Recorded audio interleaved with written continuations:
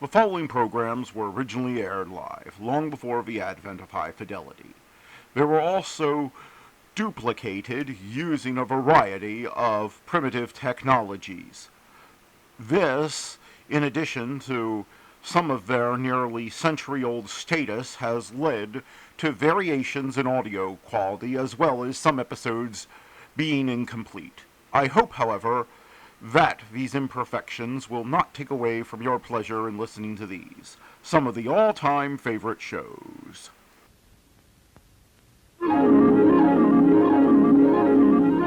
The following program is brought to you in living color on NBC.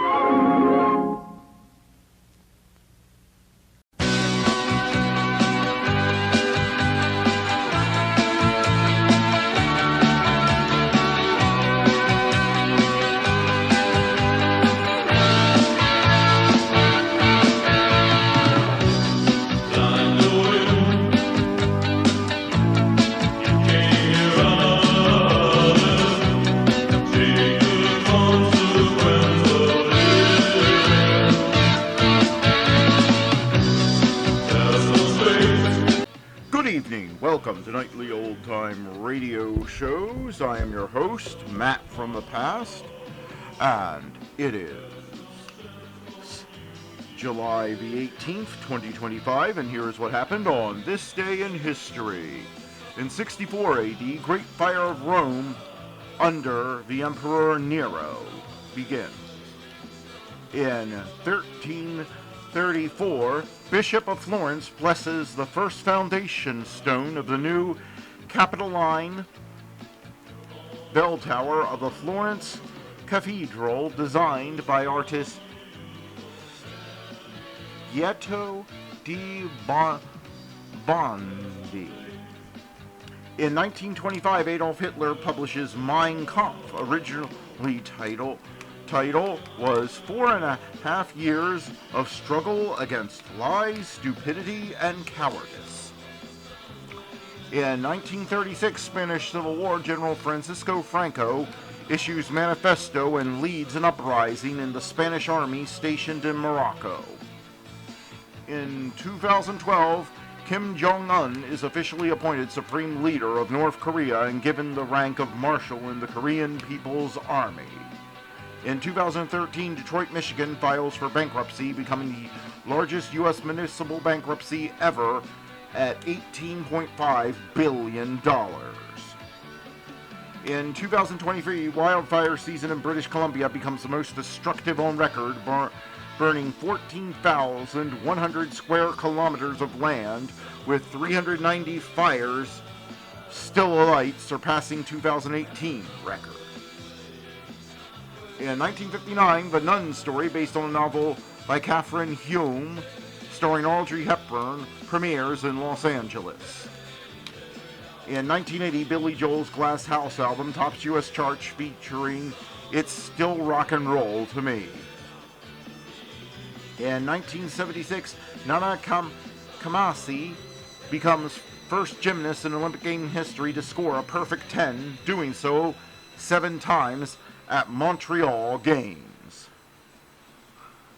Born on this day, Robert Hooke, Vidcom Quisling, George Machine Gun Kelly, Nelson Mandela, John Glenn, Hunter S. Thompson, Vin Diesel, Christian Bell, Parinkia Corpora, Richard Benson, W.G. Grace, also known as the Face of God in Monty Python and the Holy Grail, Tenley Albright, Joe Torr, Dennis Lilly, Nick Falando, Canelio Alvarez.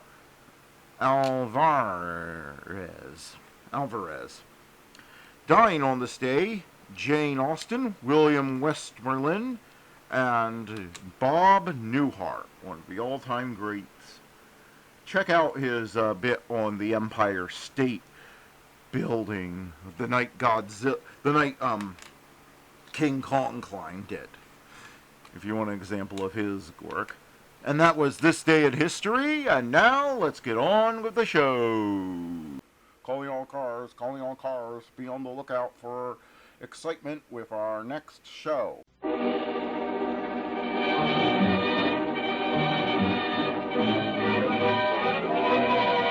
Calling All Cars, a copyrighted program created by Rio Grande. Los Angeles Police calling all cars. Attention all cars to broadcast 250 at the Dollar Line docks in Wilmington. See the officer. That's all. Rosencliff.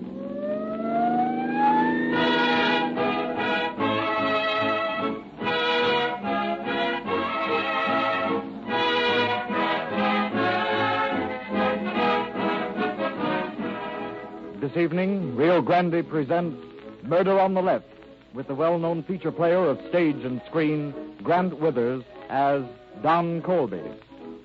The other day, I heard an old-timer say, I tell you, the dad-burned automobile's to blame for most of the crime. When the varmints had to make the getaway on horseback, they couldn't get so far. Whether he is right or wrong, friends, this much is true. Law enforcement officers in California use good automobiles and the best gasoline money can buy. More fire engines, ambulances, and police cars are powered with Rio Grande cracked wherever it is sold than any other brand. California state and federal government officials also use Rio Grande cracked to power their emergency public serving equipment.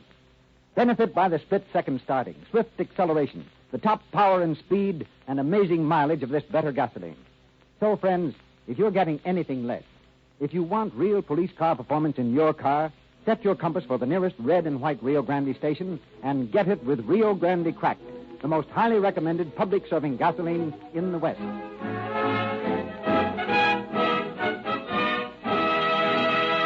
Salient facts regarding our program tonight have been taken from records on file in the Los Angeles Police Department. We have therefore asked Chief of Police James E. Davis to open our program. Chief Davis. It is the duty of every police department to furnish to its citizens as much protection as it can. Sometimes the work of a local peace officer will carry him far beyond the limits of his local jurisdiction. In such instances, it is necessary that he cooperate with local officials in whatever political division he may find himself. For after all, crime knows no political boundaries. Needless to say, crime is no more profitable outside the United States than it is in any of our local communities.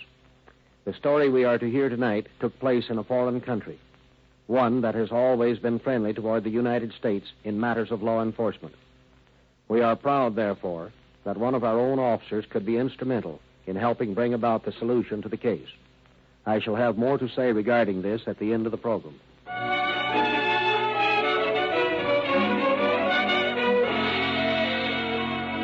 Our scene opens on a bright April morning in 1930 in the office of Captain James Bean of the Los Angeles Homicide Detail. Captain Bean, here's a letter I got with my mail this morning. And frankly, I don't like it. I see it. Unless you leave $5,000 in unmarked bills at the viaduct on La Cienega Boulevard before noon tomorrow, you won't be able to finish that picture of yours.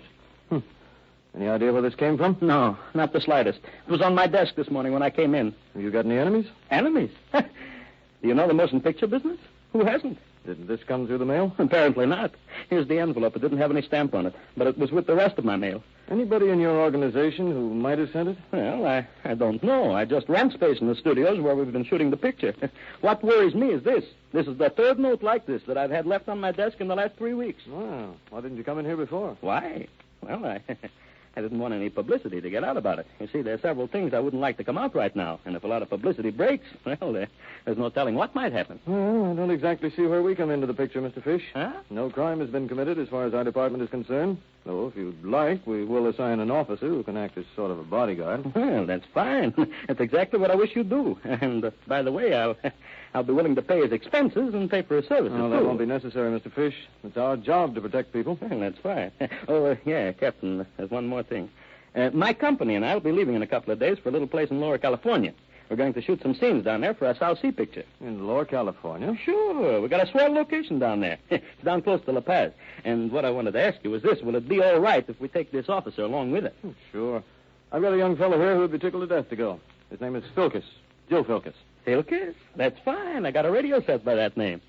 You see, we'll only be gone a couple of weeks, but I don't want to take a chance on anything happening.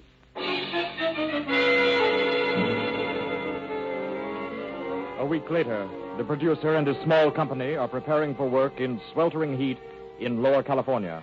Now, look here. You better go easy on them drinks, Dennis. This ain't Hollywood. You're in the tropics now, and whiskey and the tropics don't mix, you know. Oh, don't worry about me, J.K. I never missed a picture cue in my life yet. That's Colby here. Isn't that right, old pal? He's right, Mr. Fish. He's never missed. Yet. Sure, but we got an important story conference tonight at my hotel. Carol Gifford's demanding a change in the script. Oh, what's the matter with that girl? Got temperamental gal down here, huh? Look, J.K., I'm the star of the South Sea picture we're making, see? Not Carol Gifford. If that dizzy blonde dame doesn't... Sure, Dennis. You're the star. But, you see, it's too late to make a change in the cast now. We start shooting first thing in the morning, you know. All right. I'll be at your story conference tonight. We'll start shooting in the morning. Only go on away now. Let a couple of pals drink in peace. Okay, but you better show up tonight. The La Paz Hotel, room 400. Yeah. La Paz Hotel. Huh. Got to have their hotel service and bellhops and flunkies even down here. Yeah. Here, have another drink, Dennis. Yeah. Why can't they let their hair down and take a beach cottage like you and me, Don? This is the life. A grass shack, a beach at your doorstep. Sure. Finish your drink. Of course, the rocks cut your feet if you're not careful, like it did mine this morning. It hurts, too. Still, this is the life, boy. Go on, finish your drink. Okay. And Don about Carol Gifford. Sorry I blew up about her, seeing as how you kind of stuck on her. I didn't mean to. Oh, skip it, Dennis. Carol doesn't even know I exist. Showed me as much on the boat coming down. Yeah, have another drink. Yeah. What do you mean she doesn't know you exist? Just that. She's got a star complex. Goes out with star players only. Huh? All the others don't count with her. What do you mean, star players only? Well, you're just as much a star player as I am. Maybe. Well, you are. But I've never been starred in a picture yet. Second leads only for me, so far.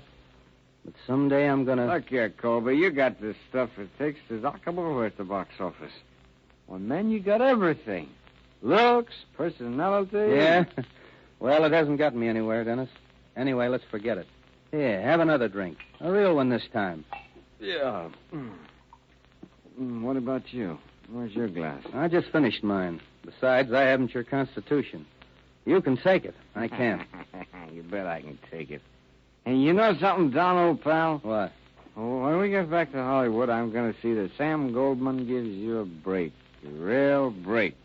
Thanks, Dennis, but it's no use. Mm-hmm. Nah. It's no use. I got to make my own breaks. And it's got to be away from Hollywood. Yeah, away from Hollywood.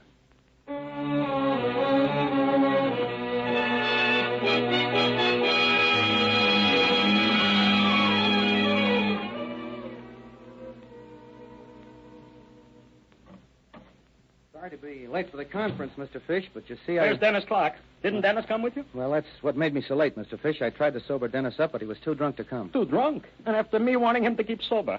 Of all the nerve. And on my picture, too, at that. I'm sorry, Miss Gifford. I tried my best to keep him from drinking, but he wouldn't listen to me. Kept on fighting for the whiskey. This is a fine how do you do. 500 miles on location, and he's got to get cockeyed. He'll ruin my picture. That's what he'll do, Sam. Well, if there's anything I can do, Miss Gifford. Oh, no, there's nothing you Say, Sam, I've got an idea. What? Again? Why don't you use this fellow here? This, what's your name? Colby. Don Colby. Oh, yes, Don Colby. Use him in Clark's place, Sam. He's just as tall. He's just as good-looking. Colby? No, not Colby. But why not? He hasn't got a box office name, that's why. He's too risky, Carol. But I'm sure I can turn in a good performance, Mr. Fish, and I know you won't regret giving me the break. Say, wait a minute. I thought you and Clark were pals. Well, we are, but business is business. And that's what I say also, Sam. You know that. You can't mix social life with a career. Or can you? If Dennis Clark prefers to guzzle whiskey... Yeah, I know, Carol, but this is no time for experiments. I got a $250,000 production on my hands. $500 my own money. And if I don't use Dennis Clark... Very well. Have it your own way, darling. You're the producer. But if it was me, Yeah, sure, I know. But look, Carol, and you too, Colby. We've got a lot of work ahead of us. Come on, let's go over the script.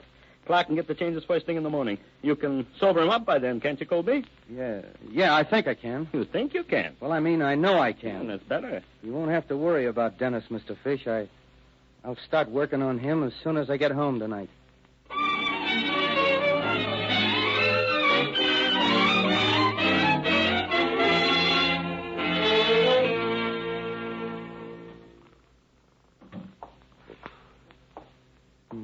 midnight and still drunk. The famous Dennis Clark, stewed to the gills. Well, snore on, fella. It won't be long now. Getting you cockeyed didn't work as I hoped it would. Well, there's still another way. Yeah, the sure way. Come on, up on your feet, you drunken fool. Yes, sir, what's going on? Shut up and stand on your feet. That's you, Don, old pal? Yeah, it's your old pal, Don, just back from the story conference at the hotel. And you're going to help me be a star, see? Don, old pal. Yeah, me. Me and you are going to do things tonight. How about a drink? Later. First, I've got to set this clock back an hour and a half. Back to 10:45. And then I'll tip this table over. Whiskey bottles, glasses, clock and all. And the clock will stop at 10:45. Get it? It'll look like you did it in a drunken stagger. What are you celebrating, Don, old pal? Let me in. Let's have a drink. Give me a drink. Next, I'll tear down these door drapes, and that'll look as if you tore them on your way out to the beach. There. The left drape. I mustn't forget you're left-handed, eh, Clark? How about a little drink? Let's have a drink. I want to celebrate, too. You'll get your drink, Clark. Here, lift up your foot. Hey, what are you taking my shoes off for? Oh, we're going for a little walk, Clark. It's nice and cool outside, and you won't need these rubber sneakers. Oh, yeah, great guy, Don. You're a swell pal. A real pal. There. Real I got pal. your sneakers off. We'll leave them here. Oh, take off mine, too. Okay, let's go. Here, keep off the grass. Don't step on the sand. That's it. Along this lawn. Oh, you drunken idiot. Acting like a fool. Well, here we are, Dennis, the rocky ledge. There. Watch your step. Easy. Okay. Now get on my back. I'm going to carry you through the shallow water here, all the way back to a spot on the beach just in front of the shack. Piggyback. All right, Don, old pal. Let's go piggybacking. Piggyback of my old pal. Oh, don't shake so much. I don't want you falling off and getting your feet and your clothes wet. Here we are. Just the spot. Straight in line with the shack's beach door. Wait. Don't get off. I want your feet dry, not wet. What about that drink, Don, old pal? I need a drink. In a few minutes now, Clark. It's too bad you're too drunk to appreciate the details. Else you'd learn what a perfect crime this is going to be. Don't know how drunk I am. You won't be singing along, you fool. Not with your head deep in the water and your legs stretched out on the sand. Well, here you go. Feet first. That's perfect. Stretched out like a perfect stiff. Say, who hit me? Nobody hit you, Clarky, old pal. Just lie there quietly. You're going to help me to eliminate you. Help me to take your place as the star of the picture you're doing tomorrow. You want to help me, don't you? Sure, you want a drink. Anything, Don, old boy, old boy. You fool, I'm going to kill you. And after you're stretched out here dead with your head in the water, I'm going back to the shack the same way I came. And I'm going to put on your shoes, your rubber sneakers, and then stagger like a drunk over the sand from the house to here. The last footprints will look as if you actually fell flat on your face, see? Like you fell head first in the water and drowned. Because when I'm finished making those prints in the sand, I'm going to stand on your body and lace your rubber sneakers back on your feet. Get it, Clark? The perfect murder. I want a drink. I want a drink. I don't want to whistle. Come on, let me have it. Let's go get a little It's right drink. here, a belly full of ocean. Hey, what? It's cold. Don, what's the quick, look, idea? you fool. It's too late now. Get your head back under that water. Gotta do it, Dennis. It's the only way fish will ever give me the lead in that picture. Here, quit your wriggling. For God's sake, stop it. You're drowning me. You've got to die. This time your head goes under the stay. A couple of more minutes and it'll be over. 1 second. 2, 3, 4, 5, 6, 7. A few hours later, just before dawn, Mr. Fish is aroused by violent pounding on his door. Mr. Fish, wake up. Wake up, Mr. Fish. Who is it? Who is it? It's me, Colby. Open the door, Mr. Fish. It's important. Please hurry. All right. Wait till I get my bathrobe on. What is this, Colby? It's a fine time to... Hey, what's the matter? You look like you've seen a ghost. It's Dennis Clark, Mr. Fish. He's dead. What? Yeah, dead. Drowned. I saw him stretched out on the beach. I tried to revive him, but I couldn't. But are you sure he's dead? Did you call a doctor? No, I came here first. I thought maybe... Well, we better get a doctor right away. Here, come on in. Close the door. I'll get him on the phone right away. Well, the rotten breaks happened to me. This is... Hello, operator. Operator, get me a doctor, quick. What? I don't care if he is a French doctor. Any doctor, and I get him quick. Yeah, and rush him out to, say, what's the number out there? It's the only house near the Rock Ledge. Yeah, it's the only house near the Rock Ledge. You can't miss it. And ask him to hurry. There's a man worth $250,000 to me drowning there. Ask him to hurry, yeah. And operator, call Joe Filkes. I'll meet him there. Hey, yeah, operator, have a taxi waiting downstairs for me. I'll be down in a minute, yeah. Well, Colby, this is a fine mess I'm in now. Here, throw me them pens, will you? I did what I could. I found him on the beach like that. Sure. I know. I'm not blaming you. Only this is a fine time for him to get drowned, just when I'm ready to start shooting.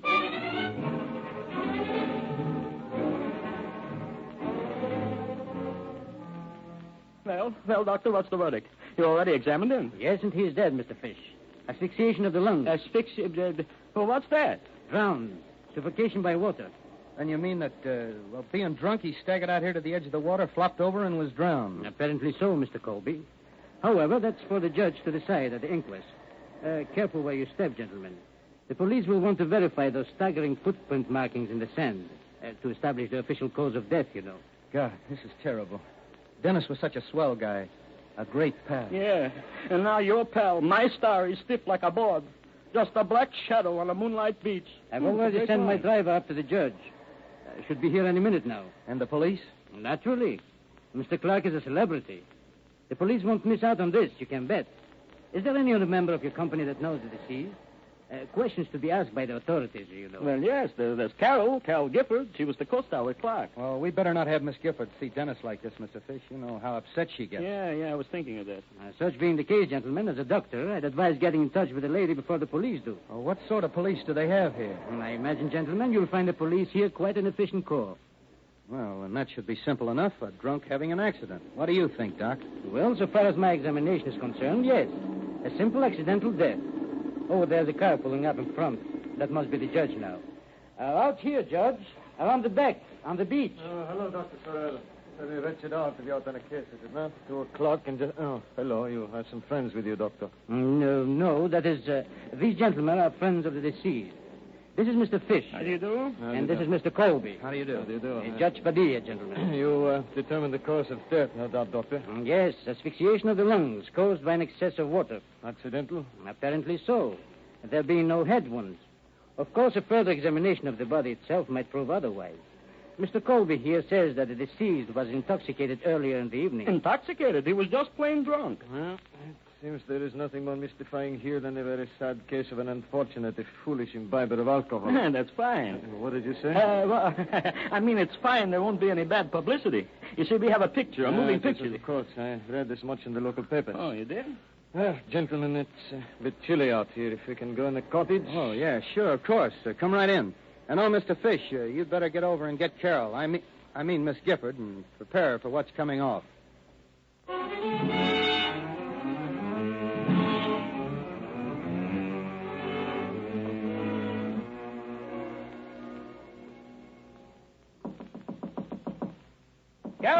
Carol! Who is it? It's me, honey. J.K. What do you want? I'm sleepy. It's very important, Carol. Please, open the door. Oh, all right. Hold your horses. I'll be there in a minute. Well, what's so darn important about waking a girl up at 2:30 in the morning? It's about Dennis Clark. He's dead. What? Say that again. I think he's been murdered. Who? Dennis Clark. Dennis Clark? Well, are you sure? Who told you? But have you seen him? Oh, here, come in. Who told you? Are you sure? Yeah, he's dead. Drowned like a rat. Drowned? Say, are you drunk? Clark murdered, then he's drowned. Was this your idea of a joke? No, it's no joke, honey. Get your clothes on. The police want to question all of us, you included. Police? Then you are serious. I'll say I am. Plenty serious, and you better not... Me? Say, you're not getting me into any mess, Clark. Clark murdered, and you want me, your own girlfriend, to stick a pretty neck right into it. Say, what have I got to do with it? You don't understand, honey. I'm trying to keep you out of any scandal or excitement. That's why I'm here before the police get to you.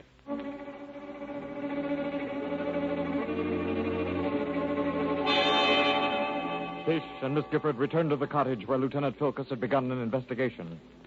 Right here. Well, I guess everybody's here now.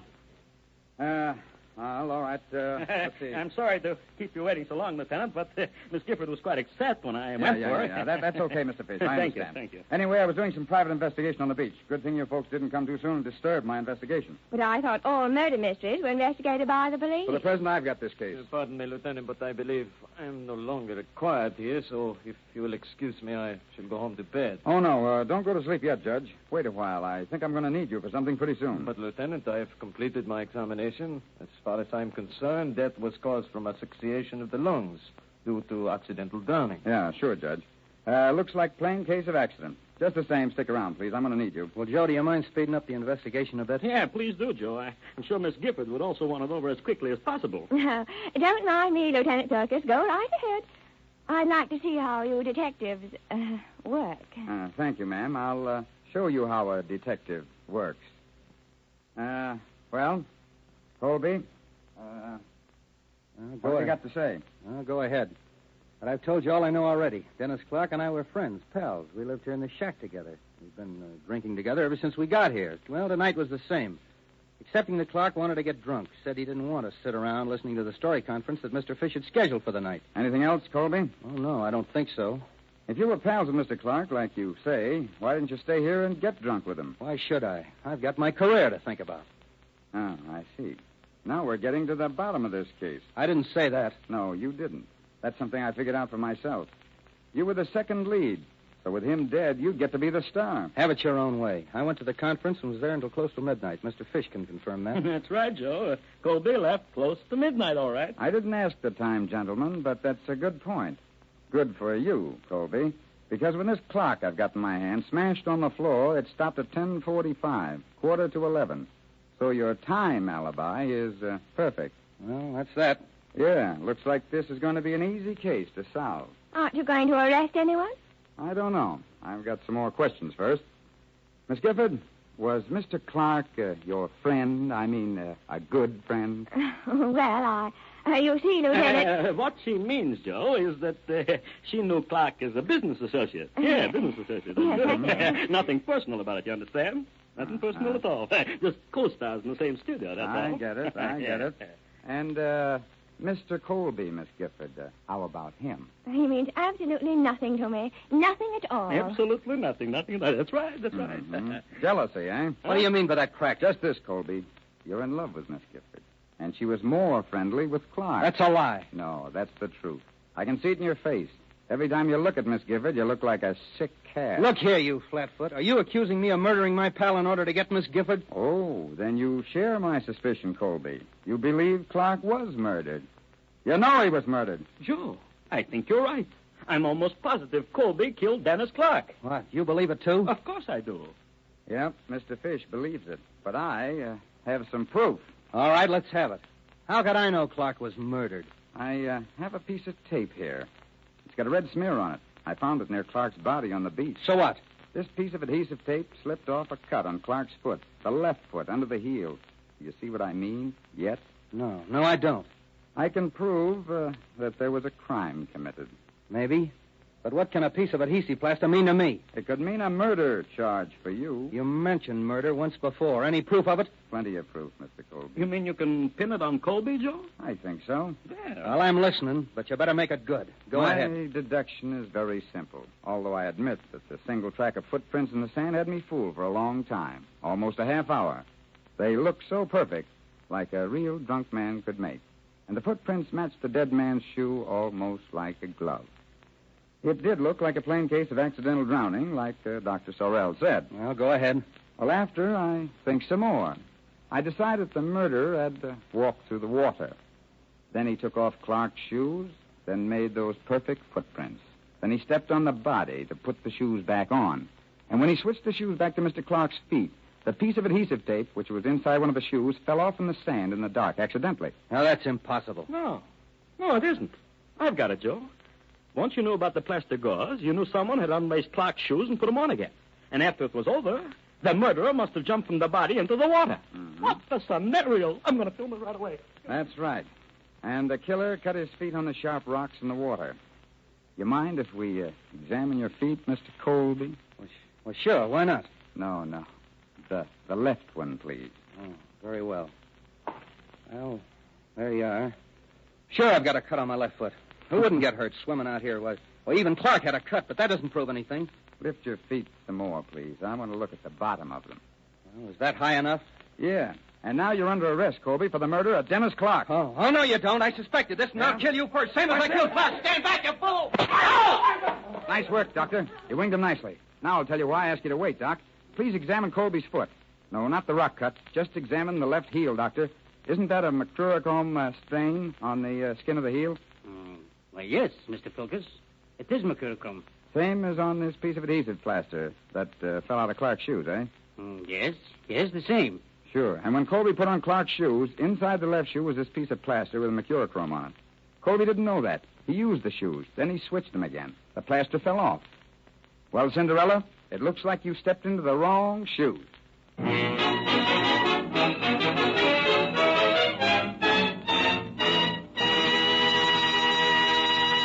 In just a moment, Chief Davis will conclude our program. And before Chief Davis closes this case, just a brief reminder that those who drive the most and know the most about gasoline depend on the police car performance of Rio Grande Cracked, and that the lubricant that can't break down is Real Lube, the newest and finest motor oil sold in the West. You'll find them both at your independent Rio Grande dealers tomorrow. And now, Chief Davis. Colby was arrested and turned over to the Mexican authorities. He was tried and given the sentence prescribed by law. Because of his American citizenship, however, his sentence was somewhat lightened. But so far as we know, he has never returned to the United States, nor did he ever reap any profit from his crime. Thank you, Chief Davis.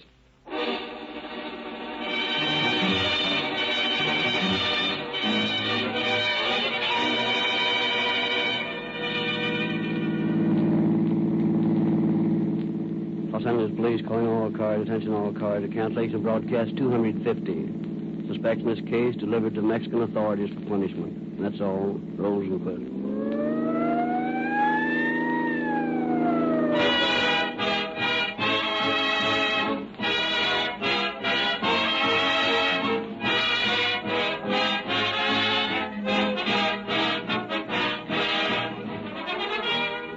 Rio Grande has presented Murder on the Left, with Grant Withers featured as Don Colby.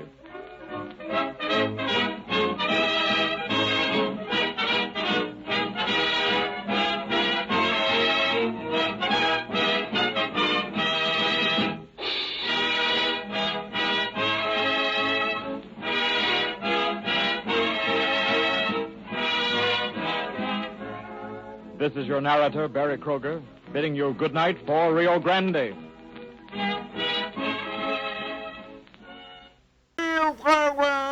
From the sound of music.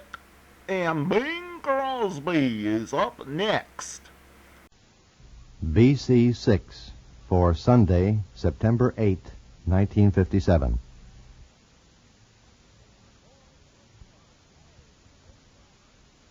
The Ford Roadshow, starring Bing Crosby. You're ahead of Ford all the way. Brought to you by Ford, the lowest priced car of the low-priced three. What's your song, Bing? My song, Ken, since you were nice enough to ask me, is a gem entitled In a Little Spanish Town. You're quite an authority on little Spanish towns, aren't you? I know quite a bit about the big Spanish ciudades, too. As a matter of fact, I motored leisurely through Spain not too long ago just to get in the proper mood and attitude to sing numbers of this type. Well, think of that. Isn't that engrossing? Okay. I think I'll slip into my toreador outfit, huh? Tight pants, flat hat, and the short waistcoat. I'm going to sing In a Little Spanish Town. Shall we go then, buddy?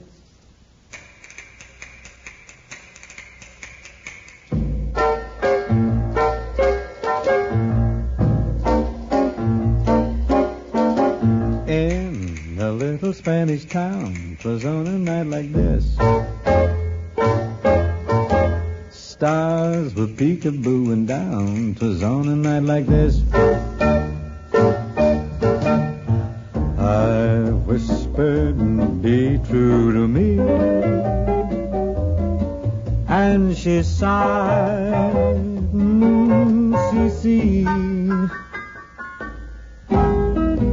Many skies have turned to gray because we're far apart. Many moons have passed away, and still she's in my heart. We made a promise, and we sealed it with a kiss. In a little Spanish town, 'twas on a night like this.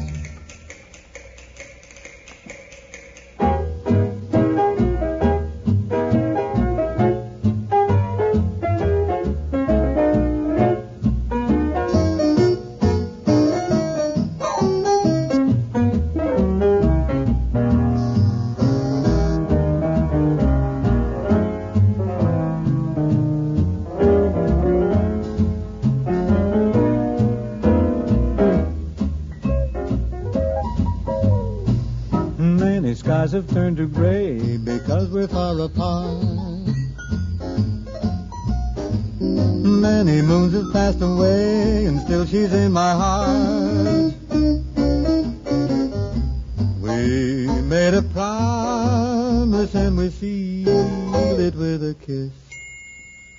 In a little Spanish town, 'twas on a night like this. Ken, would you care to turn your rather extensive talents to the task of telling us about the advantages of transportation in a certain type vehicle? Oh, it's no task, Bing. It's a pleasure. And the vehicle, of course, is Ford. And one of the advantages is Ford's experience in building V8 engines. I just think Ford's put 25 years of V8 leadership and know-how behind these new Thunderbird V8s. You have spoken a book, Ken. Go on. Well, that's why a Ford V8 has a power reserve that lets it breeze up a hill as if you were coasting down. And Ford's V8 is only one of the features that makes Ford such a good big car buy. And yet, Ford's the lowest price to the low-price 3. To sort of reduce it to footage, Ken, the story's...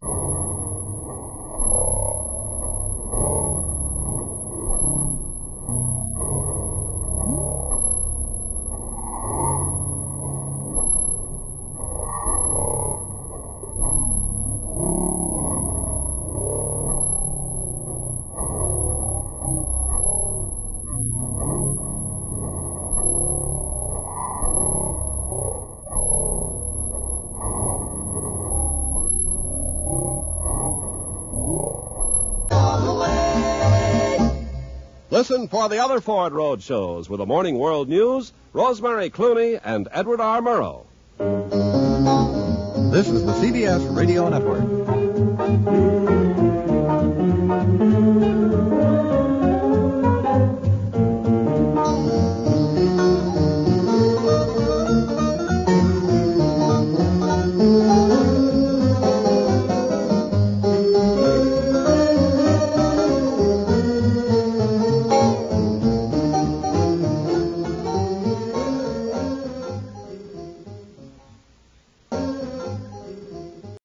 One of old-time radio's longest-running and most popular programs, CBS Mystery Theater, is up next.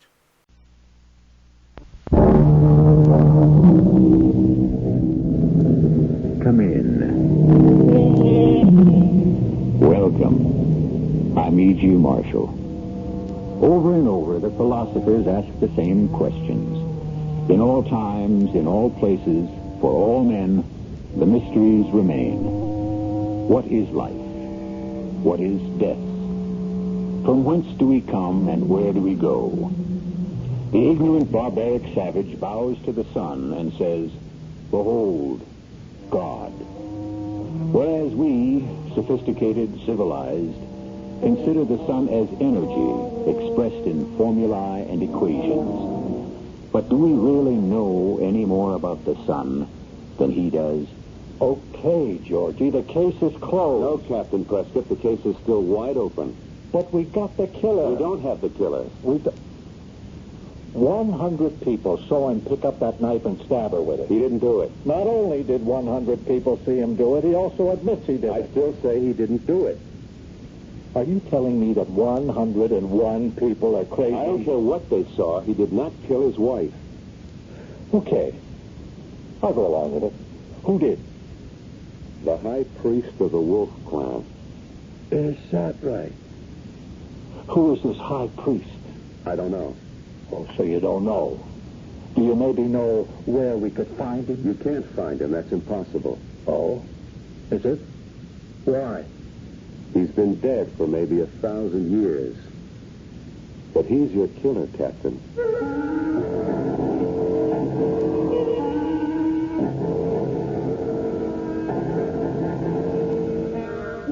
Our mystery drama, The Night of the Wolf, was written especially for the Mystery Theater by Sam Dan and stars Michael Tolan.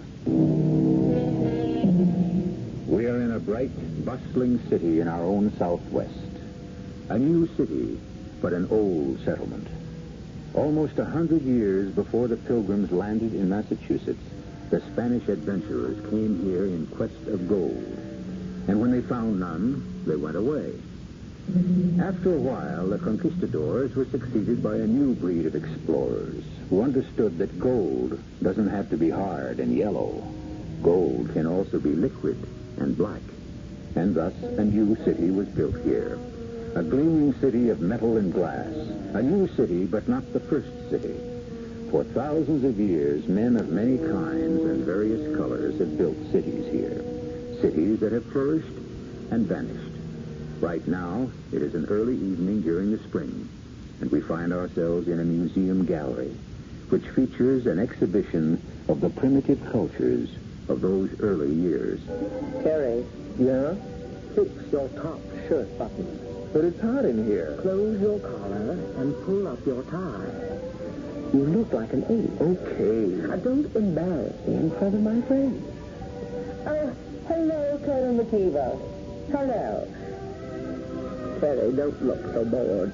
I don't look like nothing. A little culture won't kill you. Why do you make me come to these things, Enid? Because everyone who is anyone is here. Yeah, okay. And you're not to touch a drop. Now, look. You ought to keep away from the refreshment table. Do you understand?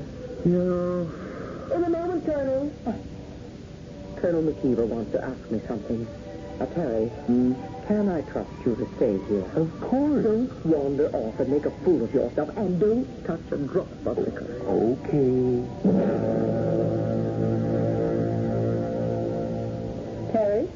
Terry? Oh. Why do I always have to look for you? Colonel McKeever wants to talk with you. Yeah. Terry, what are you staring at? What's so fascinating about that shabby old thing? It looks like a little old lady's faded bathrobe. Well, it isn't. Oh, of course it isn't. I can read.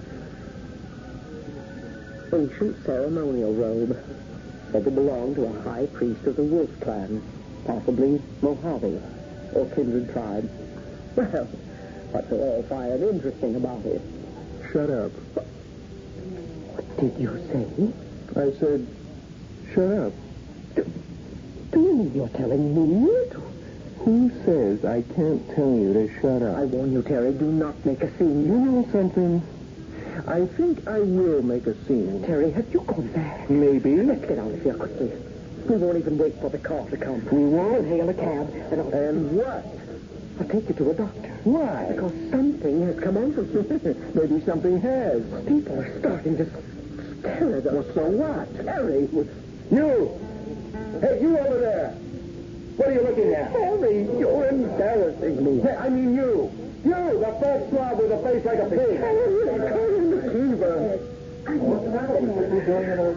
Terry, we've got to leave here. Enid, we ain't going nowhere. I demand that you... Shut up! Well, what are you looking at, huh? You know me? I'm Terry Jessup. 10 years all-pro middle linebacker till I busted my knee. And I got so scared that I had to marry this witch broad. Terry, you go mad. I let her father buy me. I let her old man buy me. Terry, and break me. You ruined me. You ruined me. You and your old man, you used me. My name, my reputation, you used me to sell that crooked stock of yours, those dry wells. Please, somebody call an ambulance. I haven't got a friend in the world because of you. Are we terribly ill? That's why I'm going to kill you. I'll take anybody in half who tries to stop me. Terry, put down that knife. Sacrificial knife. 1,000 years old. Still good. No, Terry, Still on a point. Look, the point.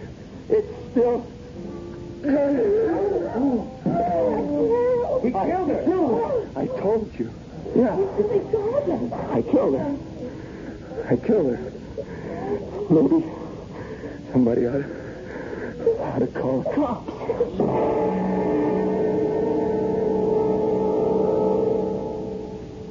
I don't know why, Lieutenant. I don't know. Just answer this.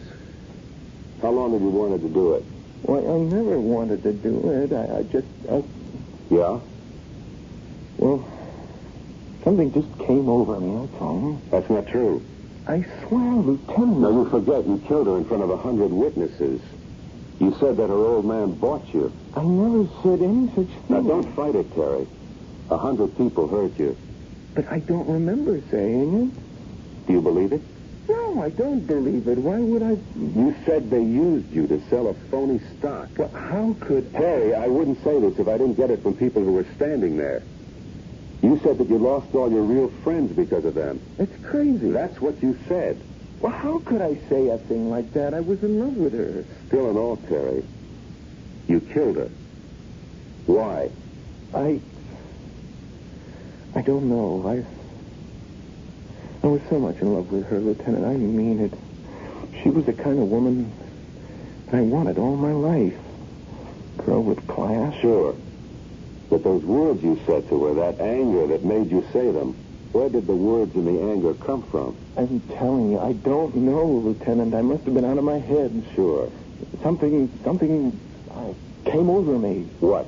I got scared. It was like nothing I ever felt before. Like what? Something in that place. Just something in that museum. Something wild. Come on, Terry. What could be wild in a museum? It was like something set my mind on fire. And the words, everybody heard me say, I didn't even know I was saying them. And did you know you killed her? It was like something had to be driven out of me. You understand?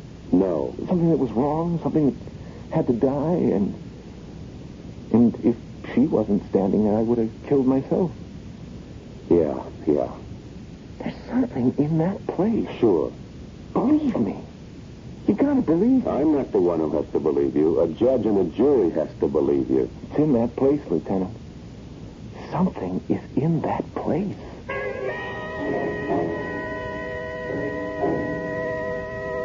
Now, Miss Atkins, you were here last night. You saw what happened. I've already told you, Lieutenant. Terry Jessup says that something came over him. Oh, I'm sure something did. He says something in this place, something here in this museum, drove him wild. Something in here? Yes, Miss Atkins. Now, what is there here that could do that? Look for yourself. We have pictures on the walls. We have some sculptures, some artifacts. Has anything unusual ever happened here before? Well, now, what unusual thing could ever happen in a museum? Yeah, that's what I figured. Well, Miss Atkins, I guess that's all. Although... Yes?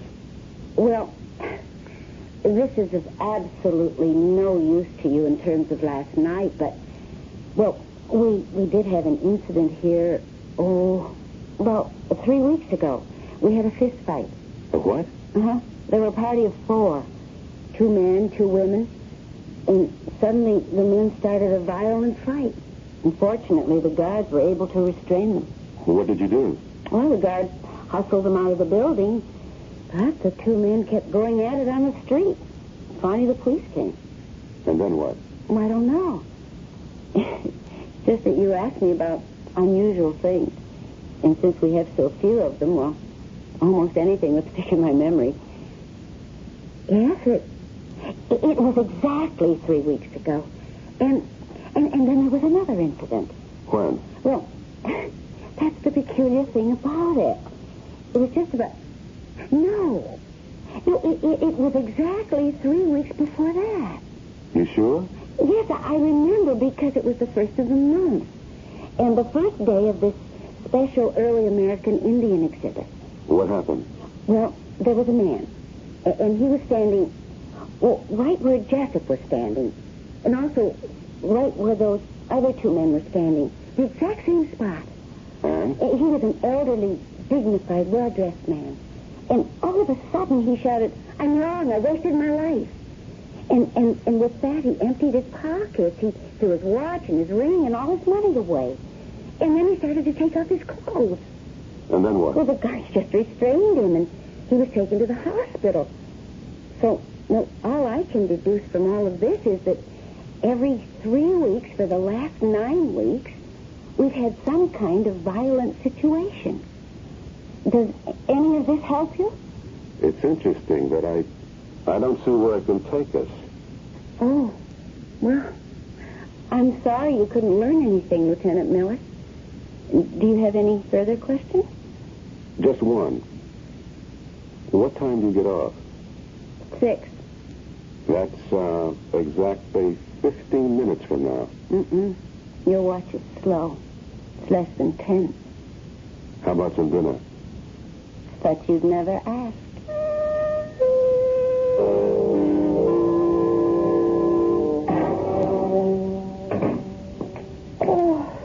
Georgie? Yeah, it's me. Did I wake you? Oh, no. Oh, had your supper? Yeah. What did you eat? Oh, I don't know. I just grabbed this sandwich on the run. Oh, you shouldn't do that, Georgie. You've got to have a balanced diet. That's why I like you to eat at home when I can make sure. Okay, Myra. Did you put the money in the checking account? Georgie, you've got to talk to Jerry. He won't do his homework, and the teacher sent home another note. Jenny has to see an orthodontist, I think. Okay. I'll take care of everything. When? Starting Sunday, I get 3 days off. No, but you never take your time I off. can't just walk off in the middle of a case, Myra. Where were you tonight? Where was I tonight? Where do you think I was tonight? I was with some beautiful blonde. We had cocktails and dinner. Then we went dancing afterwards at a nightclub. And then we wound up the evening in a bachelor pad. I'm sorry, Georgie. Oh, I know it sounds like I'm nagging you all the time, but there's just too much for me to do around here. All by myself. I know. But, honey, once I make captain, you'll see everything will be okay. You used to say that before you made lieutenant. Yeah, but just wait. Everything will work out. Sure, I know it will. I'll tell you what. I'll make us a snack, and we can sit up and talk. Now, honey, I'm beat. It's been a long, long day, and I got to get an early start in the morning. You understand? Sure, Georgie. I understand.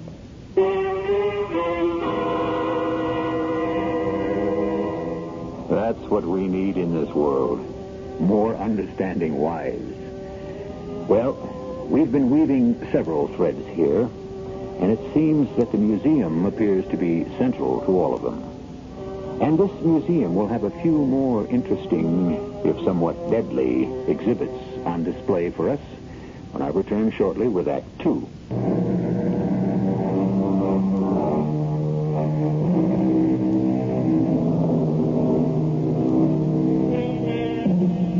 The other night, Terry Jessup, an ex-football player who was considered to be, for all his size, a rather calm and gentle person, suddenly went berserk and murdered his wife.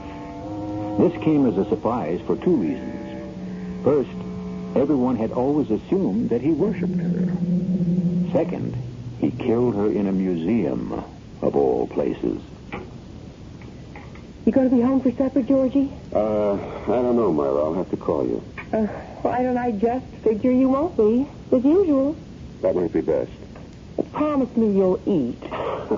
Sure. Honey, you're at the age where a man can start to get all kinds of things wrong if he doesn't watch himself. I'll take care of myself, Myra. Look, honey, I know you got the kids all day in the house, but, But what? It's just how it works out. You've got your job. I have to put up with it. Well, that's just it. You say you have to put up with it. Well, I do, don't I?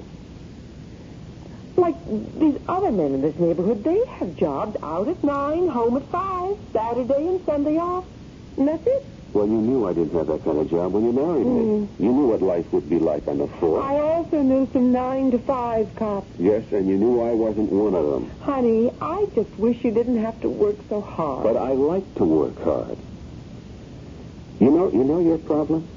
I don't have a problem. You should develop some interests.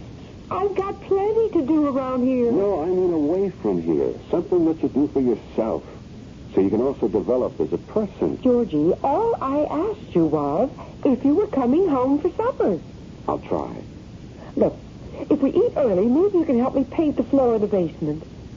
Oh, honey, and the cold water faucet in the downstairs tub has to be fixed. Look, I'll tell you what. You make a list of all that stuff, and I'll take care of it. You know, Georgie, you never talk to me about your work. Maybe that's what's wrong with us. I didn't think there was anything wrong with us. Well, I was reading in a magazine a wife should share more of what her husband does. Well, you know about this football player who killed his wife? Oh, if there's one sport that leaves me cold, it's football. He says something in the museum made him do it. What? Well, I guess you could say some spirit. Oh, he must be crazy. No, it could be true. Georgie, are you crazy? Honey, when you're a homicide detective, anything has to be considered. Don't say a word of this to anybody else. They'll say you're nuts. No, but there's evidence. Evidence? How can there be evidence? Other people. Look, you can find nuts anywhere who will... Oh, honey, on your way home tonight, pick up a gallon of deck paint. Get a light gray, will you, dear? Don't forget. No, I won't forget.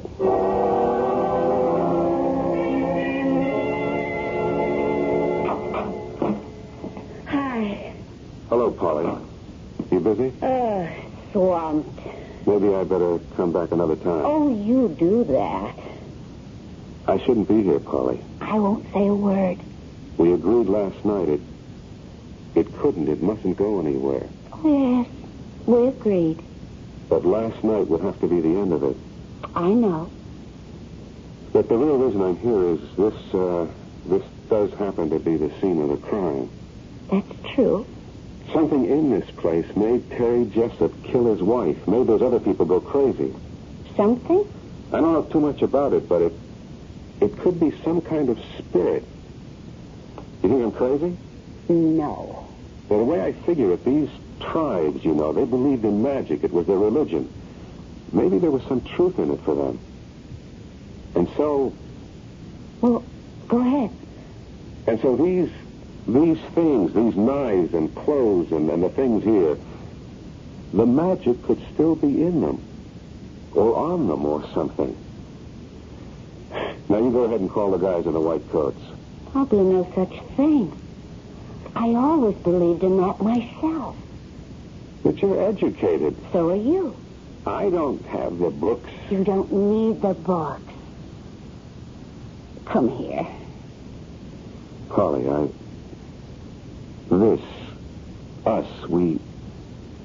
it can't go anywhere. Where does it have to go?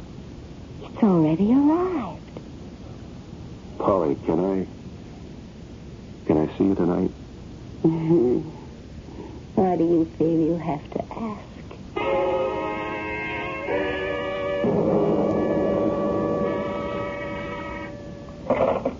Captain Prescott. Oh. Yeah, I'll see him. Morning, Georgie. Sit down. Listen, Prescott, why am I being assigned to the Kenilworth thing? Because it's a good live murder and just a job for a smart detective like you. But I'm still with the museum killing. What is it with you? Jessup is already in the cooler waiting for his trial. It's gone past. But we have to find out why he did it. No, that's going to be for the psychiatrist to rumble about.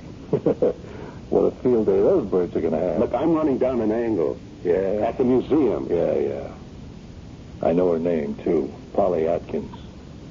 What are you talking about? Come on, Georgie. Everybody knows about it. Everybody except Myra, maybe. I don't know what's happened to me. Look, it's the first time I ever stepped out of line. You have to believe that. Okay. I believe it. And I didn't even plan it. I didn't even know I was doing it. I just asked her out before I could even think of what I was saying. You still in love with Myra? Yes. Are you? No, I don't know. It's all so mixed up. She's everything I ever wanted. Who? Polly. Cool, smart. Sure. She doesn't have to worry about running a house and taking care of kids. I know all that, but I just have to have her, Prescott, that's all. Where does it lead? Nowhere. It's just free and easy and relaxed. Where does it lead, Georgie? I told you, nowhere. That's not good enough for you. There are guys who can waltz in and out of these things with one dame after another. Not you. Listen, Prescott. Georgie, a thing like this is going to rip you apart. I told you, it's just laughs. You don't have that kind of humor. Break up with her. I can't. So it is serious. Georgie, break it up before it kills you. What are you talking about? I said my piece, Georgie. Look, I've got this lead. Just give me a couple of more days to tie this one up. Sure.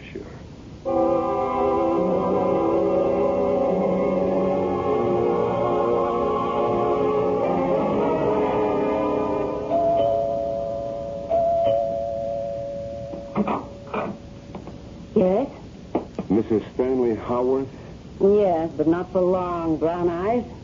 I've already had the papers served on big-hearted Stanley. I'm a police officer. Oh? Well, do come in. Your husband, Mr. Stanley Howarth. Do we have to talk about him? About a month ago, you, your husband, and another couple, a Mr. and Mrs. Andrew Seeley, Yeah, that's another great pair. were in the Museum of Indian Art. I still don't know whose bright idea that was. Suddenly, your husband and Mr. Seeley started swinging at each other. Why? Why? Yes. Well, I don't know. Did anything happen that would have created a fight? They just couldn't start swinging at each other for no reason at all. Well, the truth is, neither of them's a great intellect, if you know what I mean. Could you just tell me everything that happened while you were in that museum? You got a one-track mind.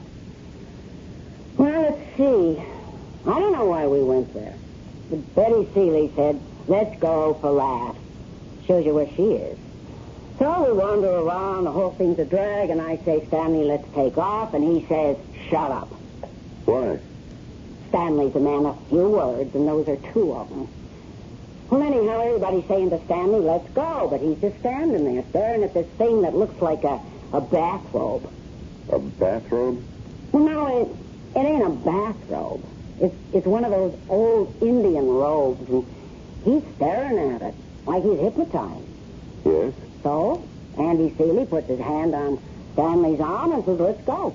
And Stanley pushes him away and says, you're the one who ruined my life, and account of you, I'm a crook today. Well, what did he mean by that? Well, Stanley and Andy, they're partners.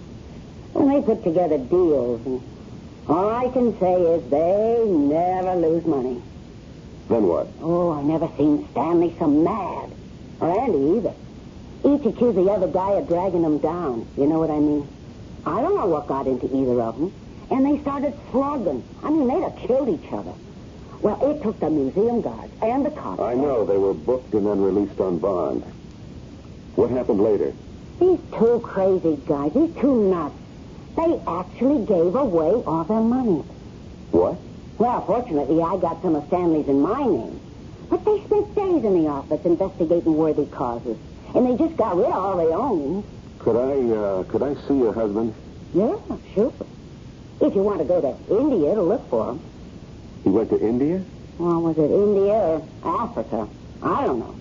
Might have been South America. Why? To do good work. Can you tie a thing like that? Any wonder I want to ditch him? Well, thank you very much, Mrs. Howard. Anytime. Now that you know the way, don't be a stranger.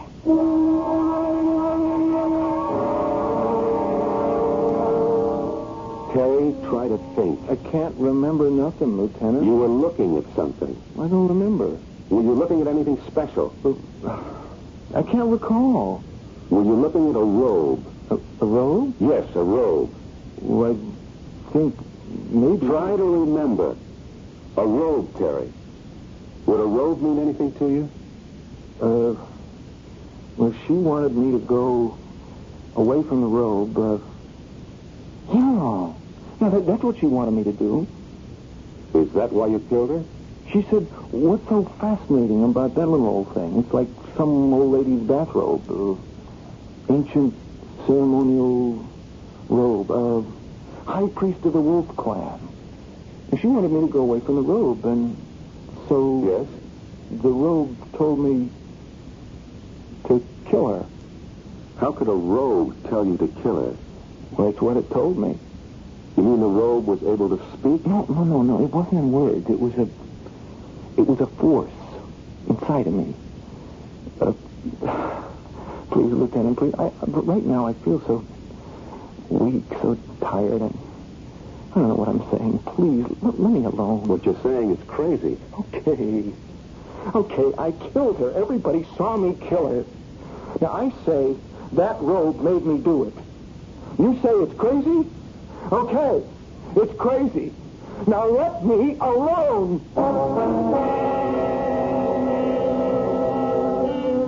What does science have to say on the subject? Science, in its wisdom, states that matter cannot be destroyed.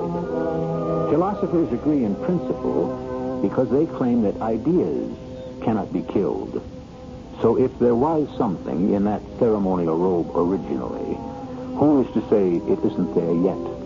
It's been there for 1,000 years, and it will still be there in a few moments when I return with Act 3.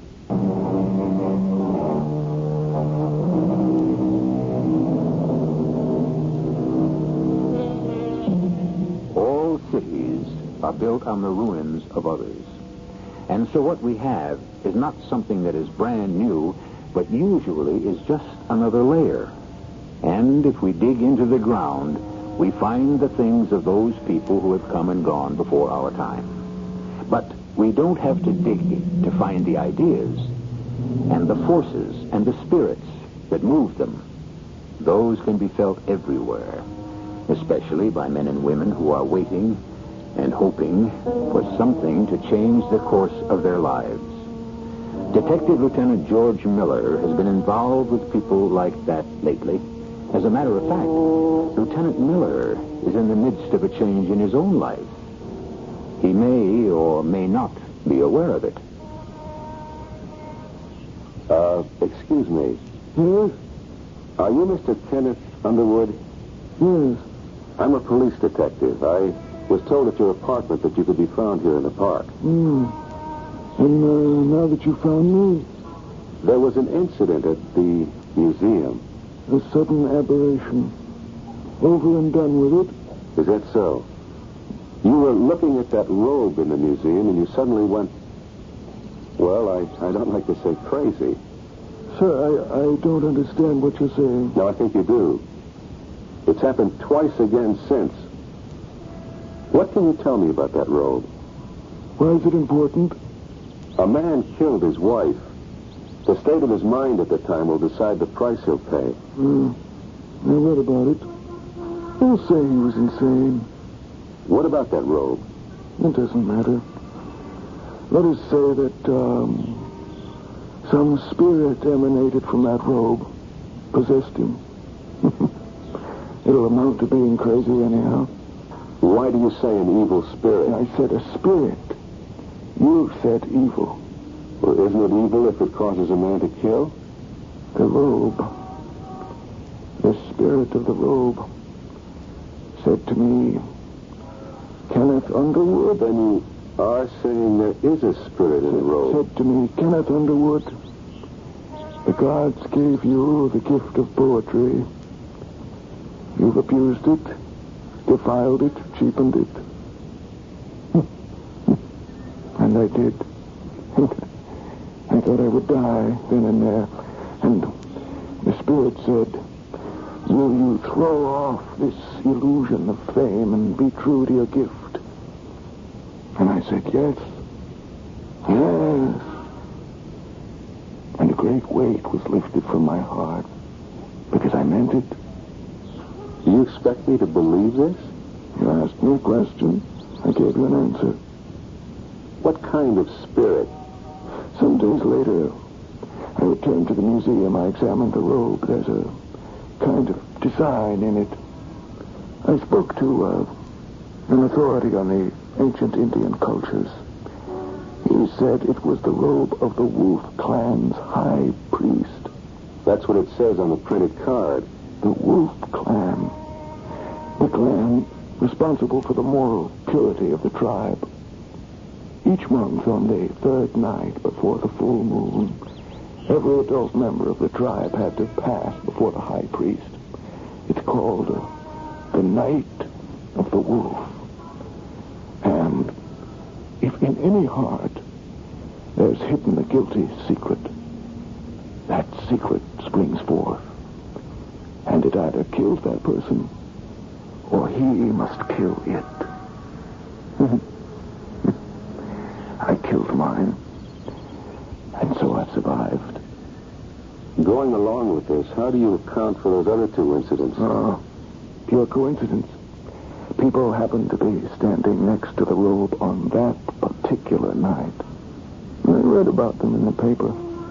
The two men, they killed their guilty secret. What about Terry Jessup? The football player. He couldn't kill his. He couldn't leave his wife. In his agony, he murdered her. Do you expect me to believe this? That's your option. But a week from next Monday, it will once again be 3 nights before the full moon. If you have a guilty secret, Lieutenant, I wouldn't advise you to stand near that robe. Not on the Night of the Wolf.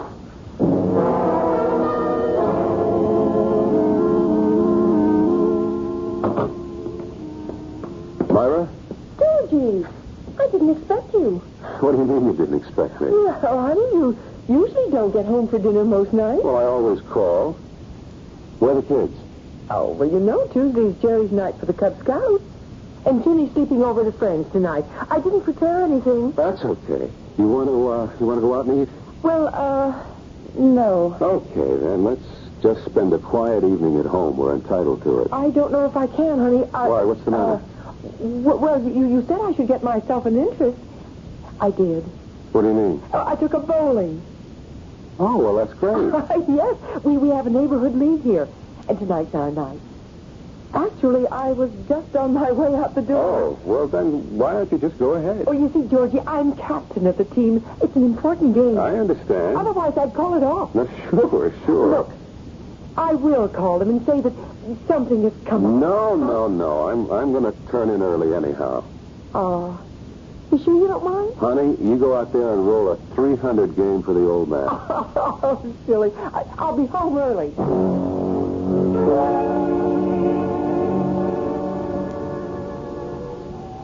A glass of wine, George? No, I don't need wine or anything else when I'm with you. Thank you, sir. Holly, what's going to happen to us?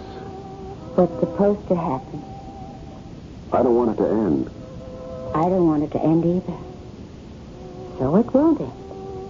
Yes, of course, one of us changes his mind, and then, well, that's it.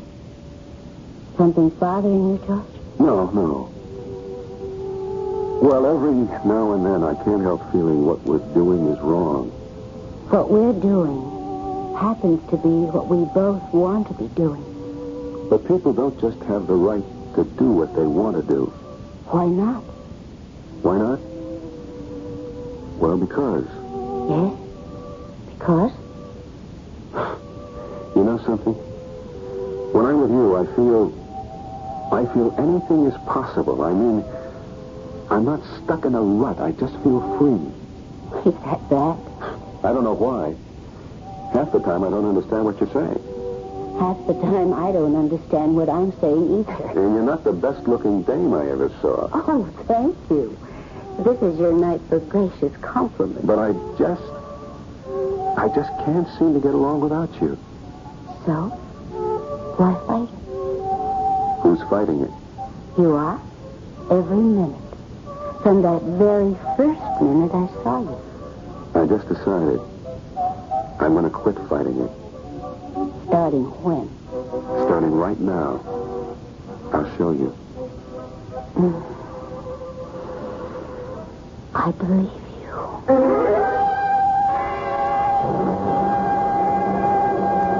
How much longer you want to fool around with the museum murder case? That's why I want to see you, Prescott. I want you to take me off it. You're off. As of right now. What happened? Nothing. I don't want to go near that place again. Meaning what? Meaning what I said. Does that include Miss Polly Atkins? Miss Polly Atkins is my affair. That's very well put. Look, what have you got for me to work on? What I've got for you is 1 week sick leave. Sick leave? You better take it. Why? You look terrible. I never felt better in my life. Don't hand me that, George. This thing with Polly it's killing you. Are you out of your mind? Down deep. You're hurting yourself. Badly.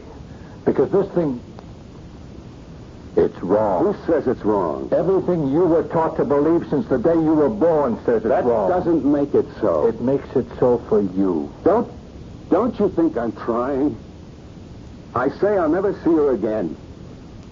But the next day... Let's not get confused with any of that. It's just wrong. That's all. It can't be. It seems that the two of us, Polly and me, we just belong together. Well, then divorce Myra and marry Polly. I can't. Why not? I don't know why not. Maybe I love Myra. Then get rid of Polly. No, I love Polly, too. Is it wrong to love both of them for different reasons, for different things? Yeah. Who says so? You keep asking. I keep telling. You say so. Your conscience says so. Okay. I'll ask someone else. Who? Who? Nobody you'd know. Sure, but who is he? A priest. A priest? What do you think a priest is going to tell you? This particular priest, I don't know what he's going to tell me. Georgie, are you sure you're all right? Yeah, Prescott, yeah. Just now, for the first time in weeks, I feel all right. If you don't want to take the sick week, see me later for your assignment. Sure.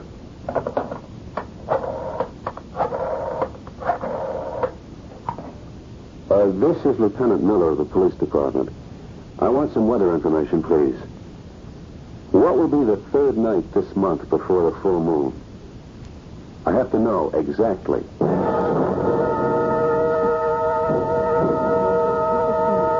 I can't imagine why you'd want to come here this evening, George. Oh, I don't know. I just want to see the exhibit again. Well, I'd think you'd seen all you wanted of it this past month. Well, I never really looked at things before.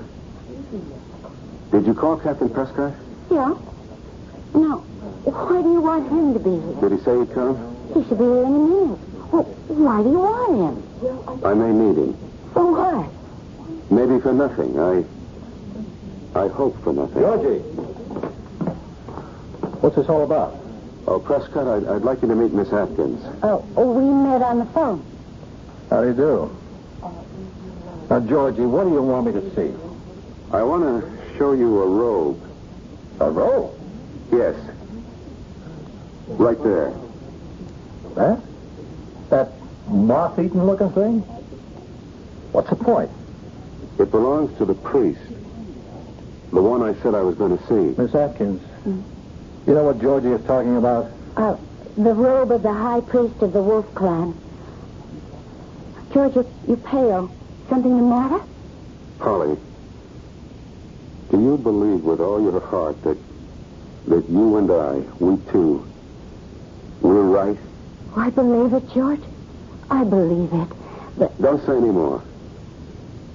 Prescott, have you got anything to hide? Anything on your conscience?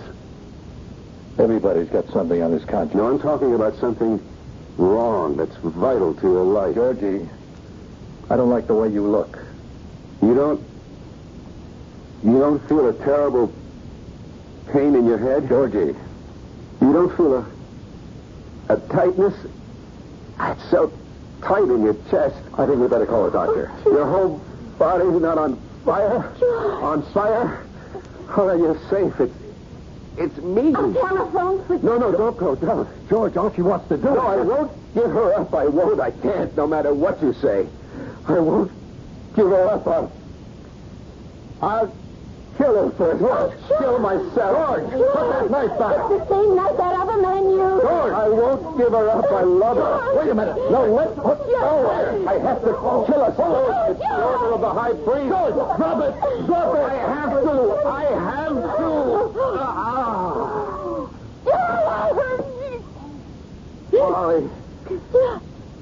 Polly, I'm sorry. Quick, call an ambulance. No, don't bother. The high priest, he said, funny, he said, drive her out of your heart, even if it kills you. I drove you out of my heart, and now I have no heart at all.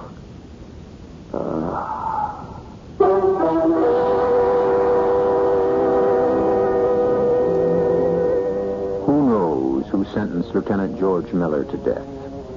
A conscience, which everyone has? A sudden heart attack, which anyone can get? Or was it the verdict of the high priest of the ancient wolf clan? I'll be back shortly.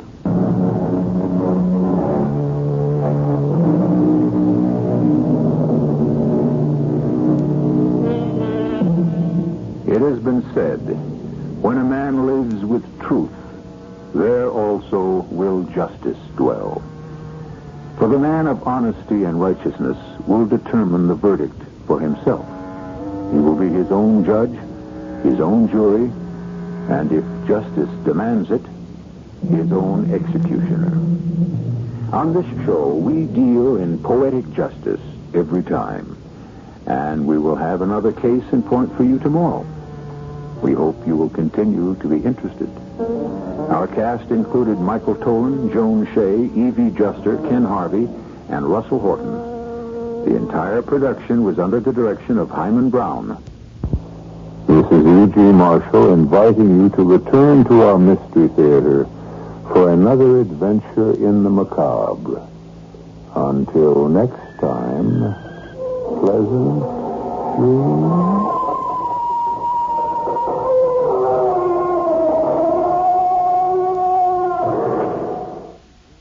Up next in our prolific parade of programming, it is Eddie Cantor.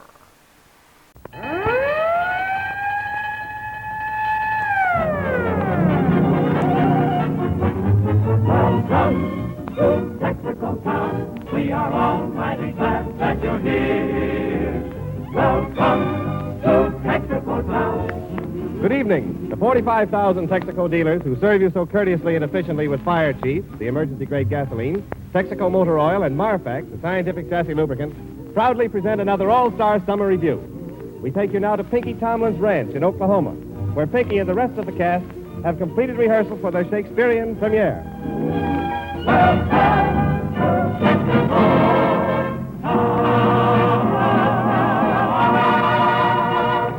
Oh, Jimmy Wallington. Hello, Eddie Stanley. Hello there. Well. Jimmy, my reputation as a Shakespearean director is making me famous. Look at these telegrams that just arrived. Say, let me read the first one, will you?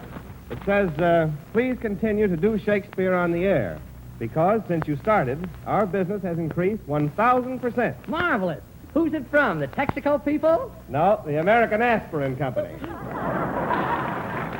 How do you like that? Say, Stanley, you wouldn't be receiving telegrams like that if I was starting your show.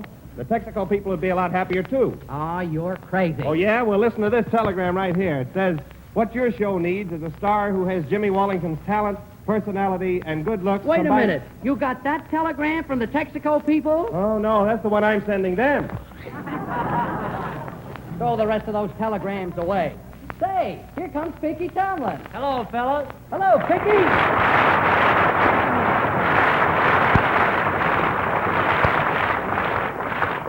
Say, Pinky, where you been? I've been down to the chicken coop trying to figure something out. Well, if it's got anything to do with laying eggs, See Stanley. He's an expert.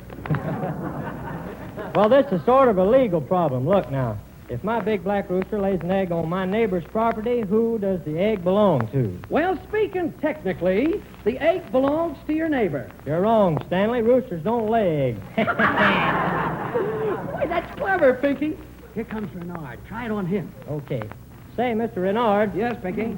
If my black rooster lays an egg on my neighbor's property, who does it belong to? You mean the big black rooster with the red comb? That's the one. That rooster can't lay eggs. Oh, you know the answer. No, I ate the rooster.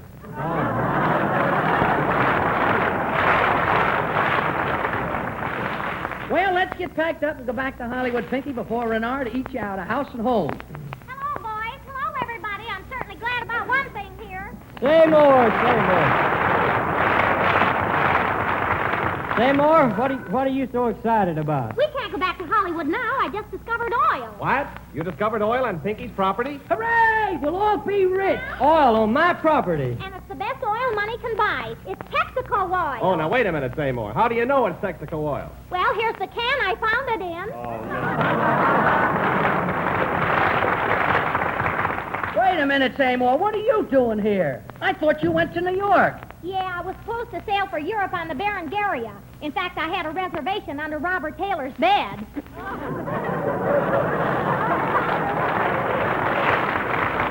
Well, what happened? Well, when I got there, 2 other girls had beat me to it. Oh, come on. Let's all get packed and go back to Hollywood. Oh, gee, I'm sorry we're going back. I just got a letter from home. Mom and Pa had another fight. Liquor again? No, this time she licked him.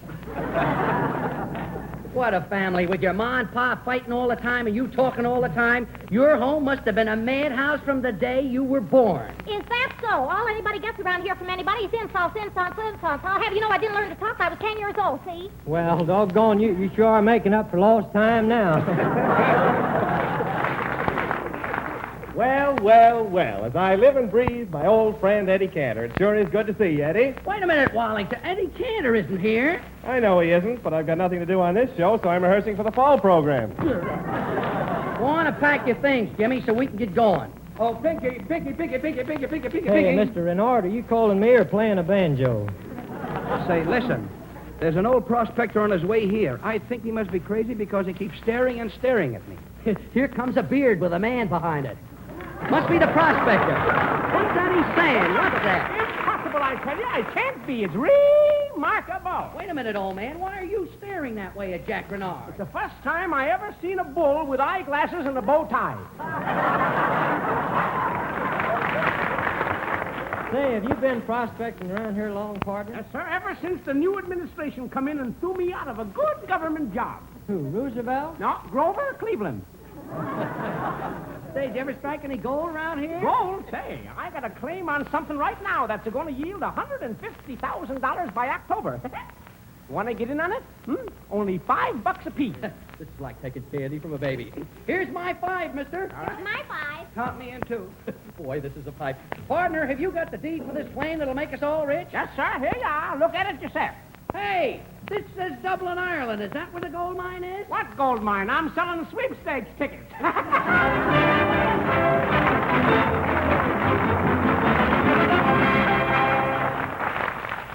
Ladies and gentlemen, Maureen O'Connor.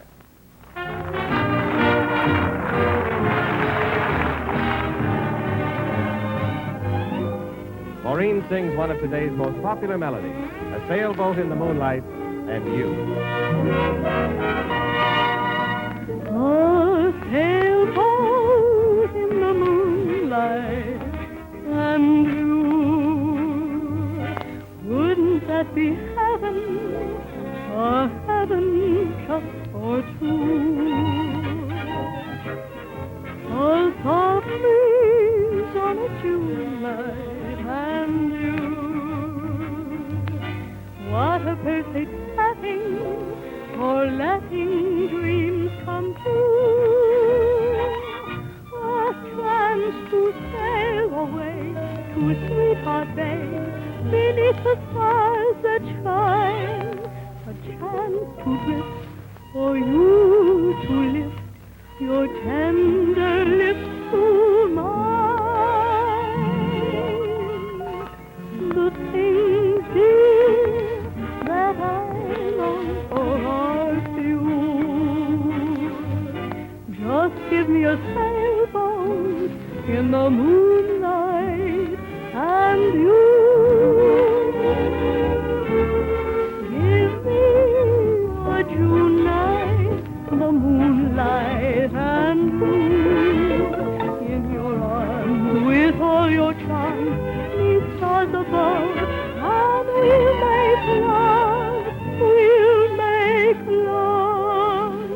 The things, dear, that I long for are few. Just give me a sailboat in the moonlight and you.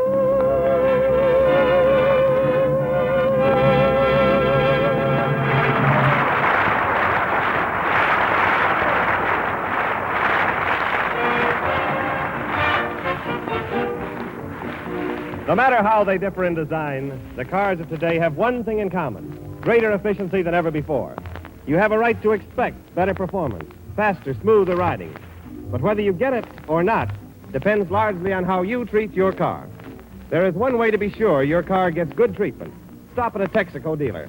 Not just when you need gasoline, but whenever you need any motoring service. If your tank is low, have him fill it with Texaco Fire Chief and get the advantages of this extra power emergency-grade gasoline. It is made to meet climatic conditions of the territory where you buy it. Thus, you are sure of quick starting, quick firing, top performance wherever you are. With Fire Chief in the tank, leave the rest to the Texaco dealer. He will check your car in the new systematic Texaco way, which we call Circle Service. It is his business to give your car those attentions that add to the safety and pleasure of your driving. He tries to match the quality of Texaco product with courteous, efficient attention, not just as a favor, but because he knows that if you have been served well, you will want to come back. So, we urge you, next time, every time, stop at a Texaco dealer.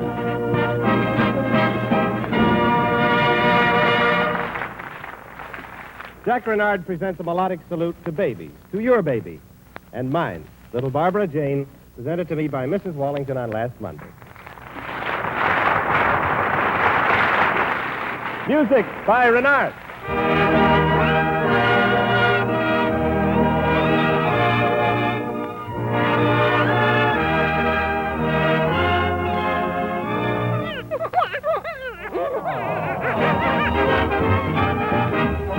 When trouble troubles you, swing, baby, swing, 'cause it don't mean a thing if it ain't got that swing. Do-wah, do-wah, do-wah, do-wah, listen to Jack Renard swing.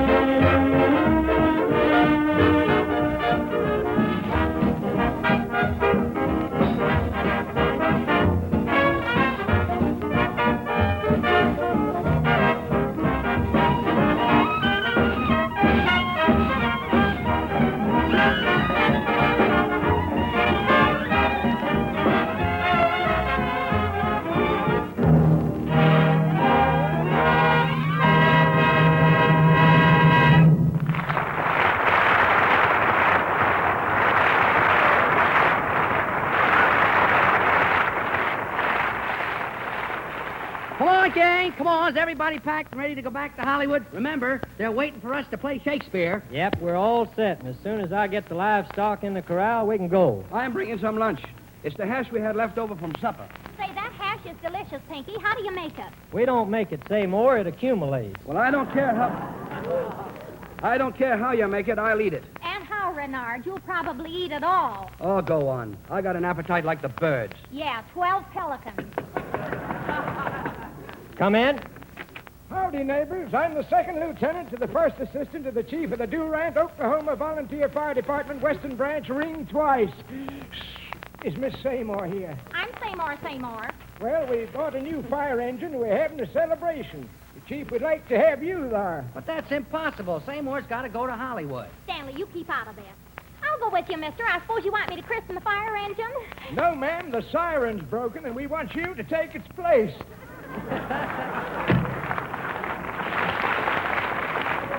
Well, let's round up the cattle so we can go.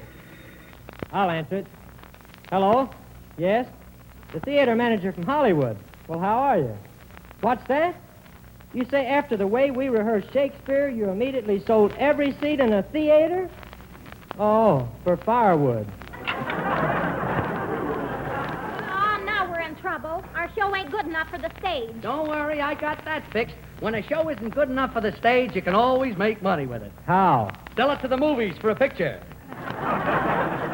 Say, that's a swell idea. Let's call up some movie studio. You can't do business by phone. Why, only this morning I telephoned MGM. What happened? The lion was busy.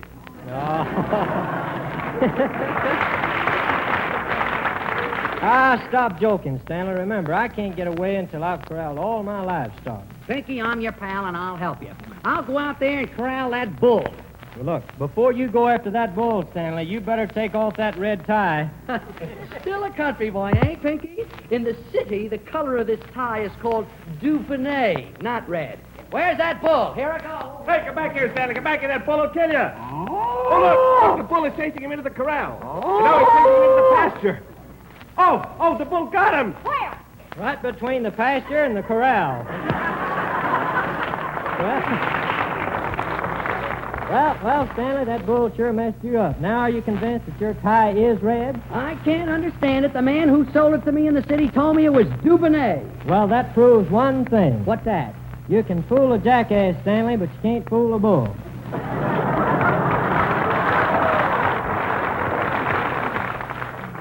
Believe me, it'll be a treat to get away from this place. Not for me. I kind of hate leaving the old ranch, especially now that I've just installed my new crop stepper upper. Crop stepper upper? What's that, Pinky? Well, it's a musical machine with loudspeakers placed all over the ranch. The music makes the cows give more milk and the hens lay more eggs. Pinky, you ought to connect that machine up to your room. You need a little stepping up yourself. Are you insinuating that Pinky is skinny? Skinny? Say, when Tomlin undresses, it's like the unveiling of a golf stick. That's a good one. What are you laughing at? You walk an advertisement for a moving picture? What moving picture? Elephant Boy.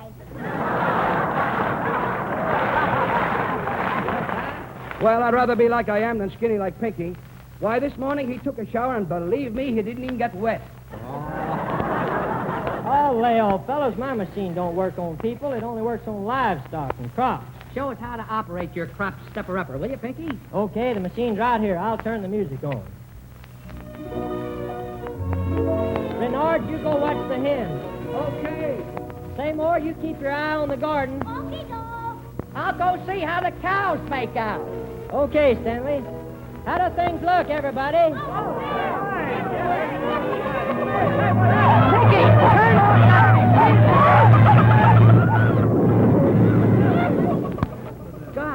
Gosh, the wires must be crossed. Look, your cows are giving tomato juice.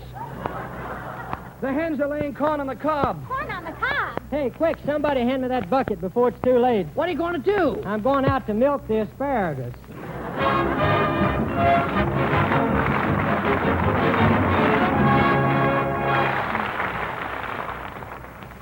Now that everything is settled, let's get started for Hollywood before something else happens. Say, Pinky, don't you think we ought to have a bite to eat before we leave? I'm hungry. Hey, somebody take Renard out in the pasture and let him graze. Say, do you want my wife to become a grass widow? Oh, Renard. Come on, everybody. Let's get going. Out of my way! Where's Pinky Tomlin? I'm the landlord, and I hold a mortgage on this house. You hear me? Pay up or get out. Well, we're all packed, mister, so I guess we'll have to get out. Trying to run away, huh? Pinky Tomlin, you're nothing but a low-down, double-crossing, long-legged, yellow-livered coyote. Stop beating around the bush. Do you like me or don't you? Pinky, why not pay him the money and get rid of him? I mailed him a check last week. Yeah, you did, and it come back from your bank marked insufficient funds. Well, for heaven's sake, try some other bank. They can't all be without money. Oh, don't be too hard on Pinky, Mr. Landlord. If you knew the accidents we've had here today, you'd feel sorry for him. Sorry for him, that. I'm too busy feeling sorry for myself. Had an accident in my own family yesterday. What happened? My grandmother fell off the runway at Minsky. Come on, I want my money. Pinky Tomlin, are you going to let him boss you around your own house? No, I'll say I'm not. I'll show him. Hand me my rabbit gun. Rabbit gun. That won't do you no good. I'm no rabbit. That's all right. This gun shoots skunks, too. Look, Mr. Landlord, can't you talk this thing over? No, not a chance. What's all that racket? That's my men. They're boarding up the house from the outside. And when I go out, I'm nailing up the front door, too. No one leaves this house till I get my money.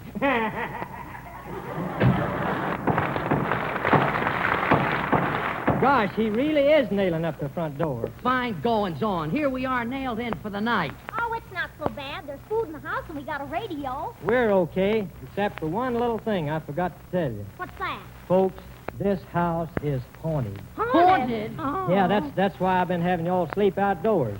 No one has ever been known to spend a night in this house and come out alive. Don't get frightened, Seymour. Be cool like me. Yeah, you're so cool your teeth are chattering. Look at Pinky. He ain't scared stiff like you. No, from my waist up, I'm numb. But from my knees down, boy, they're doing a rumble. Gee, if you're scared, there really must be a ghost here. I know there is, because one night I set up a flashlight camera, and I almost got his picture. Almost got his picture? Didn't the ghost want to be photographed? Yeah, the spirit was willing, but the flash was weak. Here our lives are in danger, and Pinky's telling jokes. Oh! What's that? Oh! It's the ghost. Oh! Who's there? It's me, Renat. Well, what are you moaning about? I got a stomach ache. Oh!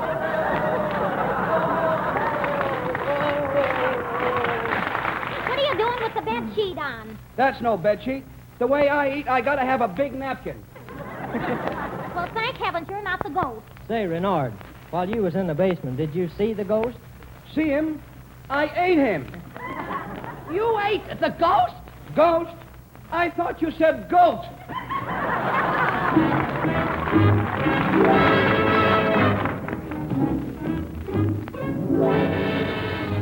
In this old deserted ranch house on this Oklahoma road, many of the finest ghosts and goblins hang out. One night they threw a party in a manner a la mode, and they cordially invited all the gang out. At a dark, bewitching hour, when the fun was loud and hearty, a notorious wallflower became the life of the party. All the spooks were having their midnight fling. The merry-making was in full swing. They shrieked themselves into a cheerful trance when the skeleton in the closet started to dance. A goblin giggled with fiendish glee. A shout rang out from a big banshee. Amazement was in every ghostly glance when the skeleton in the closet started to dance. All the witches were in stitches while his steps made rhythmic thumps, and they nearly dropped their broomsticks when he tried to do the bumps. You never heard such unearthly laughter or such hilarious groans when the skeleton in the closet rattled his bones. All the witches were in stitches while his steps made rhythmic thumps, and they nearly dropped their broomsticks when he tried to do the bumps. You never heard such unearthly laughter or such hilarious groans when the skeleton in the closet rattled his lazy bones, rattling all the day. When the skeleton in the closet rattled his bones, oh my.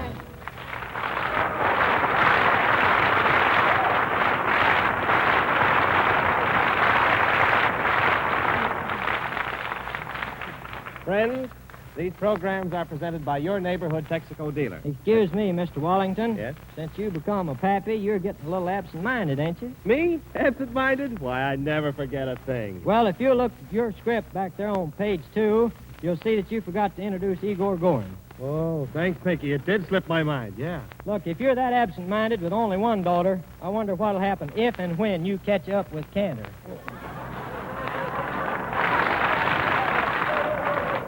Texaco Town is proud to present the distinguished young baritone, Igor Gorin.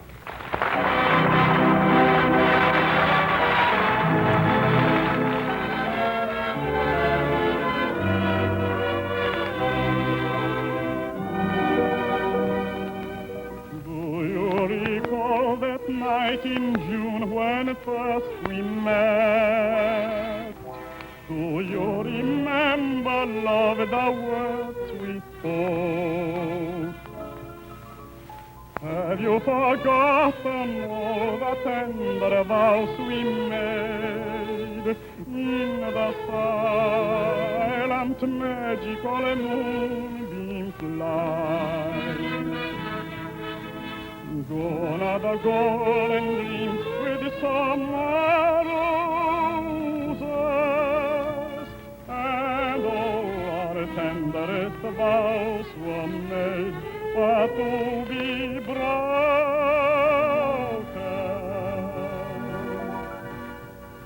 Song of songs, song of memory, and broken melody of love and life, nevermore to me can that melody fill the heart with a joy once it knew.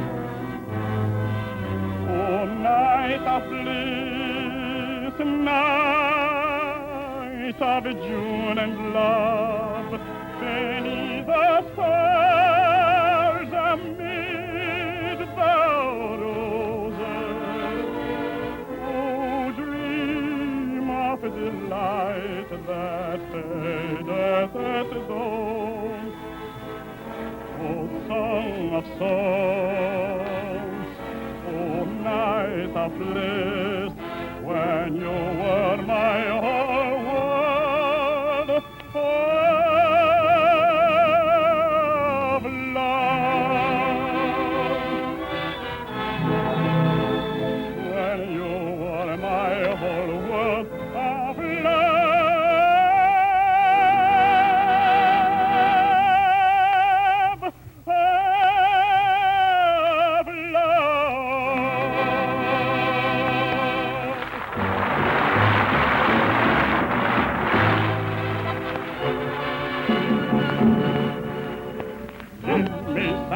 Who was out-hearted men who will fight for the right they adore.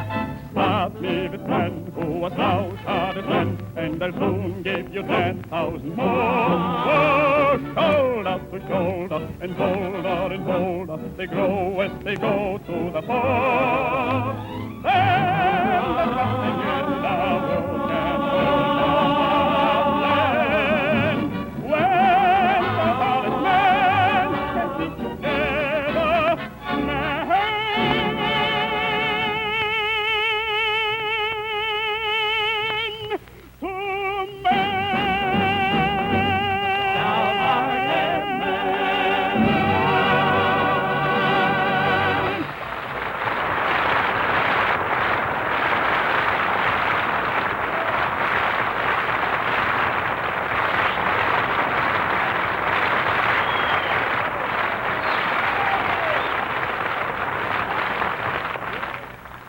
Friends, visit your neighborhood Texaco dealer at his station.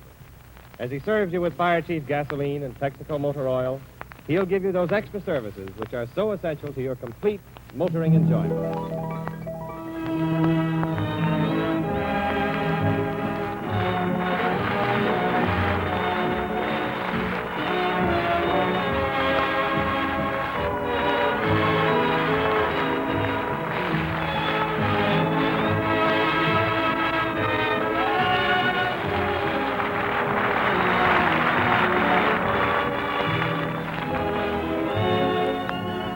Tune in next week for another Texaco Summer Review with Pinky Tomlin, Igor Gorin, Maureen O'Connor, Sidney Fields, Eddie Stanley, Jack Renard, and Helen Troy, better known to you as Seymour Seymour. And next time, try a Texaco dealer.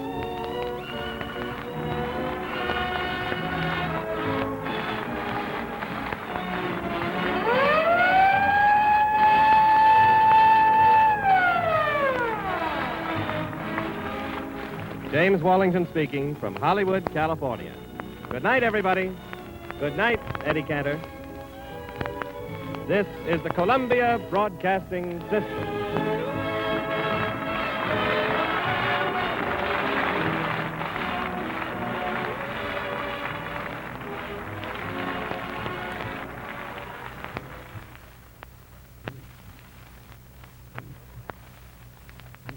"9 p.m., BULOVA Boulevard Watch Time. WABC, New York. New York. New York. New York." Take to the seas for adventure next with Horatio Hornblower.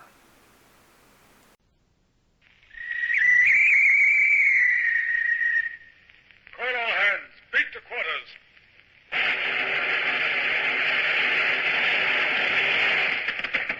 Unload the guns. Stand by the starboard battery.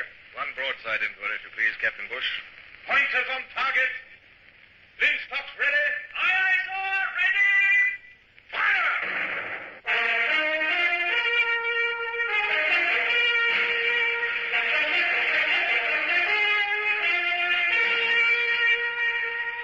Presenting Michael Redgrave as C.S. Forrester's indomitable man of the sea, Horatio Hornblower.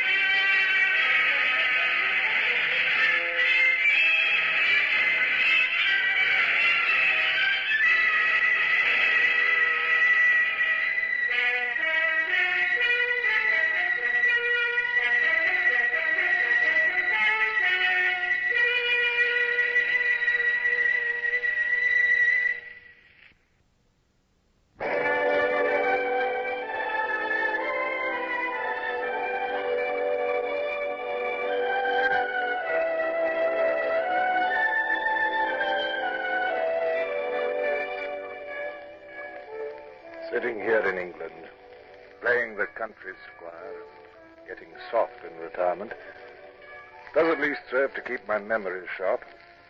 And I retain a very clear picture in my mind of the events which followed the suppression of the mutiny in the Flame. I was tired. There was much to do, many decisions to be taken. Certainly I felt little enough like granting an interview with a prisoner, and yet the seaman who bore Captain Freeman's message was awaiting my answer.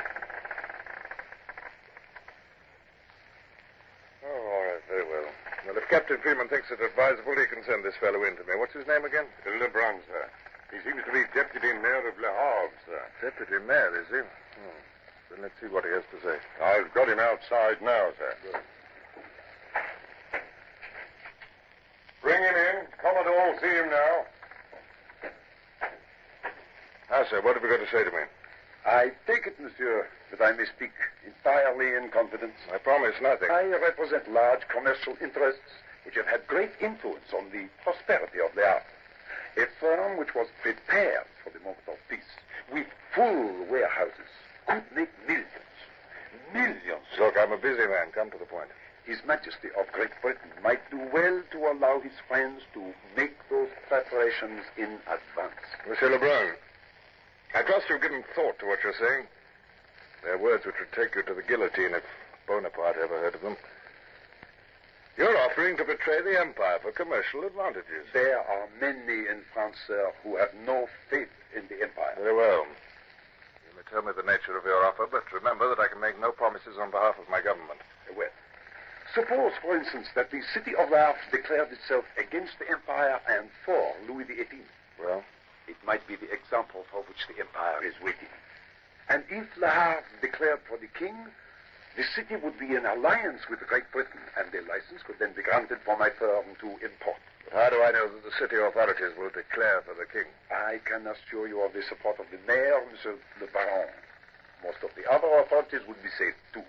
As to the others, a dozen well-timed arrests, an appeal to the troops in the barracks, the arrival of your forces, a heartening proclamation to the people, the declaration of a state of siege, and all would be over. Monsieur Lebrun, I've been very patient, but so far you've made no definite proposal. If you have one, make it. If not, allow me to proceed with my own duties. Very well, sir. Here is my proposal. Set me on shore. As an excuse, you could send me to arrange the exchange of prisoners. If I can assure Monsieur le Baron of your support, I can complete the arrangements in 3 days. 3 days. Meanwhile, you, sir, you remain close in the vicinity, with all the force you can muster. The moment we secure the citadel, we shall send up a white flag. When you see that, sir, you will enter the harbor and overawe any resistance.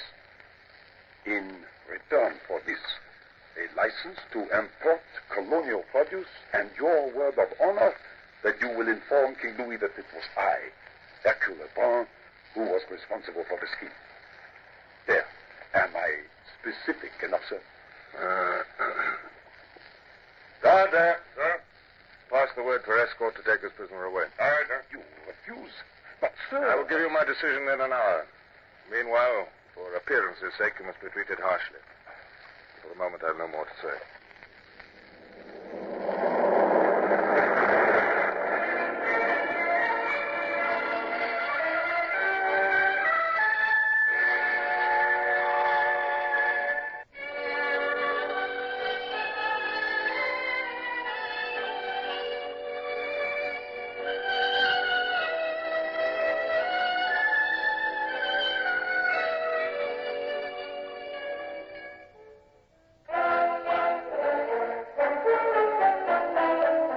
Sir, the plane is signaling, sir. 1851-10. That's friendly ships in sight, bearing northwest. Ah, good. Those must be the reinforcements. Find out who's in command. All right, sir. The signal's going out now, sir. I'll read it back, sir. It's Nonsuch, 74, Captain Bush, sir. Bush? By heavens, excellent. Well, of course, Bellew would send him if possible. He knows I can always rely on Bush. Further signal, sir. Also, Camilla, 36, Captain Howard. Have on board 300 Marines. 300 Marines? That's wonderful, sir. With those and our own men and the Nonsuch, we should be able to march 500 men into Le Havre if the opportunity arises. Flag lieutenant, make the signal. Commodore to all vessels, join me here after dark. All right, sir. I shall transfer to the Flame. Mr. Freeman, there'll be other work for you with the Porter Chaley. Kindly join me with Captains Bush and Howard when they arrive after dark. Lebrun must be completing his plans, and we must strike tomorrow, if at all. Aye, aye, sir.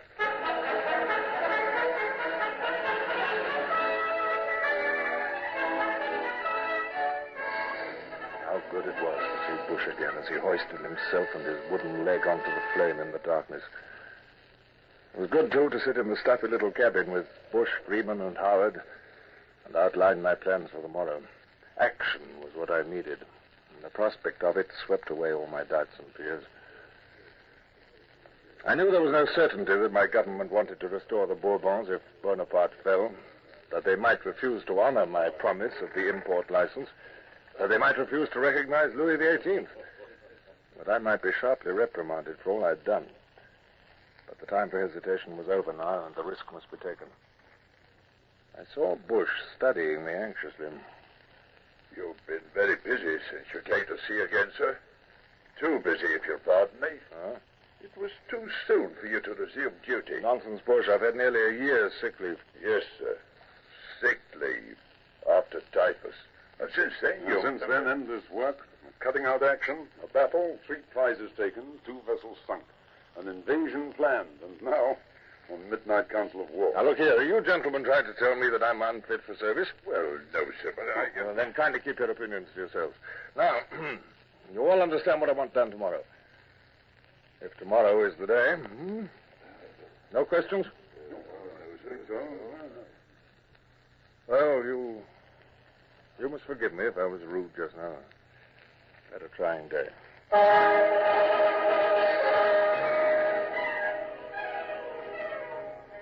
Beat to quarters and clear the brig for action. Hand me that speaking trumpet. Thank you. Port the Taily, ahoy! Flame, ahoy! Are you cleared for action? All ships cleared, sir. Then keep stations as ordered. Aye, aye, sir. Remember, Mr. Crawley, if I'm killed as we go in, the flame is to be laid alongside the key. Captain Bush is to be informed as soon as possible, but the flame is to go on. And now let's get those men moving. This cold will chill them into numbness. Men, you at the guns and sheets, let's see how you can jump. Come on, lively now. Move your arms as well. Come on, like this. Huh? Huh? Up. Left. Up. Left. Higher than that. Come on now. Higher. Higher. That's it. Right. Right. Still. Horny forever. Silence, sir. Stand to your post. Oh, how brown. My pistol, thank you. Yes, and you can take that grin off your face, Brown. All right, sir. This will be another legend in the Navy, sir, about how you went into action with the men jumping. Remember the time, sir, when you had the men dance in the hornpipe as we went into action against the Natividad? I've no desire to recall the past at the moment, Brown. Future will keep us busy enough. Mr. Crawley, 2 hands at the lead, if you please. If one is killed, the other is to continue sounding. All right, sir. On the other tack. On the other tack. Headsail sheets. Mainsail sheets.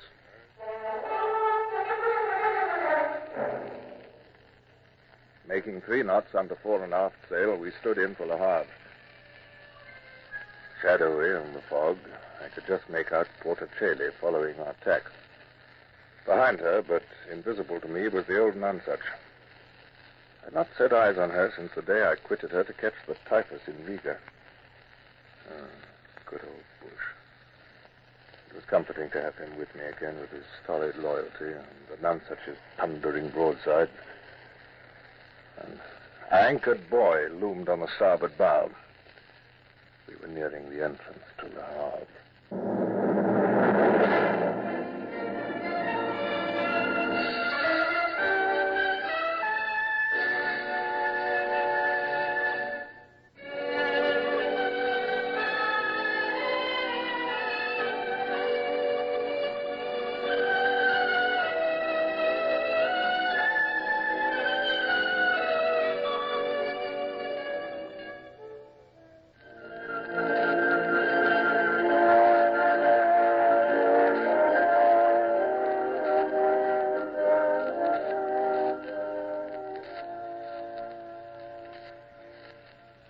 Listen to me, man.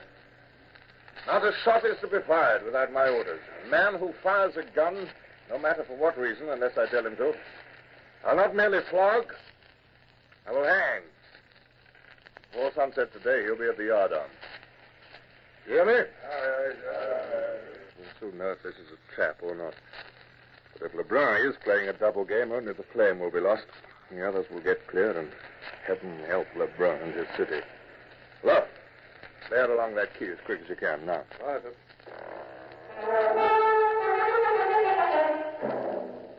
Where is your officer? Are you in command here, sir? What do you want? Tell your men not to fire. Have you not received your new orders?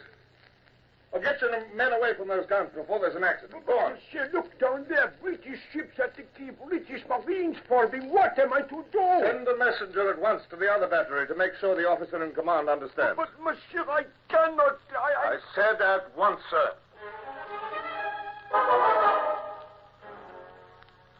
The moment was tense and uncertain. The young officer was clearly undecided. And then I had an inspiration.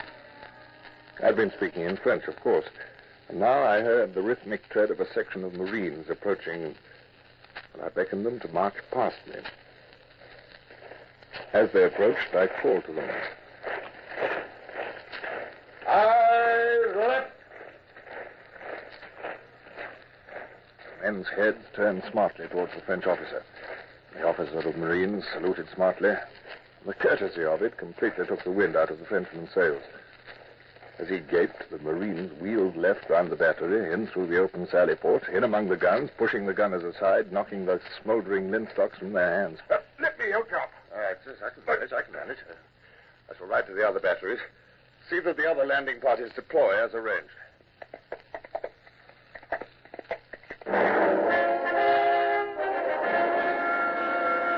Open!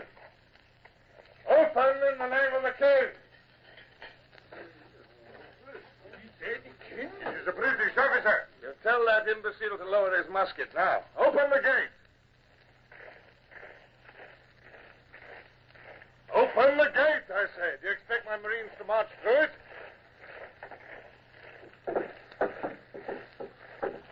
Ah, that's better. Now, come on, my beauty, into the fort. 12 24-pounders and all pointing towards the harbor. Furnaces for heating shot. Never have stormed this battery by ordinary methods. Parapets 5 feet thick and 8 feet high. 10-foot ditches. Sir, pardon, monsieur. I do not understand. Who are you, and why did you say king? Are you the subaltern in charge here? Yes, monsieur. Sir, I bring you great news. This is the beginning of a new age for France. Mr. Harriet, you found a horse, too. Is all well? As far as I know, sir. I thought I ought not to involve a landing party in the narrow streets of the town without orders. I have 2 midshipmen here if you need messengers, sir. Oh, and your coxswain. Your hat, sir. I picked it up on the quay. Oh, well, thank you, Brown. The harbor defenses are all secured, Mr. Howard. Yes, sir, thanks to your boldness. It looks as if that chap Lebrun has at least succeeded in creating some confusion.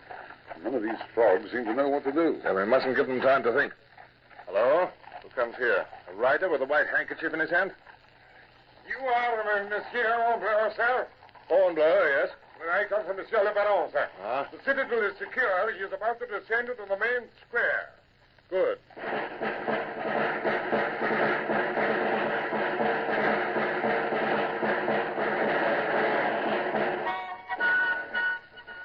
As we entered the town in gay procession, the people stared at us.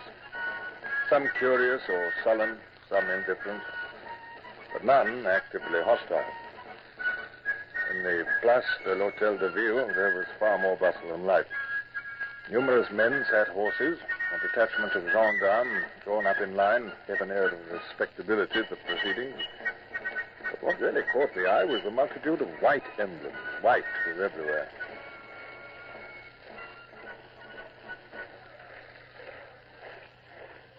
Lovely, sir. They're making sure we understand there's a truce on. Look at all them bed sheets hanging out in the windows.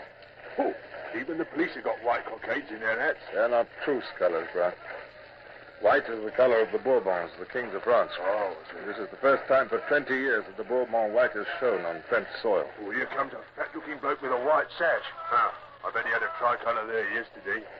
He looks an important sort of coat, sir. I suspect he's the mayor, Baron Momas. Come on, hold! Yes. Hold my horse while I dismount, will you? Our friend, our ally, Sir Hornblower, I embrace you. Silence! Silence, all of you. This gentleman is to be respected. And here is Monsieur Lebrun, I perceive. Your servant, sir. Our plan has succeeded. Order, counter-order. This is a great moment, Sir Hornblower. A very great moment, Monsieur Lebas. If you will be so good as to accompany me to the foot of the flagstaff, the ceremony is about to begin. I shall proclaim allegiance to His Majesty. Certainly, sir. After you. The citizens of Le Havre, I, Montmas, mayor of the city, declare that all true Frenchmen no longer serve the usurper Napoleon Bonaparte. Brian, what's happening? Harriet, sir. Seems to be a fight down that side street. It is some of the soldiers on the battery. They are resisting. Into this building, Sir Hornblower, quickly. They will soon be dealt with. Gendarmerie, do your duty. This way, Sir Hornblower. We shall be safe here. I'm an officer, not an alderman. My horse! Here, quickly.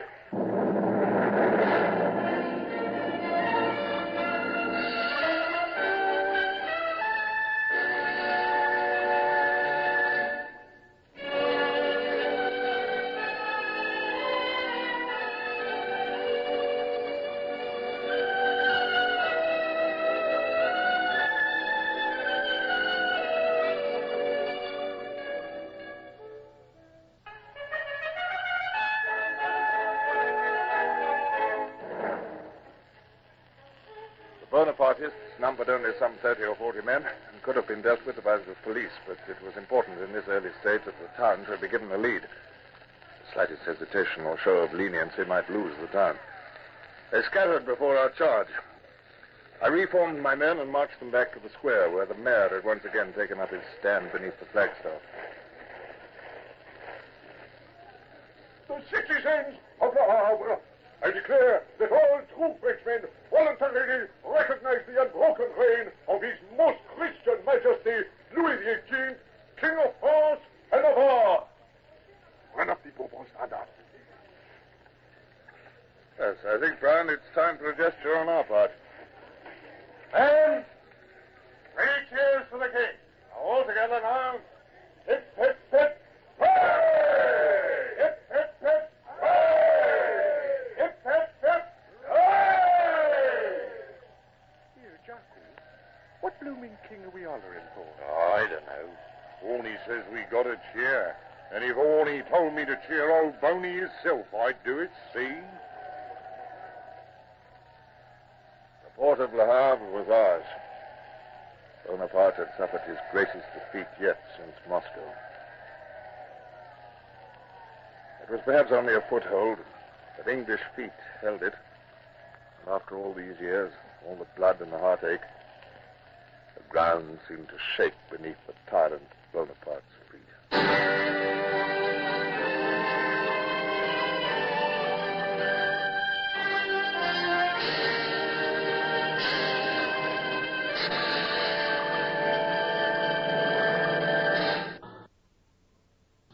Horatio Hornblower, starring Michael Redgrave, is based on the novels by C.S. Forrester.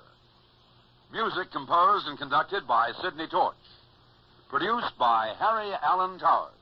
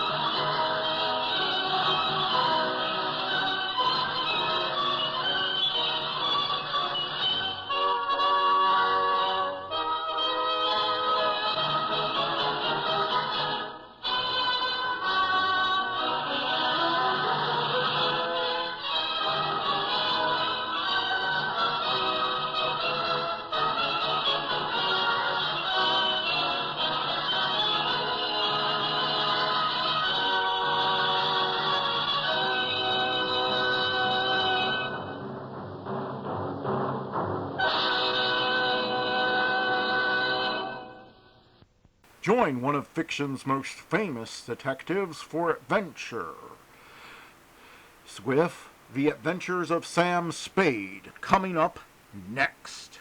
Hey, Abbott, what time is it? It's time for the Abbott and Costello Show. We're on the air for ABC here in Hollywood. Well, what are we waiting for? Let's go with the Abbott and Costello Show.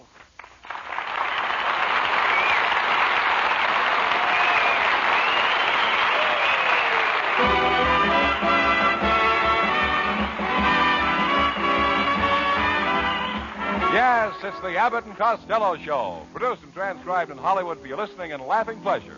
Chuckles with a carload and music by Matty Malnick. So hold on to your chairs, folks, for here they are, Bud Abbott and Lou Costello.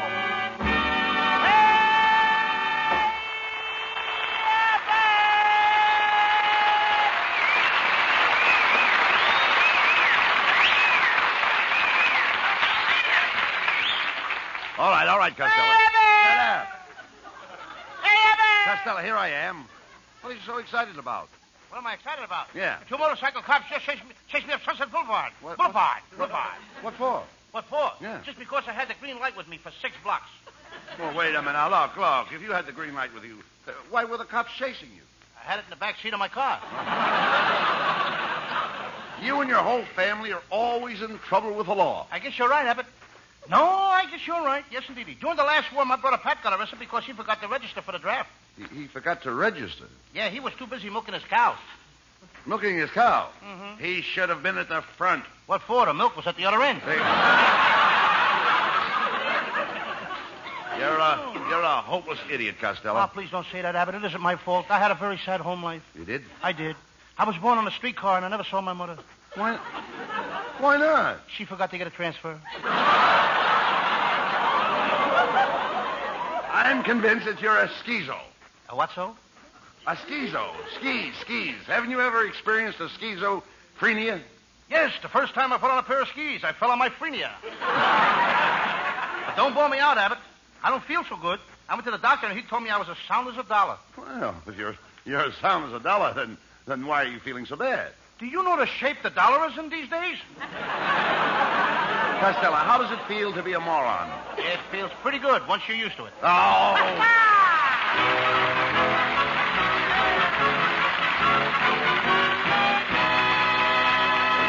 Well, there's a sample of the high-grade nonsense you'll be hearing for the next half hour. But before we get back to it, listen to this.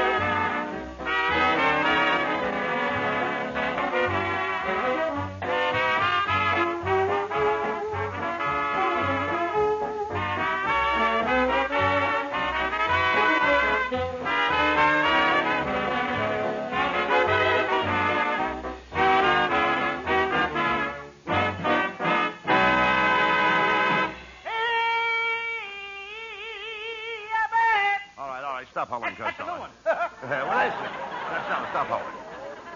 Where'd you get that black eye? Oh, I met Marilyn Williams at the country club, and she asked me if I'd like to play around with her. Yes? How did I know she was talking about golf? You look terrible, Costello. I do? Yes. Well, I had a bad day, Abbott. When I left Maryland, I ran into a tough guy with a gun. He said, "Give me your money or I'll blow your brains out." What did you do? I told him to blow my brains out. Why? In this town, you can get along without brains, but you gotta have money.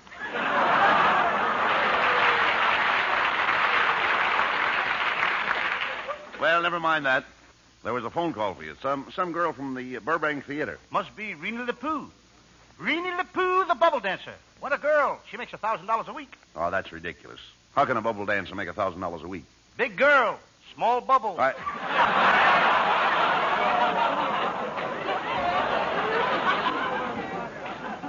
Does Marilyn Williams know that you're running around with this bubble dancer? Oh, sure. I told her, and she took her like a trooper. Like a trooper? A storm trooper. Well, now, don't be too hasty in giving up Marilyn. For Lena LePou, especially. No, Reenie LePou. Reenie, is it? She's French girl. Oh, French girl. Are you sure that Miss LePou loves you? Oh, sure. Ever, she'd do anything for me. Okay. She loves me so much that she goes out with other fellas so I can get the proper rest.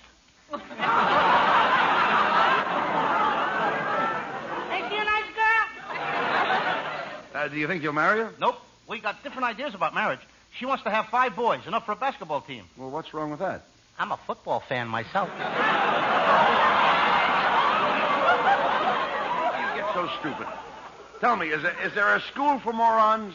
Oh, sure there's a school for morons. You mean you didn't know it?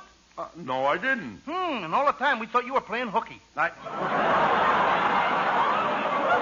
Costello, you'll be the death of me yet. What was that? I said you'll be the death of me yet. Promises, promises. All I get is promises.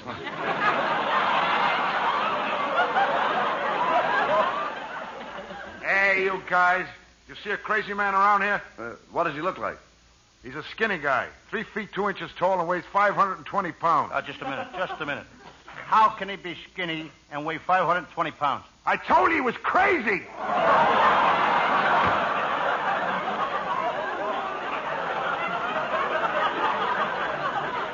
You know the door shut before he went out? 2 to 1, the sound guy's got the script upside down. Well, he's crazy. Hey, every week more crazy people come into this show. Last week, Abbott's wife walked in here with a rubber plant. Now, wait a minute. What's the matter with my wife walking in here with a rubber plant? Growing out of her head? Mr. Costello. All right, Norman, all right. What's the trouble? Well, you know that box of matches you gave me yesterday for my mother? Yes? Well, she can't light them. Well, here, give me the box. Now, I'll show you how to light them. Look, I just striped them on the seat of my pants. I know, but she can't wait for you to come over to the house every morning when she wants to light the stove.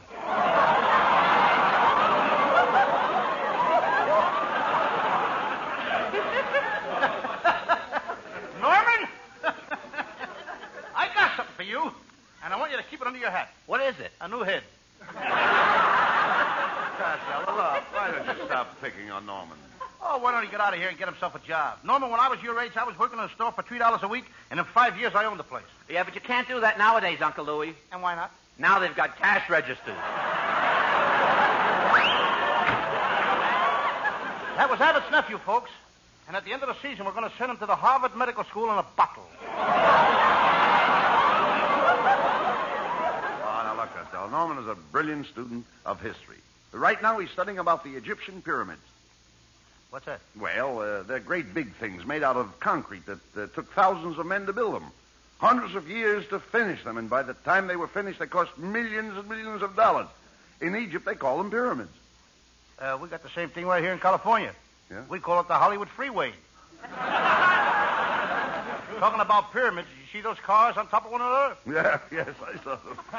The joke stinks, don't it? Yeah.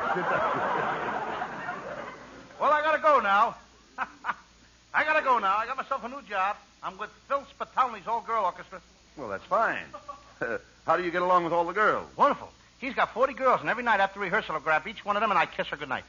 Wait a minute. You kiss 40 girls? Aren't you overdoing it, Lou? Yeah, but if you saw these girls, you'd be overdoing it, too.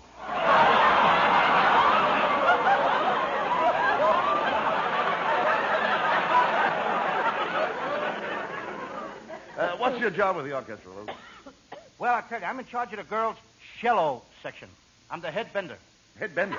Yeah. Every night when they get through playing, I help get their legs back in shape.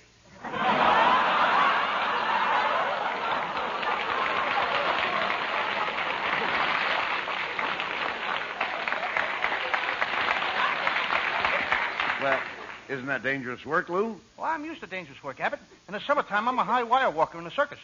Do you use a net? No, my hair is just naturally curly.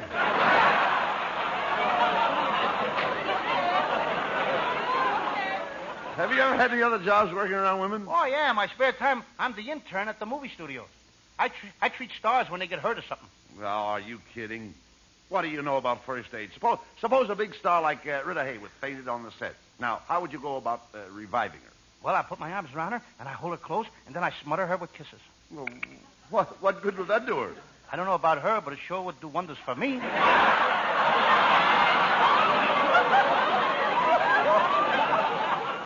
Hello, boys. Well, look, Costello, it's our singing star, Marilyn Williams.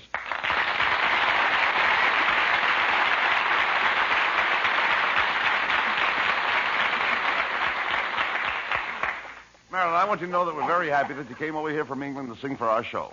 I think you're wonderful, Marilyn. Why, thank you, Mr. Abbott. In England, I was considered just another canary. A what? A canary. How do you like that? Over here, we got nothing but those little yellow ones. My, what is that I smell? It's a new perfume I'm wearing. It's called Roy Rogers No. 5. Do you like it? Why, yes. Trigger comes through just as clear as a bell. Marilyn, why don't you marry me? I'll take you away from all this. Oh, but I'm very happy, Lou. I have mink coats, diamond rings, automobiles, and thousands of dollars. Okay, then I'll take all this away from you. Don't pay any attention to him, Marilyn. Why don't you let me take you out over the weekend? Oh, I'm sorry. I have a date with a very sporty friend of mine, and if I go with him, he'll take me to the El Rancho Vegas and let me play roulette. If you go with Abbott, he'll take you to the La Brea tar pits and let you pitch pennies.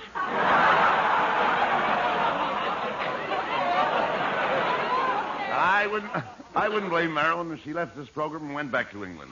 You haven't done a thing for her since she's been with us, Lou. Oh, no? No. What about that lovely big present I sent you? You mean that manhole cover?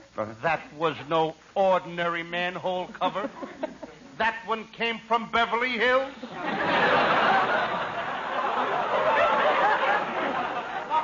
Marilyn, why don't you forget about Costello? I'm the man for you. You and I would get along together like ham and eggs. That's Abbott, folks. Always putting himself first. Well, Bud, I like both you and Lou, but I wish you'd both stop fighting over me. Marilyn's right, Costello. You fight over her like a dog fighting over a bone. Brother, when there's that much meat on a bone, I'll fight over it every time. Take it easy. Oh, let's forget about me, boys. How are you making out on your new picture? Wait till you see me in that picture, Marilyn. I play the part of a reckless gambler. I'm a big plunger. You're a what? A big plunger. Oh, that's fine. If our sink ever gets stopped up, I'll give you a call.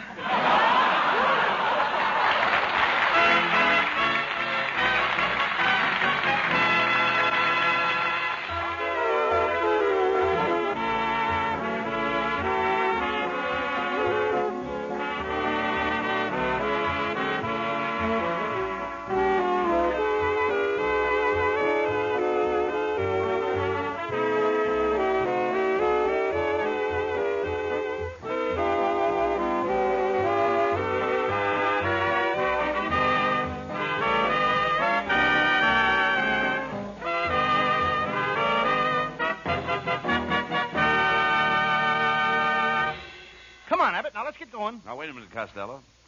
Let's turn on the spotlight. Let's turn it on our singing gal from England. Oh, that's great for us, and it's great for everybody listening. Here she is, folks, Marilyn Williams with Matty Malnick's music. From the new Broadway musical, Where's Charlie? Here's a song I like. My darling, I've wanted to call you my darling for many and many a day. My darling, I fluttered and fled like a starling. My courage just melted away. Now all at once you kiss me, and there's not a thing I'm sane enough to say, except my darling, get used to that name, my darling, it's here to stay. My darling, I've wanted to call you my darling for many and many a day. My darling, I fluttered and fled like a starling. My courage just melted away. Now all at once you kiss me, and there's not a thing I'm sane enough to say, except my darling, get used to that name, my darling. It's here to stay.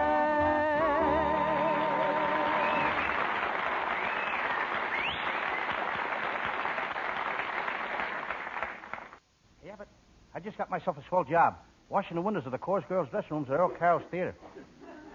Some job. Washing windows of the chorus girls' dressing room. What can you see in that? Plenty. After I get them clean. My Uncle Mike got me the job. He's a pretty big man in this town. Your Uncle Mike is a nobody. Is that so? Well, last night, my Uncle Mike was invited to a big Hollywood sneak preview. But your Uncle Mike is not in pictures. Why was he invited to a big sneak preview? He's one of the biggest sneaks in town. And he's also just like you, always broke. He is not. My Uncle Mike has a great reputation. He can walk into any bank in Hollywood. All he has to say is 4 words, and they give him all the money he wants. What are the 4 words? This is a stick-up.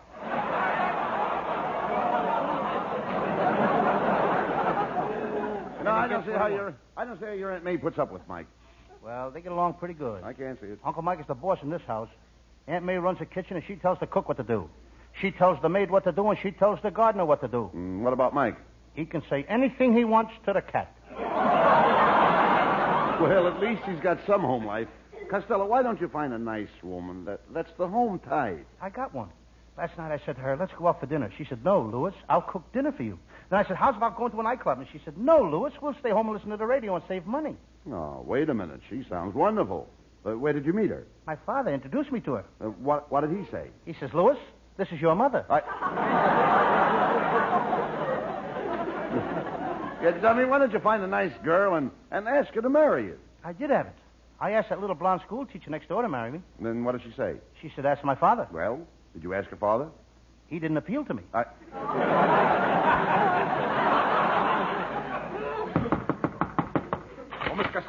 Mr. Costello, I got a note for you here. This time he beat the door in.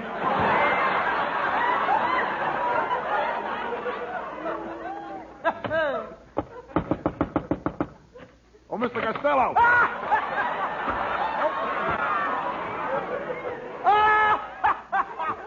Let him walk through the door.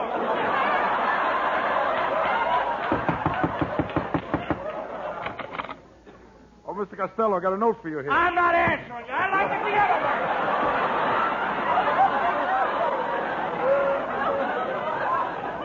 Wait, did you say you've got a note for Costello? Well, I take it, Lou. Who's it from, Lou? It's a fair note from one of my listeners. It says, Dear Mr. Costello, your portrayal of Sam Shovel, private detective on the radio, is my favorite program. It's so funny that last week while listening to you, I simply died laughing. I'm coming to the studio tonight. I hope he gets in this time. He made it! Mr. Costello, there's someone here to see you. Who is it? A corpse with a smile on his face.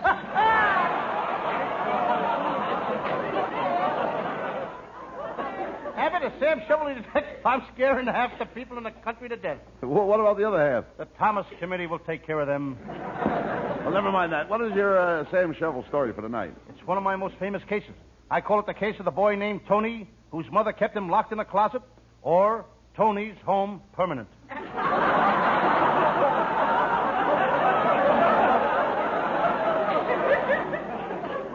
Sounds interesting. Well, let's get on with the case.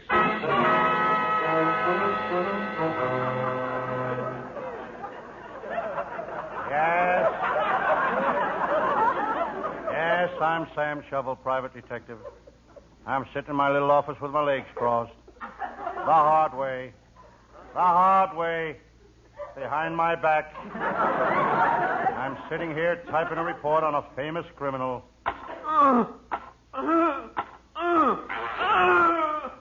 Pulling the criminal out of the typewriter. I turn to my desk and pick up a piece of paper. Do, re, mi, fa, sol, la, si, do. It's note paper. I decide to clean out my desk and throw all the old bills into the wastebasket. That was my light bill. That was the water bill. That was just plain bill.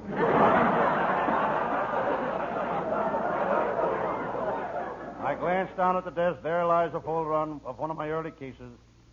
The case of the murderess with the long golden hair. I made a lot of money out of that case. She was a beauty. I was dying to meet her.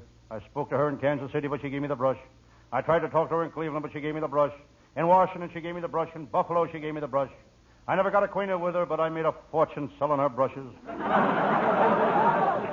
It's about time for my pal, Lieutenant Abbott of the Homicide Squad, to show up. Every day he drops into my office to chew the fat. I wish Abbott would stop chewing the fat. My arm is full of teeth marks.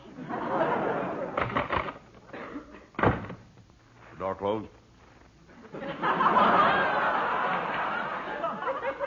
Hello, Sam. Sam Shovel. That's Lieutenant Abbott. He's a brilliant man. He hasn't spoken for 3 pages. Now he comes on with a line bristling with humor saying, "Hello, Sam Shovel." Sam. And you're in. Why do you stay cooped up here all day? Why don't you hire a typist to do your office work? I had a typist, Lieutenant, but I had to let her go. She could only type with 1 finger. Why? She had only 1 finger. She came from a very poor family. She had 9 thumbs. A typist with 9 thumbs? Every time she hit that space bar, the typewriter jumped off the desk. Any new cases today, Sam? Yes, a guy came in here this morning and told me he shot both of his aunts. He put 6 bullets in one of them and 4 bullets in the other. And he wanted my advice. Well, what'd you tell him to do? I said, go home and get the lead out of your aunts.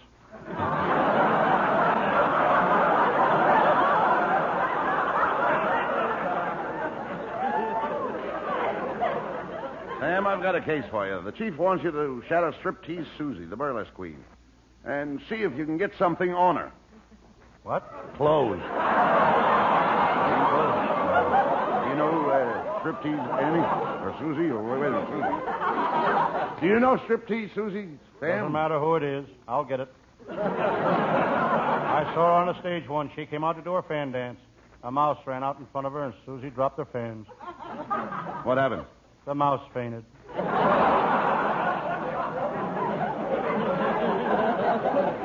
Well, forget about that case, Sam. How would you like to help me collect some evidence against Waterfront Lil? I think her cafe on the riverbank is a hangout for the smugglers, but I need more information. I'll help you, Lieutenant Abbott. I'll go down there with you. Hand me my fishing pole and that can of bait. What do you want with the bait? I'm going to worm the information out of her. Sam, you're a tough detective.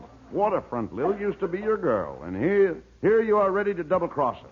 Yes, Lieutenant Abbott. I'm a detective through and through. Why, I'd double-cross my brother. Hello, Sam. Get out of here before I double-cross you. Who was that? My brother. Now, come on, Sam. We're going to Waterfront Lil's Cafe.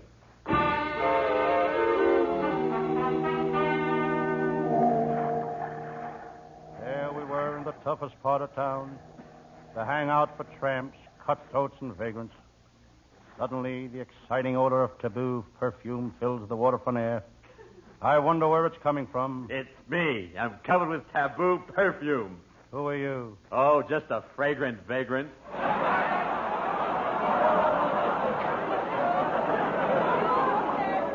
No matter what we give Abbott's nephew, he gets nothing. Go on, Just Sam. a check every week. That's all he gets.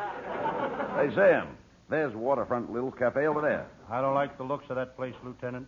Why not? Sailor just come out of the door and he's walking down the street holding his girl's arm. Well, lots of sailors walk down the street holding their girl's arm. While the girl is still in the cafe.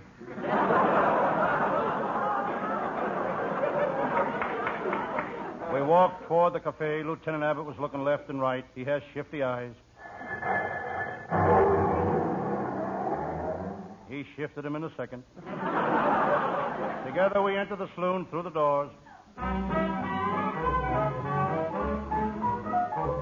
They were swinging doors. They were really swinging tonight. The place was full of tough mugs. A guy 8 feet tall walked toward us. He was a longshoreman. He was a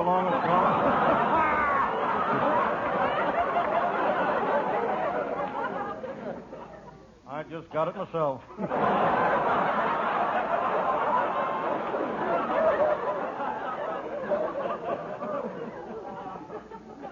We should read the script once in a while, Abbott. He was the longest shoreman I ever saw. He took a punch at Lieutenant Abbott's chin. Abbott has a glass jaw. I wasn't going to stand there and let that man do that to my friend Lieutenant Abbott. This man was 8 feet tall, so I hit him with a left, I hit him with a right, I hit him with another left, another right. I knocked him down. Then I took his crutches away and broke his pencils.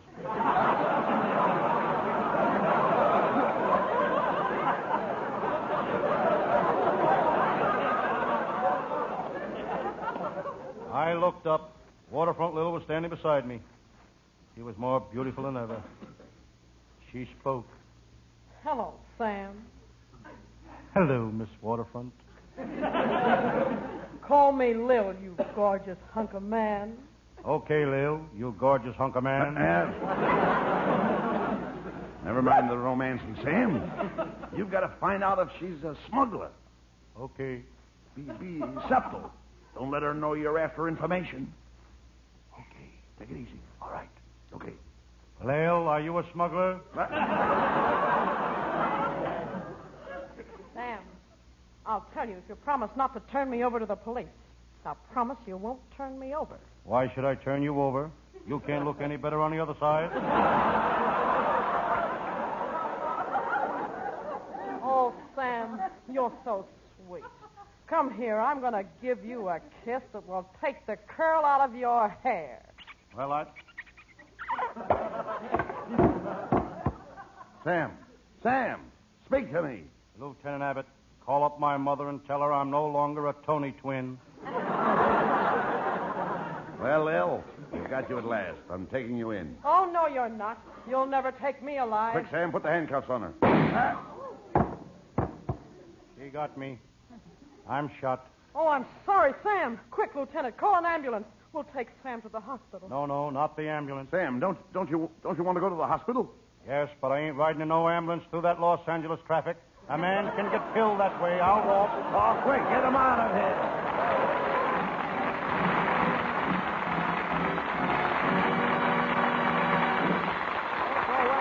Our madmen aren't through with you yet. Right now, they want you to hear this.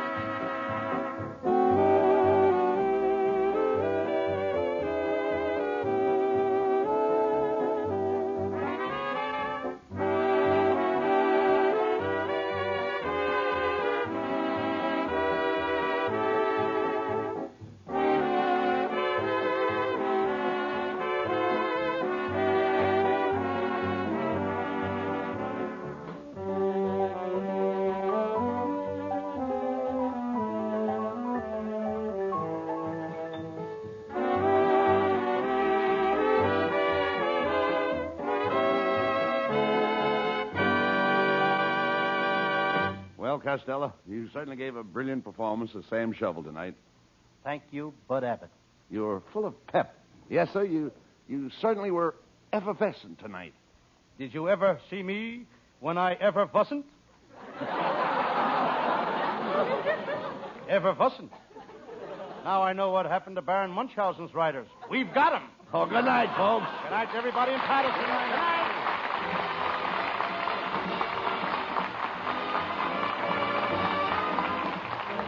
Listen each Thursday night at this time for another great Abbott and Costello show, produced and transcribed in Hollywood by Charles Vanda, and featuring Marilyn Williams and Matty Malnick and his orchestra. Be sure to stay tuned for the outstanding entertainment which follows throughout the evening on this ABC station.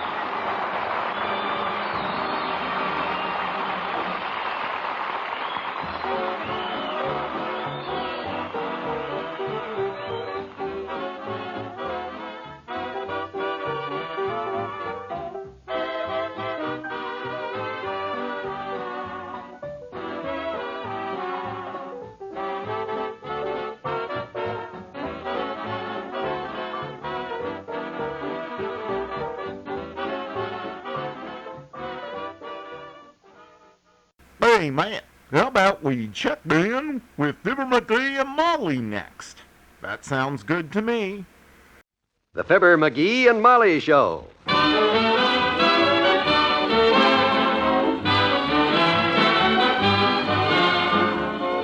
NBC and Tums present Fibber, Magee, and Molly, transcribed. The show was written by Phil Leslie and Ralph Goodman and directed by Max Hutto.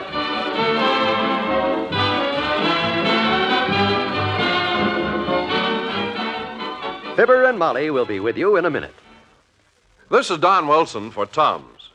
If you've ever tried Tums, you know how fast they act to give relief to the discomfort of acid indigestion or heartburn. If you've never tried Tums, try them the next time acid indigestion strikes. See what I mean when I say Tums give don't wait relief.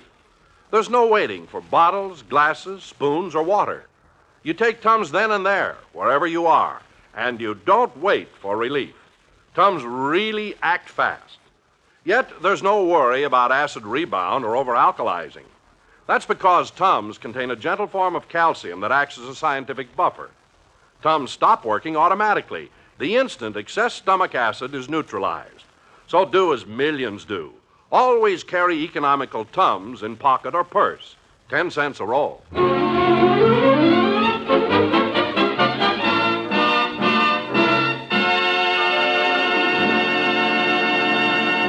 Ever since Mrs. Molly Magee was identified yesterday as Citizen X in the Big Merchants Contest, the phone's been ringing like crazy at 79 Wistful Vista. Yes, Mabel, it was a lot of fun. Oh, yeah. All the stores have been sending me gifts all day long for being their Citizen X. Yes. Isn't it exciting? Hey, Molly. Just a minute, dearie.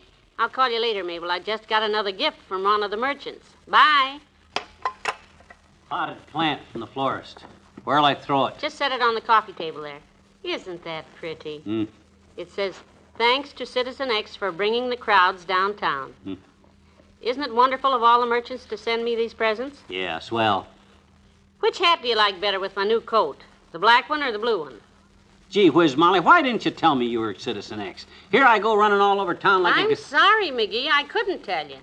They made me promise not to tell anyone, not even you. You can Well, you didn't have to come right out and tell me. You could have just hinted a little. Hinted? You could have said that Citizen X was somebody that every morning I eat breakfast across from. Some little indirect hint like that. That wouldn't be telling me. Well, it's all over now, sweetheart. Yeah, all over town that Citizen X's husband, stupid Magee, lived right with her the whole time and never caught on. Oh, people won't say anything like that at all. Oh. Look, we made out pretty well with this contest, sweetheart. The Merchants Association gave me a check for $200. Just look at all these nice presents. A coat from the Bon Ton, hats from the Chateau, stockings, cosmetics. Yeah, but to keep a secret from your own husband, just for a few measly trinkets. And look, from Kramer's drugstore. Some nice cigars for you. Alfalfa Coronas. Alfalfa? No. No, I can't. You were the one who was Citizen X. They're yours. But I don't smoke cigars. Even when you're not home, I don't sneak them. Honest, I don't. Well, I'm not smoking them either. Oh, Magee, stop acting silly. Go on, take them.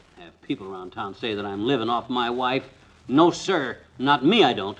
Heavenly day. It's bad enough everywhere I go, people are going to stop and point me out in the street and say, there goes Mr. Citizen X, and ask me how it feels to be married to a celebrity. A what? A celebrity. You know, you're the man of the hour, ain't you? Everyone's talking about you. After the paper comes out tonight, they'll all be reading about you. You'll be a celebrity. Dearie, don't feel that way. Well, it's true. That newspaper guy that was over here this morning didn't come by to start you on a delivery route. Is that why you left the house when he started to interview me? Because you're upset? Who's upset? I just didn't want to horn in, that's all. This is your deal, not mine. Now, don't be like that. Like what? I'm happy for you. This is your big day. Last thing in the world I'd want to do is spoil it. What are you doing? I'm going to call the Merchants Association and give back the money and have them come and take back the gifts. Huh? Hello, operator. Operator. Oh, now, wait a minute, kiddo. Leave us not lose our heads. After all, $200 is a lot of dough. There isn't enough money in the world to make up for causing my husband one moment's unhappiness. Operator?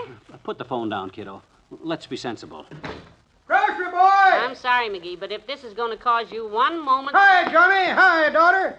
Say, what you got your finger on the phone hook for, daughter? You can't make a call that way. The connection's dead. Oh, dear. I thought you were kind of anxious to give away $200. $200? Here's the Citizen X contest starting all over again?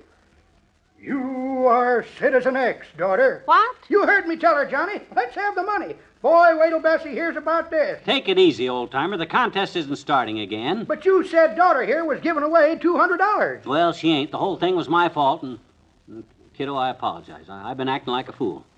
Let's kiss and make up. I appreciate the offer, but that won't be necessary, Johnny. Let's just call it a misunderstanding and let it go at that. I wasn't talking to you. Oh. What'd you come over here for, anyhow? Anything? Yep, I got some stuff in the truck for daughter here, present from the market. Oh, my goodness, more things. Madam Citizen X, we, the members of the Market Division of the Merchants Association, present you with this stuff as a token of our appreciation for the business you bring us. What's the bugle call for? First gift, daughter. 6 cases of Bugle brand Tabasco sauce. Remember, for a real hot lick, try Bugle. Bring it in, boys. Now, really, your market didn't need to do No, this. she appreciates the honor, but... Set it there, boys. Next, 6 gross of garlic cloves. Ooh. Case of canned rutabaggers. 50 pounds of watermelon rind for pickling. Heavenly days. Another case of rutabaggers. Dozen bicarbonate.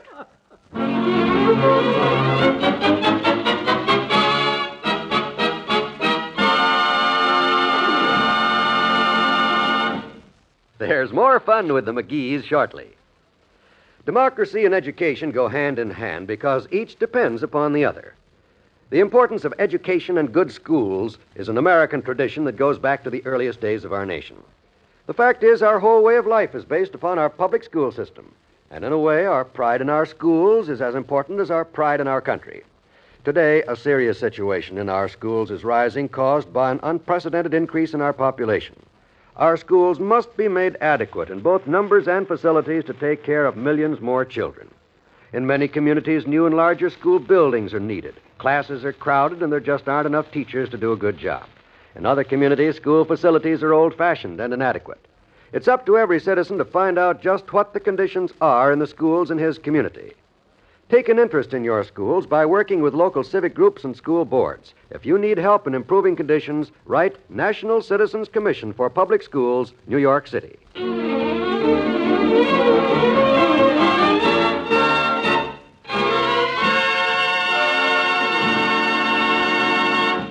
McGee, Dr. Gamble called again a while ago. Why don't you call him back? That's the 3rd time he's phoned you. Ah, the heck with him. It's not important. How about more tubes? You didn't call him back either. I got nothing to talk to that mule mouth about. Is this Citizen X thing still bothering you? No, of course not. What makes you say that? Well, you haven't left the house all day. You won't talk to anybody on the phone.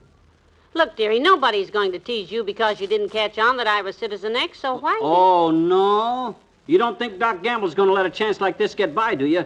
He'll make my life miserable. Ah. You don't know how it feels to be in an embarrassing position where a guy needs a friend, and his best friend comes along and razzes the pants off of him and hoots at him and tells the whole town he's a dunce. Oh, McGee, Dr. Gamble's never done anything like that to you before, so why should No, he... but I did it to him once.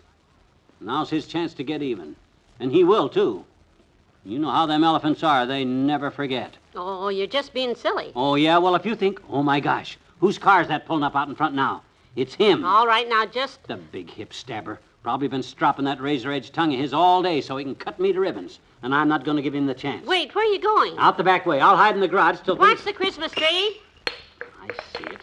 Look, I'll go hide in the garage till you get rid of him. Tell him I can't see him. Tell him I'm sick. No, that won't work, will it? Tell him I'm out, and I will be. But, McGee, now wait. Don't run off like that. I'll see you later, kiddo, after you get rid of old Horse Laugh. Better grab a cold pork chop or something. I may have to stay in that garage all afternoon. Oh, my gosh, I can't even wait to grab food. I'll slide out this back door and duck into the... Going somewhere, my boy? No, not now, I'm not. What are you doing sneaking in our back door, lard bucket? I wasn't sneaking in. Just pulled my car into your driveway, my boy, and this was handier, so I came. McGee, that wasn't Dr. Gamble at the front door. It was Mr. Wimple. He's in the living room. He wants to talk to you. Wimp? Oh, hello, Dr. Gamble. Hiya, Molly. For some reason, my little pal here wouldn't talk to me on the phone, so I thought I'd drop by and pay my respects in person. Here it comes. All right, come on inside, Fatso. Let's get it over with. Over with? Come along, Doctor. What's he talking about, Molly? Oh, he has some strange idea that... Watch it. Oh, sorry. Hello, Dr. Gamble. Oh, hello. And hello, Mr. McGee. Hi. Mr. McGee, may I shake your hand? My hand? Either one, doesn't matter. I'd consider it an honor because you are my ideal. Oh, you got the wrong party, Wimp. I wasn't the one who was Citizen X. Molly was. I know. And to have known all along as you did. And to keep the secret in snow, sleet, hail, and all kinds of weather. Goodness, how did you do it? Known all along that Molly was Citizen X? Oh, stop acting so shy, Magee. Huh? It doesn't fit that sweet, lovable, blabbermouth personality we all know so well. In fact, I was really on my way here to razz the pants off you till I picked up tonight's paper. Here's the story on page 1. Let's see that. Yes, our paper hasn't come yet. Oh, look! Isn't that a lovely picture of Mr. McGee there? Next to you, Mrs. McGee? Wonderful. Me, but I didn't. The paper insisted on it, dearie. I gave them the one in your World War I uniform. It's the only one I could find. I look like your mother.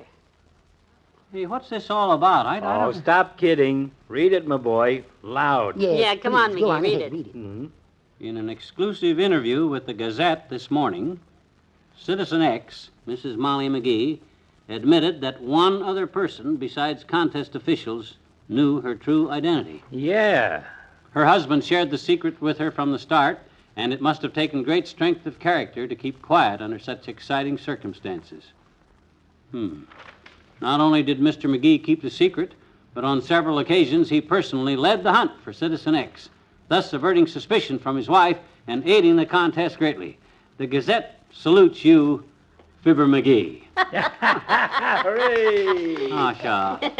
Isn't that nice? Oh, you sly little devil. I've heard of poker faces, but You had everybody fooled, all right. Well, gee whiz. Well, it wasn't easy, but, well, when you got strength of character and a real sweet wife, well, shucks.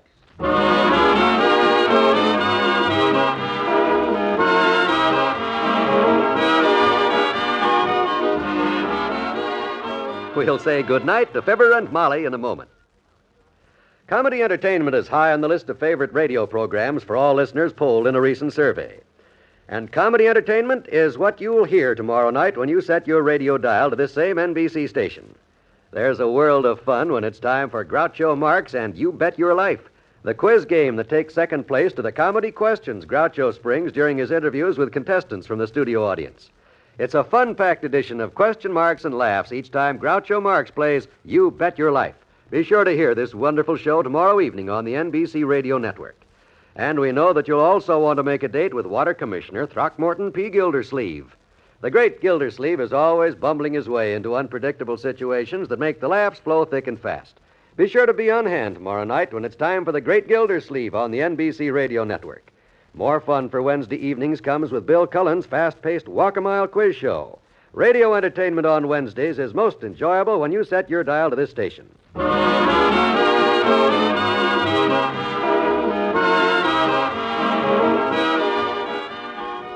When I walked into that Elks Club tonight, kiddo, them guys crowded around me like skaters around a bonfire. Good. How'd you ever keep quiet about it, they said.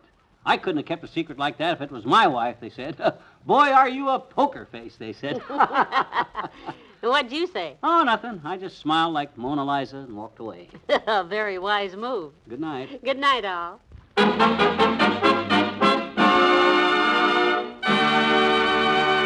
NBC and Tums have brought you the Fibber, McGee, and Molly program transcribed, with Bill Thompson as the old-timer and Wallace Wimple and Arthur Q. Bryan as Dr. Gamble. This is John Wald inviting you to be with us again tomorrow night for another visit with Fibber, McGee, and Molly.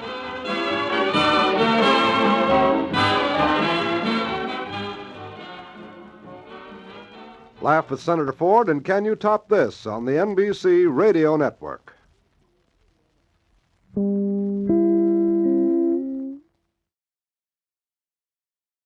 Chapter 34. And Dinah, the daughter of Leah, which she bare unto Jacob, went out to see the daughters of the land. And when Shechem, the son of Hamor the Hivite, prince of the country, saw her, he took her, and lay with her, and defiled her. And his soul clave unto Dinah, the daughter of Jacob, and he loved the damsel, and spake kindly unto the damsel. And Shechem spake unto his father Hamor, saying, Get me this damsel to wife. And Jacob heard that he had defiled Dinah his daughter. Now his sons were with his cattle in the field, and Jacob held his peace until they were come. And Hamor, the father of Shechem, went out unto Jacob to commune with him. And the sons of Jacob came out of the field when they heard it, and the men were grieved, and they were very wroth, because he had wrought folly in Israel in lying with Jacob's daughter, which thing ought not to be done. And Hamor communed with them, saying, The soul of my son Shechem longeth for your daughter.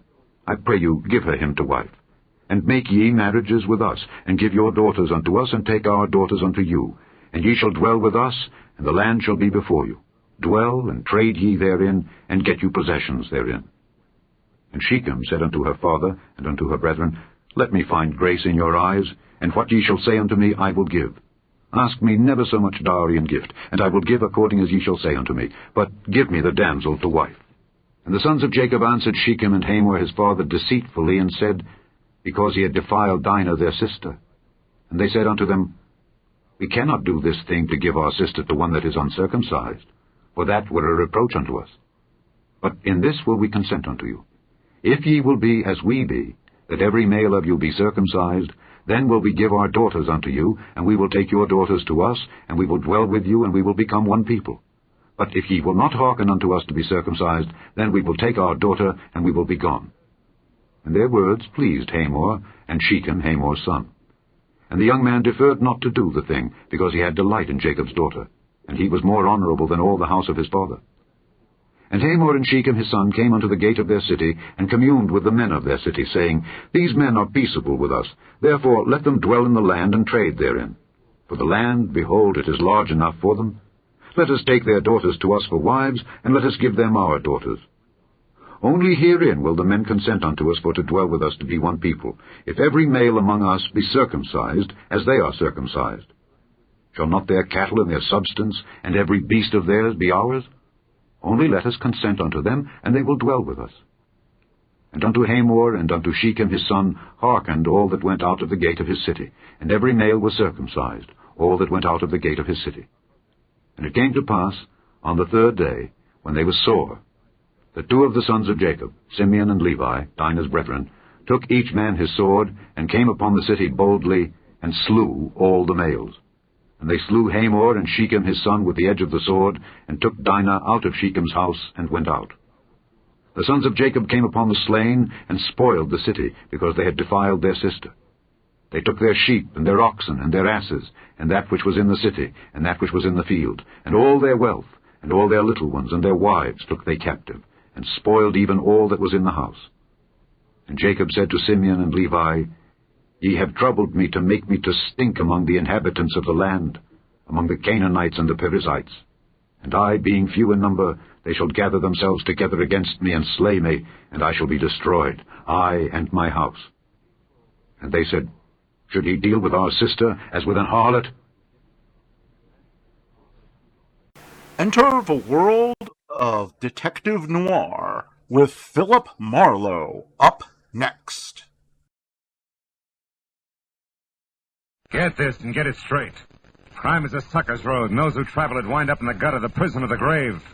There's no other end, but they never learn. From the pen of Raymond Chandler, outstanding author of crime fiction, comes his most famous character in The Adventures of Philip Marlowe.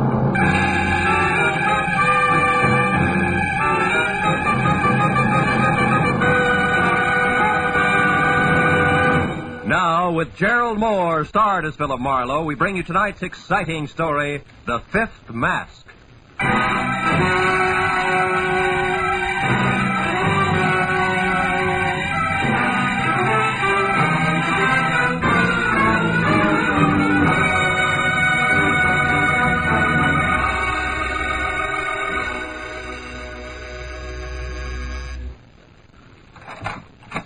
Brother, am I glad to see you. You are Philip Marlowe. Yeah, I'm Marlowe. Well, come on in. You're not exactly what I expected, Phil. No? Mm-mm. I didn't realize private detectives came in the deluxe edition. You'd like a drink, wouldn't you? Now, look, when you called me a few minutes ago, it was strictly panic because your life was in danger, Miss Barr. Now you... Vivian will do, Phil. Yeah, well, okay, Vivian. What's happened in the meantime? Happen? Nothing. Why? Well, you seem pretty well balanced for somebody on the edge of being a homicide statistic. Well, I'm doing my best to hang on to myself, that's all. Oh. But now that you're here, I can breathe again. You just sit down, won't you, over there? I'll fix the drink. Uh-huh. We're going to get along fine, Phil, I can tell. Yeah, well, could be. There. Now we can be more comfortable. Your health, Phil. Your health is supposed to be the point, baby. You said a man threatened your life. Yes, a man named Fred Sears. A character I used to know. He was hurt in a hotel fire 6 months ago. Oh? Must have been his head. He thinks he wants to kill me, and he's come to town to do it. But now that you're here... I suppose he's got reasons, huh? Do they matter? Yeah. To me, at least. I like to know which end of the stick is short before I grab. Well, I'm not even sure myself. I only knew Sears briefly. Here's his picture, Marlowe. Mm-hmm. Oh, the whole affair was stupid. So you brought it to me instead of the police, huh? I brought it to you because I need private help and I'm willing to pay for it. Pay very well, I might add. Oh, look, Phil, you don't have to bother about the reasons why. Just see that Fred Sears leaves me alone tonight. It shouldn't be hard. Is your drink all right? Delicious. Too bad I can't stay and finish it. What? Oh, Marlowe, wait. You mean you won't help me? Not on guesswork, baby. But don't you realize my life's in danger? I'm scared. Yo, sure. Speechless. You can get yourself another boy, Vivian. Woods are full of guys with no curiosity at all. Oh, Marlowe, please be reasonable. Good night, baby.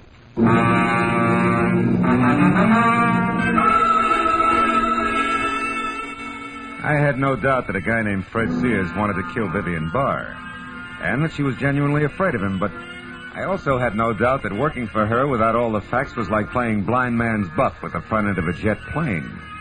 Sooner or later, you were a cinch to get sucked in. So I drove off the hill toward the Sunset Strip again and prepared to forget it and go home. Until my rearview mirror told me that I picked up a tail. I wagged it back and forth across Hollywood for 20 minutes without losing it.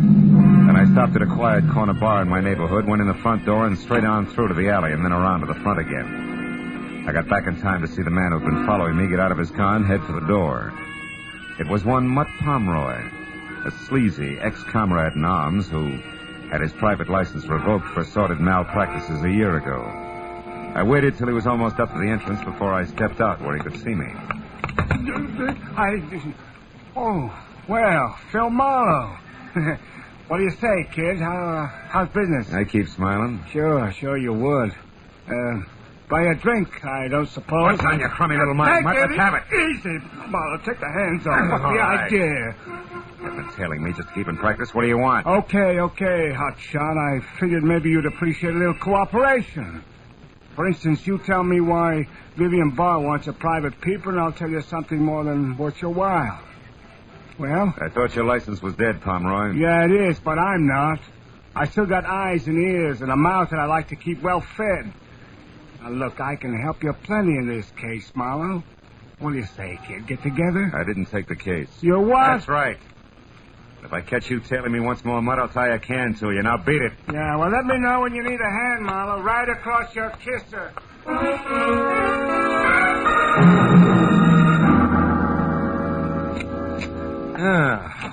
Be it ever so humble. Oh, no. Hello, Marlowe speaking. Oh, Phil, I've been calling ever since you left. This is Vivian Barr. Now, look, baby, I told you Marlowe, a few minutes... listen to me. I've got to have your help. I'll tell you the truth, all of it. Anything you want to know, only come back, please. Oh, will you listen? I'm trying to tell you. I've seen someone outside here, Marlowe. I'm almost sure it's Fred Sears. Hurry, will you? I'll tell you everything. Hurry. 3 things I could never resist. Beer with a head on it, moonlight, and a beautiful dame. So I headed again for the parking terrace at Vivian's apartment house and made it in about 15 minutes. I was out of my car and halfway across the terrace before I noticed the changes. First, her apartment was dark. Second, a man who had just pulled a key from her front door lock froze when he saw me and then turned and bolted through a clump of hibiscus and cornered himself in an enclosed patio. He tried to make it over the wall, but the second time he fell back, I nailed it. No, please, let me go. I gotta get away from You're here. trying it the hard way, Buster, believe me. It'll be easier by way of Vivian's apartment first. Come on your feet. Oh, who are you? I'm Douglas Peck. Douglas what? Just Douglas. Okay, just Douglas. We'll also straighten that one out inside. Go on, open the door. No, it's locked. Sure it's locked. Take the keys out of your pocket and unlock it. Hurry up. Who are you? Name's Marlowe. Go on inside. No, please, Marlowe. Listen, I can't go in there again.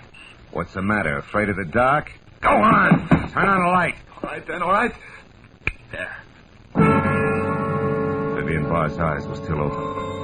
All the life had gone out of it, and she'd slid half off the blue velvet divan onto the floor, and a gleaming gold satin she wore was stained red by a dark, stiffening smear on her chest.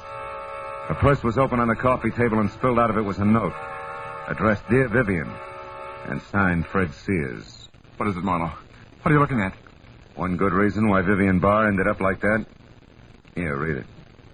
Dear Vivian, the broken back you handed me 6 months ago wasn't as hard to take as the broken promises. Count on seeing me real soon. Fred Sears. Yeah.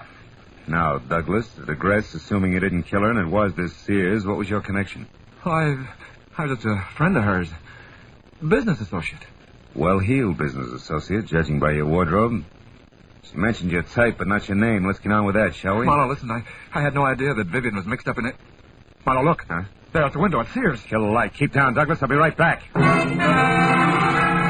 Sears ducked as I ran for the door, and when I got outside, he was rounding the corner and heading for the enclosed patio. He was up on the wall by the time I got close enough to grab for him. No, you don't. Marlowe!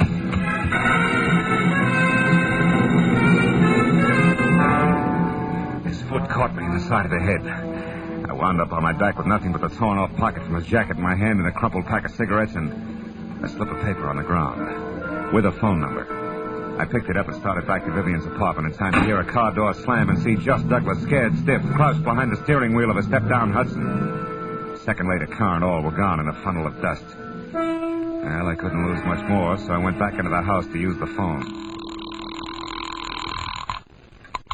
Los Angeles Morning Star. Society editor, please. 1 moment. Okay.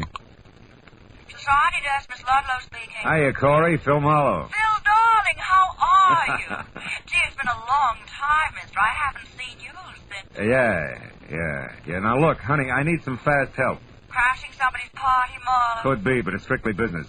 Now, can you give me a rundown on a phone number? Crestview 54124. 54124? Yeah. Just a minute, lover. Okay, sweetie. Oh, yeah, Phil. That's the old J.G. McKay mansion. 910 Mission Drive. Uh-huh. His niece Celia McKay has the place now. She married up with a guy named Paxton last fall, I think. She has oodles of money. Any help? I'll let you know. Thanks a lot, baby.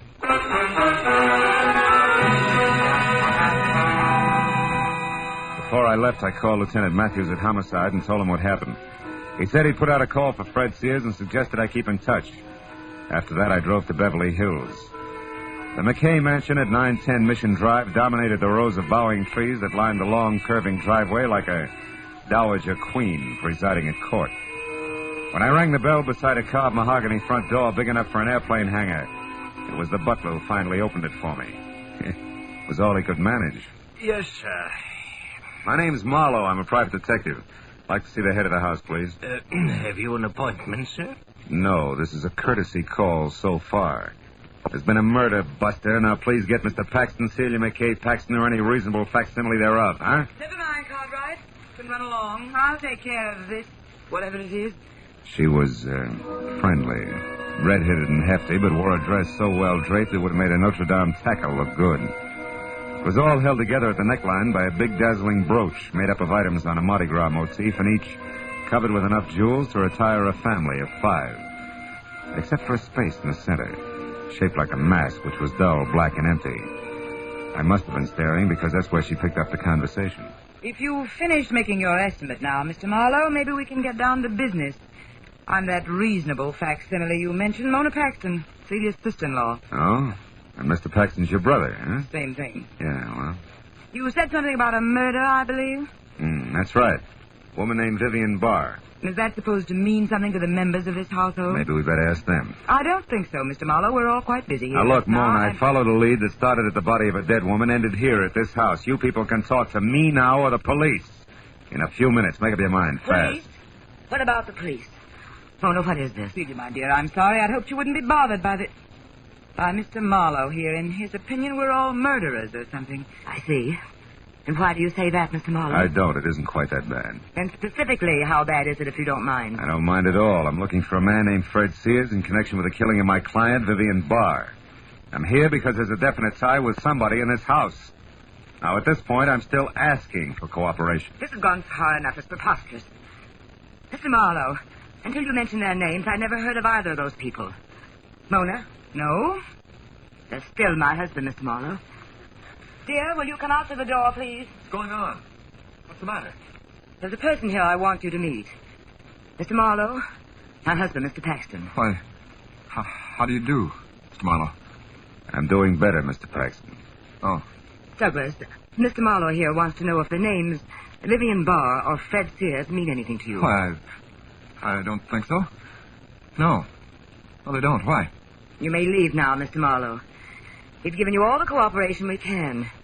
If you come back, you'd better have a warrant with you. Okay, Celia, I will. Because one of you three is a liar, and I can prove it. So if you want to talk it over before I call in the cops, I'll listen for a while. Hey, Cartwright. Yes, sir? You called, sir? Yeah, you look like a fairly honest man. Where can I get a good cup of public coffee around here? Why, there's a little shop 2 blocks down, sir. Thanks. And to you, Cartwright, good night.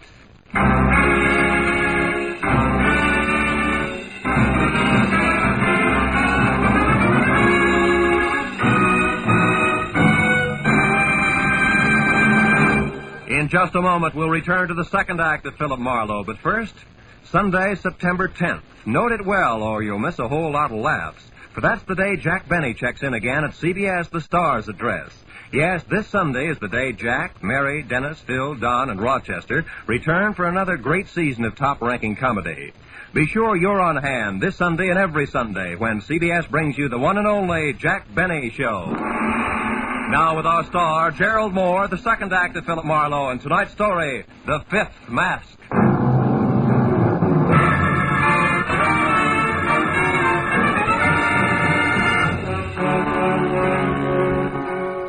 When the 2-ton front door of the Paxton home closed behind me, I dropped the cocky attitude quicker than a chorus girl lets a stage smile go when she hits the wings. I knew that I was still a long way from finding Fred Sears. And 10 minutes later, when I was in a corner booth at the plush Beverly Hills version of a one-armed joint Cartwright had suggested, I began to worry about it. Until the front door swung open and admitted Mrs. Celia McKay Paxton. She threw a stern eye and a sharp semicircle that nearly sliced the place in two and then bore down on me. Mr. Marlowe, I want to talk to you. What do you mean by... Why don't you sit down, Mrs. Paxton? Well, Very well. Now, Mr. Marlowe. Coffee, Mrs. Paxton? No, thank you. Mr. Marlowe, specifically, what did you mean when you said that one of the three of us was lying? Specifically that, Mrs. Paxton. I don't think I could have been more blunt, but I'll try. I'm after Fred Sears and anybody or anything that can lead me to him. Now, you. Why are you here, Mrs. Paxton? Well, it's, Mr. Marlowe, Hard to say, maybe? Well, Hard like I'm suspicious of my husband's connection with all this, Mr. Private Detective. Will you go to work for me? Is that it? Oh, no. No, not that. But, Mr. Marlowe, I'm no fool. I know that I'm a plain-looking rich woman who loves her husband. And well, sometimes men are silly. And if there is anything, Mrs. Paxton, I can't go to work for you. I don't take that kind of a job. Besides, I'm already working on your problem insofar as it concerns the late Vivian Barr. I don't understand that. You say you're looking for a Fred Sears. But not overlooking anything else, Mrs. Paxton. Like the outside chance that Sears didn't kill Vivian Barr. I didn't see it happen, you know. It could have been somebody else. Who? You. What? After all, you just implied a good motive. No, I didn't. I only gave you a suspicion. A dark, ugly thought I'm ashamed I ever had. That's all. And I didn't kill that woman, Mr. Marlowe. I know you didn't. It was only bait, Mrs. Paxton. I hoped you'd snap at it and come back with an answer that would get me to Sears. Mr. Marlowe, I never heard of these people before tonight. I know, that's what you said. But you see, Mrs. Paxton, even as you, I, too, sometimes have dark, ugly thoughts that I'm ashamed of. Only in my case, it's business. And tonight, the business is Vivian Barr's murder. Good night, Mrs. Paxton.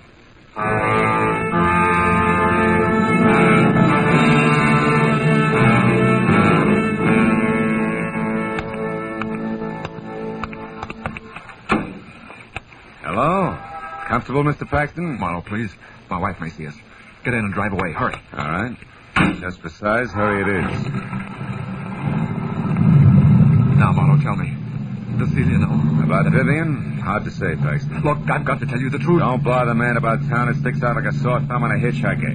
You like it easy, you like it smooth. Your wife was one, Vivian the other. It's not a new story, Paxton. But believe me, Marlowe, I couldn't help myself. I've learned my lesson. Marlowe, with money, say $50 now, more later. Would that help you forget what you know? $50? Well? You didn't love Vivian Barr. You hated her, didn't you? I hated. How did you know that? That cheap bribe you just made. Indiscreet gentlemen with their backs against the wall don't offer peanuts now and more later unless they're broke. You could be broke, Paxton. If, for example, Vivian was blackmailing you out of every cent of your allowance, good enough? She was rotten. Rotten enough to kill? Kill? Are you crazy? Marlowe was Sears. Maybe.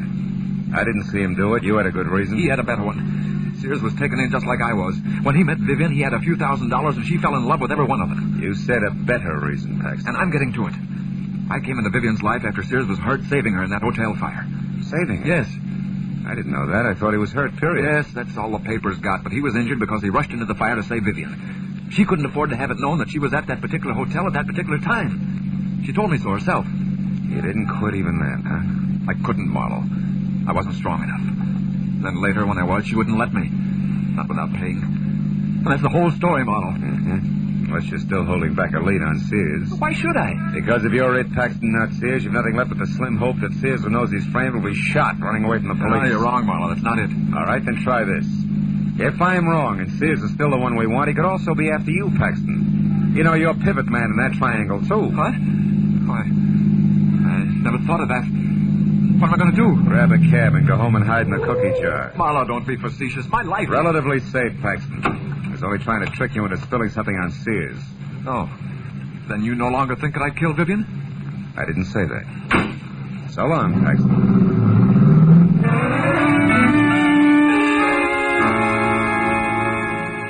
My apartment was only a few minutes from Beverly Hills, so I decided to call the police and fill them in. Also, a little all-alone straight drinking might burn the bad taste out of my mouth. But when I was in the hall there, I knew it was going to be a little while before I got a chance to do either one. After all, there was still a Paxton to go. Mona, the lady with the beautiful Mardi Gras brooch, and the not-so-beautiful mind for business. I've been waiting for you, Mr. Marlowe. That figures. Come on in. I'll get the lights. You don't seem surprised you expected me. Yeah, as much as the others. Already huddled with your brother and your sister-in-law. Have a seat. No, thanks. Mr. Marlowe, I'm going to come right to the point. That's a switch. Want a drink? No. Do you want $1,000? Mr. Marlowe, I said... I heard you. Yeah. Also, Miss Paxton, I've heard a lot tonight about all I can take. I'll make it fast, will you? All right, the 1,000 is yours, Mr. Marlowe, if you'll do one thing. When you catch up with this Sears, if you haven't already done so... I haven't. Keep my brother's name out of this, that's all. Oh, it's a little too much. Also, you're a little easy, Mona. Your brother isn't worth covering up for. That's not news, and it's beside the point. The 1,000 is to help me, not him. I've spent 5 very difficult years getting the rights to a cosmetic formula that can't be beat. The point, Mona, the point. All right, the point, Mr. Marlowe, is that all I need now is backing. Just yesterday, I got the promise of it. $150,000 worth of promise from my sister-in-law, Mrs. Celia McCabe Paxton. And I'll lose that promise, Marlowe. Celia gives my brother his walking papers, and she will if she finds him out. Will you take the money, Marlowe? No. No, will I go out of my way to whisper in Celia's ear? You're practically safe, Mona. Who else is there? Sears. If the police take him alive, there's a good chance he'll make a lot of embarrassing statements about your brother killing his girl and... You expect someone? Oh. Unless the police are tired of waiting to hear from me. I shouldn't be seen here, not if you're going to keep Doug's name out of it. Easy, honey. Get in there, the kitchen. Oh, yes, thanks. Marlowe, thanks a lot. Okay, coming. Keep your shirt on. Oh, no. Well, didn't expect to see little old Mutt Pomeroy so soon again, eh, kid? Mind if I come in? Very much. What do you want, Pomeroy? To show my wares, Phil, boy. You know, like the jewel tea man. Skip the funnies. What is it? Fred Sears. I know where he is. You sure about that? Sure like I don't take $3 bills. I followed him tonight when he got away from you. All right, come in. Hey, nice place, Phil. What's your price, Mutt? $200. I'll pay $1. The address. The money. Okay. Here. 15, 16, 80, 90, 100. Yeah. Thanks, Phil, boy, thanks. The address says 31 Bayfront Drive, Santa Monica. It's an all-alone beach joint, kind of neat. Belongs to a friend of Sears who's out of town. Oh, he's using his car, too. I overheard him explaining to a neighbor. Yeah. Good night, Marlowe. See you around, huh, kid? Mm-hmm. Oh, Pomeroy. Yeah?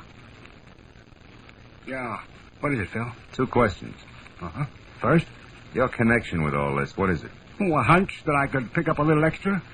You see, I spotted Paxton out with that Vivian babe once, and I knew who he was. Also, I knew who his wife was, so I figured... Yeah, I know how you figured.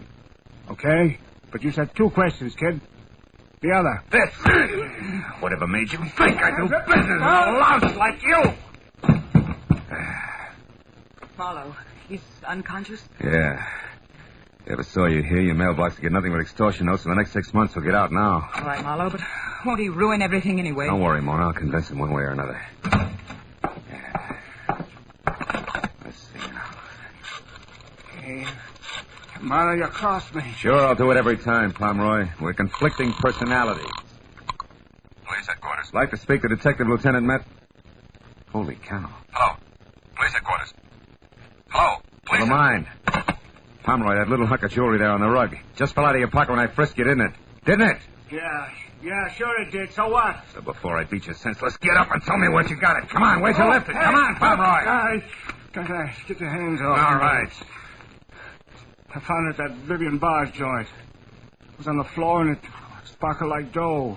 She was dead, so I figured it might as well... Thanks, Pomeroy. You told me all I want to know. Don't wait up. Mutt!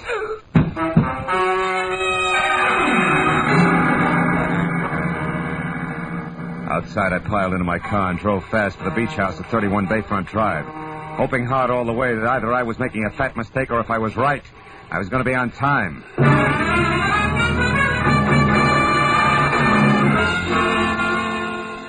All told, it was about 40 minutes later when I screeched to a stop in front of the place and found it lights out and deserted. I was ready to start cheering until, from the closed garage that was tucked under a wing of the house, I heard it. A car motor running as in suicide by carbon monoxide. The big double doors were locked, but around on the side there was a window. In another minute, I was in and over to Fred Sears. He was slumped over the front wheel, his face the color of wet ashes. I cut the motor, then dragged him out of the place by a back door that led to a patio. There I stretched him out on the ground and took a good look. A long look that left no doubt in my mind. I turned away from him when I heard a woman's footsteps on the walk outside. Near the window, I broke it. It was Mona Paxton. Marlowe, what is it? Marlowe, are you all right? Yeah, but don't come back here, Mona. It's not a very pretty sight. It's Sears. Sears? Yeah, I dragged him out here. He left the motor running, carbon monoxide. Oh no, what a terrible way to go. No worse than Vivian Barr. How'd you turn up here, Mona? Follow me? Yes. Because I was worried about that man in your apartment. I wanted to ask you who he was. When I took off coattail flying, it looked like something important, huh? It certainly did. And it certainly was. Yeah. Well, I'd better get through to the police now. There must be a phone inside. You go wait at my car, huh? Quit shaking. After this, you haven't got a thing to worry about. Business, I mean. Yes, I know, but I just can't stop smiling. I'll be at the car, Marlowe.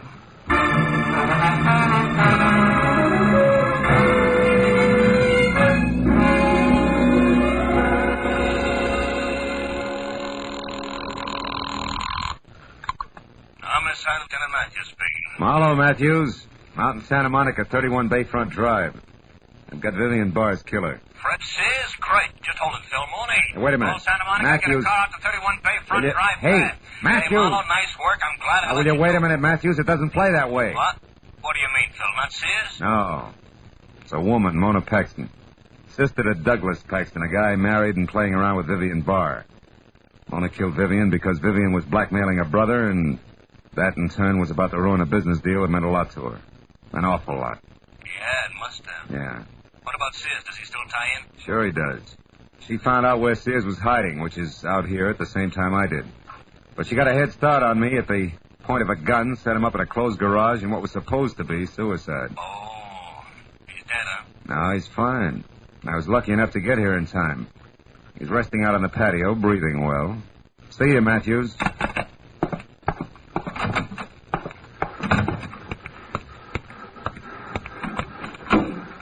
Everything's taken care of, Marlowe? Mm-hmm. Just about, Mona. Well, the police will, Correction. The police are here. Yeah. Doesn't take them long, does it, huh? No. I, for one, am glad of it. Just as soon get all this over with. You too, I guess. Yeah. Me too, Mona.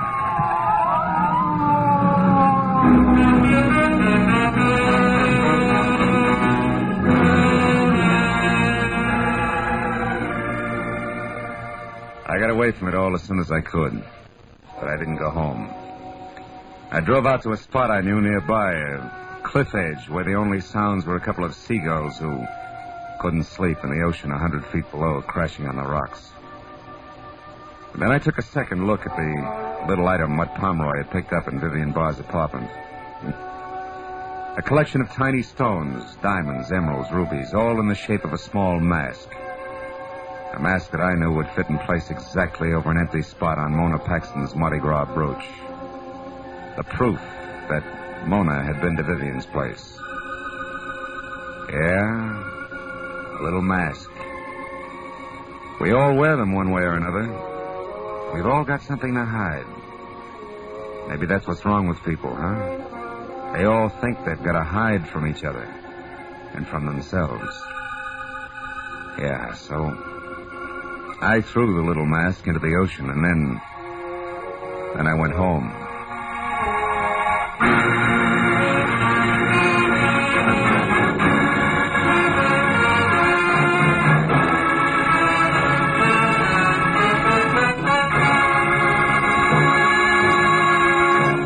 The Adventures of Philip Marlowe, bringing you Raymond Chandler's most famous characters, star Gerald Moore, are produced and directed by Richard Senville and written for radio by Robert Mitchell and Gene Levitt. Featured in the cast were Frances Robinson, Betty Lou Gerson, Ann Stone, Olin Soule, Jay Novello, and Larry Dobkin. The special music is composed and conducted by Richard Durant. Be sure and be with us again next week when Philip Marlowe says... This time a little man with big heels tried to run over me. A giant in a warehouse nearly cost me my life. And a treacherous blonde almost buried me at sea. All that for a client who couldn't pay me a cent. But on whose behalf they were paid in full.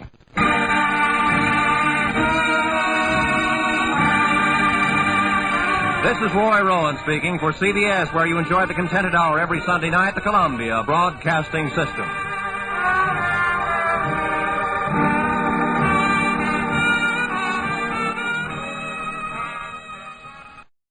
Now it is time to go back to Dodge City with Gunsmoke.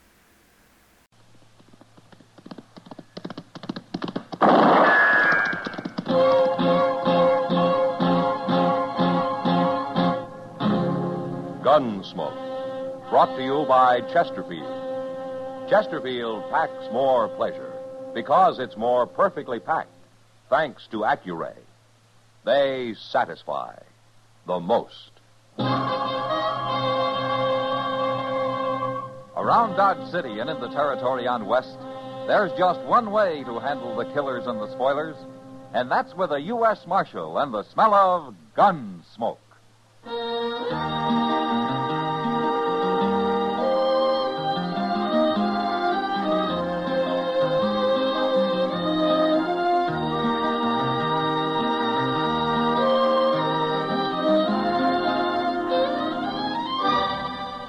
Gunsmoke, starring William Conrad.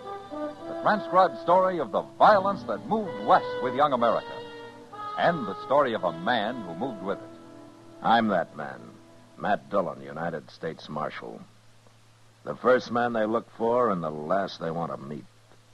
It's a chancy job, and it makes a man watchful and a little lonely.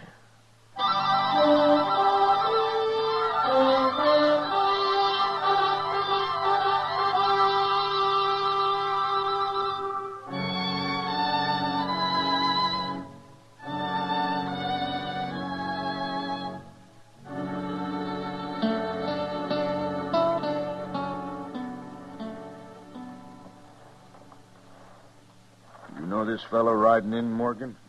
He's a stranger for sure, Abe. That brand on his horse, I can't even read it. Good horse, though. Yeah. Get down, stranger. Who are you men?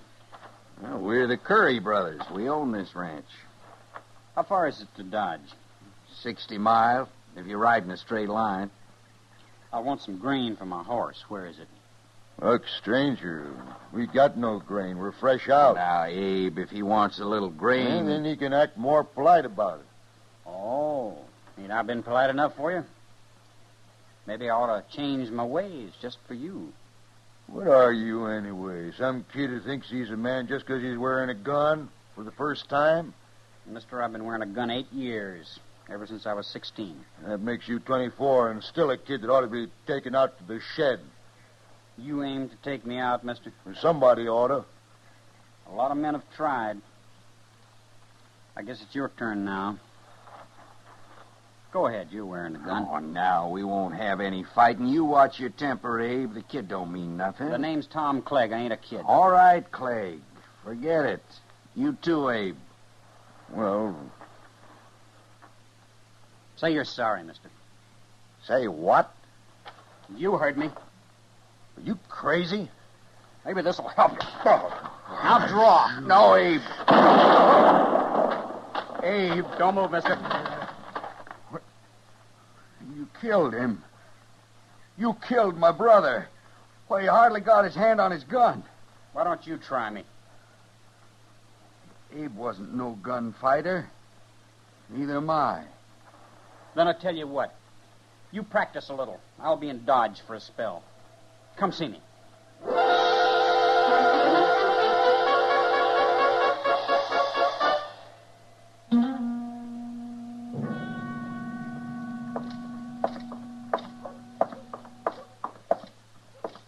Oh, now, say, there is a good-looking horse, Mr. Jones.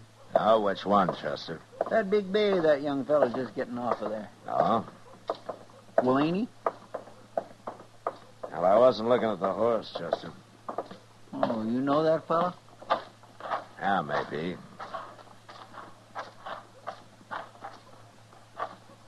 What are you people staring at? Aren't you Tom Clegg?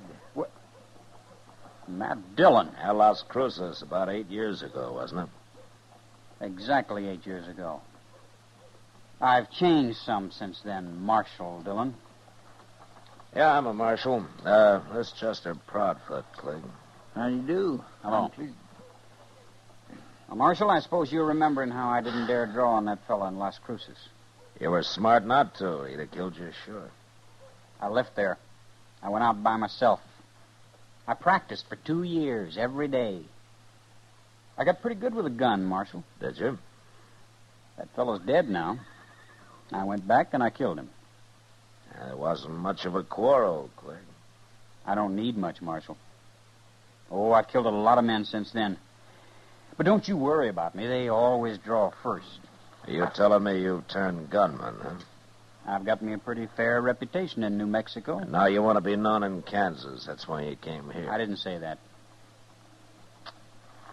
I know you're kind, Clegg. I ought to. I've killed enough of them. Not me, Marshal. You ain't going to kill me. I'm too fast for you and I'm too smart. I'll show you someday.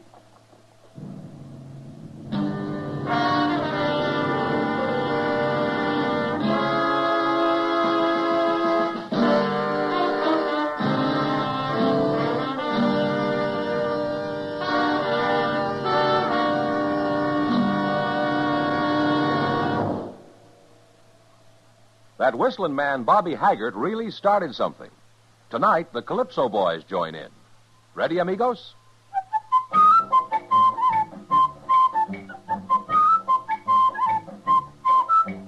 Packs more pleasure, packs more pleasure. Chesterfield packs more pleasure because Chesterfield's more perfectly packed.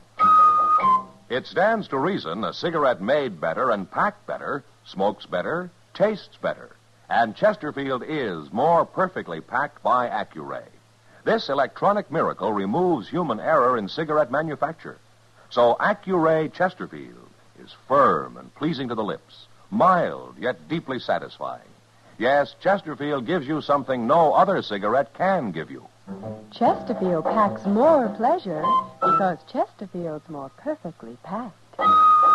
To the touch, to the taste, Chesterfield packs more pleasure because it's more perfectly packed. Why Chesterfield? Mild, yet they satisfy the most.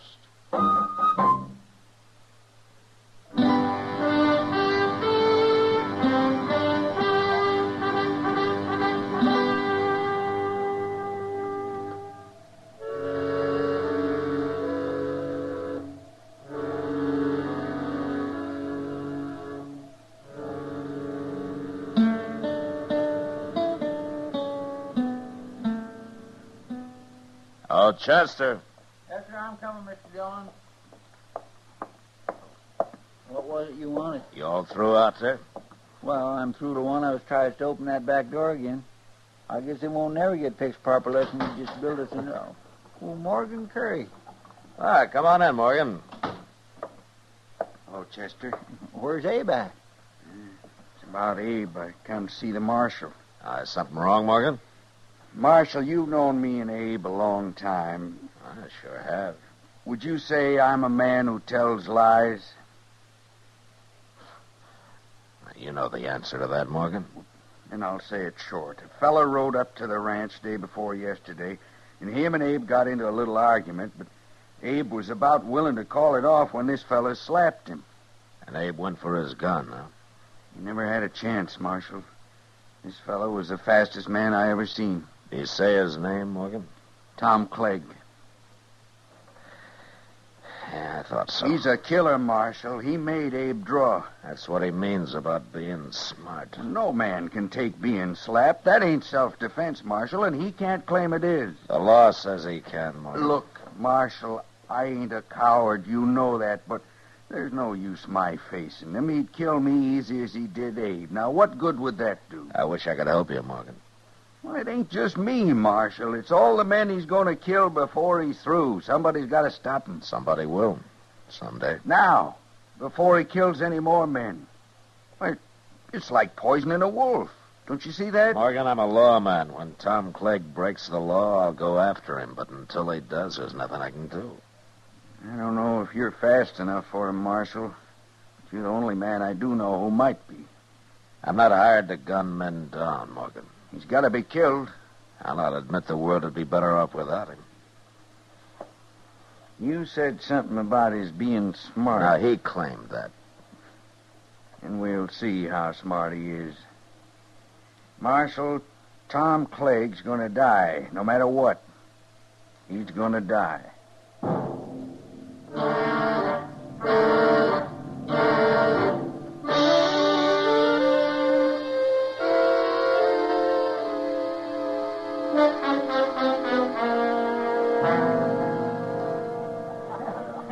You want another beer, Matt? No, one's my limit, Kitty. One? Oh, you're expecting trouble. I didn't say that. One beer said it. You know me too well, Kitty. But you're right about my expecting trouble. Well, I already knew about that. I've watched Morgan Curry following Clegg in and out of here for 2 days now. I don't know what Morgan has in mind, Kitty, but I'm sure he doesn't plan to shoot Clegg in the back or anything like that. Well, he isn't even carrying a gun. Yeah, I know. He just stands around at a distance and sort of keeps an eye on Clegg. It's driving him crazy. But Morgan's not carrying a gun has made Clegg helpless to do anything about it. Maybe he's trying to get him into a fist fight, Matt. Clegg wouldn't fight him, Kitty. He knows he'd get torn apart. Oh, it beats me what he's up to. Well, I wish Morgan would go home and forget about it. Maybe it's you he's trying to shame, Matt. Me? What for? For not doing anything about Clegg murdering his brother. It wasn't murder, Kitty. Abe drew first. The way I heard it, Clegg made him draw. And I don't care what the law calls self-defense. Well, I have to, Kitty. I have to care. Yeah, I know, Matt. Well, there they are. What? Clegg. He just went to the bar. Morgan will be along directly. Yeah. Oh, you keep an eye on him, Kitty. Me, keep an eye on him. I got to ride out into the country tomorrow. I'm leaving before dawn so as I can get back early in the afternoon. Well, then you better get to bed. Good night, Matt. I'll see you tomorrow, Kitty. Sure. Marshal. I want to talk to you. I'll go ahead, Clegg. Talk. It's about him. Huh?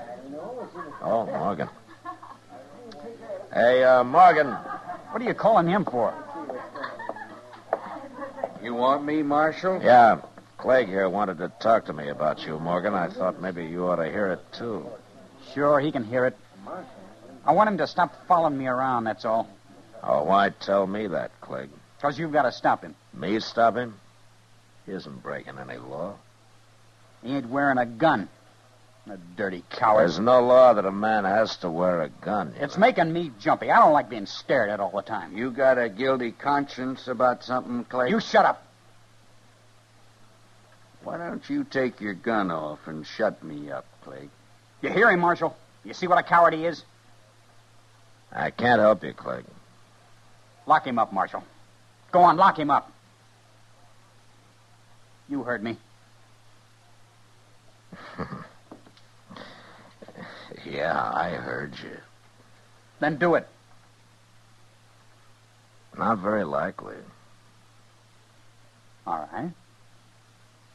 You're wearing a gun. Are you a coward, too, Marshal? Morgan, come outside. I want to talk to you. Okay, Marshal. You're both cowards. That's what you are, cowards. Why didn't you kill him in there, Marshal? That was your chance. I'm not a gunman, Morgan. I'm a lawman. Won't you ever understand that? Maybe I'm beginning to. Look, Morgan, it's no use. I'm not going to fight Clegg. Now, you can't use the law for your own revenge. That's not what it's for. Now, why don't you forget this and go back home? Marshal, do you think I'm a coward because I won't put on a gun and let him kill me? I don't know what to think, Morgan. You seem to be doing all the thinking these days. My brother Abe was murdered, Marshal. He was murdered. I'm sorry, Morgan, but there's nothing I can do. Now, good night.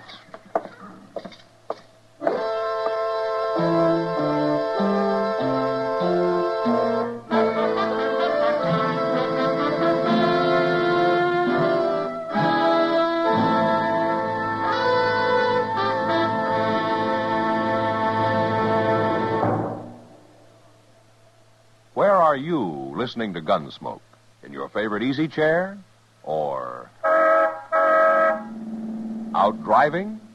Oh, there you are. In the kitchen. Say, you want to make whatever you're doing more enjoyable? Have a Chesterfield. Enjoy Chesterfield's better taste and mildness. You see, Chesterfield packs more pleasure because it's more perfectly packed. A more perfectly packed cigarette gives you an open, easy draw that unlocks all the better taste and mildness of fine tobaccos. And Chesterfield, made by exclusive Accuray, is more perfectly packed, with an even distribution of tobacco from one end of your Chesterfield to the other. Firm and pleasing to the lips, mild, yet deeply satisfying. Remember, to the touch, to the taste. Chesterfield packs more pleasure because Chesterfield's more perfectly packed. Buy Chesterfield. Mild, yet they satisfy the most.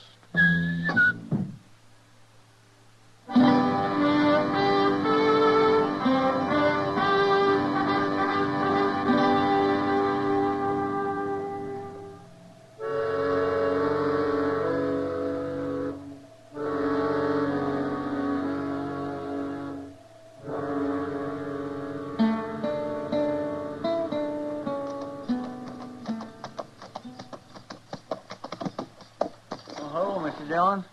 Oh, where is everybody, Chester? Why's the town so quiet this afternoon? Everybody seen you riding in, I guess. Huh? They've been waiting for you to get back. Waiting for me? Why? I told them you'd be back early afternoon. There's trouble here this morning, Mr. Dillon. You mean a shooting? Yes, sir. Morgan? Yes, sir, it was Morgan. Yeah, so he put on a gun after all, huh? No, sir, he was unarmed. What? He ain't dead, though. At least not yet. He's up at dock. Where's Clegg? Clegg must have saw you ride in, too. He's standing across the street now. Behind you there. Ah. Well, I won't keep him waiting.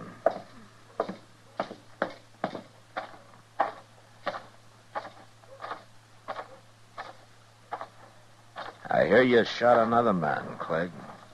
He deserved it. Did he? I warned him about following me around. It drove me half crazy. So you stopped him? He slapped me. No man can take that. No, not even his brother Abe could. Say, I plumb forgot about that. You told me once how smart you are, Clegg. I guess you forgot about that, too. What do you mean? Morgan was unarmed. You gonna try to put me in jail, Marshal? Mm-hmm. I'm gonna try. Now you're forgetting. I also told you I'm too fast for you. Maybe you are. I'm arresting you, Clegg. Keep your eyes on mine, Marshal. I want to see the look in them when it hits you. That's the best part. Now?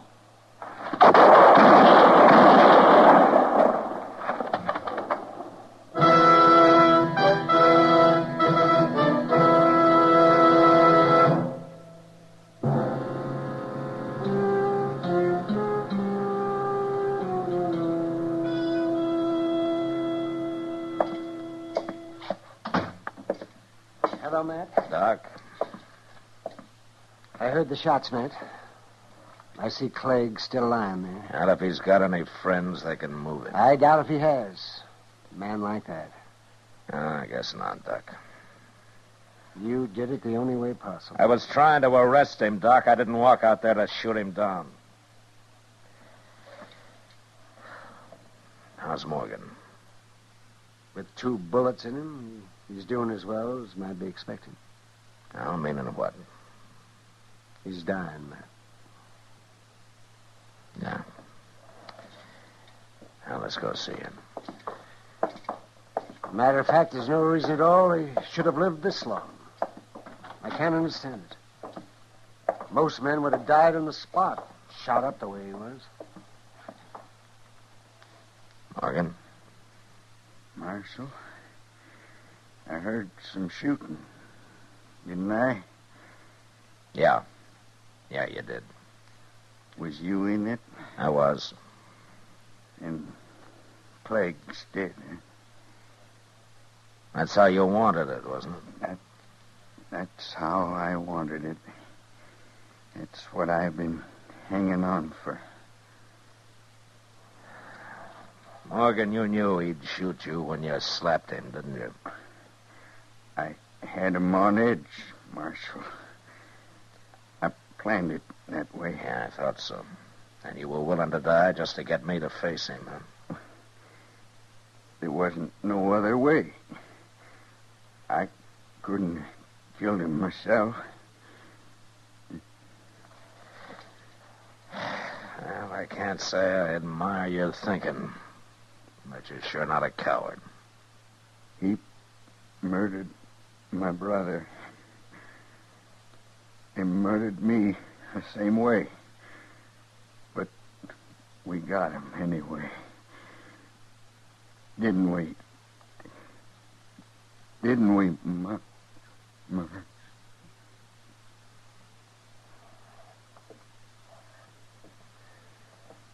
Well, he was right. He won. Even if he had to die to do it. Yeah. But you know something, Doc? I feel like a hangman.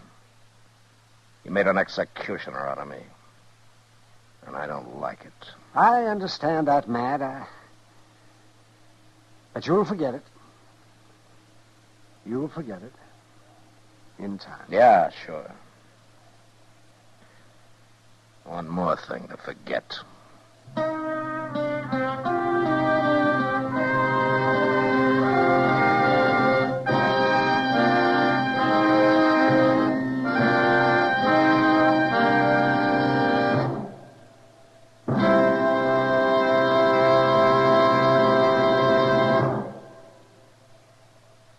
In a moment, our star, William Conrad. Chesterfield packs more pleasure because Chesterfield's more perfectly packed. A cigarette made better and packed better, smokes better, tastes better. And Chesterfield is more perfectly packed by Accuray. This electronic miracle removes human error in cigarette manufacture. So Accuray Chesterfield is firm and pleasing to the lips. Chesterfield, mild, yet they satisfy the most. On the frontier, bands of marauding Indians weren't too uncommon. And next week, during an attack, 3 people are killed. But not by the Indians. And that was the West. Good night.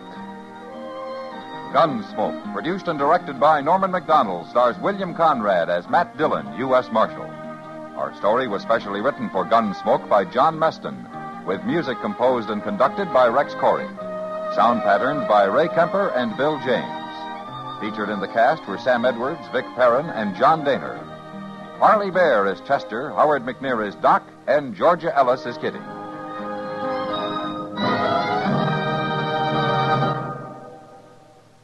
Take a tip from the L&M people, the people who have put the pleasure back into cigarette smoking. Take the L&M Miracle Tip, the tip that lets all the flavor of superior tobaccos come rich, come clean, come easy. Once you light up an L&M, you'll understand why we say they're so good to your taste, so quick on the draw. It's the pure white Miracle Tip that adds so much to your enjoyment. So make today your big red letter day. Change to L&M. Join us again next week for another specially transcribed story on Gunsmoke.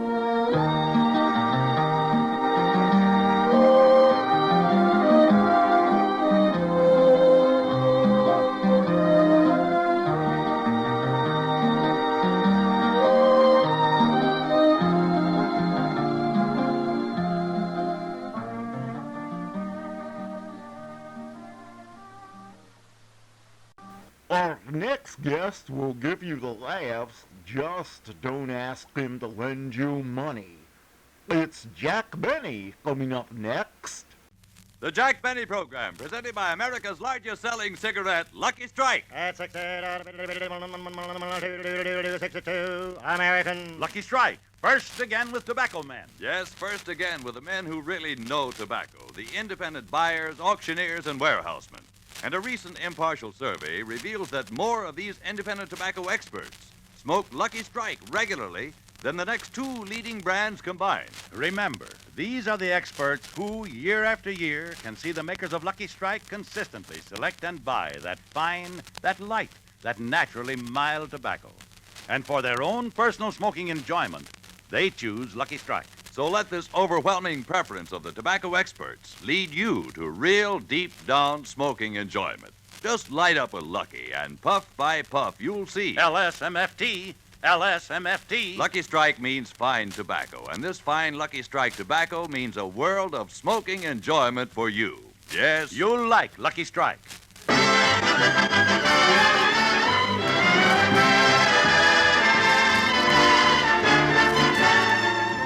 The Lucky Strike program starring Jack Benny with Mary Livingston, Phil Harris, Rochester, Dennis Day, and yours truly, Don Wilson.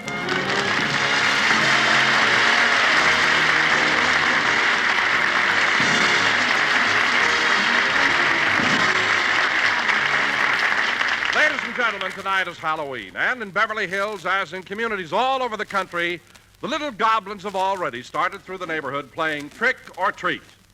Well, this is the last house in the block.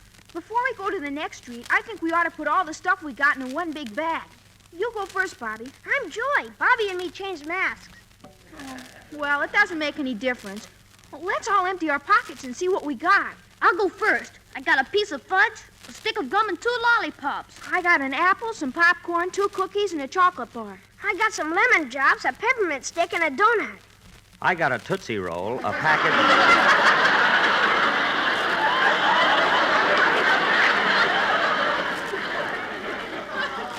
a package of Lifesavers, and a can of Strongheart.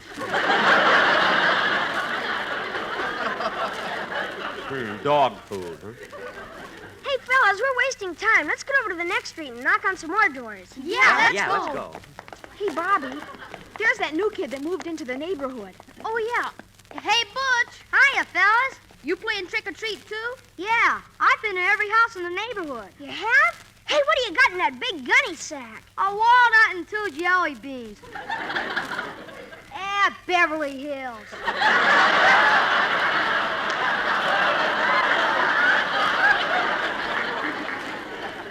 Say, Butch, I want you to meet the treasurer of our club, Mr. Jack Benny. Hiya, Mr. Benny. Hello, Butch. You can be very proud that you've met Mr. Benny. I can't? Why? You've just shaken the hand that knocked out Gene Tunney.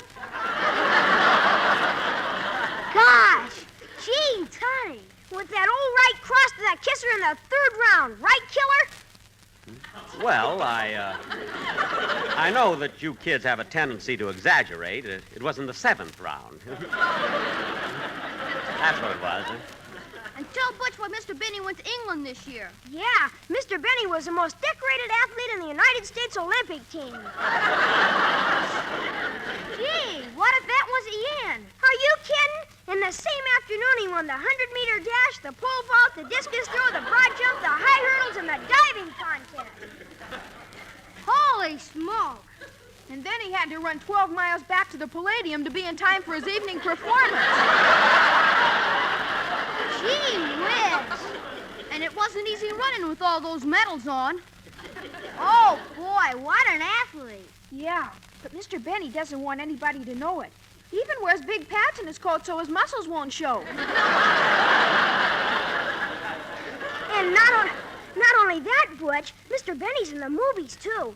He made a picture called... Come on, fellas, let's go. You know, Halloween will be over before we know it. Now, let's go ring some more doorbells. Okay. Hey, kids, this is the street where Mary Livingston lives. Mary Livingston. Isn't that the girl you said was nuts about you? Yeah. I'm going over and call on her. Listen, I'll see you back here in a few minutes. Okay. Gee, I hope Mary's maid is out tonight so she'll open the door herself. Boy, will this mask fool her.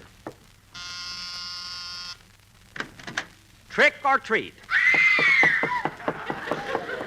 Miss Livingston.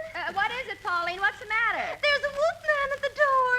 A wolfman? Oh, Pauline, it's probably some kid. I'll go and see. Mary, it's me. Oh, for heaven's sake.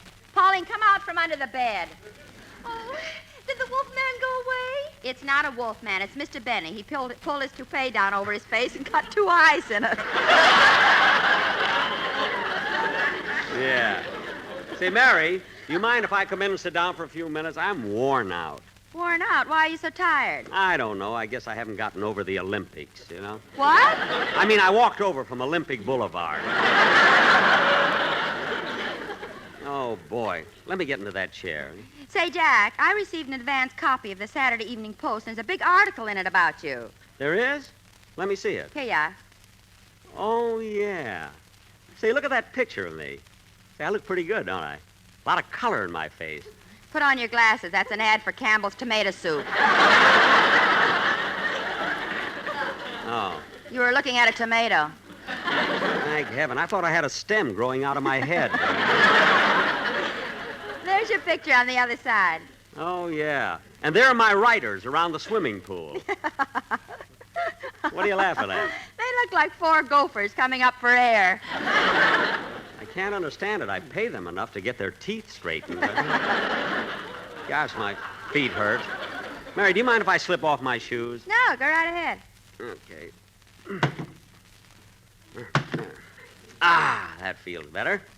You know, Mary, we've walked all over the neighborhood. Jack, I know that's a nice bunch of kids who belong to the Beavers Club, but you're too old for them. But, Mary, it's good for kids to have a hero, you know, an idol. Someone they can worship. I know, but what kind of an excuse are you going to give them Wednesday when they find out you weren't elected president?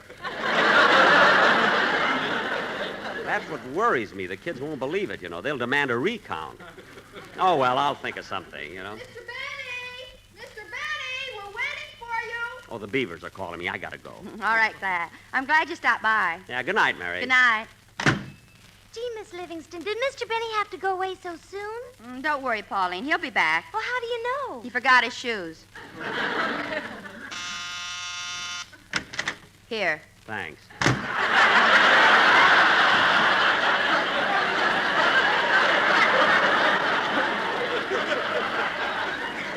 All right, fellas, I'm coming. Now, let's go ring some more doorbells. Yeah, and let's hurry. I got to be home by 10 o'clock. Me, too. That's what I told me, old lady. Butch, you ought to be ashamed of yourself. Now, what kind of language is that for a beaver? Told me, old lady. Told me, old lady.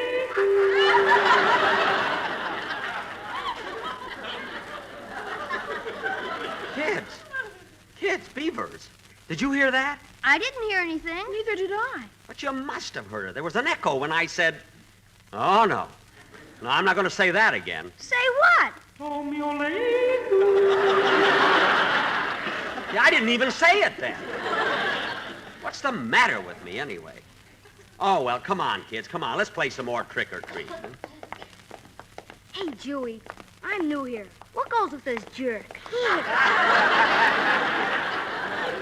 He ain't no jerk. He's just tired from the Olympics. Come on, Beaver. Don't lag back. Let's go.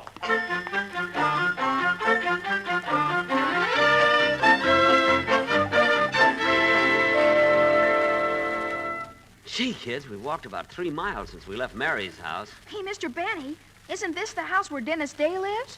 Yeah. Hey, let me go up alone. I want to scare Dennis's mother. You kids wait here. I think I'll look in the front window first, see if Mrs. Day is home. Good, it's open, too. Oh, Dennis! Dennis, where are you? I'm in the library, Benita. Dennis, stop imitating Ronald Coleman. Now go sit down and finish your dinner. Okay. Say, Mother, why are you carrying that baseball bat? In case some fathead comes to the door to play trick or treat. Dennis, what happened to all the mustard that was in this jar? Oh, I used it to play a Halloween trick. A Halloween trick with mustard? Yeah, I smeared it all over your new nightgown. What? You smeared mustard on my new nightgown? Not so loud. You're not supposed to find out till you go to bed. Oh, for heaven's sake. Well, Mother, what are you mad about? I was a good sport last Halloween when I found my suit tied in knots and a dead mouse in my pocket. Oh, that's horrible. Who played a stupid trick like that on you? I did. Every day they're getting babies mixed up in the hospital, but I had to get the right one. Now, Dennis, you've got to rehearse your song for the program. Yes, Mother.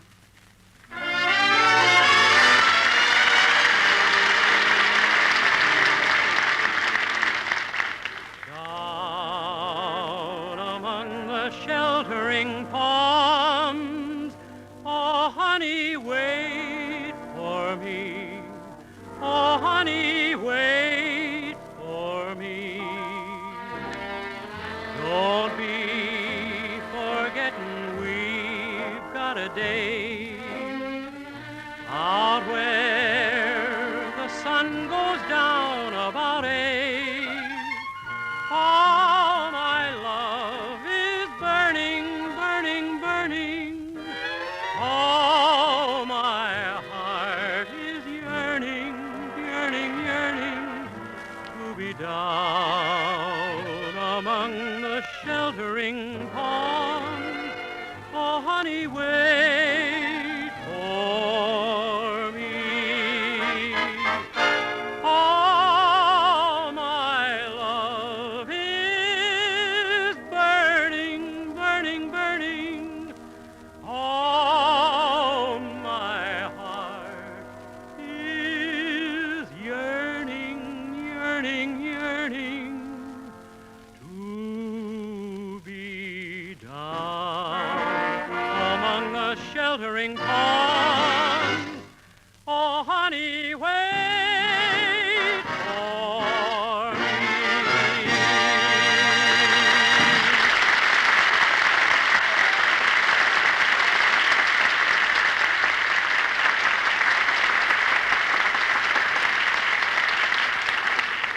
Boy, I'm getting out of here. I wouldn't go near Mrs. Day with that baseball bat in her hand. Hey, Mr. Benny, did you scare Dennis's mother? Nah, there was nobody home. But I thought I heard somebody singing with a beautiful voice. Oh, that was me. Down among the sheltering palms, my honey, my honey. Hey, kids, here's a friend of mine coming down the street. You hide in the bushes, and I'll put on my mask and scare him. Okay. Oh, boy, when he sees this mask, he'll jump out of his skin. Boo! Hello, Mr. Benny.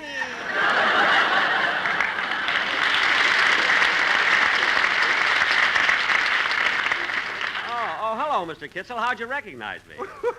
Who else wears button shoes? Oh, yes. Yeah. Well, Mr. Kitzel, what are you doing out on the street? Don't you know this is Halloween? Yes, I know. This is the night when hobgoblins and spooks and monsters and witches are roaming the streets. Well, then what are you doing out? I'm looking for my wife. Oh. You know, we went to the movies and we got separated by the crowd. Oh, the movies. Now, what picture did you see? Johnny Belinches. No, Mr. Kitzel. Mr. Kitzel, that's Johnny Belinda. Oh. And wasn't Jane Wyman wonderful in that picture? She played such an unusual part. She was dumb and she couldn't speak a single word. Ooh, to have a wife like that. Oh, your wife talks a lot, huh? All the time, all the time. What does she talk about? Who listens?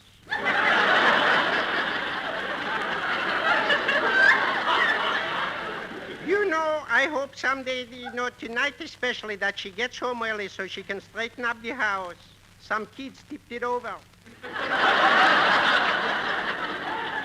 Tipped over your house? Yeah. It must be awfully small. Small. In the morning, if you get out of the right side of the bed, you're in the kitchen. Mm-hmm. If you get out on the left side of the bed, you're in the bathroom. Mm-hmm. And if you get out of the front of the bed, you're on the sunset bus. Gee, you have got a small house. Huh? Yeah. Well, goodbye, Mr. Benny. Goodbye, Mr. Kitzel. It was nice meeting you again. Likewise, I'm convinced.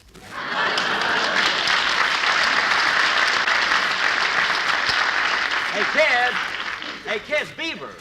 Beavers, where are you? Well, here we are, Mr. Benny. While you were talking to that man, we rang some more doorbells. Yeah, we're dividing up the stuff we got. We dumped it out on the sidewalk. We got a lollipop, a stick of gum, a penny, a bottle of Coke, and a Tootsie Roll. I'll take the Coca-Cola. I'll take the Tootsie Roll. I'll take the lollipop. Now it's between you and me, Mr. Benny. Which do you want, the stick of gum or the penny?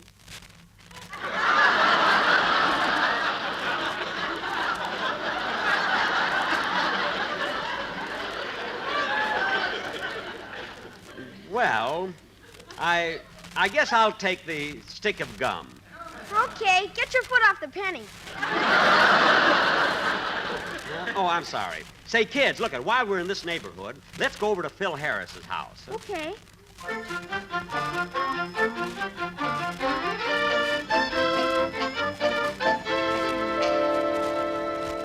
Here we are, boys. This is Mr. Harris's house. Now, look, you kids go up to the door, and I'll hide here behind these bushes. Huh? Okay.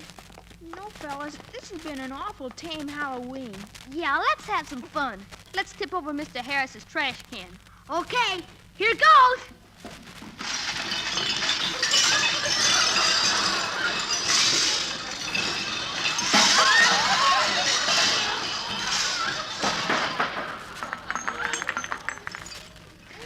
Gee, doesn't he ever buy anything in cans?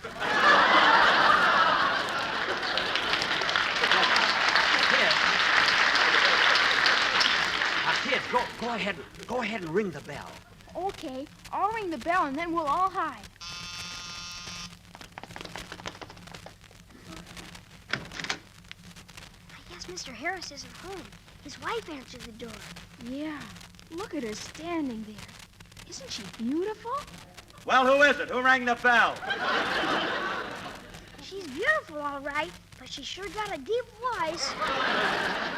Oh, there you are. Hey, you boys out celebrating Halloween? Uh-huh. Trick or treat. Oh, trick or treat, huh? Well, which would you kids rather have?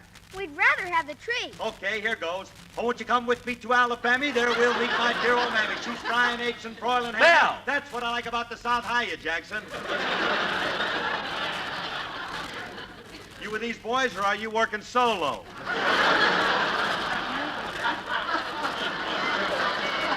Look, I'm with the boys, and we're having a lot of fun playing trick or treat. Well, I bet you can't wait till Easter when the fuzzy wuzzy bunny wabbit hides a tit a bitsy egg.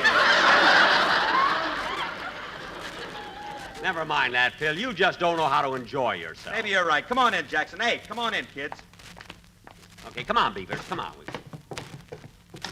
Phil, is Alice home? No, Alice took the children to a Halloween party, and I had to stay home with her money. Well, if you ever need a sitter, call me up.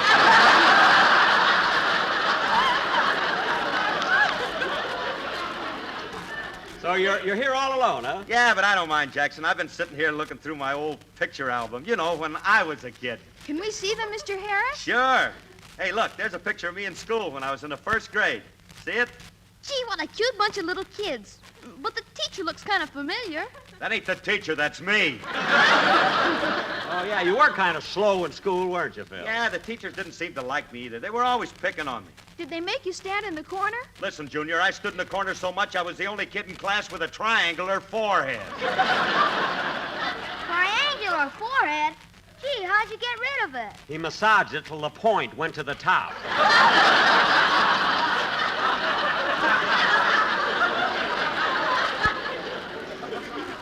Say, Phil, this picture here, that's Remley, isn't it? Yeah, that's Frankie. That picture was taken 18 years ago, the day he got out of school. Oh, on graduation day. Well, why isn't he wearing a cap and gown? Look, Jackson, the school Remley went to, you didn't graduate. You just had to be able to get over the wall.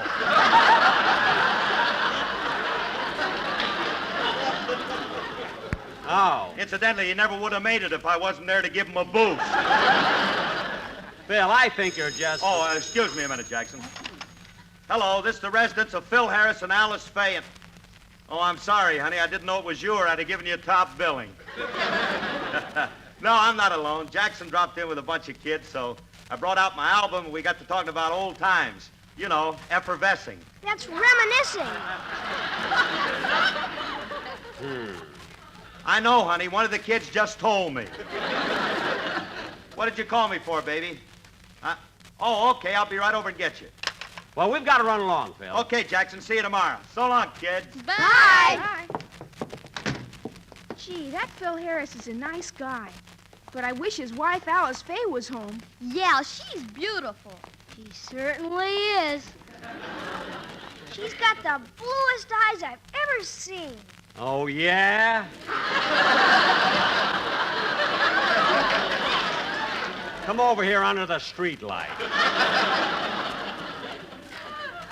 There.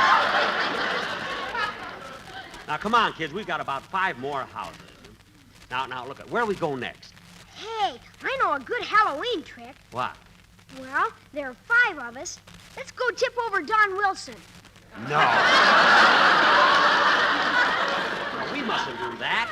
But I know what. Let's go over to Mr. Wilson's house anyway. Okay. Come on, Beavers. Come on. It's getting late.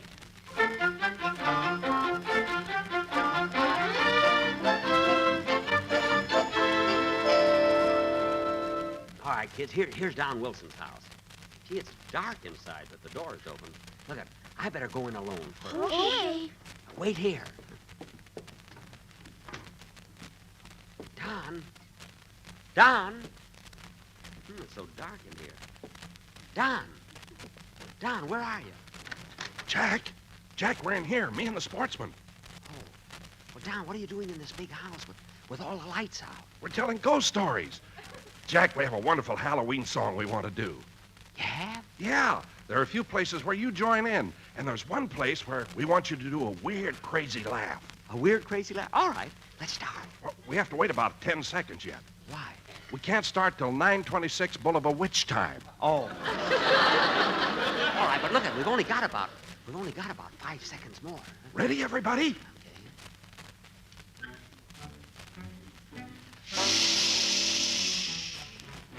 L-S-M-F-D.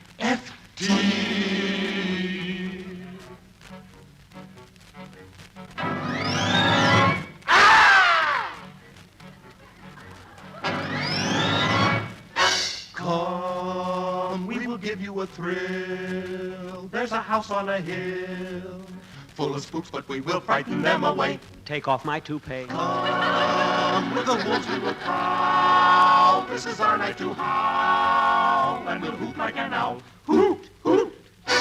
We are the goblins who know where the warm breezes blow and tobacco leaves grow. LSMFT. That's the smoke for me. So take a tip from a ghost. Use tobacco they toast. It's the one we like most. Oh, oh. Now? Go! Oh. Now? Yes, go! Aren't we the ones? Look, there goes the skeleton. I'm shaking like gelatin. Before you get frightened, you better start lighting the lucky, and then we can go. So take a puff and you'll see, and we're sure you'll agree, and say lucky's for me. They are first again with Tobacco Man. Now, if you'll hand us our broom, we'll be leaving here soon, and go haunting for F.E. Boom.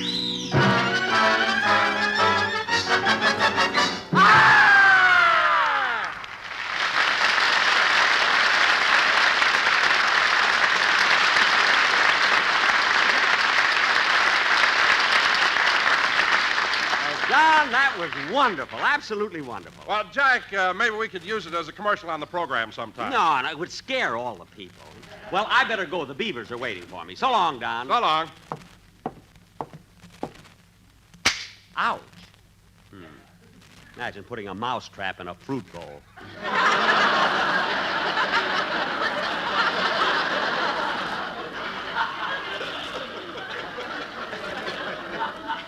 If he doesn't want people to eat his fruit, why doesn't he keep it locked up like I do? Hey, kids. Kids, come on out. Kids. Now, where did they go? I better give the beaver a call. Ow!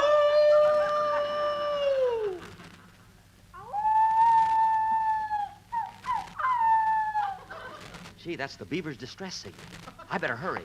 Coming, fellas! Coming! Gee, I wonder what happened. I hope it's nothing serious. Well, there they are behind that fence. What happened, fellas? What happened? Stevie tore his pants climbing over the fence. Yes, and I want to go home. Oh, come on, Stevie. That's nothing to cry over. What's so bad about tearing a hole in your pants? I was carrying my rabbit there, and he got away. I want to go home. Oh, don't let that rip in your pants spoil our fun. And I'll climb over the fence and I'll fix it for you.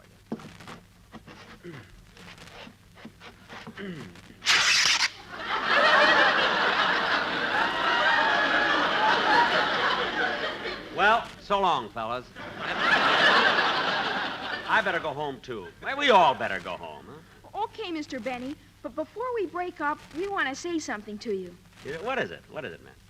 For he's a jolly good beaver, for he's a jolly good beaver, for he's a jolly good beaver. And he's only 39. Thanks. Thanks a lot, fellas. Thanks a lot. See you at the next meeting. Good night. Good night.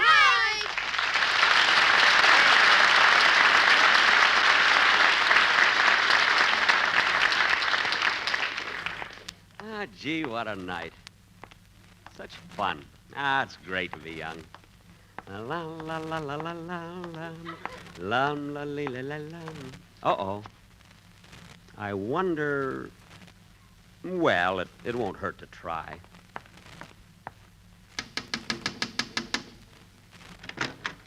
Trick or treat? I'm sorry, but I'm only the watchman in this bank.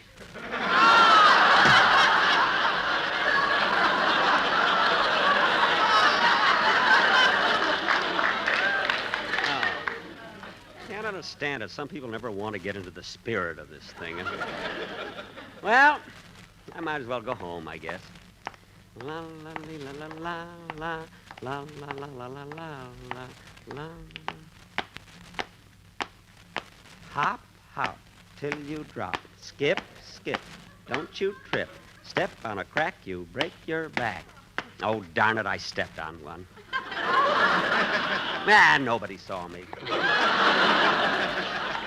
La la la la la la la la la la la la la la la. For I'm a jolly good beaver, for I'm a jolly good beaver, for I'm a jolly good beaver. Why don't I pay my dues? Why don't I pay my dues?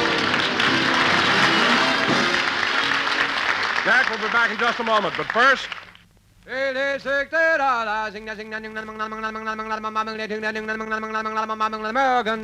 A recent impartial survey covering all the southern tobacco markets reveals Lucky Strike, first again with tobacco men. Yes, more independent tobacco experts smoke Lucky Strike regularly than the next two leading brands combined. Excuse me, but who are these tobacco experts? They're the independent auctioneers, buyers, and warehousemen, men with years of experience buying, selling, and handling tobacco. And it's important for you to know that more of these independent tobacco experts smoke Lucky Strike regularly than the next two leading brands combined. You've heard the survey results. Now, here's what Mr. James Alfred Walker, veteran independent tobacco buyer, who's attended more than 3,000 tobacco auctions, recently said. At market after market, I've seen the makers of Lucky Strike buy good, ripe tobacco. That smooth, fragrant, fine tobacco that makes a real fine smoke. So it's only common sense for me to pick Lucky's for my own cigarette. Smoked them for 17 years. A Lucky Strike smoker for 17 years. And remember, Mr. Walker, like you, looks to the cigarette he smokes for enjoyment. Real, deep-down smoking enjoyment. So light up a Lucky yourself, and puff by puff, you'll see. LSMFT. LSMFT. Lucky Strike means fine tobacco, and this fine Lucky Strike tobacco means real, deep-down smoking enjoyment for you. Yes, puff by puff, pack by pack. You'll like Lucky Strike. Good night, everybody. This is NBC, the National Broadcasting Company.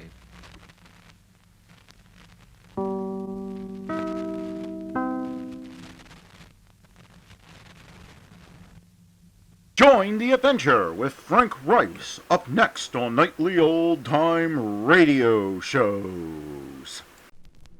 The Adventures of Frank Rice, starring Paul Dubov.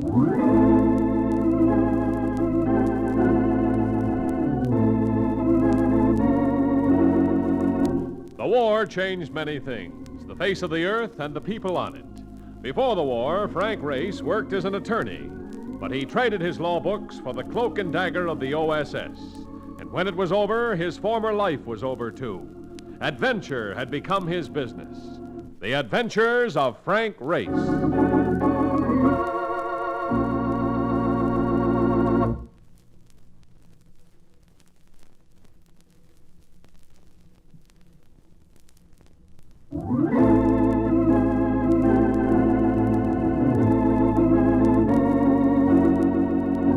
And now we join Frank Rice for the adventure of the Runaway Queen.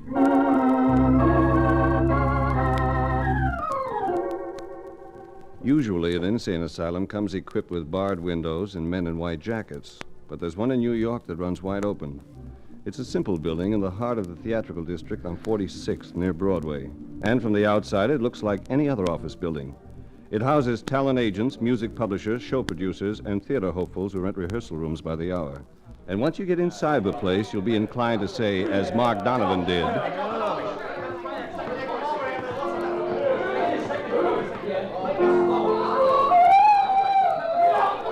Holy cow, what a madhouse. just the place for a nice, restful vacation. I wish that dame would take a vacation. I'll bet he'd take gas.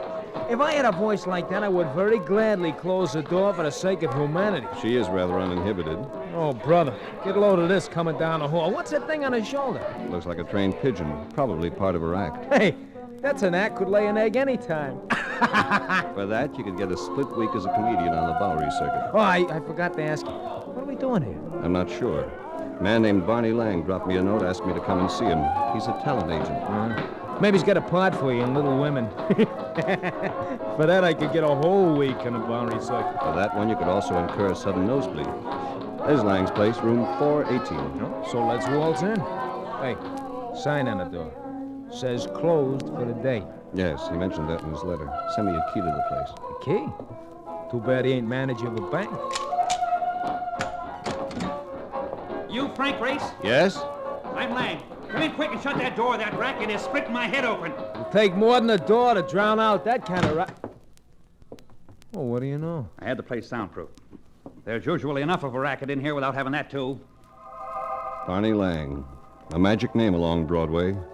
Discoverer of more stars than you can see from Central Park on an average night. He didn't look the part, though. A cigar was clenched between his teeth. He needed a shave, and the suit he wore might have belonged to an unemployed mortician. He also looked as though he might have been drinking his own embalming fluid. Guess you're wondering about that key routine. I'm wondering about a lot of things. Had to close up to keep the talent out of here and give us a chance to talk. I didn't want to call in one of them $25 a day private eyes race. This thing I want you to do is kind of touchy. I can start off by telling you that I'm expensive. One of my clients is giving me a headache. I want to find out what goes with her. Her name is Laurie Marlowe. Laurie Marlowe? Ain't she the dame that sings on the radio? The gal with the come and get me Papa pipe? That's right. She gets $5,000 a week for that program. Look, Race, I picked this kid up 3 years ago when she was nothing. She was a stripper in a burlesque house, and she sang a song once in a while. I heard something in that voice the other guys missed. I took her out of the joint, had her trained, got her a good deal. I don't want to see her blow up a career. What makes you think she will? I'm coming to that. I got her a picture deal last year. A fat deal. She bounced up to Cloud 8 when I told her, and then all of a sudden she freezes. No dice. Temperament? I thought so for a while. Then I found something out. It's going to sound crazy. What is it? Laurie has a funny habit, Race. She disappears in between radio shows. Doesn't show up all week. You can believe this or not, but she spends her time between shows working in burlesque. What? $5,000 a week in radio? Wait a minute, Mark. There's got to be a reason for that, Race. And it can't be good. All that dough in radio, and she turns down Hollywood. Then she takes $75 a week to strip in some dive. Have you ever asked her why? Once I asked her where she was spending her time. She clammed up. I'm telling you, Race, she was scared. Told me she'd get another agent if I didn't leave her alone. I'll take the case, Lang. Where is she now? She's dancing in the Burlicue Review race in Boston.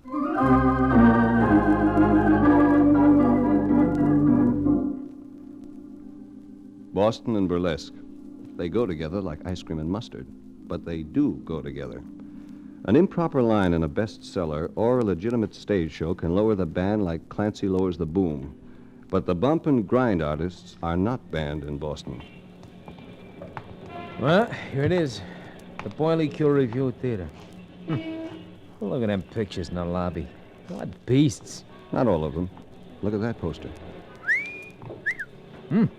Egyptia, Queen of the Runway. Now, that is a dish. That is also Laurie Marlowe. No wonder Lang is curious. I wonder if her face is as good as the rest of her. You can't tell with that veil. We may find out later. Stage door's open for rehearsal. Let's go in through the alley. Hey, wait a minute. You just can't walk into these joints. Don't they have doormen or something? We have all sorts of insurance company credentials, Mark, and theaters carry all sorts of insurance. We'll get by. The cubbyhole where the doorman is usually found was empty. We went through and stood in the wings. Egyptia was on stage, and the dance she was doing was enough to make you forget the inadequacies of the pianist and the despairing tone of the dance director as he tried to whip the lumbering chorus into a semblance of unity. 3, 1, 2, 3. Keep in the step. Keep in the step. Wait a minute. Cut it, Sam. Cut it. Jackie, which is your left foot? You only got it 2. Take a choice. What do you want for $40 a week? Ginger Rogers? I'm tired. You're tired. Oh, break it up, Rudy. We're all tired. You don't need me to finish, do you? No, you're all right, Egypt. Go get dressed. She walked into the wings and came toward us. The piano had stopped, but she carried her own music with her as she moved. And it wasn't burlesque music. This girl was definitely on the symphony side. Oh, I'm sorry I bumped into you. I wasn't looking. That's all right, Miss Marlowe. What did you call me? You are Laurie Marlowe, aren't you? No, I'm not. That's not my name. Let me pass, please. You heard her, pal. Let her pass. He stepped out of the shadows near a backdrop. His eyes were an indefinite blue-white like skim milk. and the cigarette dangling from the corner of his mouth was unlighted. His lips were almost white, too. He looked like he'd finished drinking his own blood, using the cigarette for a straw. Get dressed, Egypt. I'll cool these stage door Johnnies and wait for you. All right, Rebel. You came in through the wrong door. The box office is around front. My name is Race. I'm just checking a few items. I know who you are. I know who you're working for. I got reasons why you should quit. Meaning the gun you're holding in your pocket? The gun says you should go and tell Barney Lang to mind his own business. And if I don't? A gun can get awful nasty, Race. This isn't the time or the place for trouble, Rebel, so I'll let that pass. But when the time and the place are right, I'm going to take that toy away from you and make you eat it. I'm glad you said that, Race. I'll tell the boss. Then maybe he'll issue me a special hunting license. Just for you.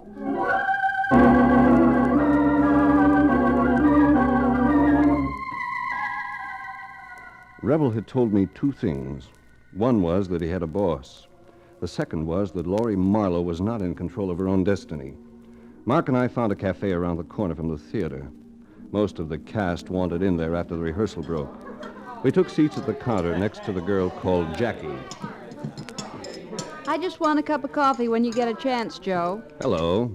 Hello. Had a little trouble at rehearsal, didn't you? Yeah, I always have trouble. Were you there? In the wings. I thought you were doing fine. Ah, that Rudy. He's all right until Egypt is around. Then he puts on a big act. You'd think he was doing a Hollywood musical. Who's Rudy? Rudy Casano, the dance director. You saw him.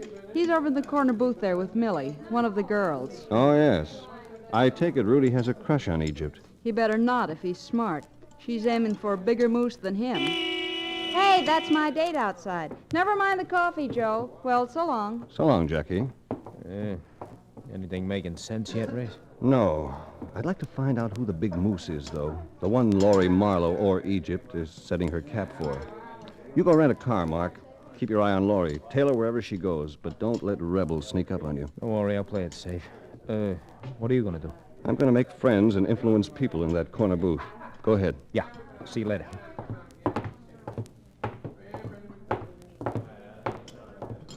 Are you Rudy Casano? Huh? Oh, yeah. I'm a Casano. Hey, didn't I see you backstage a while ago? Yes, I was watching you work. Are you in the business? In a way. I'm scouting for Barney Lang. He's got a chance to sell some talent for a big Broadway musical if he can find the right people. Oh, won't you sit down, Mr. Race. Frank Race. This is Millie Davis. She's in the chorus. Hello. I'm very happy to meet you, Mr. Race. Of course, you don't know it, Casano, but we've had an eye on you. You and that girl, Egyptia. Yeah, gee, that's swell. Hey, you know, I do better work than this. I just took the show temporarily, waiting for a break, you know? I understand. How about the girl? Oh, she wouldn't leave here. There ain't as much dough in all Broadway as she could get just by marrying a guy that's after her. Say, I'm a pretty good dancer, Mr. Race. Egyptia's boyfriend sounds like big money. More than money, Mr. Race. Real big shot family. He's, Henry Brewster Burton III. Henry Brewster Burton III. Most eligible bachelor in Boston. Cream of the social register and a powerful man in Washington. Laurie Marlowe was really moving into the big leagues and doing it the hard way via a burlesque runway. It didn't add up. You'd be wasting your time with Egypt, Mr. Race.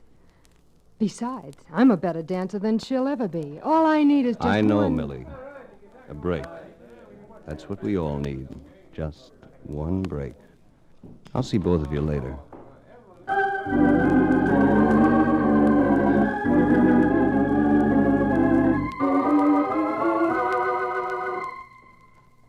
I watched Laurie Marlowe masquerading as Egyptia do her show at the Burlesque Review that night. She took off everything the law would allow, except the veil that covered the lower half of her face. Mark tailed her from the theater, and I went back to the hotel to wait for his report. I was dozing off in a chair when... Race, it's me, Laurie Marlowe.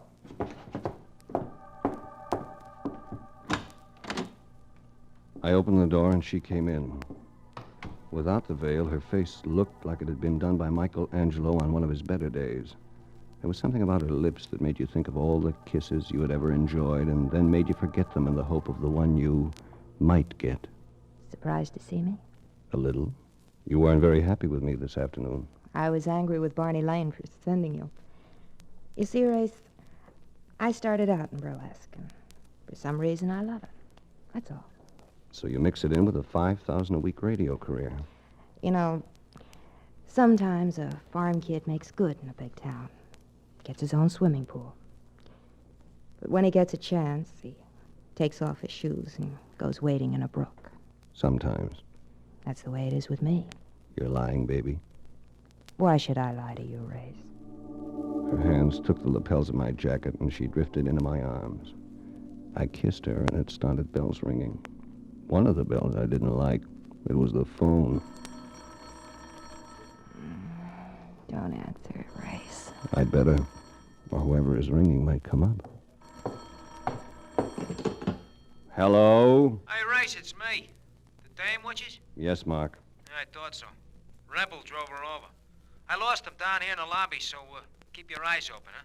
He's on the loose in the building. I get it. Oh, no, you don't. Look, the party's getting rough, kid. Just heard a news flash on a car radio, and we got a stiff on our hands. Who is it? Barney Lang. He was shot and killed in his office earlier this morning. They just found a body.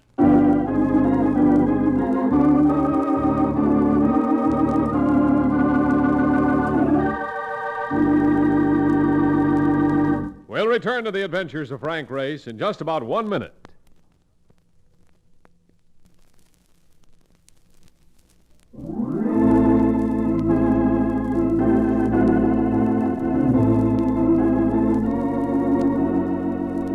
And now, back to the adventures of Frank Race.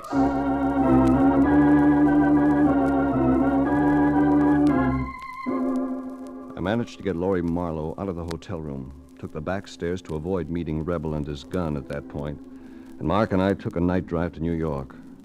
We got there in the early morning, and my key led us into Barney Lang's office. Race, you know something? It would not be good if the cops found us prowling around here. I look lousy in stripes. I know, Marcus, but whatever Barney Lang was killed for, it was something he found out after we left him. Yeah, but he ain't going to be telling us now. I want to check his files on Laurie Marlowe. They should be in this cabinet. What's the matter, Lock? Yes. There's a fire axe just outside the door. Get it. Okay.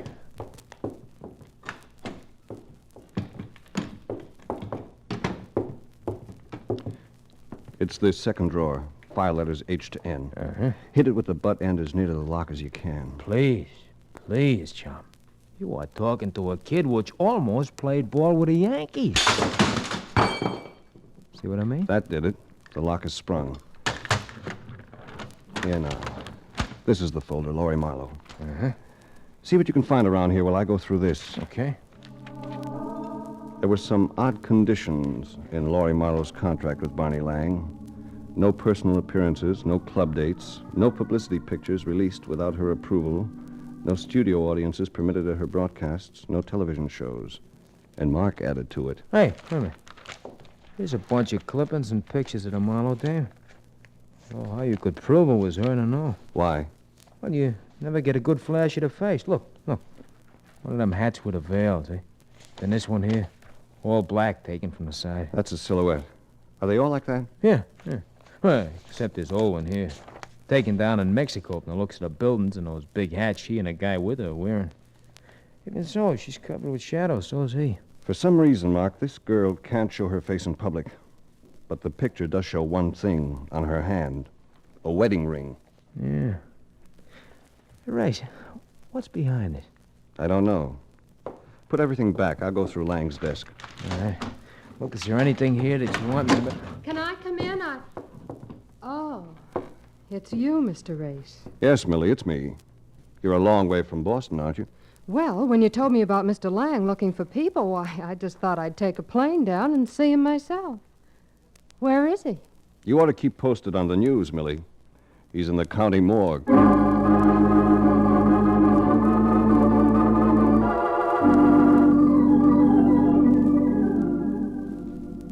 Laurie Marlowe was hiding from something. But what? All roads were dead-ended except the one we hadn't tried. Mr. Henry Brewster Burton III. We returned to Boston to pay a call at the exclusive Back Bay mansion of the Brewsters. A menage that you'd hardly expect to produce a pursuer of a burlesque queen.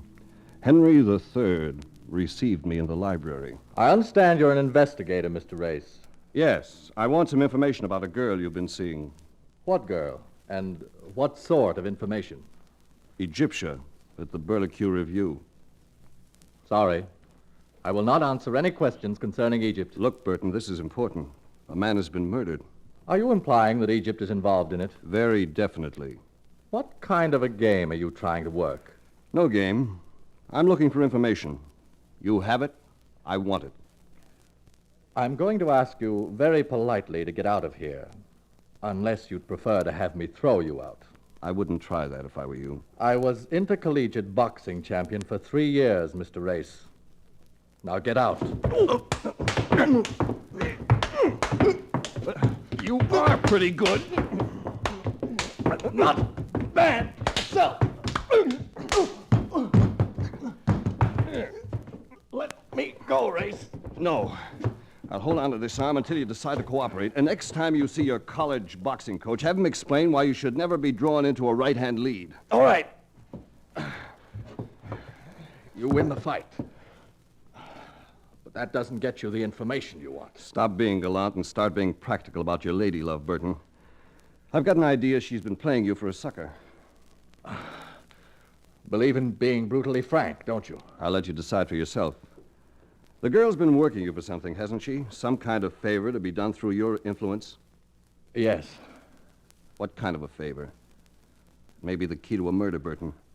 You may help her later if she's involved, but you can't cover for her. The favor was both political and personal. There's a man in the federal penitentiary, her brother. His name is James Marlowe. She asked me to use my influence to have him moved from a West Coast prison to one in the East. James Marlowe. That's right. James Marlowe.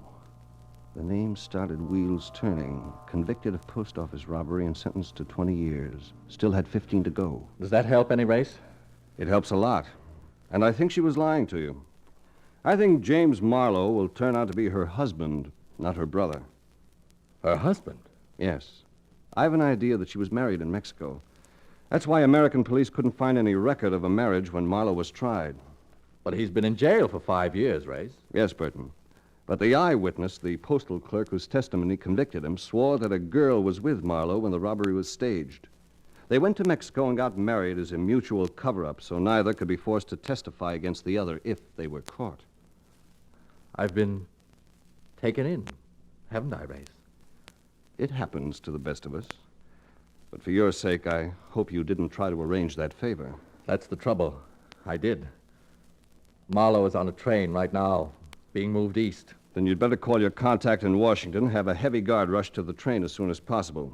This is the payoff of a long-range plan. Marlowe will make a pitch for freedom.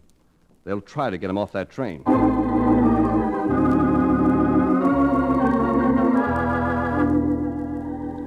It was still no solution to the murder of Barney Lang. He had found out some things, that was certain, but how?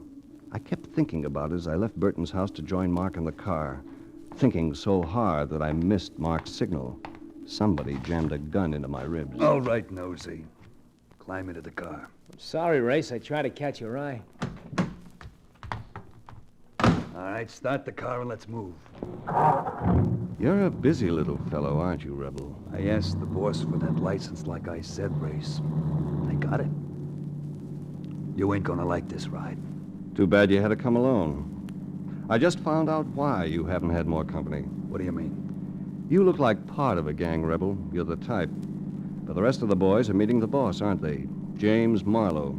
They've got to get him off a train. Now I know you gotta be cooled. You should have stayed in New York after you went through Lang's office this morning. I kept talking to keep Rebel's mind on me and away from Mark. I didn't know what kind of a play Mark would make, but he was at the wheel and I had to count on him to come up with something. He did. It was a 10-ton truck parked in front of a highway diner. Hey, Rebel, ever hit a 10-ton truck at 90 miles an hour? No, smart guy. Well, you're gonna, smart guy! Rebel had a natural reaction. He forgot us, leaned on the door handle, and jumped. Look out!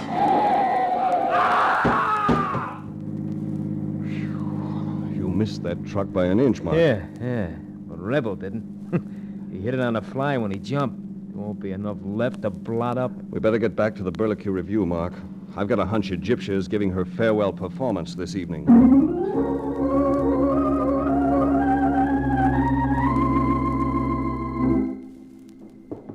Here's Laurie's dressing room, Mark. Wait. Yeah, sure. Come in. Hello, Race. I've been expecting you. Tired of running, Laurie? Yes. Tired. Your husband isn't going to get off that train, baby. The gang will be picked up, too. I know. Burton called me. He made me feel like... Oh, it was rotten. I did it because I had to. Your husband wasn't going to let you enjoy the comforts of life while he wasted away in jail, was he? Yes. He let me take the radio job because he thought it might be able to buy his way out with the money. Out of a federal pen? He was dreaming. I know. He had Rebel and the other boys watching me. Gave them orders to keep me working in burlesque, to make things rough for me. So I'd never forget what a bad time he was having.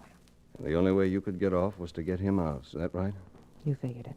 If I quit or try to run, he said he'd have me brought in for the post office job. He couldn't testify, but the clerk saw me, too. I better call the police, baby. You don't have to, Race. I called them myself. I'm just waiting. Leave me alone, will you please, Race? Sure. Well, what's the matter, Race? I just saw the farewell performance. I didn't enjoy it. Huh? Oh, hey, here comes Millie. Hello, Millie. I was hoping you'd be around. Why? I wanted to tell you that your boyfriend, Rebel, met with a fatal accident tonight. My boyfriend? You're out of your mind. Oh, no, I'm not. He knew I'd been to Barney Lang's office. That's a bit of information only you could have given him. So sue me, Race. Who killed Barney Lang, baby? Well, since Rebel's gone, I might as well tell you. He did. Can you prove it? I think so. I went down to New York with Rebel. He wanted to see Lang. I waited outside the office. I heard them arguing. Then I heard the shot. You're confused, baby. You tried to sell Lang information. You told him about Laurie's husband and the setup, but he wouldn't stand for a shakedown. So you shot him. I told you my version. I'll stick to it. Your story has a hole in it. You couldn't have heard an argument from outside Lang's office because the office is soundproof. You... Watch it, Ray. Watch it! Well, thanks for the gun, Millie. Now we'll take you down to the local jail. They'll let you strip there, and they'll even let you take a shower. Then they'll give you something simple to wear from now on.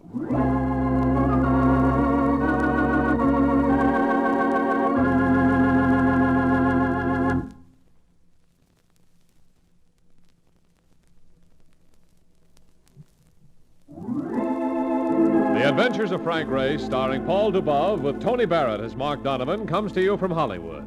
Others heard in tonight's cast were Michael Ann Barrett, Evelyn Scott, Jackie Shields, Tom McKee, and Ken Harvey. This series is written and directed by Buckley Angel and Joel Murcott.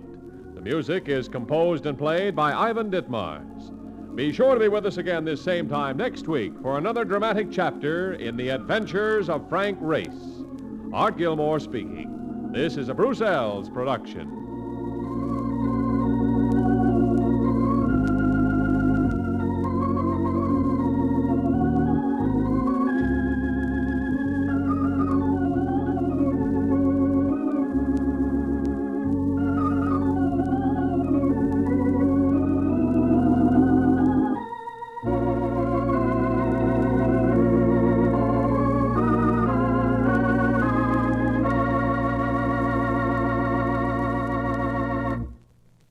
Adventure awaits with the Lord of the Jungle, Tarzan, up next on nightly old-time radio shows. Tarzan of the Apes, brought to you from out the pages of Edgar Rice Burroughs' adventurous book.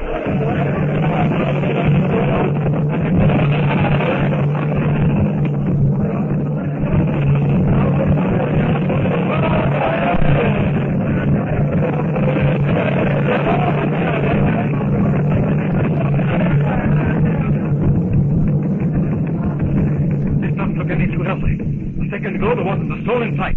Now the village is alive with blacks. Hundreds of them. And getting dangerously close. I tell you, I don't like it. Don't shoot! Don't shoot, Clayton! Listen, Donald. I'm not going to be shot at without putting up some sort of resistance. They have not shot at you yet, but if you so much as raise that rifle, 100 poisoned arrows will find a mark in your body. I think you had better follow Lieutenant Darnow's advice. We followed Darnow's advice. See where we are now. I fail to see what blame can be laid to Darnow, Clayton. If you will leave me to do the talking, it may be very uncomfortable. We may all be killed, but I know that my way is the only way. Quite so. We wanted to come into the village, Clayton, and here we are. Yes, here we are. Submitting to capture at the hands of these savages without even putting up a decent front. Be reasonable, Clayton. We didn't start out with the intention of engaging in a war with a native tribe. All we want is change. All right, all right. These blighters are getting far too close for comfort.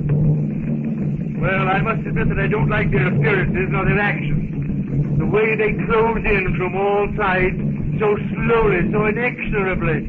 It looks rather final. Our only chance, both to rescue Mademoiselle Porter and to save our lives, is to do whatever they ask. Do not resist. It just looks rather hopeless, doesn't it, Darnow? It looks that way, Monsieur le Professeur, but again, they will think twice before they deliberately attack the authority of their French uniform. That fellow in the lead must be the chief or something. Although no one seems to be actually in command. I'm going to talk to him. He's the head man, but not the chief of the tribe. Jumbo! Tabaka Menge Agole Patamo. Jumbo Bola, Safari Polan Lomo Memka. Nkuba Goles Nadawer. On Bundo Bordo. Hidalgo, huh? Follow my example. Put down your rifles. But look here, Monsieur Clayton. Are we all to suffer because you cannot obey orders? Put down your rifle. Oh, all right.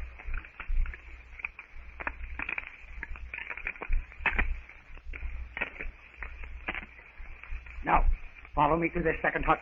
We are more or less prisoners. Follow you and submit to the further indignity of being bound, I suppose. I think not. I don't think they need to bind us. They outnumber us 100 to 1. They have our rifles. What more could they want? Right, Philander. But Darnow seems to know better. All we have to do is submit cheerfully, and everything will turn out all right. Then perhaps Monsieur Clayton has a suggestion of value. The time when my suggestion was of value has passed. I would have fought it out. Then, my impetuous friend, your head, my head, the heads of all of us would soon be adorning those sharp-looking spikes of the stockade. And, Monsieur Clayton, we would not have rescued Miss Jane. Well, what's the difference? Here we are being herded into a dirty hut, and we haven't found Jane. True. We have not found the young lady, but I think once a countryman of yours named Gay said something that is very true. While there is light, there is hope. Dead, we could be of no assistance to Mademoiselle Jane, but alive, we cannot tell. We may be able to help. They are certainly being lax about guarding us, aren't they? By the way, Darnow, what did you say? And what did the headman say to you? I merely greeted him. And before I could tell him what we had come for, he said, "The white mamsad you have come to look for is not here." What the hell? He said, "Then Jane must be here." The very fact that he mentioned it proves to me, my friend, that we have blundered and she is not here. If Mademoiselle Jane had been here, the headman would have said nothing at all. He would have waited for the chief to come back. But if Jane hasn't been here, how can they even know of her existence? And that we're searching for her? It may well be one of those things, my friend, that we civilized people do not understand. Or, for all we know, some of these blacks may have been watching you at the hut for some time.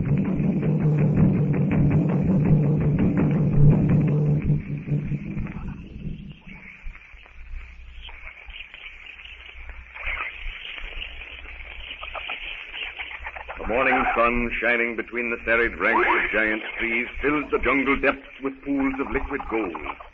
The stream, winding its way to the water hole, gleams like the surface of a mirror. The hard, bright blue of the sky is softened by the leafy-fringed network of twisted branch and vine that form the jungle's canopied roof. Save for the occasional call of an animal to its mate, or the frightened yelp of some smaller beast that stumbles unawares on Numa or Sheeta, the jungle is quiet. On the leafy platform in the trees, Jane Porter and Tarzan watch Sabor the lioness combing the burrs out of her cub's fluffy coat. It's hard to believe that tonight that same lioness will terrify the jungle with her roaring, and that some poor brute will have to be killed for her meal. Meal? Meal? A meal, Whiteskin, is food. Food. Whiteskin hungry, eat food. Many food, meal. One food, eat. Many food, some food, meal. Yes, Whiteskin, you do learn quickly. At this rate, we will be able to talk without difficulty in a very short time. Time, short time. Short time, quickly. Quickly, short time. Whiteskin, go. Come back, short time. Come back, quick. Exactly, that's right. Tarzan motions Jane to be quiet. He leans over the edge of the platform, listening. Jane tries to listen, but the ape man's acute hearing, his keen sense of smell, tell him of something approaching, something that Jane cannot hear. At the crackling of brush, Tarzan again motions to Jane. This time he points, and Jane sees far on the other side of the glade a huge black warrior, one of the party attacked by Tarzan when he rescued Philander. Tarzan leans closer to Jane. Whiteskin arrows. Not many. Gomangani, many arrows. Tarzan has no word for take, but Jane understands that he intends to take some from the black. Now the warrior is below them. Without a sound, Tarzan drops full on the startled black's shoulders. The black screams as Tarzan lands upon his back. Tarzan slips his arm under the warrior's chin, forces his head back. The black catches a glimpse of Tarzan's face. The strangled scream dies in his throat as he recognizes the forest devil feared by his brothers at the kraal. Tarzan pulls the quiver of arrows from the man's back, throws it behind him on the ground. He grips the black about the middle, raises him high above his head. A slight tensing of the muscles. He's going to hurl the black against the bole of the tree. No, my kid. Don't kill it. Don't kill it. Tarzan holds the black above his head as though he were a baby ape. Undecided, he looks up at Jane. No kill, Whiteskin. No kill. No kill, Gomangani? No kill? Tarzan does not understand. Why should Jane not want him to kill the black? The blacks torture and kill their enemies, even their own people. The blacks are worse than Yuma or Saber. Only the Gomangani torture before they kill. Again, he looks up at Jane. No kill? No, Whiteskin. No kill. Go. No kill. It's all very puzzling, but Jane does not want the Gomangani killed, so Tarzan lowers the black to the ground and stands watching him. The black warrior, his teeth chattering, too frightened even to scream, crashes off through the brush in desperate flight. Tarzan bends down, picks up the quiver of arrows, and swings himself effortlessly back to the platform. Whiteskin, no kill, man. Black man. Man? Yes, Whiteskin. You, Whiteskin, man. Me, Jane, woman. Whiteskin, man. Jane, woman? Man, no kill, man. Man, no kill, woman. And Tarzan learns in speech that he is a man, something that he had learned in writing long ago. But Tarzan is unable to associate the word man with the little bugs, as he thinks of printed letters that spell on paper M-A-N. In the cannibal kraal, Professor Porter, Clayton, Darno, and Philander are seated on the ground inside the hut that is their prison. You said something a moment ago, Darno, that puzzles me. You mean, my friend, about the blacks knowing the reason for our search? Yes. I must admit that I, too, am somewhat at a loss to understand how these blacks could know that we are searching for Jane if they had not seen her. It is just one of those inexplainable things, monsieur.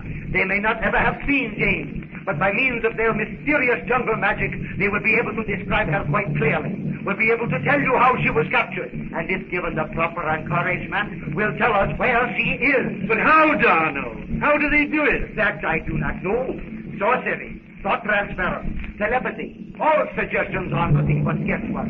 They know the secret, and they keep it. But it's absolutely unreasonable to suppose that uneducated, illiterate, mud-dog savages can do such things. As Monsieur Friton says, it is unreasonable. But nevertheless, it is true. Without doubt, we will learn from these people the whereabouts of Miss Jane. That is, always provided that they do not kill us first. Of course, that is a provision one cannot quite lose sight of. I am not one who would call a timid man, but the uncertainty of not knowing what will happen next is extremely exhausting.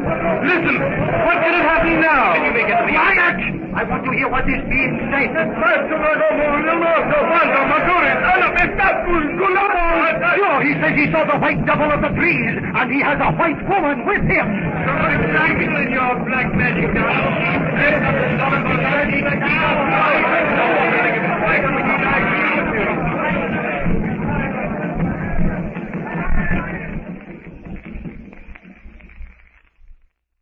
Get ready to laugh with our Miss Brooks, which is coming up next on Nightly Old Time Radio Show. Colgate Dental Cream to clean your breath while you clean your teeth and help stop tooth decay, and Palmolive Shave Creams for a smoother, more comfortable way to shave bring you Our Miss Brooks, transcribed and starring Eve Arden.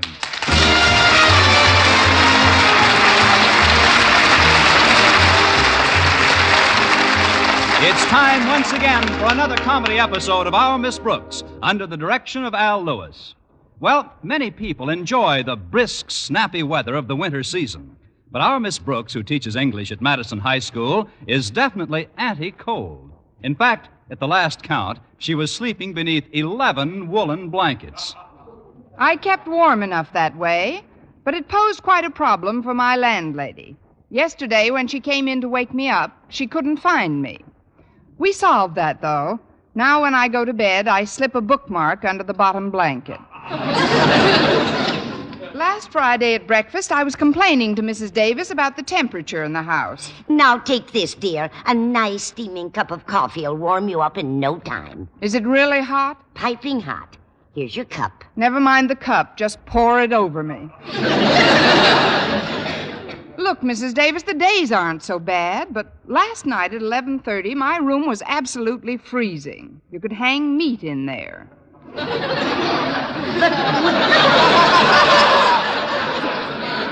Connie, wouldn't that mess up the wallpaper?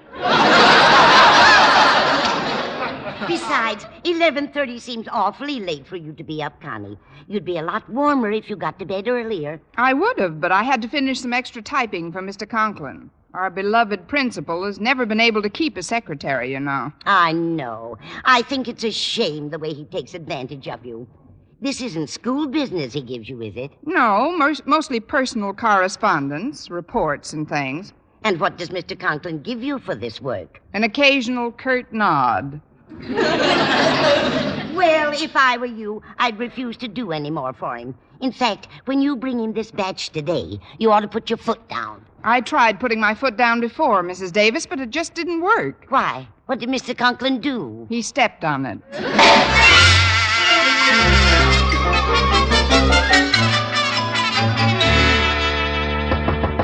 Come in.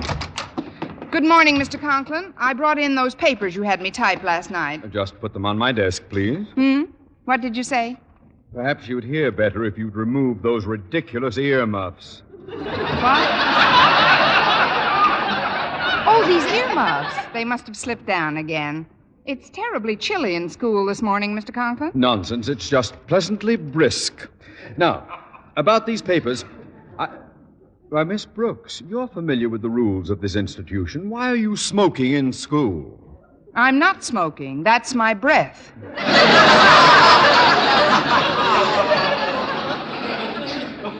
Your breath? Yes, condensing in the pleasantly brisk air. Mr. Conklin, are you sure there's enough coal in the furnace this morning? Well, of course. The janitor has been authorized to burn 37 lumps before noon. But, sir, this is going to be an exceptionally cold day, and 37 lumps of coal just won't get the job done. Perhaps you're right. I'll contact the furnace room handmid phone, please. Here you are, sir. Osgood Conklin to maintenance. Osgood Conklin to maintenance. Fire lumps 38 and 39.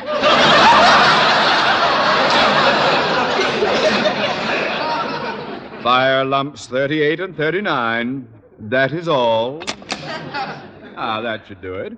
Now, let's see those papers. Here they are, Mr. Conklin. I stayed up until 11:30 last night, so I'd have them finished for you. Well, I'm not unmindful of your labors in my behalf, and I want you to know that your efforts will not go unrewarded. In fact, because of your fine spirit of cooperation, I have selected you as the one who will be permitted to type up my new report to the Board of Education. I'm sorry, Mr. Conklin, but teaching English is a full-time job for me, and I just can't assume any extra duties. But somebody's got to do it. Miss Enright just turned me down, too. As a matter of fact, she's the one who suggested you for this honor. Oh, she did she? Well, let me tell you... You shouldn't speak harshly of your fellow English teacher, Miss Brooks. After all, Miss Enright is quite fond of you. Fond of me? Oh, she must be to pass such a nice compliment about you this morning. She said she considered you one of her oldest friends. She did? And then she said she likes you as well as some of her younger friends. Well, I can't force you to perform this trifling task for me, so you might as well run along to your classroom. Yes, sir, but as far as Miss Enright is concerned, I would like Careful, Miss Brooks. You're speaking of a teacher who may soon be head of the English department. What? The position is still open, you know, and for months now I've been grooming Miss Enright. Good. That should make her coat nice and shiny. Miss Brooks, are you inferring that Miss Enright is a horse? If the shoe fits, nail it on her.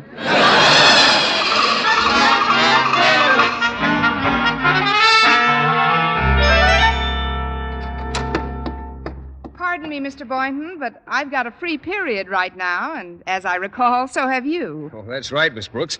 Is there anything I can do for you? I'd love to. That is,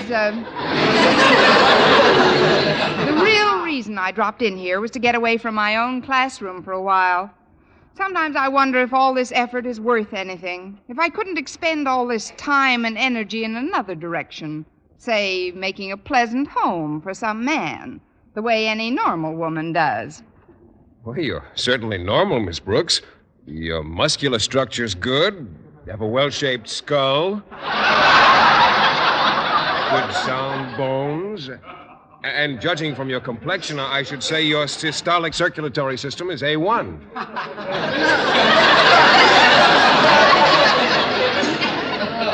You romantic fool, you. I wish I felt as well as your description, though. I've got a little headache from all the paperwork I've been doing. A headache? Would you like me to massage your temples a bit? That's the quickest you've ever caught on. Please do, Mr. Boynton. All right. How does this feel? Just wonderful, Mr. Boynton. Yoo-hoo, anybody in here? Nobody but us guinea pigs. Well, it's Miss Enright. Miss Brooks has a little headache. I'm just massaging her temples. Oh, how humane of you. Oh, there you go with your jokes, Miss Enright. You're just loads of fun. Don't you think so, Miss Brooks? She's the biggest load I've ever seen.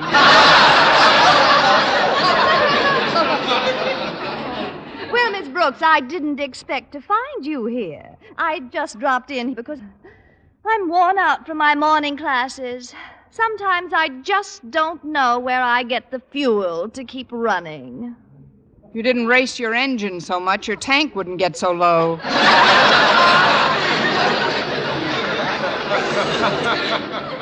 Say, that's a good one, too. You girls have a lot of fun with each other, don't you?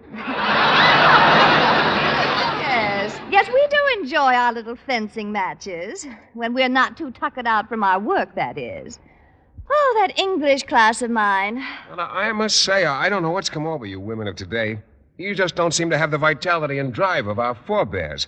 Now, take my Aunt Mattie, for example. She taught English, but she also taught mathematics, history, science, and Latin. 5 subjects? Certainly. And then she'd go home and keep house for her husband and 9 children. 9 children? What did she teach, night school? You can jest if you want to. But if I found a woman like my Aunt Mattie, a woman who held the secret to diversified interests, I'd marry her tomorrow. If you'll excuse me now, I've got 1,000,000 papers to correct. And I'd better be running along, too. I've got to empty several waste baskets. But ladies, Goodbye, Mr. Boynton. See you later, nephew.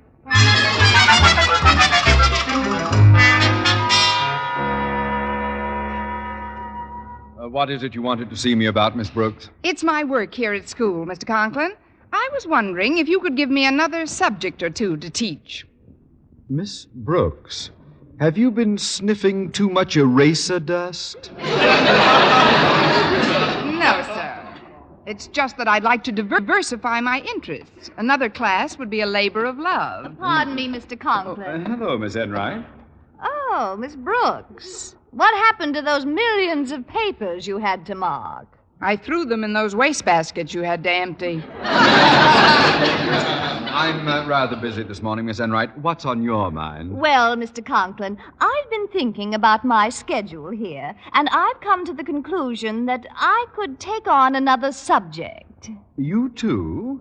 But not 2 hours ago, you both complained about how rigorous your duties were. That was BAM, Mr. Conklin, before Aunt Mattie. You might consider it strange, sir, but On the contrary, and it's an extremely fortuitous coincidence. I was planning to institute a course in business administration at Madison. My big problem, however, has been instructors. There are none available in this area. There are now. There is now. I'll take a shot at it. Yes, sir. You bet. Sure thing. Not so fast, darling. Mr. Conklin, if you're interested in a business administration course, I'd like to point out that I've got a terrific background. That you don't have to point out.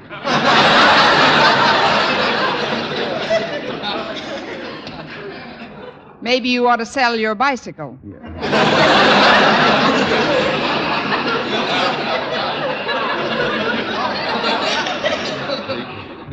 Please, Miss Brooks, please.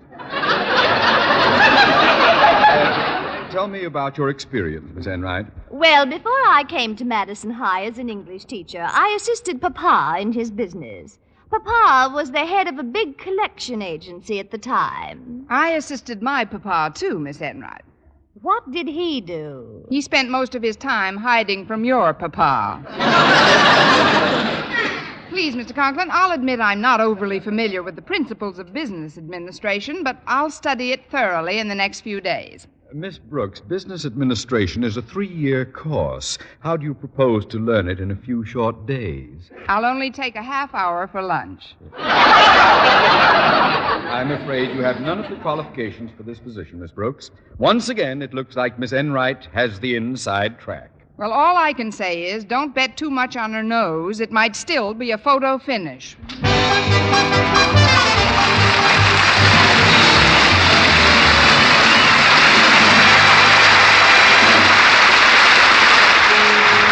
Brush your teeth with Colgate. Colgate Dental Cream. It cleans your breath. What a toothpaste. While it cleans your teeth. Colgate toothpaste. Cleans your breath. What a toothpaste. While it cleans your teeth. Colgate Dental Cream cleans your breath while it cleans your teeth. And the Colgate way stops tooth decay best. Yes, the Colgate way is the most thoroughly proved and accepted home method of oral hygiene known today. Over 2 years' research showed brushing teeth right after eating with Colgate Dental Cream helps stop more decay for more people than ever before reported in dentifrice history. The Colgate way stopped tooth decay best. No other dentifrice, ammoniated or not, offers such conclusive proof.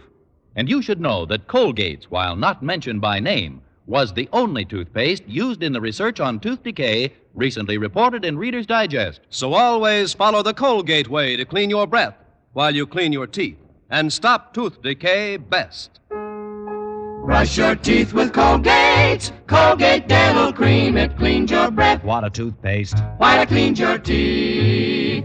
And the Colgate way stops tooth decay best.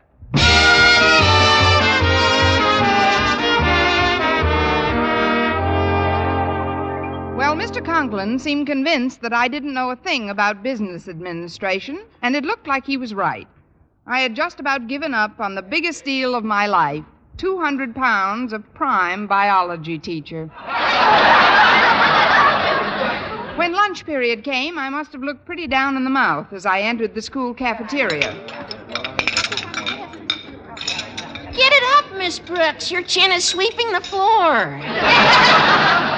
Oh, hello, Walter. I do feel a bit grim today. Well, suppose you sit down over here and tell our favorite pupil all about it. That is, unless you're waiting for Mr. Boynton. No, he had to go down to the biology supply house. They're having a sale on used guinea pigs or something. It shouldn't make you this depressed. Gosh, you look like you're just about to bawl.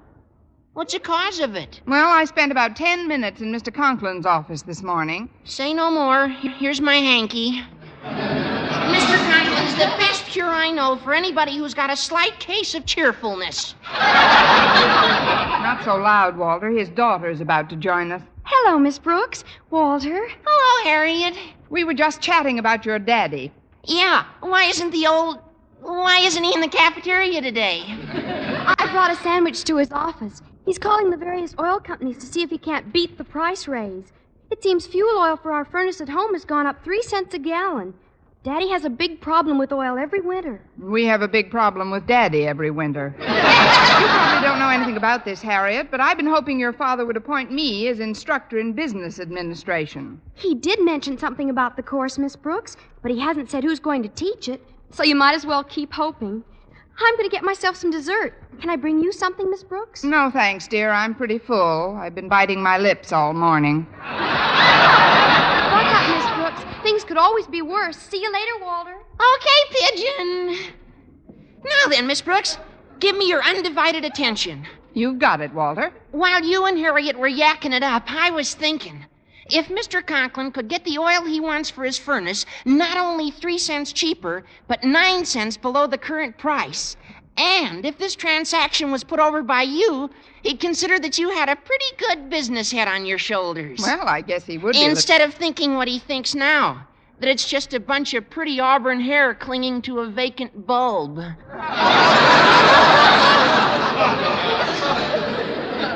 Now, just a minute, Walter. Please, I'm not finished. It so happens that my dad has a good pal in the Ajax Oil Company, and we get all our fuel wholesale. Now, there's no reason why I can't get some for you to give to Mr. Conklin, thus helping you wrap up the job you want. Walter, I'd like to take this opportunity to apologize here and now for everything I've ever thought about you. This is a great idea. Thank you. We'll get the oil to Mr. Conklin's home right after school. But there's one question I'd like to ask you, Miss Brooks. Why are you so anxious to take on the added duties of another course? I can answer that in 2 simple words, Walter. Philip Boynton.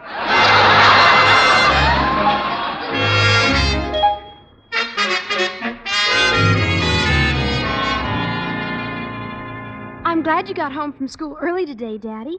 But why did we come down here to the basement? I wanted to show you our new furnace, Harriet. It was installed just 10 minutes ago. But what's this pink ribbon tied on it for? And what's this card on top of it? It's a little surprise for your mother. Read the card, Harriet. Let's see. It says, "To my loving wife, Martha. Happy Lincoln's birthday, darling, from your Osgood." You bought Mother a furnace for Lincoln's birthday? Nothing's too good for your mother, Harriet. Besides, it's my way of making up for Christmas. I got the feeling that your mother was not too delighted with the gift she received from me at that time. I can't understand it. It was a lovely case of club soda. But, Daddy, Mother was expecting a fur coat this winter. Then she should be doubly pleased. A furnace is even warmer than a fur coat. Especially this brand new forced air furnace. It uses gas and a blower system. And all it requires is for me to flip open a vent and presto, any room I'm in is full of hot air. No comment, Daddy.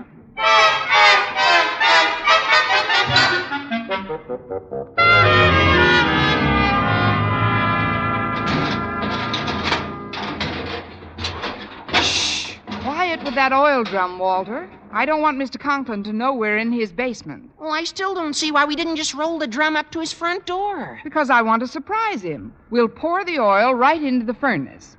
Then, when he can't understand how he's getting heat without having bought any oil, I'll flash this bill from the Ajax Company showing that I've beaten the current price by 9 cents. I get it. And then when Mr. Conklin reacts according to plan, he'll put you in charge of the business administration course. Mr. Boynton will admire your energy and diversified talents. And before you know it, you'll be married and have 9 children like his Aunt Mattie. Walter, have you been drinking this oil?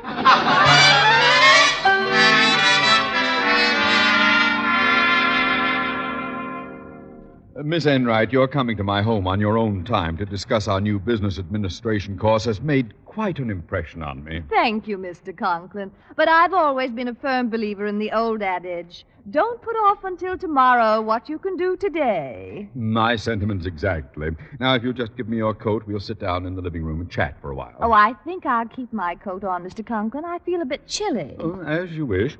Mrs. Conklin is out shopping at the moment, but when she comes back, she'll fix a bit of tea for us. I can't wait to see her face when she discovers her gift. Oh? What did you buy for Mrs. Conklin? In honor of Lincoln's birthday, I bought her a brand new furnace. I haven't used it as yet, but I think I'll turn it on right now. Excuse me, Miss Enright. I'll see who's at the door. Oh, it's you, Miss Brooks. Yes, sir. I came by to discuss that new teaching job. But I've just about decided on Miss Enright for that position, Miss Brooks. Please, sir, what I have to tell you may change that decision. I'll just take a few moments of your time. Very well, then. Come in. Now, please be brief, Miss Brooks. Miss Enright and I have many matters to discuss. Yes, sir. Oh, hello, Miss Enright. Hello, Miss Brooks. Did you come by to show me what a good loser you are? I'll deal with you when you slither into school tomorrow. Right now, I've got some business with Mr. Conklin. You see, sir, I've always been a firm believer in the old adage, don't put off until tomorrow what you can do today. A salty cliche, if I ever heard one. Please come to the point. Yes, sir. Mr. Conklin, what would you say if I told you that I was going to put $8.95 into your pocket this minute? I'd say sit down, Miss Brooks. Mr. Conklin, I'm going to put $8.95 into your pocket this minute. Sit down, Miss Brooks. Thank you. Now, in this transaction... Pardon me, but isn't it awfully chilly in here? For once, we're on the same side. It might be a very jolly thought to turn on your furnace, Mr. Conklin, and burn some nice, cheap oil. I don't have any oil in my furnace. However, if you ladies are cold, I should be happy to... Excuse me, Daddy, but I've got to talk to Miss Brooks privately right away. Will you kindly step out into the hall with me, Miss Brooks? Harriet, you know my house rules about disturbing adult conversations? It's terribly personal, Daddy, and it'll just take a second. Sounds important, Harriet. I'll be right back, Mr. Conklin. Meanwhile, I'm sure Miss Enright can regale you with some brilliant yakety-yak. It's happened, Miss Brooks. Daddy's done the worst possible thing that could happen. He signed on for another year at Madison High? No, he bought Mother a furnace for a Lincoln's birthday gift. He must have gotten his rebate on the club soda bottles. You don't understand. I just saw Walter Denton in the basement. He was washing his hands in the sink down there. Sounds like a reasonable place. He told me you put oil in the furnace. That's right, to surprise your father. You'll surprise him, all right. He bought a gas-operated forced air furnace. What? Oh, this is terrible. We've got to work fast, Harriet. You run down to the basement and tell Walter to get some tubing and siphon that oil out of the furnace at once. Okay, Miss Brooks. And you go on in and keep Daddy's mind occupied so he doesn't turn it on until I come back with the all clear. All right, Harriet. Now, for heaven's sakes, hurry. I'm dashing this minute. Good luck, Miss Brooks. I'll need it. Well, Miss Brooks, has my daughter concluded her personal business with you? Yes, sir. It was nothing, really. Now then, about this business transaction of yours. Boy, it's sure hot in here. Hot? I'm terribly warm.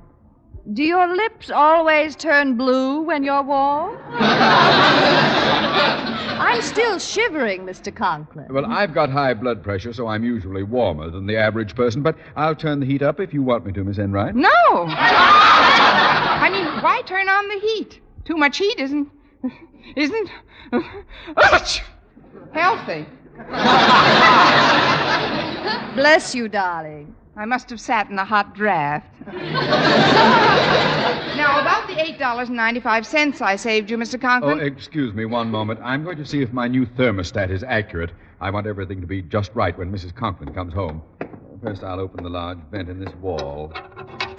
Now we'll just set this thermostat for 76 degrees. That should get the furnace going rather quickly. Oh, it can't warm up quickly enough for me. It can for me. Excuse me, Mr. Conklin. Where are you going, Miss Brooks? Into the coat closet. I have a roll of film that needs developing.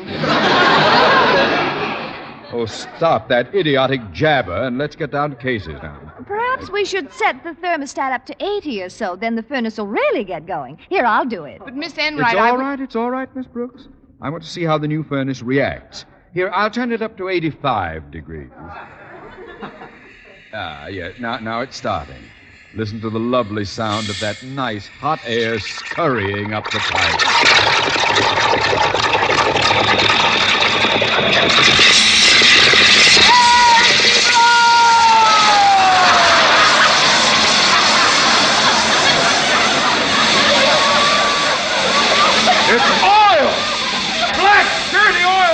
my furniture and rugs. Here, I'll turn it off. Oh. Oh, my suit. Oh, my dress. Oh, my neck. What happened to my brand new furnace? This entire room is full of oil. What'll we do? Well, we could toss a giant salad. But I guess the only practical suggestion is to clean it up. Something must have gone wrong when I... Holy cow! What are you people doing in here? Rehearsing for a minstrel show? You guessed it, Walter. And I don't know about anybody else, but if the interlocutor will excuse me, I, for one, am going to pick up my tambourine and beat it.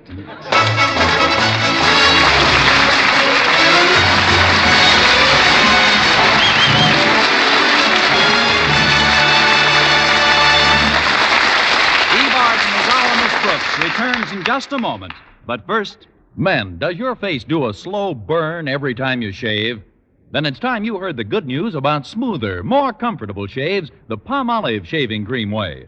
That's right, smoother, more comfortable shaves. And men, only Palmolive, no other shaving cream, offers you real proof, not just promises, of smoother, more comfortable shaves. For the new Palmolive shaving cream way gets beards really soft, and it provides a protective film that actually floats your razor's cutting edge. Yes, even in cold or hard water, you get a clean, close shave every time. Super smooth, super comfortable. Over 2,500 men tested Palmolive shaving creams thoroughly. They followed the simple directions on the tube, and no matter how they shaved before, 3 out of 4 reported beards easier to cut, less razor pull, more comfortable, actually smoother shaves. Get Palmolive shaving cream, lather or brushless. See if you don't get that super smooth, super comfortable, free and easy shave you've always wanted. You owe it to your face to try Palmolive lather or brushless. Remember, only Palmolive, no other shaving cream, offers you proof of smoother, more comfortable shaves. And now, once again, here is our Miss Brooks. Well, Walter Denton was just about to spill the beans to Mr. Conklin about my part in the great oil scandal when luckily I managed to catch his eye. And through some magical current that seemed to flow between us, his lips were suddenly sealed. Then I took my knuckles out of his mouth and we cleaned up the living room. After that, Walter took me home, and when we got to the door, he said, Gosh, Miss Brooks, do you think you may still get a crack at that business administration course? I don't know about the business administration, Walter, but if he finds out about today, it's a cinch we'll both get the business. This is Burns Smith reminding you to tune in next week to another Our Miss Brooks show, brought to you by Palmolive Shave Creams for a smoother, more comfortable way to shave, and Colgate Dental Cream to clean your breath while you clean your teeth and help stop tooth decay. Our Miss Brooks, starring Eve Arden, is produced by Larry Burns, written by Al Lewis, with the music of Wilbur Hatch.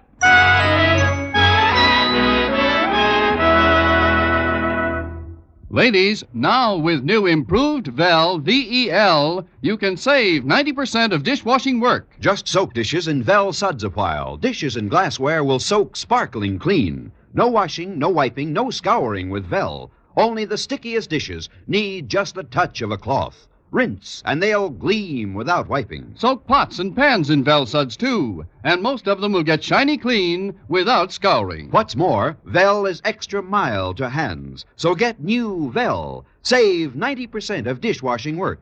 Be sure to listen to Mr. and Mrs. North every Tuesday night on this same station, and be with us again next week at this same time for another comedy episode of Our Miss Brooks. Bob Lamont speaking. This program was transcribed. Stay tuned now for Jack Benny.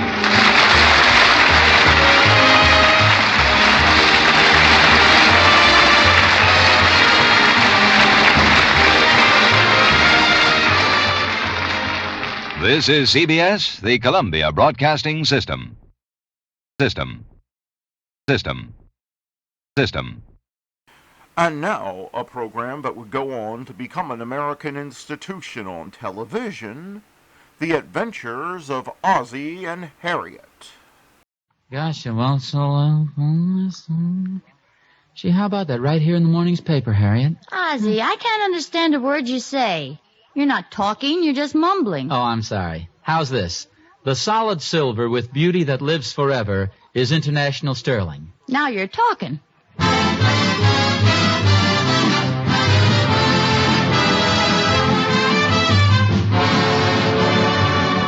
The solid silver with beauty that lives forever is international sterling. From Hollywood, International Silver Company, creators of International Sterling, present The Adventures of Ozzie and Harriet, starring America's favorite young couple, Ozzie Nelson and Harriet Hilliard.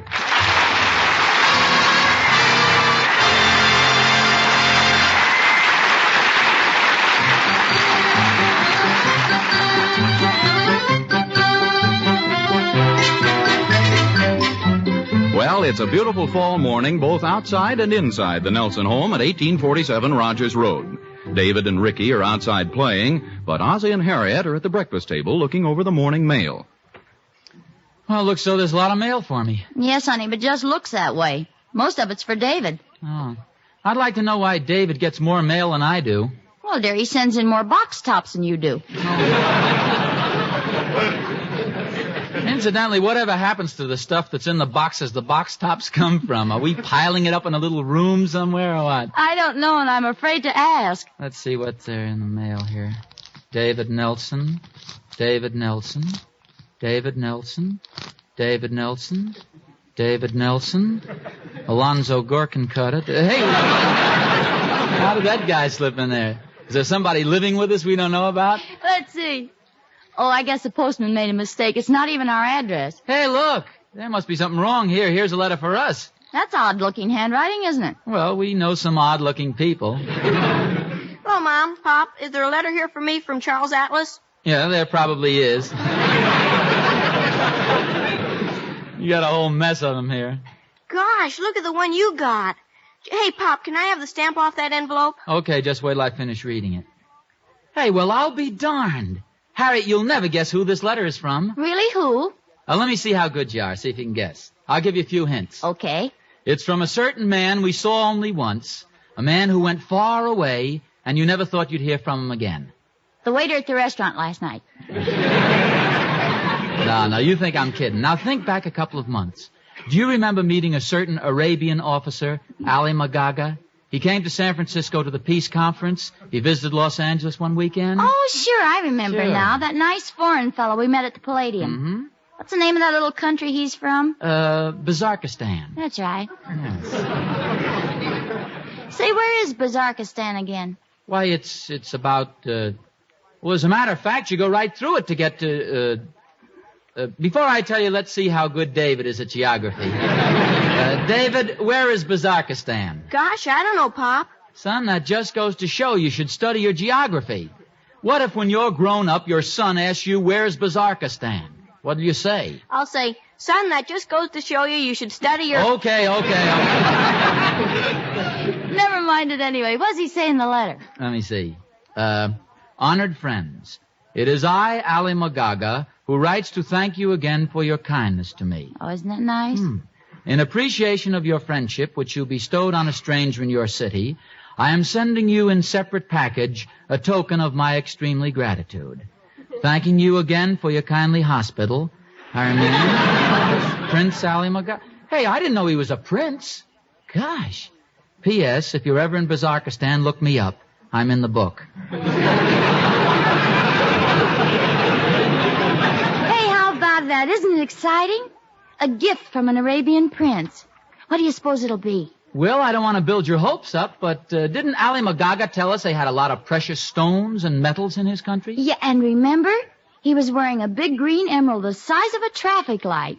Please don't exaggerate, dear. I remembered very well, and it wasn't any bigger than a walnut. Maybe he's sending me a string of pearls.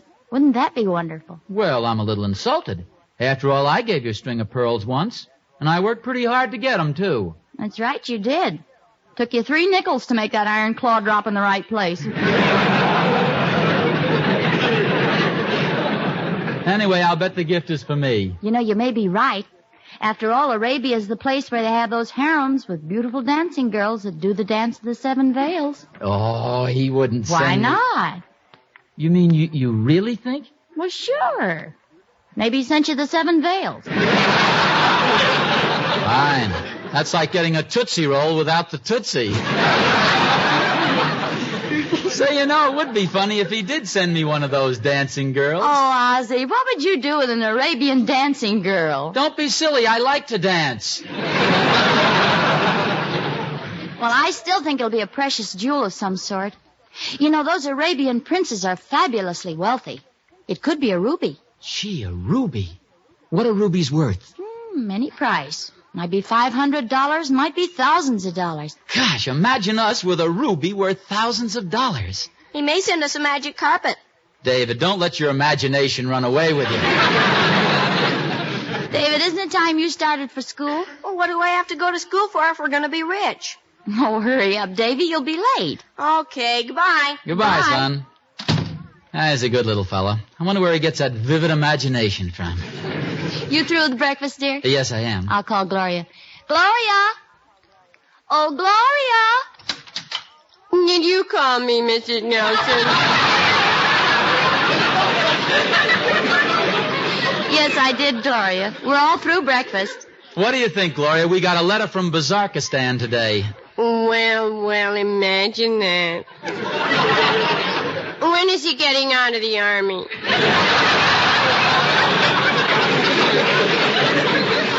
No, Gloria. Bazarkistan is a country. We've just received a letter from a friend of ours telling us to be on the lookout for a gift from there. Oh, I see.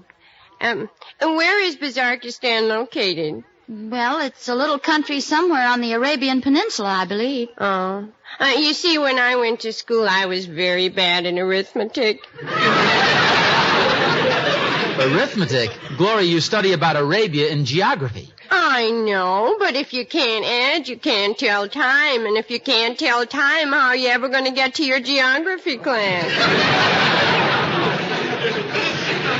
Gloria, look. Arabia is a country far away from America, and life's very different there. It is? Mm-hmm. It's a place of strange romance and adventure, where men come galloping out of the night, sweep you into their arms, and carry you off into the hills. Did you ever walk down Hollywood Boulevard?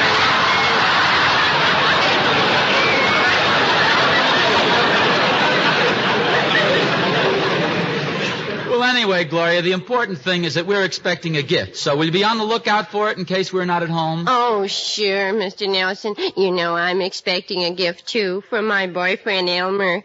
I think he's going to give me an electric iron. An electric iron? Well, I'm not sure, but I think so.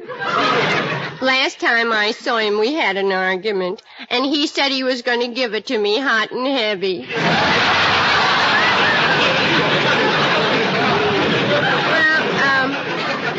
What kind of a present are you expecting, Mrs. Nelson? Well, we don't know, Gloria, but we think it might be a ruby. Oh, that's nice. I've been expecting a ruby for 2 years now. Who from? Who cares? You never can tell where you'll get things from.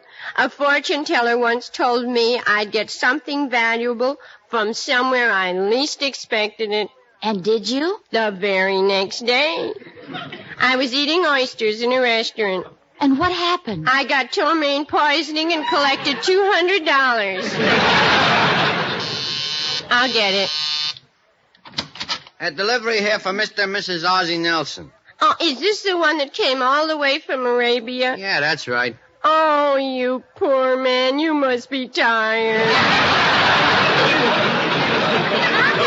Ozzie, did you hear that? The package from Arabia. Oh, wonderful. Want me to sign it, mister? Yes, please. Sign right there. Well, where's the package? Aren't you going to bring it in?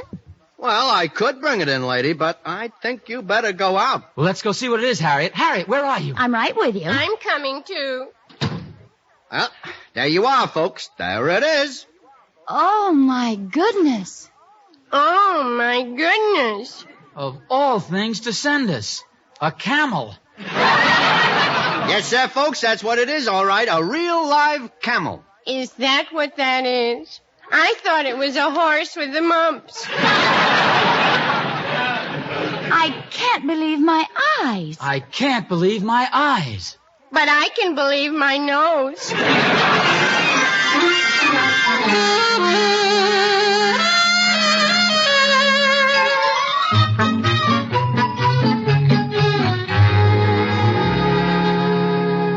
Ozzie, something's got to be done about that camel we got yesterday. We'll just have to get rid of it. Yeah, I guess you're right. Of course, David won't like the idea. Well, I know, dear, but what can we do?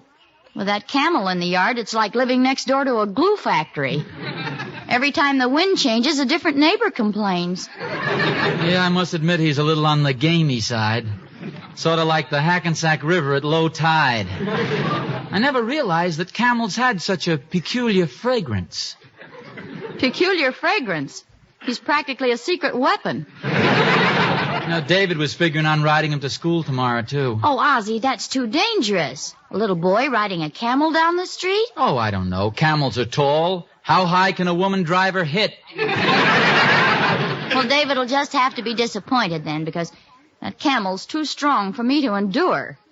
I find myself hoping I'll get a head cold. Oh, I agree with you. We got to get rid of him. You know something, though? I think Gloria's going to be sorry to see him go, too. What makes you say that? Well, yesterday, Gloria spent over 2 hours with the camel. Oh, that's just plain silly. Maybe it's just plain silly, but today she got a seat on the Sunset bus. You know, I just got a frightening thought. Ozzie, you know, this is a little scary. It may not be so easy. Just how do you get rid of a camel? Well, I don't know. I guess the best thing to do would be to call the zoo. Well, that sounds logical. Sure, they need all kinds of wild animals. Let me see. Here's the number. I'll call them right now.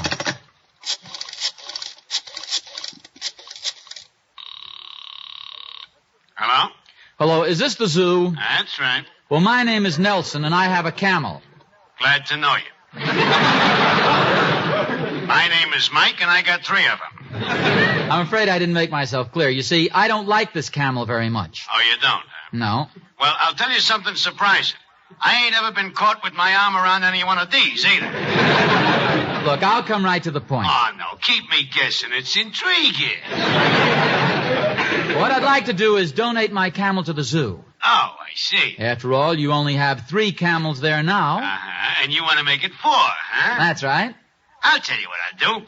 Just as soon as they give any indication that they want to sit down and play bridge, I'll let you know. Goodbye. Oh, how do you like that? I thought the zoo would be happy to get a camel. Say, this might not be so easy getting rid of him. Oh, there's nothing to worry about, Harriet. I'll call the circus here in town. And I'll try the movie studios. And of course, if worse comes to worse, there's always one thing we can do. What's that? We can always throw a saddle on him and sell him to Bing Crosby.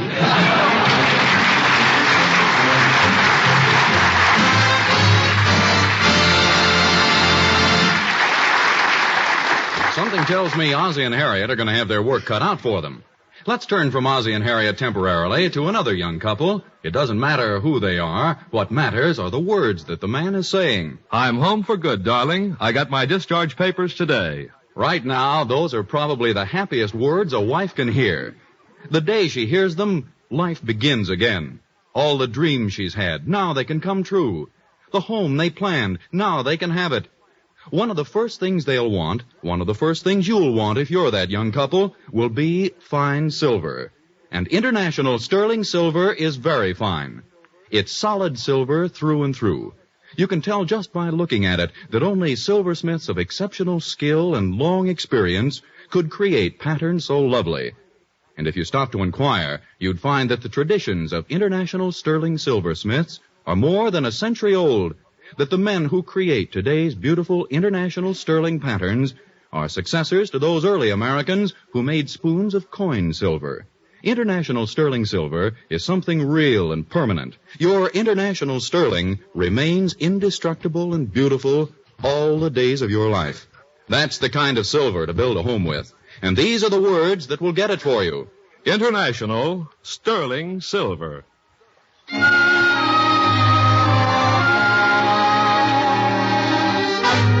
We bring you now the delightful singing of the 4 famous King sisters. Till the end of time, long as stars are in the blue, long as there's a a bird to sing, I'll go on loving you. Till the end of time,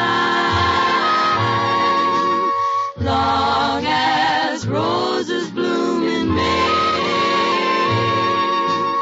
my love for you will grow deeper with every passing day, till the wells run dry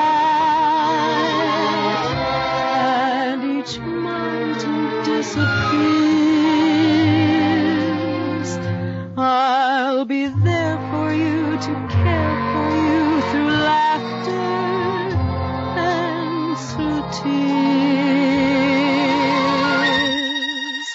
So take my heart in sweet surrender and tenderly say that I'm the one you love and live for till the end of time.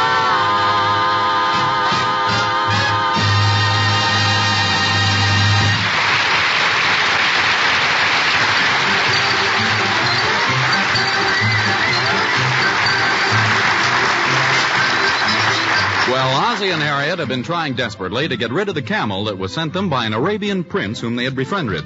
Not only is the camel less than beautiful, but he also has a very unfortunate personality. In fact, the neighbors are threatening to make things difficult if Ozzie doesn't get rid of Tall, Tan, and Tangy.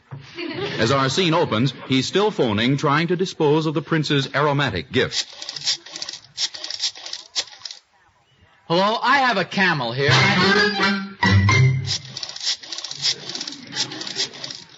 Hello, I have a camel here.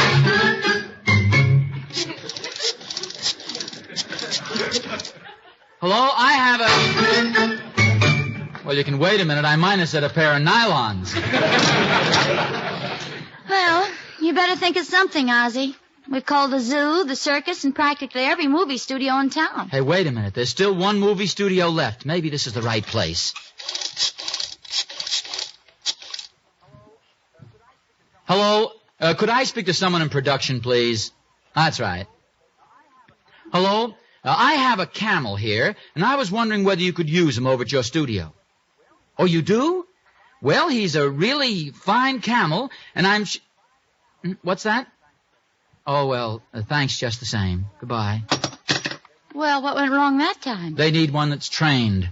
Well, ours is trained. For a tap dance with Gene Kelly? Well, what do you think we better do about him? Well, first I think we ought to burn some old rubber and feathers in the incinerator to cover up the smell. Boy, it certainly is oppressive around here today. And it isn't the heat or the humidity. It's a camel. How are we going to get rid of him? I wonder if we kept him locked up in there, if it would be possible for him to get so he couldn't stand himself. No, I don't think so. I wonder if we should try to give him a rub-down with Mum. Won't work. Look what happened yesterday when I tried to wash him with Lifebuoy. What? He ate 6 bars and stood out there blowing soap bubbles through his nose. I'm afraid to answer the door anymore. Every time I go, it's another neighbor complaining. You know, I've been thinking this over, and there's only one thing to do. What's that? Send the camel right back to Bazarkistan where he came from. We can write a very courteous letter. You know, Dear Prince, thanks for the gift, but we just can't handle it. By golly, I think you're right. You know, he seemed like such an intelligent guy, I can't imagine him sending us a camel. It's really your turn, but I'll get it. Let's face it together, dear. Good afternoon.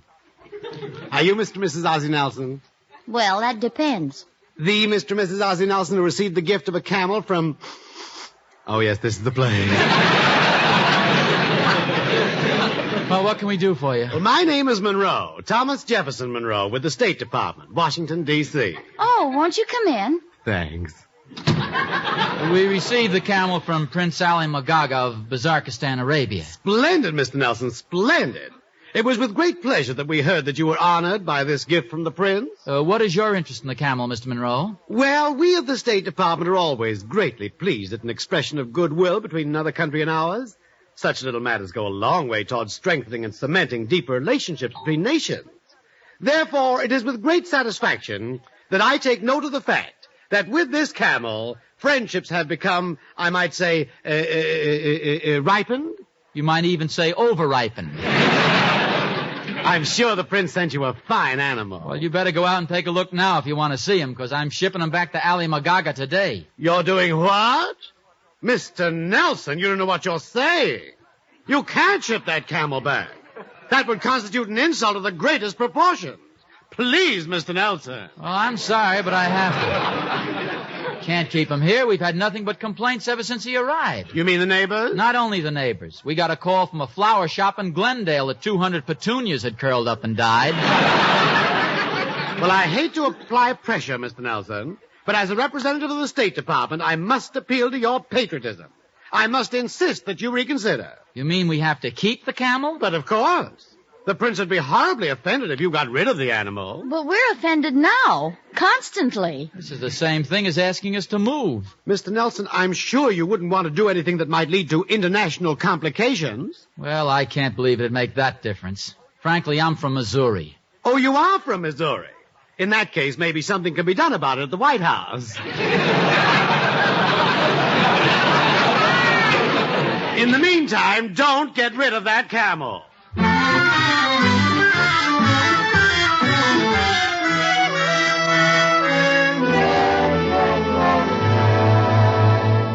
Oh, Harriet, this is the worst mess I've ever been in. The State Department won't let me send the camel back, and the police and the neighbors refuse to let me keep it. It's like having your pants catch on fire in front of the YWCA. Well, the only thing left to do is try and bluff it out. You know that? Let's just pretend we haven't got any camel around here, no matter what the neighbors say. Well, we can try, I suppose. Oh, look, here comes Mrs. Broadstreet up the walk, and she looks awfully mad. Well, just stick to our story. We don't have a camel. I've stood for a lot of things from neighbors in my time, Mr. and Mrs. Nelson. But you've just got to get rid of that camel. Camel? Yes, that camel of yours has got to go. Oh, you must be mistaken, Mrs. Broadstreet. We have no camel here. All Mrs. Nelson and I have are 2 sons. Then the one with the long tail just ate all the wash. The wash off my line. It was simply disgraceful. And don't tell me it wasn't a camel. I saw with my own eyes what was chasing me.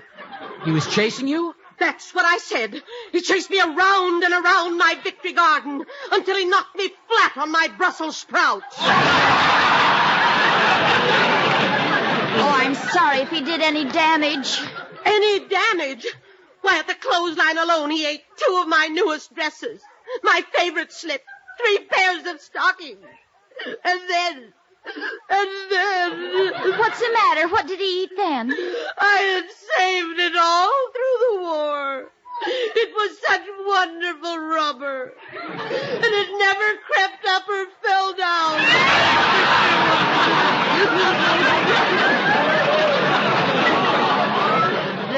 There now. Now that that's gone, I can't get into my clothes. And my husband's going to start calling me fatso again.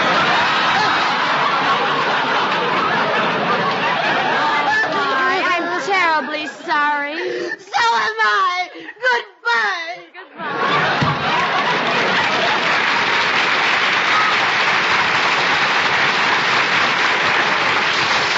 Oh, golly. Has she gone, Harriet? Oh, my turn. Oh, remember me? I'm the delivery man. I brought you that camel yesterday. Believe me, friend, we'll never forget you. Well, just answer one question. Do you still have the camel? Yes, I'm afraid we do. Oh, what a relief. It seems they made a mistake at the transfer company, and the camel ain't for you. Then this camel isn't a gift from Arabia? Oh, yeah, but they got the tag switched. You see, he's supposed to go to the California Zoological Society in Sacramento. Well, brother, that's the best news we've had in weeks. He's right out in the garage, and the sooner you take him, the better. Oh, boy, that's fine. How do I get to the garage, huh? Just step outside and follow your nose. How about that? The camel wasn't for us after all. I thought a camel was an awful strange sort of a gift. Hey, but wait a minute, Ozzie. Now we're right back where we started. If the camel was for somebody else, I'm wondering what the prince sent us. Well, we'll find out. You know something? Maybe it's a ruby after all. Oh, that's silly. Are you kidding? After a camel, anything's possible. Well, you remember what my first guess was? A beautiful Arabian dancing girl. Oh, sure. I can just picture the expression on your face if you heard a knock on the door. And you opened it, and there stood an Arabian dancing girl. Ah, you're silly. Listen, was that you? No. Well, open the door, will you, dear? Ah, good afternoon, Saim. Greetings from Arabia.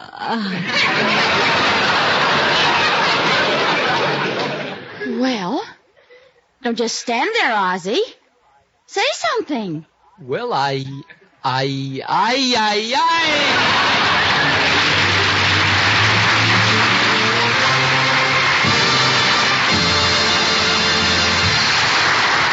Ozzie and Harriet will be back in a moment. Meantime, a friendly suggestion to you who will soon be picking out the pattern for your family silver. A great favorite with the women who have seen it, and one of the loveliest patterns that International Sterling has ever created is Enchantress. It's a pattern that uses both modern and romantic design and blends them perfectly. The handle of Enchantress is a clear, lustrous panel of silver. The ornament, tiny sprays of flowers down the length of each side. You'll like Enchantress. You'll like the way it dresses up a simple table or harmonizes with the more lavish one. You'll like the fact that you can start a service of this beautiful International Sterling so very reasonably. A single place setting of 6 pieces costs under $23. Why not visit your silverware dealer tomorrow, the one who carries a display of International Sterling silver in his window? Then you can see Enchantress for yourself and learn how easily this beautiful solid silver can be yours. The pattern is Enchantress, the creators, International Sterling. And now back to Ozzie and Harriet.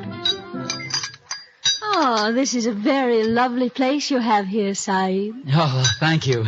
Would you like some more tea and cookies? Yes, thank you. They're very good. So you certainly speak good English. Where were you born? North Hollywood. North Hollywood? But weren't you sent here by Prince Alamagagi of Bazarkistan, Arabia? Oh, my goodness, no. Well, then why are you wearing that Arabian dancing costume? Oh, I'm so glad you finally asked me that. I wasn't allowed to tell you until you did. You see, I'm being initiated into a sorority at UCLA.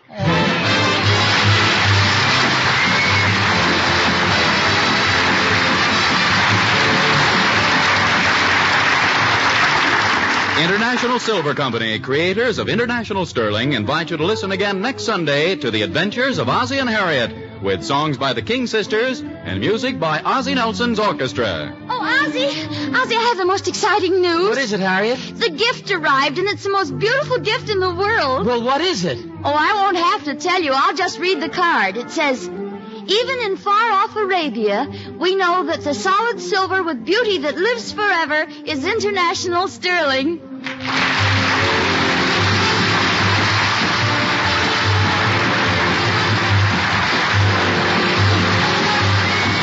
This program originates in the Hollywood studios of the Columbia Broadcasting System and is also broadcast over the Trans-Canada Network of the Canadian Broadcasting Corporation.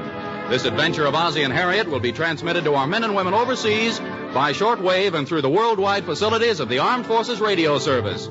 Vern Smith speaking. This is CBS, the Columbia Broadcasting System.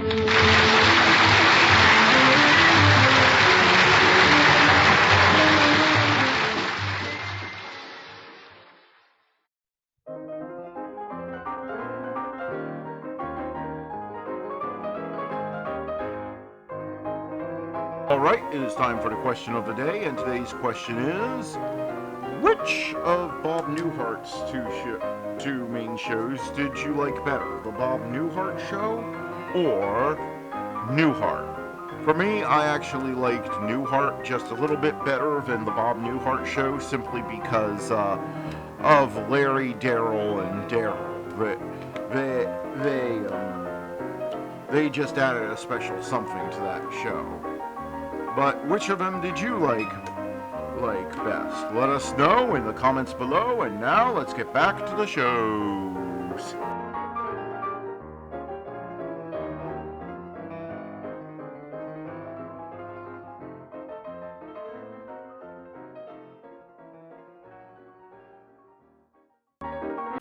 Well, Silver, wait those thrilling days of yesteryear. Well, the Lone Ranger, up next.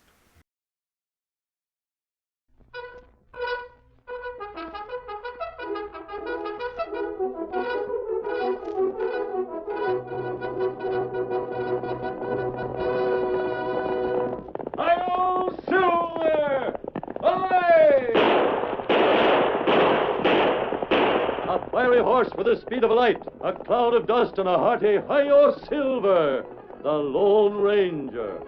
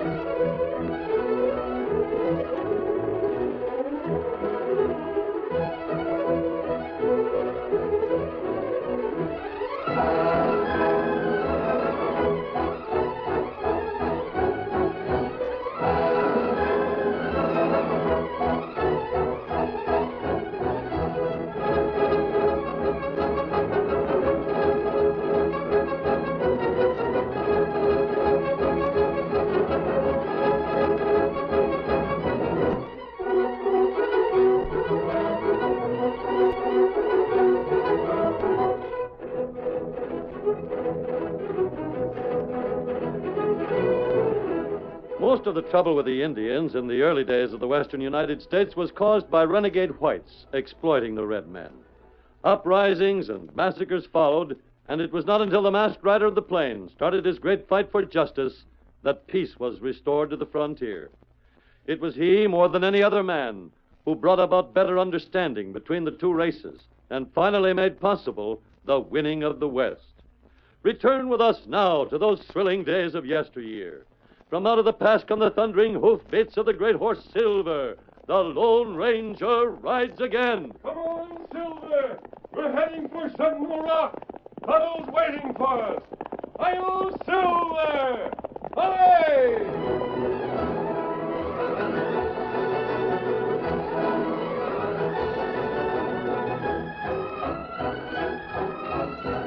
The late afternoon sunlight scraped the tops of the Funeral Mountains and sent long shadows across the prairie as the Lone Ranger rode toward the west.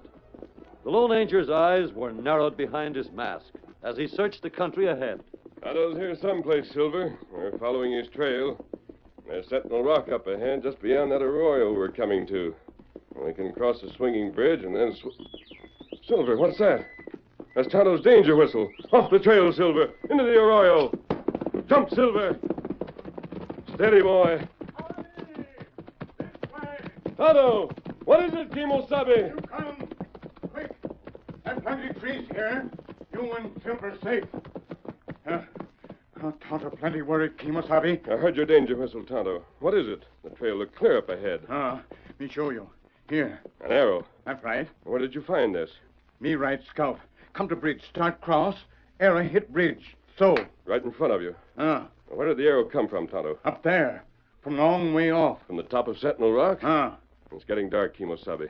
I think you and I should go up there and find out about this. It's a long way. And there's no path up to the top of Sentinel Rock except from the south. It'll take us quite a while to circle around to it, but we'll try. Who you think shoot arrow? Well, look at the feathers and the way the head is set on the shaft, Tonto. Huh? And these colors. It's a Pawnee arrow. Maybe so. Come on. We can head south along this arroyo. It's too deep for anyone on top of Sentinel Rock to notice us. Good thing arrow not hit us, huh? I swerved off the trail as soon as I heard your whistle, Tonto. Silver and I were... What matter? Look, Kimosabe. It didn't miss by much. Huh? Here's another arrow, stuck right into Silver's saddle. If we hadn't pulled off the trail just when we did, one of us wouldn't be alive. And that Pawnee arrow, too. Kimosabe, Silver and I, well, we both owe you our lives. Well, better we find who shoot arrow, and then Tonto fix him. No, Tonto. We'll handle this my way. Follow me. Get him up, Scout. Come on, Silver. We're climbing Sentinel Rock.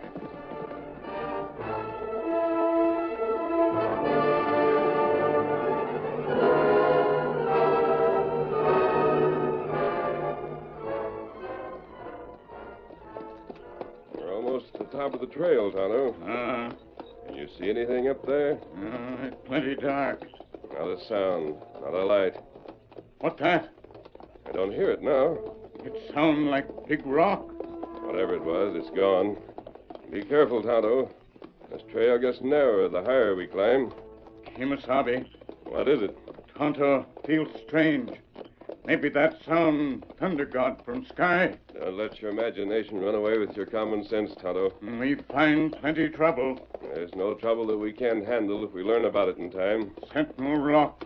Not good. Why not? Well, Tonto not tell you this afore. In daylight.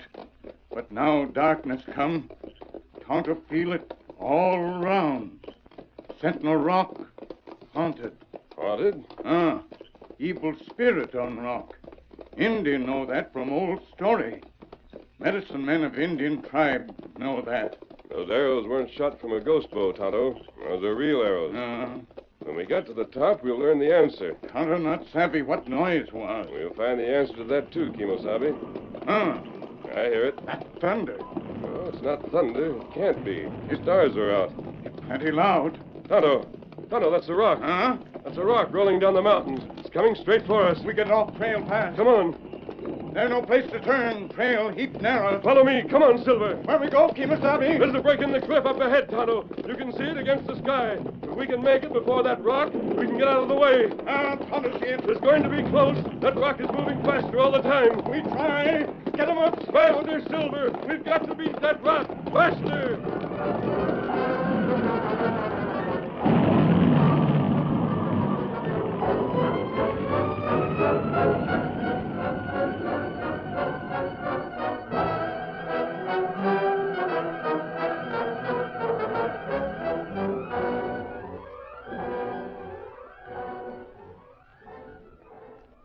It has ended. They are dead. They could not escape the rock I sent crashing down the mountain. They are dead. They can harm my husband or my tribe no more. So, the arrows once more go back in the quiver. All day long we've been up here on Sentinel Rock. We have braved the spirit of the Thunder God to help the tribe. Now we go. You are a good horse. You stood quiet and still all day. It is dark. The trail is long and steep. Come. Now, Kimosabe. What is this? Get the horse. I have the reins. Well, you thought you'd finish us up, did you? We get away from rock plenty fast. Don't try to take the reins. We want to know what this is all about. Why did you shoot arrows at us? Why did you try to crush us by catapulting that rock down the mountain trail? You are not Craven. I thought you were Scar Craven. I thought this other was his partner, the one called Gila. Tonto, a woman. That's plenty strange. A woman. We never expected to find anything like this on top of Sentinel Rock. Who are you? My name is Bright Sky, of the Kawa tribe of the Pawnee Nation. I am Indian. Who was here with you? Who tried to kill us? Look no further. I am the one. You? I shot the arrows. Yes, and I rolled the stone. But I did not mean them for you. I thought you were someone else. You talk heap good. I went to school at the mission since I was very small. Just a moment. You mentioned two names, Scar Craven and Gila. Are those the men you were after? They mean to rob my tribe. I wanted to stop them. What made you think they were coming this way? Because I knew of it from my husband. Yes? I argued with him. They plan to use him as a tool for their robbery. That plenty bad. Bright Sky, is your husband dishonest? No, my husband thinks he is doing the right thing. He thinks he is helping the tribe. He would not listen to me. He went off to meet them, so I tried to... So you meant to stop them, and you didn't care how. Is that it? Yes, that is it. But instead of coming this way, Craven and Gila must have gone by another trail. They're going to meet my husband, and it's too late to stop them.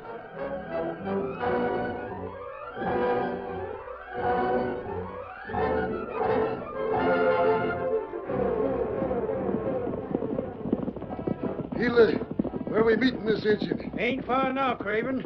The town's right yonder. What town? Smoky Ridge. Smoky Ridge. We didn't come the easy trail then. Why didn't we come by way of Sentinel Rock? You got any liking for getting dry gulch, Craven? Yeah. This Injun brave we're meeting has got a wife who ain't so dumb, Craven. You savvy? I get it. She was right on top of Sentinel Rock waiting. Yeah, I figured so. She was plumb desperate to save her tribe. Sure a good thing they all ain't that smart. She's used to con games, I reckon. Heard a plenty about them. Well, she must be there yet, with a bow and arrow and nothing to shoot at. Yeah. You know all that counterfeit money, Gila? Got 2 saddlebags full of it, Craven. You got the rest? Yep, sure have. We meet this redskin in the Eagle Pass Cafe, Craven. Chino, don't forget, you let me handle the talk, savvy? I'm a lot smoother than you are.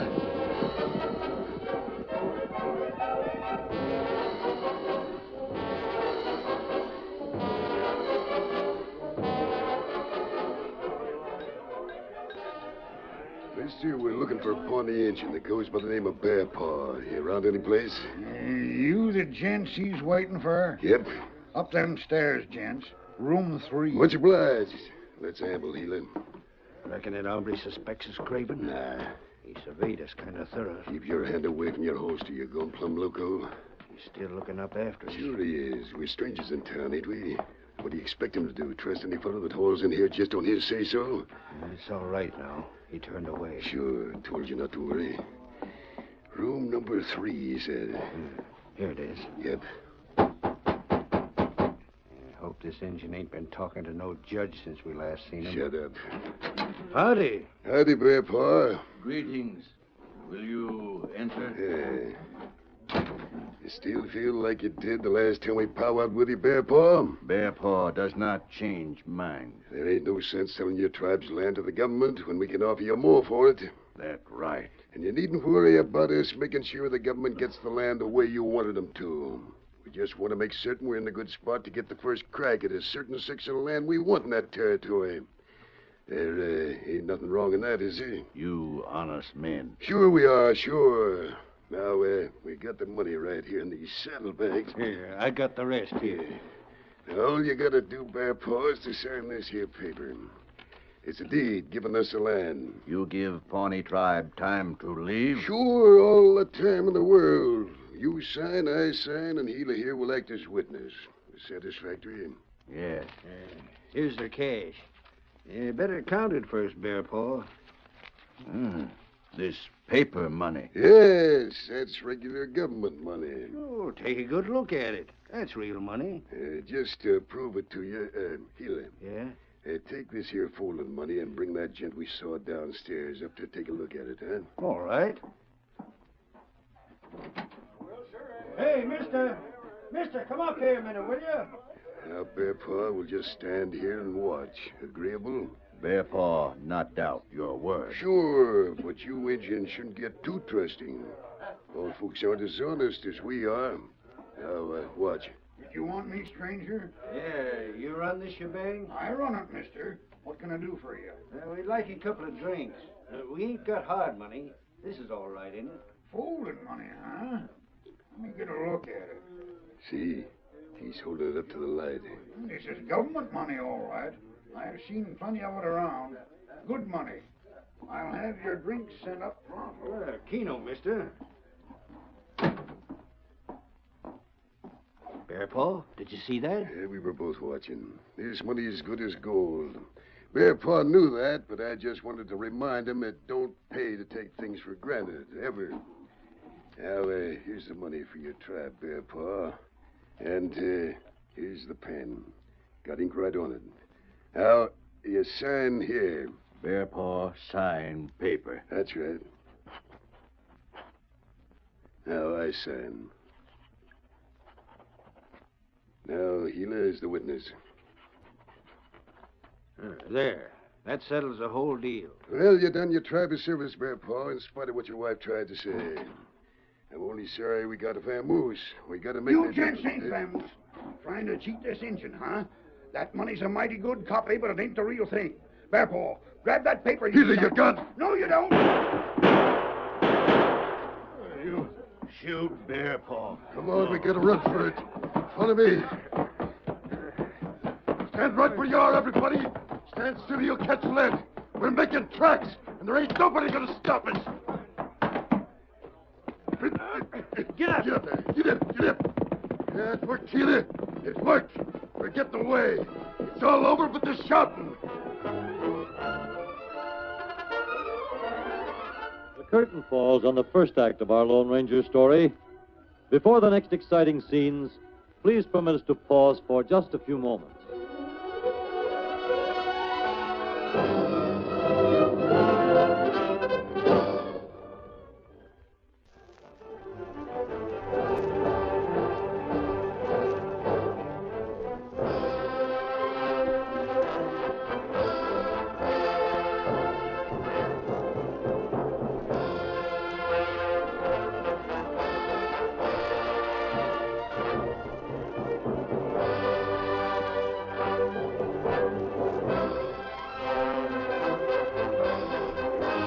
Now to continue our story. The Lone Ranger and Tonto rode through the night with Bright Sky, the Pawnee Indian woman. They expected to find the town of Smoky Ridge still sleeping as they approached in the early dawn, but instead they saw a group of horses tied in front of the cafe. Look, Kimosabe. Something's happened. That posse. They have been riding a long time. Look how tired they are. I hope there's been no trouble with Bear Paw. We'll go into the cafe and find out as soon as we can. That's right. Stand right still, all three of you. Come on, Jack.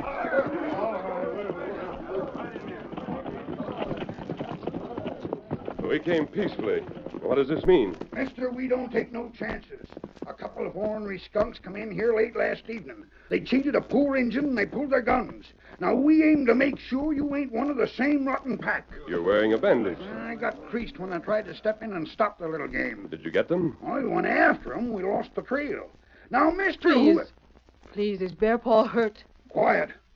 I just noticed something. Mister, you're wearing a mask.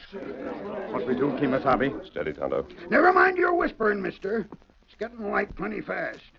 I don't savvy who the woman might be, but we don't cotton to outlaws. Maybe we ought to string you two up in place of them two that got away. Was it Craven and Gila? Well, we don't know their names, but it appears like you do. We're looking for them just as you are. That's funny, that is. You almost sound like you was a lawman. First time I ever seen a lawman wear a mask. Just a moment. Before there's a shooting, listen to this woman. We came here to help Bear Paw. Yeah? Who is he? We'll know we're on his side. Mister, I wouldn't count on seeing Bear Paw again. He is not hurt. Well, I'll be doggone. Lady, you're an Injun. I am Bright Sky of the Kawa tribe of the Pawnee Indian Nation. The Kawa tribe? That's Bear Paw's tribe. Is he hurt? Now, just a second. Before I answer that, I still want to know who these hombres are and what business The brings you masked man is the Lone Ranger. Mister, we're wasting time. Where is Bear Paw? Is he all right? We want to see him. And for your information, this lady is Bear Paw's wife. His wife? Leave your horses here. Come inside. I'll take you to him right this minute.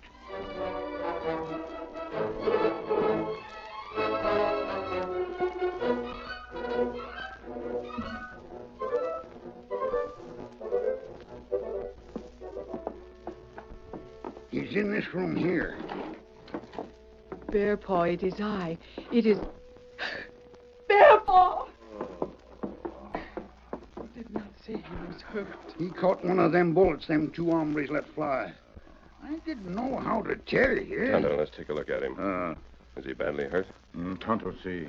Oh, don't. It's all right. Tonto knows more about healing people than most doctors. Mister, Yes?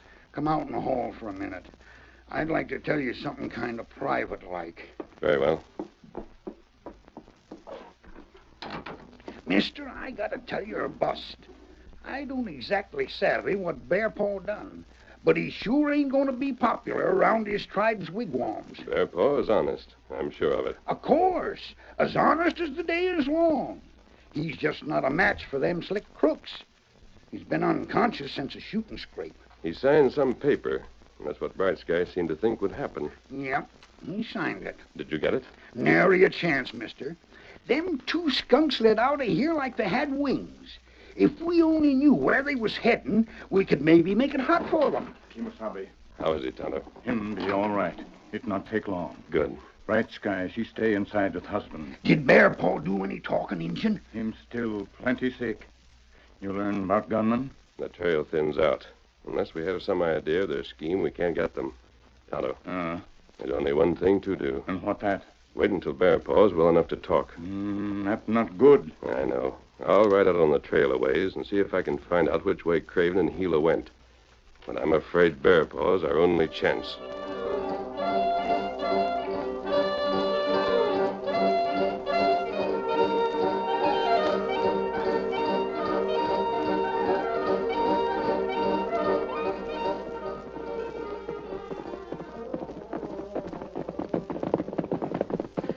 Come to the same spot as this masked man. And this is where you lost the trail? Yep.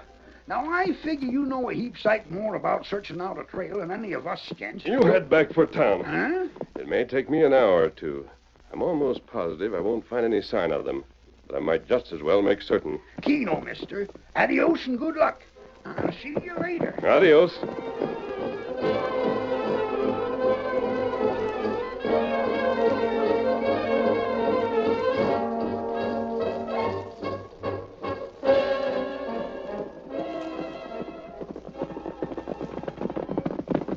See you got back, mister. Find anything? Not a sign. That trail's washed out for good. Yeah? If we're going to catch those outlaws, it won't be by trailing them. How is Bear Paw? Just the same. Tonto's caring for him? Yeah. That Injun sure is a wonder when it comes to doctoring folks. It's too bad you haven't got a telegraph station here so we could send out a description of Craven and Gila. That might help. I've been telling every traveler that went through. Word will spread around, mister. Let's hope it spreads fast enough to get those men before they accomplish their purpose. Whatever it is, they... You come quick. Bear Paw, him better. Him tell where crooks go. You come, quick.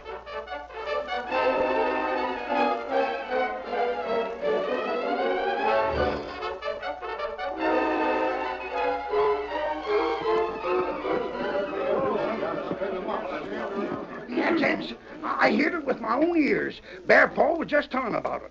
Them coyotes are aiming to cheat the whole Kawala tribe. Them Kawalas are good Injuns. Doggone fine Injuns. Craven and Gila handed Bear Paw a mess of fake money. Now they got his signature on a paper, they'll go east till they meet up with a government agent. They'll give him the paper signed by Bear Paw, and he hands them the money for the call of land. It's the slickest scheme as I ever heard. Reckon the masked man and the Injun will be coming down soon. I roused you fellas out so you could... To the horses, Kemosabe. We go quick. Masked man, just a second. Well? How soon are we leaving to catch them hombres? Right now. But only Tonto and I are going. Huh? Mister, you gotta have a posse. There are only two of them. Well, yeah, only... Besides, they've got a long head start on us. Your horses could never catch them. I may bring silver for you. Good. Steady, boy. You men take care of Bear Paw. Adios. Get him up, Scout. Come on, Silver. Well, if that don't beat all. Jennings calls together a posse, and what happens? We don't even get to go. Shut up, all of you. Just look at them horses cover the ground. The masked man was right. We couldn't keep up with them anyway. Hi-yo, Silver! Hi!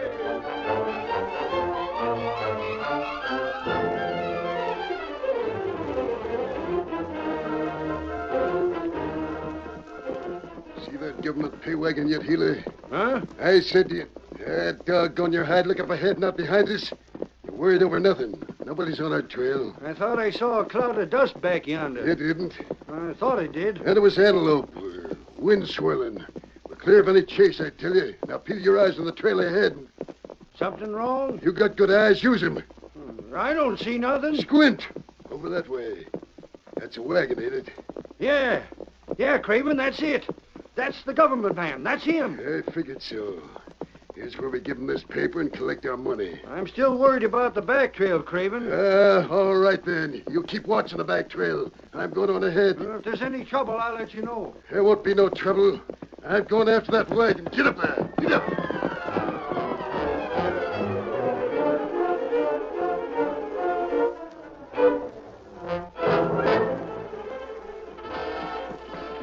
Hey there, rein up. Hold on, I want to see you. Whoa, whoa there, whoa. You're the government man. I got something for you. Keep your hands high, mister. Walk your horse. You're right cautious, Jet. I don't blame you carrying all that cash. That's as may be. What makes you think I got cash? You're the government man, ain't you? Well? I got something here in my saddlebag. Keep your hands high. Easy with that shooting iron, mister. It's just a legal paper I want to get. All right, but don't make a move towards your holster. My trigger finger's mighty jumpy. Here you are, mister. Here's a paper signed by Bear Paw of the Kawa tribe, authorizing you to hand that money to me. Let me see. Yeah, that's Bear Paw's signature, all right. Yeah. Yep, it's all legal. Reckon you'll be glad to hand that money over and end your responsibility, huh? Guess I might as well put down my gun. I got the money right back here in this box. Here it is. It's in big bills, Mr. Craven. Yeah, we don't mind that. Just hand it over. What in thunder? What was that whistle? Say, looks like something's going on up there. Who's this man heading towards us? Those two others coming after him. I don't like the looks of this. Don't reach for your gun or I'll drill you. What? You got your gun out? And I'll use it. Give me the money. How? Right, Agent. He's ready to go. I'll take it myself. Where's the wagon? Come on, Silver. Get him upstairs. They're coming after us, Craven. Run for it. Not till I get the rest of this cash. Craven, you come local. We gotta make tracks. Hold them off. They're coming fast. Here's the rest of the cash. Use your guns. The wagon protects us. I don't want to give up this cash. I keep shooting, but they don't stop. That white horse is coming like the wind. Don't shoot yet, fellow. Don't shoot till I give the word. Out of the way. Craven, get your gun. Start shooting. What in thunder? They're right on top of us. Where's my gun? Now, fellow. Ow, my hand. Don't touch those guns. No, we ain't moving, mister. I never seen such shooting. You knocked the guns right out of our hands. Tonto, how's the government man? I'm all right, masked man. Just got the wind knocked out of me. You know, masked man? Sure do. I've seen that horse before. You're the Lone Ranger, mister. A Lone Ranger? Tonto, take that money. Me do it. Here's another paper, mister. This one tells a straight story. You think you can handle these two crooks? Mister, I sure can. Turn around, you coyotes, while I sling this rope around you. You're heading for the calaboose. Tonto got all money, Kimasabi. Good. Then we'll go. Bearpaw is waiting for this. Come along, Tonto. Get him up, Scout. Adios, masked man. Adios, Injun. Adios. Come on, Silver. Back to Smoky Ridge. Hey, them ropes are tied. Lone Ranger. No wonder we didn't get away with it. Mister, them's the first true words that ever come out of your mouth. Nobody gets away with anything when they meets up with a Lone Ranger. No, sir. Adios, Silver. Away!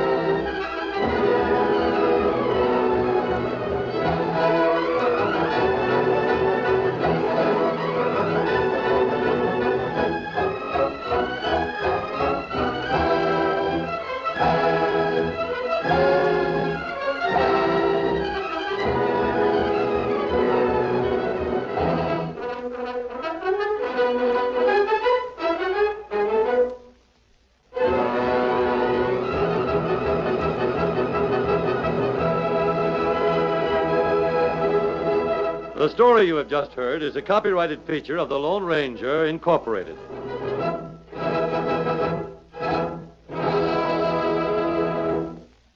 Up next on Nightly Old Time Radio Shows, enjoy the adventures of Nick Carter, Master Detective. New post-war Old Dutch Cantor, famous for chasing dirt, presents Nick Carter, famous for chasing crime.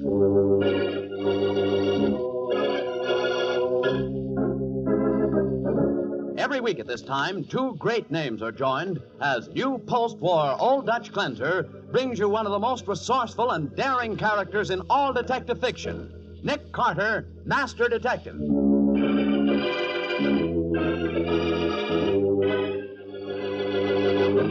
Patsy, this case has been solved How, Nick? by a talking typewriter. What?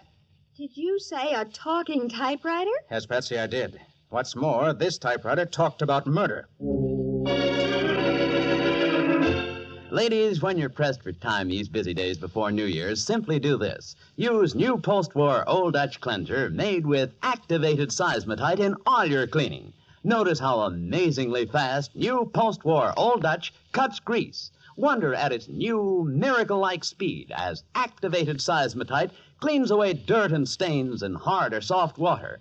Thrill to a new, almost effortless ease in cleaning with new post-war Old Dutch. Thanks to activated seismotite, it cleans, polishes with a smooth, gliding action that means less work, less rubbing. So tomorrow morning, get 2 packages of new post-war Old Dutch Cleanser made with activated seismotite. See for yourself if it doesn't clean faster and easier than any cleanser you've ever used. Now for the case of the missing street. Today's adventure starring Lon Clark as Nick Carter, brought to you by new post-war Old Dutch Cleanser. A pretty girl named Jean White rushes up the rickety stairs of an ancient office building in the older part of town. She pushes open the door marked Wallace White, Contractor, and enters. Wally!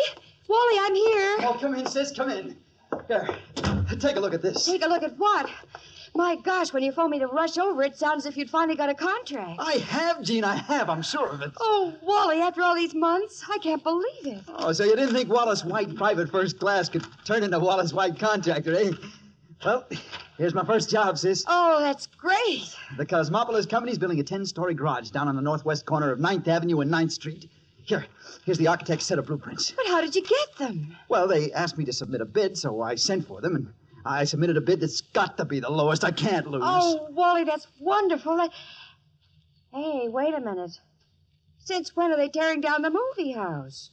What movie house? The one on the northwest corner of 9th Avenue and 9th Street. Oh, you're crazy. There isn't a movie house there. That's an empty lot. Oh, no, it isn't. Remember, I lived in Greenwich Village when I first came to town, when I roomed with Patsy Bowen. The girl who works for Nick Carter? Yeah, that's right.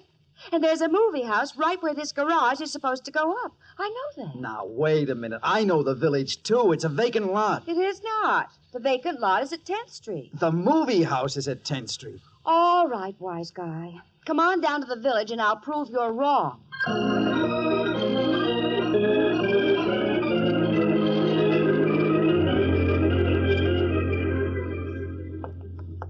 Well, this is 9th Avenue and 10th Street. And there's the movie house on the corner, just as I said. Golly, I could have sworn. Wait a minute, Wally. We're both right. There's the vacant lot across the street, also at 9th Avenue and 10th. Golly, the village is so twisted and mixed up, you can't ever remember anything about... Jean, hold it. What's the matter? There's something fishy here. Fishy? Yeah. There isn't any intersection of 9th Avenue and 9th Street. What? Well, take a look for yourself. The avenue runs into the village square and ends. What, and 9th Street is below the square. It doesn't even come close to the avenue. But the blueprint says... Yeah.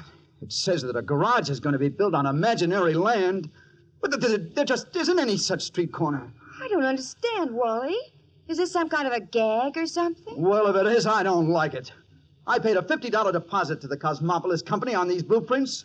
Do you think something is crooked, Wally? It sure looks that way. But, Wally... Hey, Jean, do you think Patsy Bowen could get us in to see Nick Carter?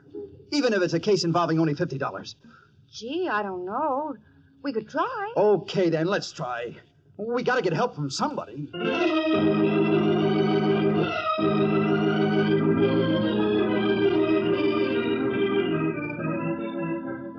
In the first place, Mr. White, there's no such thing as a case too small for me to investigate. Understand that? But I can't pay you, Mr. Carter. You see, Wally hasn't earned much money since he's been out of the Army. He's trying to get started in the contracting business. Miss White, I don't charge folks I want to help if they can't afford to pay. Oh, Mr. Carter, you're... Excuse me, but I've got to do this. Hey! What's the idea of kissing my boss? There. Miss White. I just had to show you my gratitude. Well, we'll enter that on a new file card marked Wallace. Fee, 1 kiss, paid in advance. And that's a fee it'll be a pleasure to earn. That is what I call an ambiguous crack. All right, then. Suppose we skip it. You know, White, if the Cosmopolis Company's in the racket I think it is, it'll be a pleasure to smash it. What racket do you think that is, Mr. Carter? Well, I figure they've sent out blueprints to contractors all over this part of the country. And those blueprints are for buildings no one ever intends to build. But I paid a $50 deposit for those plans. And the crooks you paid your money to have no intention of returning it. Why, those dirty... They don't care what you do with the blueprints. Cost them only a few cents. You multiply $50 by a couple of hundred gullible contractors, and you have quite a racket. A racket which is repeated in city after city. Well, Nick, what are you going to do about it? First thing, Patsy, is that we're going down to the mailing address of the Cosmopolis Company. They're legitimate? Okay. They're not? Yes. Then I'm going to earn that kiss. Oh,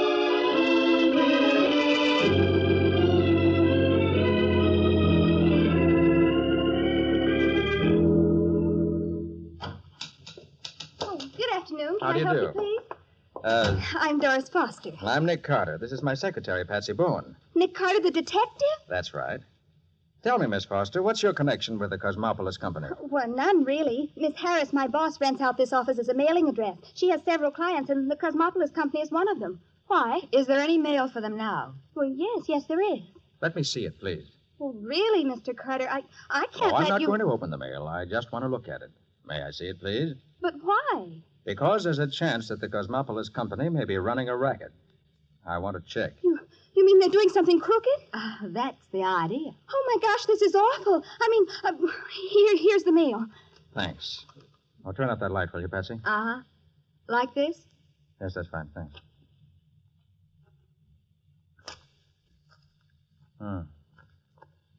11 letters here. With a strong light behind them, it looks as though each one contains a check or money order. I guess that's all the proof we need, Patsy. Well, how is that proof, Nick? Wally White isn't the only contractor in the world. True enough, but a legitimate firm wouldn't be requesting construction bids from so many different contractors. This is a racket, all right. Oh.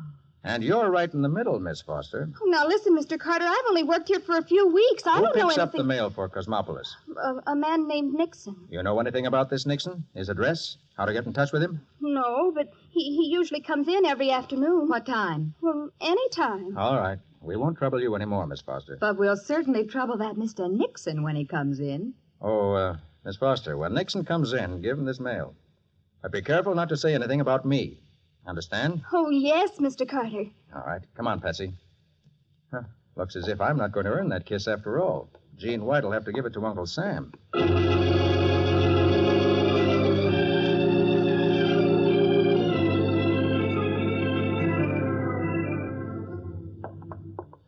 Step around the corner of the hall, Patsy. What was that crack about Uncle Sam, Nick? This is a federal case. Illegal use of the mail. I've got to notify the FBI. This isn't for us. Oh. But I'm not taking any chances on this Nixon in the meantime. Come on over here. Why? I want to look in this broom closet. But what for? Tell you in a minute. Oh. Don't know.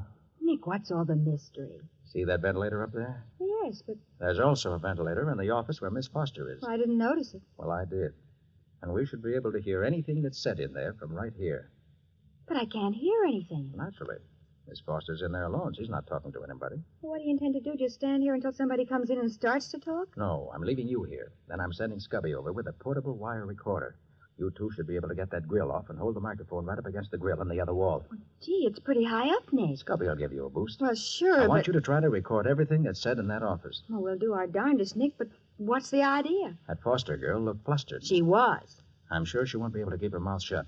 When she sees Nixon, she may be provoked into saying something valuable. And when Nixon leaves, Scubby tails him, eh? You're a smart girl, Patsy.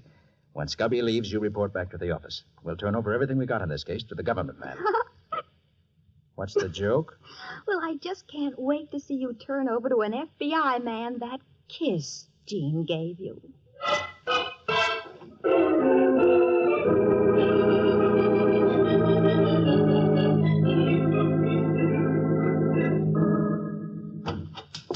Hello, Doris. How's the office going? Oh, gosh, Miss Harris, I'm awful glad you came in. Something terrible's just happened. What's the matter, Doris? I'm afraid we're mixed up in some kind of racket, Miss Harris. Nick Carter was just here. Nick Carter? What did he want? He was doing some investigating for a man named Wally White. Mr. Carter said those Cosmopolis people are some kind of crooks. Oh, is that so? And I think Mr. Carter's going to wait until Mr. Nixon calls for his mail and then do something to him. Now, take it easy, Doris. If that Nixon is a crook, I'll get rid of him fast enough. Oh, gosh, Miss Harris, it's got me so upset I Look, can't... Doris, why don't you take the rest of the day off? I'll take care of things here at the office. Oh, gee, thanks, Miss Harris. Honestly, I'm so shaky I couldn't type anymore today. Don't worry, I'll finish up for you. Gosh, you're swell. It's a pleasure working for you, even if I have only been here a few weeks. Oh, Mr. Nixon. Hiya, Doris. My boss has something to tell you, Mr. Nixon. Goodbye. Well, what's the matter with her? Your mail is on the desk, Mr. Nixon. What? Oh, yeah. Thanks. I'll trouble you to take your mail out of here. And take yourself, too. What are you talking about? Never mind what I'm talking about. Just understand that I'm severing relations with your company as of today. I don't want anything more to do with you, Mr. Nixon, or the Cosmopolis Company. Okay. I don't know why you're sore at me all of a sudden, but it's okay with me. You ain't the only public steno in this city. Quite right, Mr. Nixon. Goodbye.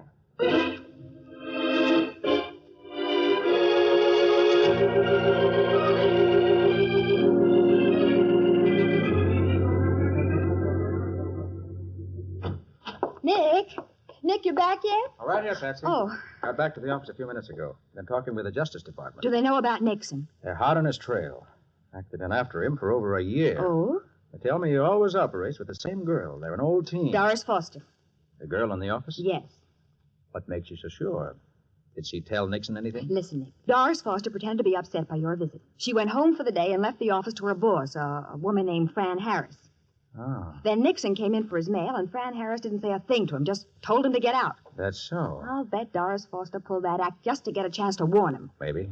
Did Scobby tail Nixon when he left? Uh-huh, he went right out after him. Maybe I wasn't thankful for that. Why? Well, can't you imagine me cooped up in a dark closet with a Scubby? He kept asking me to marry him every 2 minutes. You didn't say yes, did you? Of course not. Well, what about this Fran Harris? Well, she kept her mouth shut, Nick. Just gave Nixon the freeze. Told him to take his mail and never come back. She did, huh? Uh-huh. I've got the recording here, but it won't do any good. Nixon didn't say anything incriminating. And Scubby's our only lead. Hope he can hold on to Nixon. Oh, he'll report back as soon as he gets the chance. Oh, wait a minute. Nick Carter speaking. Mr. Carter, this is Jean White. Well, yes, Jean. You've got to come up to my brother's office right away. What's the matter? He's been shot. I think he's dead. Murdered.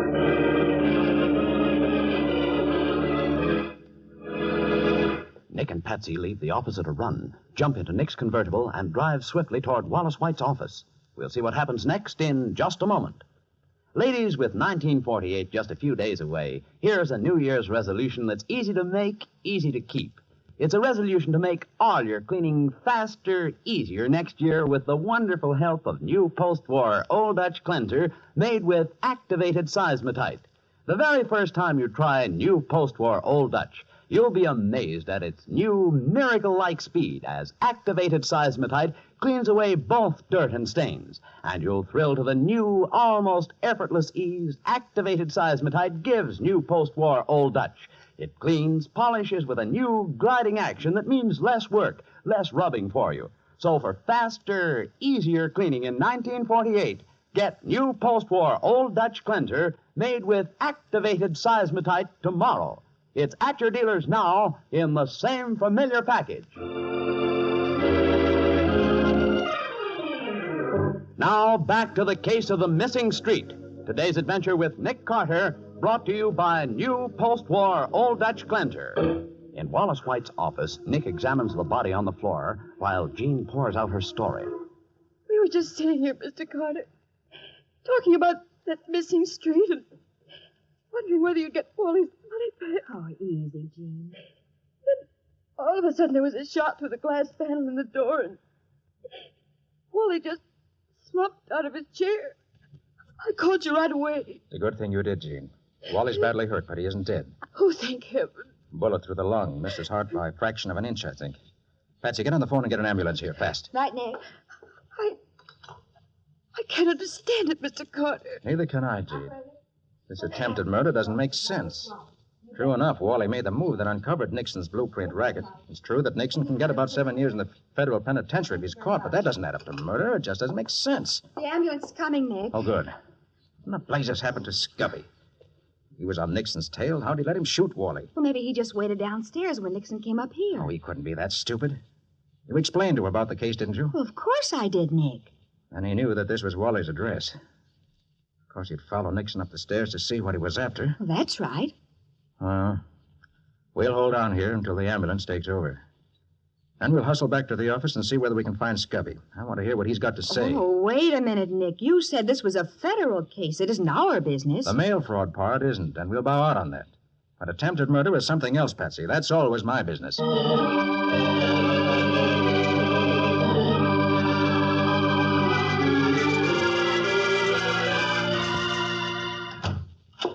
Scubby! Hi, folks. Scubby, what the deuce are you doing here in the office? Where's Nixon? Gee, Nick, I'm sorry. He got away from me. Got away from you? Yeah, I lost him. And let him go up to Wally White's office and pump a bullet into him. What? Scubby, I hate you. Don't you ever propose to me again. All right, now, easy, Patsy. What happened, Scubby? Well, I tailed Nixon out of the building. I swear he never saw me. Then he got into a cab, and I followed the cab all the way up to the city line. But when we got there, Nixon wasn't in it. The old Dodge, huh? Went in one door of the cab and right on out the other. Must have seen you, Scubby. Oh, how could he? I wasn't tailing him for more than a minute. Maybe he's smarter than we think. Oh, well, gee, Nick, All right. We've lost our lead with Nixon. Let's find another. Patsy, let me hear that wire recording. Huh? Well, there isn't anything on it. All right, let's hear it anyway. Okay. Here goes. Oh, Mr. Nixon. Hiya, Doris. My boss has something to tell you, Mr. Nixon. Goodbye. Well, what's the matter with her? Your mail is on the desk, Mr. Nixon. What? Oh, yeah. Thanks. I'll trouble you to take your mail out of here. And take yourself, too. What are you talking about? Never mind what I'm talking about. Just understand that I'm severing relations with your company as of today.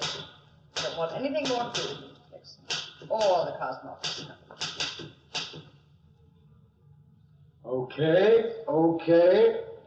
I don't know why you're sore at me all of a sudden, but it's okay with me. You ain't the only public steno in this city. Quite right, Mr. Nixon. Goodbye. Well, how about that? See? You're wrong, Nick. We didn't learn a thing. I repeat, how about that? Well, did we? What time is it, Patsy? 5:10. Just time enough to go down and have another interview with Fran Harris. That girl didn't talk, but maybe she can help us find Nixon another way.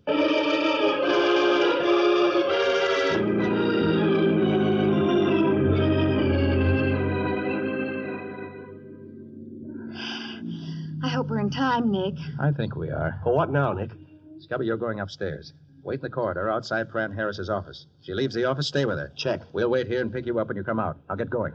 You bet. And this time I don't get fooled. Patsy, let's go in that drugstore there. We need a phone. A phone? Right. I'm going to interview Miss Harris on the telephone, and when I finish, wild horses won't be able to keep her in that office 1 minute longer.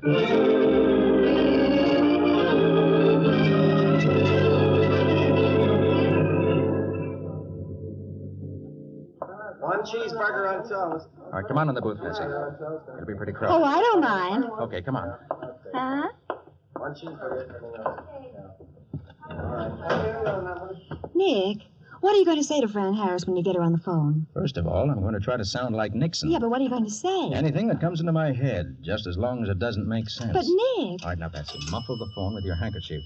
so I can have my other hand free. Sure, but I don't get it. All right, now, quiet. I'll have her in a second. Okay.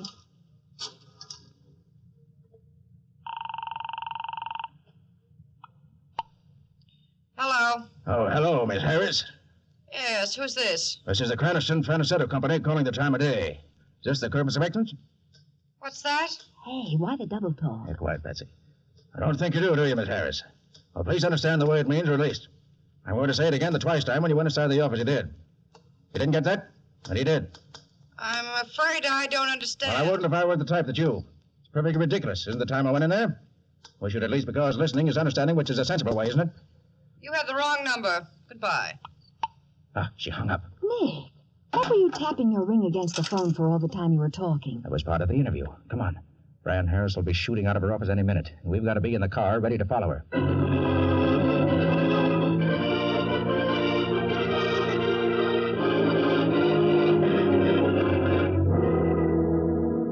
She's turning down 4th Street, Nick. Right. We'll stay with her. I wish I knew what you said to her on the phone. She came scooting out of her office. I gave her some double talk. Double talk? With Nixon's voice, or a reasonable facsimile.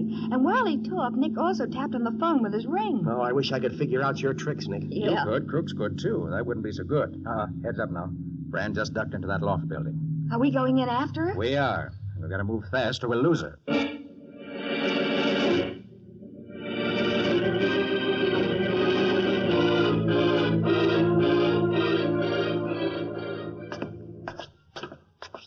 I can hear her, Nick. She's still running up the stairs ahead of us. Probably headed for the top floor. Well, what's she got to do with Nixon and Doris Foster? You'll find out. Is she sore because they were using her office for their racket? All right, let's keep extra quiet, please. Top 4 coming up. You think Nixon's inside that loft? I hope so. But what do we do? A simple thing. Just knock on the door and go in. After we're inside, we'll take him. Well, suppose he puts up a fight. Don't forget what he did to Wally White. I'm not forgetting Wally White. But, Nick, you can't. All right now. Stop here. Okay. Nixon, open up. Open up, Nixon. I want to talk to you. Oh, watch out! Get down, quick. Get down. I was wrong. There's going to be a fight. And maybe another murder.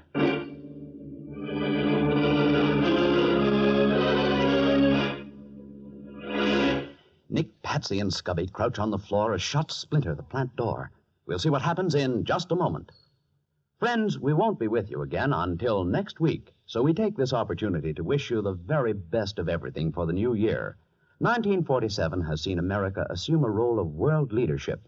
The poor and oppressed peoples in many lands look to us in the years ahead for strength and guidance. So let us set the example by welcoming the coming year with faith and optimism, confident that we can lead the world on the paths of peace and righteousness.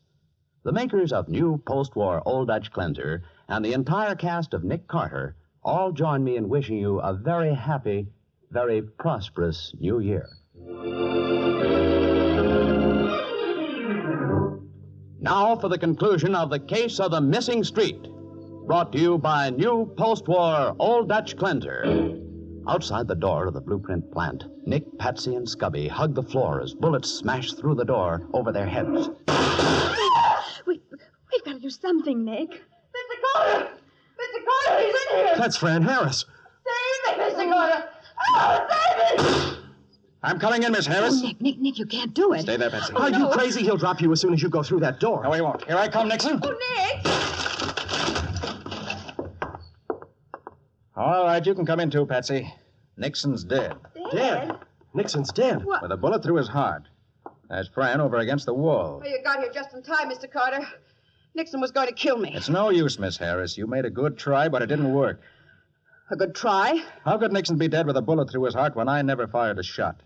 Why, You were hoping I would shoot, weren't you? Oh, he killed himself when you said you were coming in. Oh, no, he didn't, Fran. You put a bullet into him and staged the whole act. Too bad I followed up the lead so quickly, isn't it? You were hoping he'd be framed for the murder of Wally White. You mean she shot Wally? I told you that murder didn't make sense, Patsy. But it did as soon as I discovered Fran was in the racket with Nixon and was using Doris as a front. That's not true. Then Doris was innocent, Nick? She was, Scubby. When we started investigating the fraud pulled on Wally White, she got scared and reported it to Fran Harris. And Fran suddenly got a bright idea. What do you mean? You figured that if you killed Wally with Nixon's gun, you could blame the killing on Nixon. And a ballistics test would show that it was Nixon's gun. and he'd be executed for murder. Then you could take over the racket. You're a liar. Look, Fran, whether or not we can prove that you killed Wally makes no difference, because we can prove you killed Nixon just now. You cannot. Oh, yes, we can. You see, Fran, there's no gun within Nixon's reach as he lies there dead. And there are also no powder marks on him to indicate suicide. Therefore, the only person who could have killed him is you. Well, you'll never prove anything. Don't bother to argue, Fran. A criminal court will settle it for you, and settle it good with the evidence I have. From now on, a prison cell is going to be your mailing address.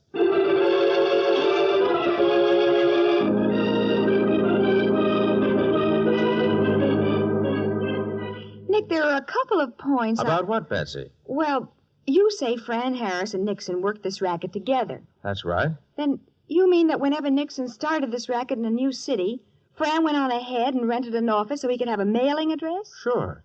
She also hired a girl to work for her as a stenographer. The girl, of course, knew nothing about the racket. She just knew that she worked for Fran. Uh-huh. Yeah, but how did you figure out the tie-up between Fran and Nixon? Why, the minute I heard that wire recording, I knew that they were working together. But she didn't say anything, Nick. She didn't. But her typewriter said plenty. Her typewriter? Mm-hmm. She was typing in code all the time she was talking. In code? That's right. What? She and Nixon had it worked out for emergencies. She was afraid someone might be listening outside, so she tapped out a message on her typewriter in international code. Nick Carter snooping around.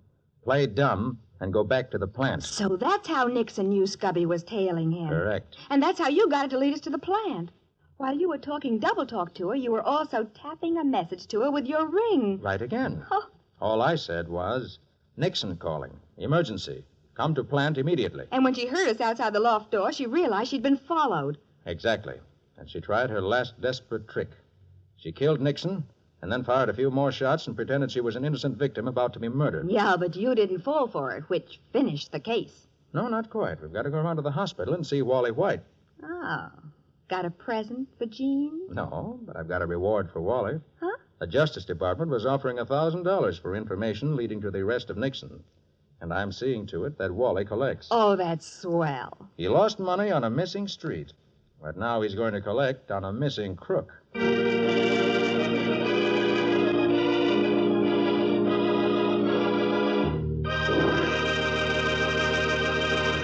Nick, how about a hint or two on what new post-war Old Dutch cleanser has in store for us next week? Well, Bob, the only thing I can tell you is something I'm afraid you won't believe. Well, if you say it, well, I'll believe it. Go on and tell me. Okay, then. It's the story of a man who was shot and killed by a stained glass window. Killed by a... Oh, now, Nick, wait a minute. Oh, well, Bob, you can't say Nick didn't warn you. But that sounds absolutely crazy. What do you call the story, Nick? I call it The Case of the Devil's Left Eye.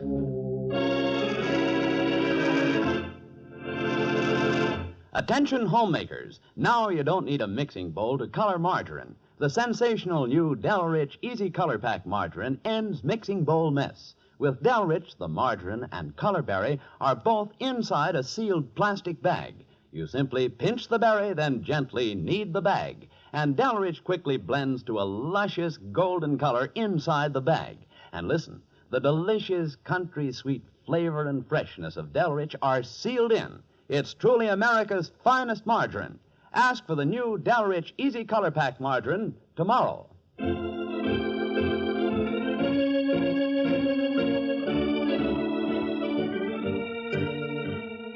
Nick Carter, Master Detective, is presented each week at this time by the Cudahy Packing Company. It is produced and directed by Jock McGregor and is copyrighted by Street and Smith Publications Incorporated. Charlotte Manson is featured as Patsy. Today's script was written by Alfred Bester. Original music is played by Henry Silverne. This program is fictional, and any resemblance to actual persons living or dead is purely coincidental. This is Bob Martin saying, when minutes count, use new post-war Old Dutch cleanser.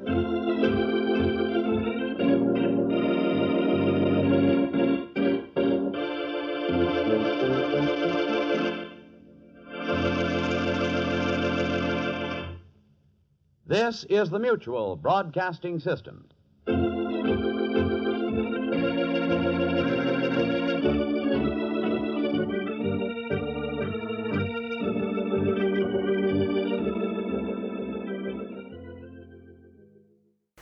The Sears Radio Theater is up next on Nightly Old Time Radio Shows. Enjoy. That's the theme from the Sears Radio Theater. Tonight, a story of the West with Lorne Greene as your host. Here's a preview. This town stinks of cattle. They say you get used to There's it. too many people and ain't healthy. Could be. I suppose you intend to march right into this bullhead saloon. Could be. It won't be no worse than 100 to 1. The Sears Radio Theater will begin after this message from your local station. This is Lorne Greene.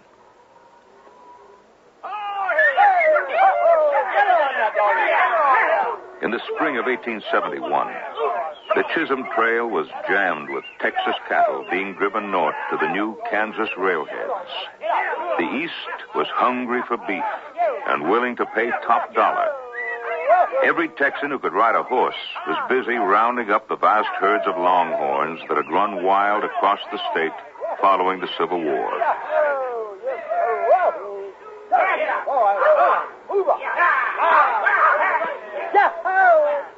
Abilene, Kansas opened the first railhead as soon as the Kansas Pacific tracks were down, thanks to the vision of an enterprising young man named Joseph McCoy. Virtually overnight, the town grew from a stage depot into a boom town. Cattle herds were backed up for miles, waiting shipment, as literally millions of dollars changed hands. And with the herds sold and delivered, the cowboys were paid off and turned loose on the town. The saloons and dance halls and bawdy houses were packed with Texans, gamblers, and drifters, and violence was inevitable.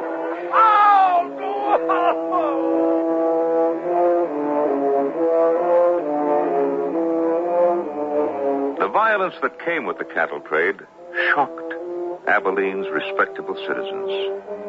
A growing population of farmers and businessmen was determined to see an end to the railhead. They formed a Farmers Protective Association, and in the first meeting, they demanded action of the town's new mayor, Joseph McCoy, one of the men who had founded the cattle trade. All right, hold it down. This is a meeting, not a lynching. Now give the mayor a chance to speak. Well, there'll be a few lynchings if something ain't done about these Texas cowboys. That's right. Sure, we got enough of Joe McCoy faced those angry citizens knowing he was close to losing his shipping contract and everything he had struggled to build. He was desperate, but he had one last chance.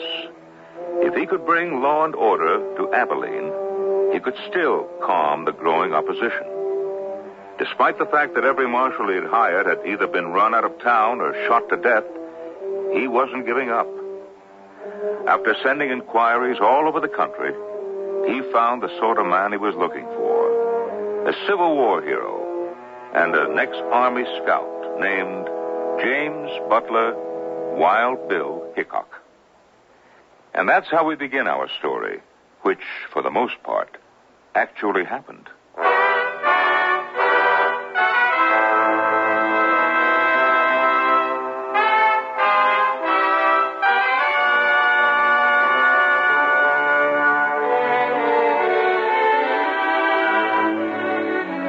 Sears Radio Theater, a new adventure in radio listening. 5 nights of exceptional entertainment every week. Brought to you in Elliott Lewis' production of the Sears Radio Theater. Our story, Abilene, by Michael Angelella and James Notts. Our star, John Daner. The Sears Radio Theater is brought to you by Sears Roebuck and Company. Sears, where America shops for value.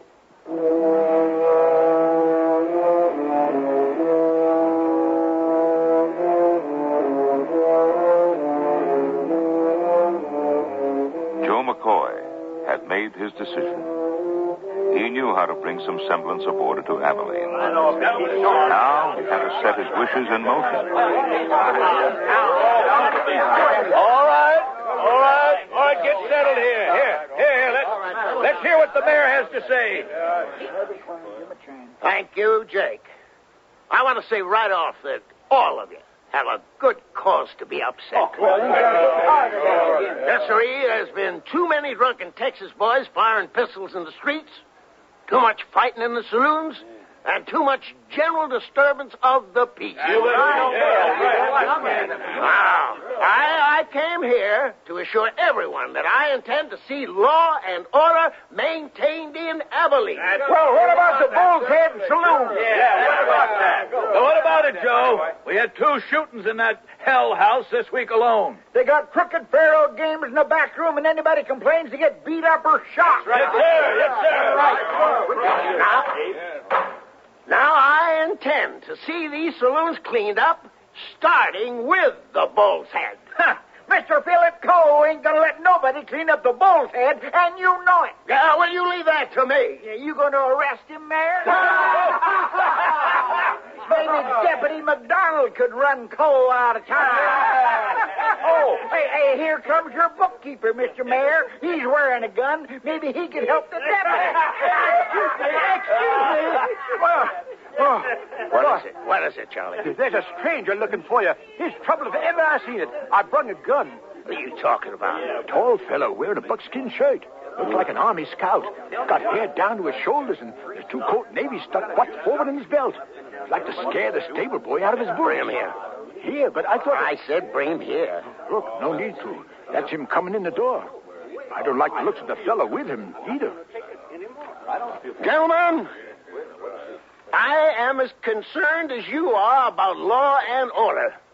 That's why I have hired a new marshal. Well, these Texans been running marshals out of town fast as you hire them. That's right. Except for the last one. We buried him.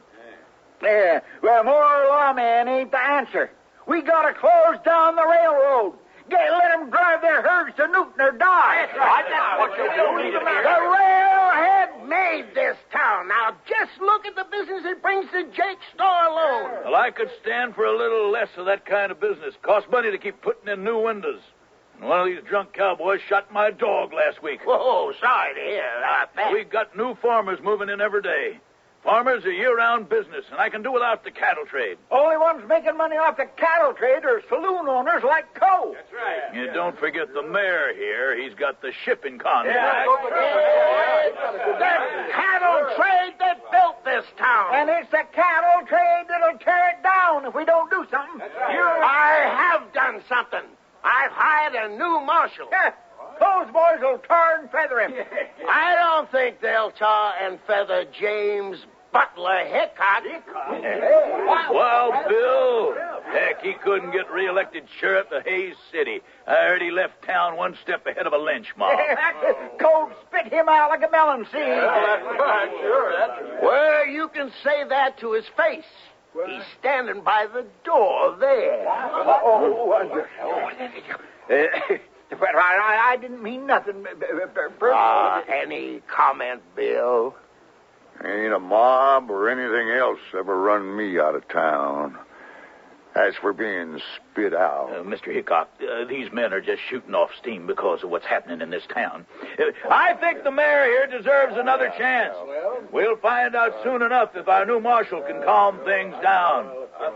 Anyone here against giving the mayor and his marshal a fair chance? Good. We're adjourned.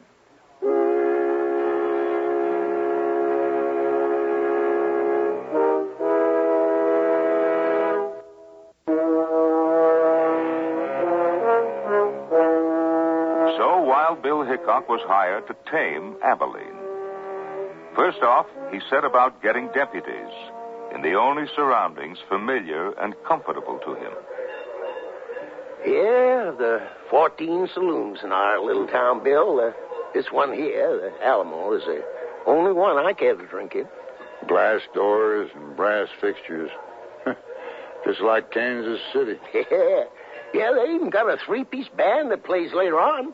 Oh, I'm glad you could come, Bill. I'm sorry about that welcome. I'm used to it. This Sam Williams, an old friend of mine, thought I might need a deputy I could depend on. Oh, but I seen you need 10.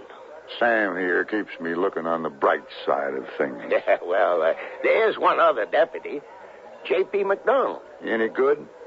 Well, afraid he tries to keep out of sight, but then someone has to sweep up and keep the paperwork. Just what we need. Well, if it was easy, I wouldn't be making you two the highest paid lawmen in the country. Yeah, just what are you paying us? $150 a month to the marshal, $100 for his top deputy, 25% of all fines collected. Make that 50%. Ain't worth the bother for less. Well, it's agreed. Yeah, there's also 2 bits for every stray dog shot. I didn't come here to shoot no dog. Yeah, well, I don't want any shooting if it can be avoided, but at all costs, we must have law and order. Where do we start? Well, where the trouble is. The Bull's Head Saloon. You bring that one under control, and the others will follow. What's so special about the Bull's Head? Oh, Bill, they run crooked faro and poker games in a small back room. We've had several shootings, a few dozen fights because of it. So I closed down the back room. Well, that would serve notice. There's only one problem. I figured. Yeah, well, Bull's Head is run by a Texan named Cole, first name Phil. And he won't like the idea of your closing down his back room. He's the one that's going to spit me out like a seed. What do you know about him, Mayor? Oh, not much. They say he lost his family in the war, led a detachment of Texas cavalry who refused to surrender. He took a whole lot down to Mexico to fight for Maximilian. Seems he's partial to losing sides. He don't seem partial to surrendering.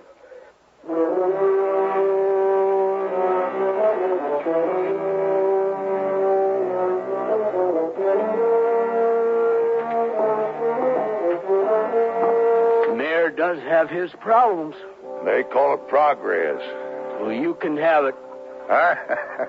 You tired of city life already?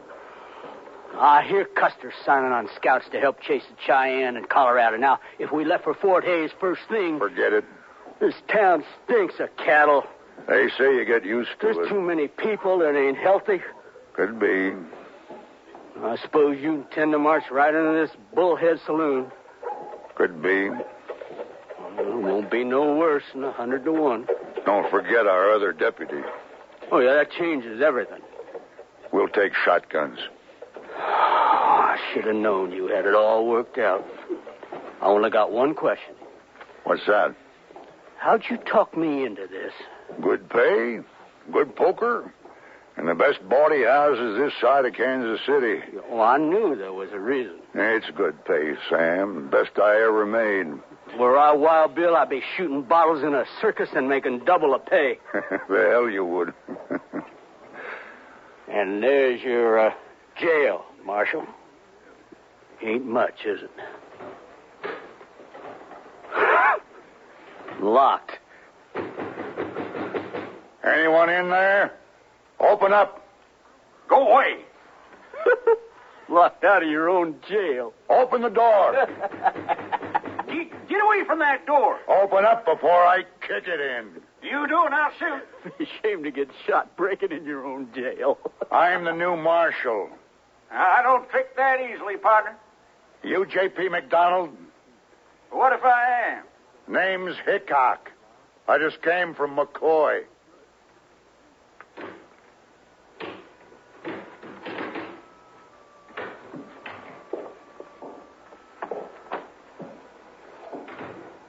So you're Wild Bill. Either the mayor's paying you a fortune or you're a fool. No offense. Yeah, pull up a chair. This is Sam Williams. Oh? How do? You got any shotguns? I got 2 Remington double barrels. What do you got in mind? I've been hearing so much about this fella, Cole. I thought it was time we got acquainted. Oh, you ain't going in the Bull's Head carrying a shotgun. No, sir. Oh, thank heavens. I figured you and Sam would carry the shotguns. Hold on. Unless you got other ideas of employment. Our last marshal got himself killed trying to stand up to that bunch. And where were you at the time? Staying alive. Here's the shotguns. How about shells? In the drawer.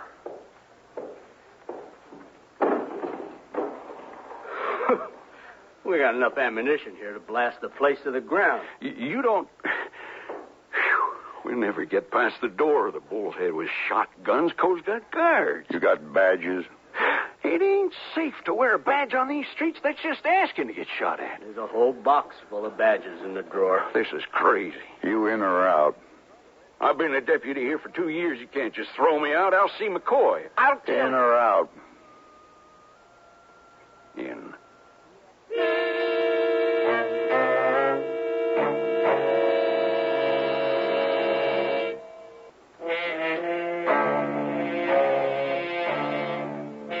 And so the three of them set out.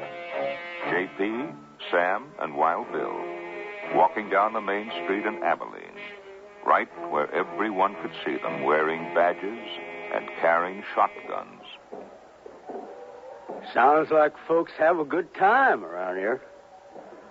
We're just asking for trouble wearing these badges and carrying these shotguns. Just keep those barrels down. Yeah, it'd be a shame you blew that farmer out of his wagon, J.P. Weren't my idea. I ain't used one of these scatterguns in 5 years. You keep waving it around, and I'll take back the shells. Marshal Hickok. What we got here? That's Hank Wilson of the Abilene Chronicle. Hey, watch out where you point that shotgun, J.P. Hey, you mind if I ask you a few questions, Marshal? We got business. Oh, so I see.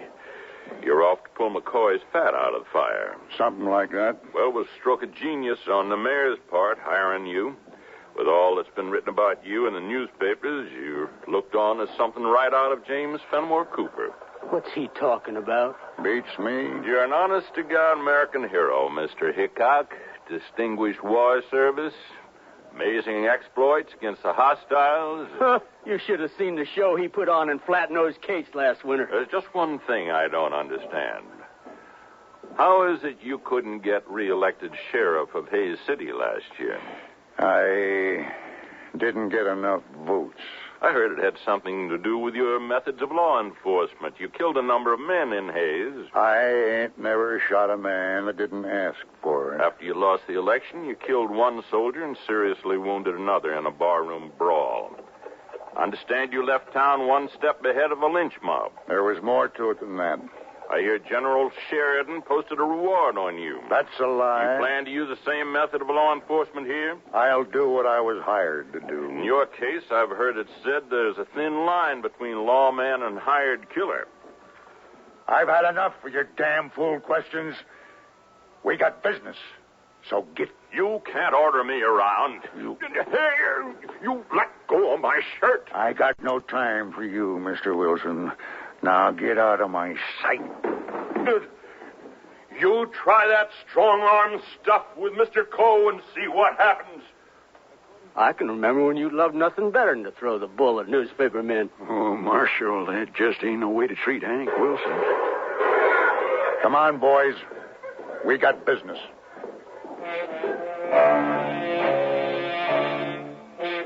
That's the bullhead. Never thought I'd see the day I didn't care to visit a saloon. Watch those boys on the porch. Let's go. Hey, Slim, do I see badges? Hey, looky, boys. The town's hiring them another marshal and deputies. Must not be paying much. 2 of them can't afford a barber. They look like buffalo hunters in them buckskins. Well, we have to smell them to be sure. Careful now. That's a 2-gun marshal. Watch yourselves. Now, where do you think you was going, Marshal? Get out of my way. Pin a badge on a man, and the first thing he does is to start giving orders. I ask you to get out of my way. You take your deputies and run along before we... Don't touch the pistols, boys. Now, he only got thrown off the porch. The next man gets blowed off. You all right, Slim? Do I look all right? You ain't going to last long, Marshal.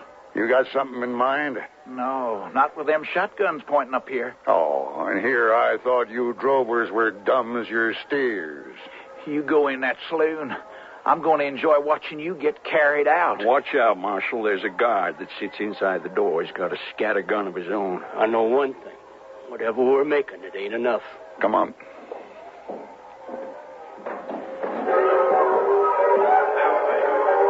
Hold it there. You can't just walk in. I'll take that shotgun. Well, I'll tell you.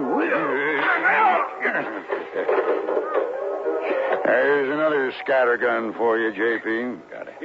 You're in big trouble, mister. You're the one laying on the floor. Well, them badges don't mean nothing in here. We all know how to take care of lawmen. You figure he'd talk that tough with a broken jaw, Sam? I'd be curious to find out. Get up. I ain't getting up. Ooh, looks like another smart one here. That's in the back room. Watch the door, J.P. If this one tries to get up, fill his pants with buckshot. I got him. Come on, Sam.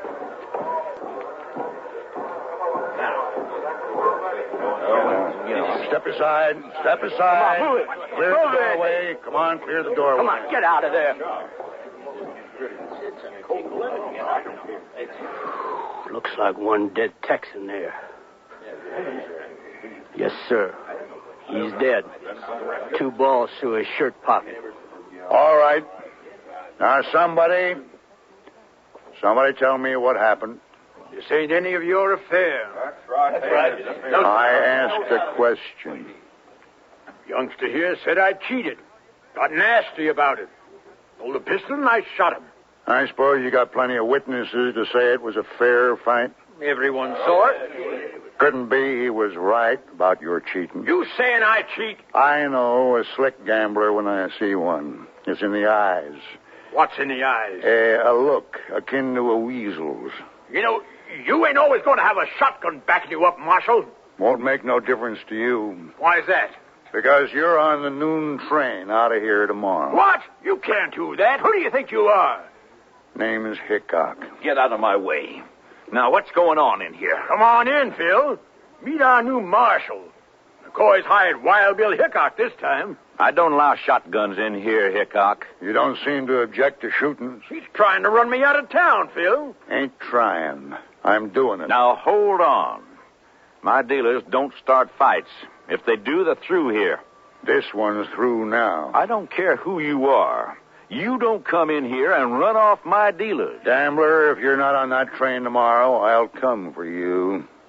You got my word on it. Do something, Phil. Hickok, any town that takes in a few thousand hard-drinking drovers is bound to have some trouble. It's the way things are. There's been trouble at the Alamo and the Silver Spur and all the others. Good dealers is hard to come by. And I don't intend to have mine run off without cause. From what I hear, you've had more than your share of trouble in this back room. Something to do with fixed games, I'm told. Oh.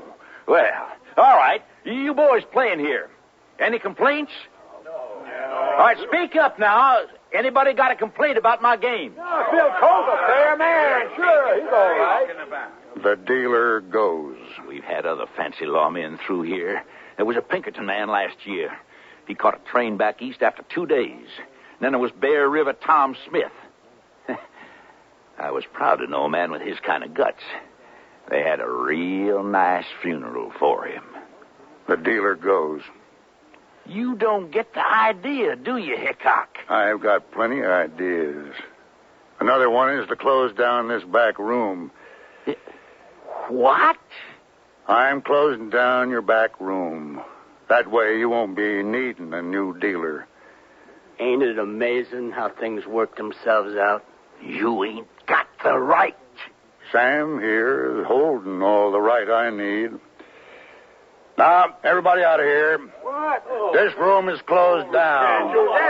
I won't stand for this. You'll stand for it, or you'll join your dealer on that train tomorrow. Yeah, well, we'll see about that. I reckon we will. Let's get out of here, Sam.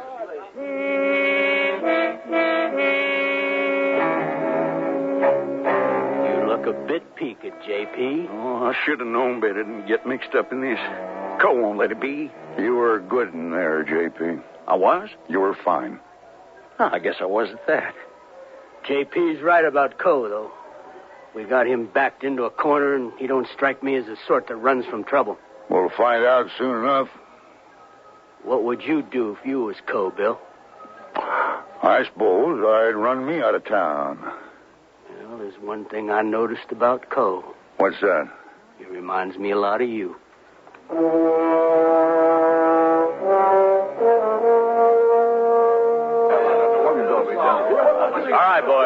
right, boys. Now, it looks to me like we got a problem. Well, we've handled lawmen before. You handle them real well at the door, Red.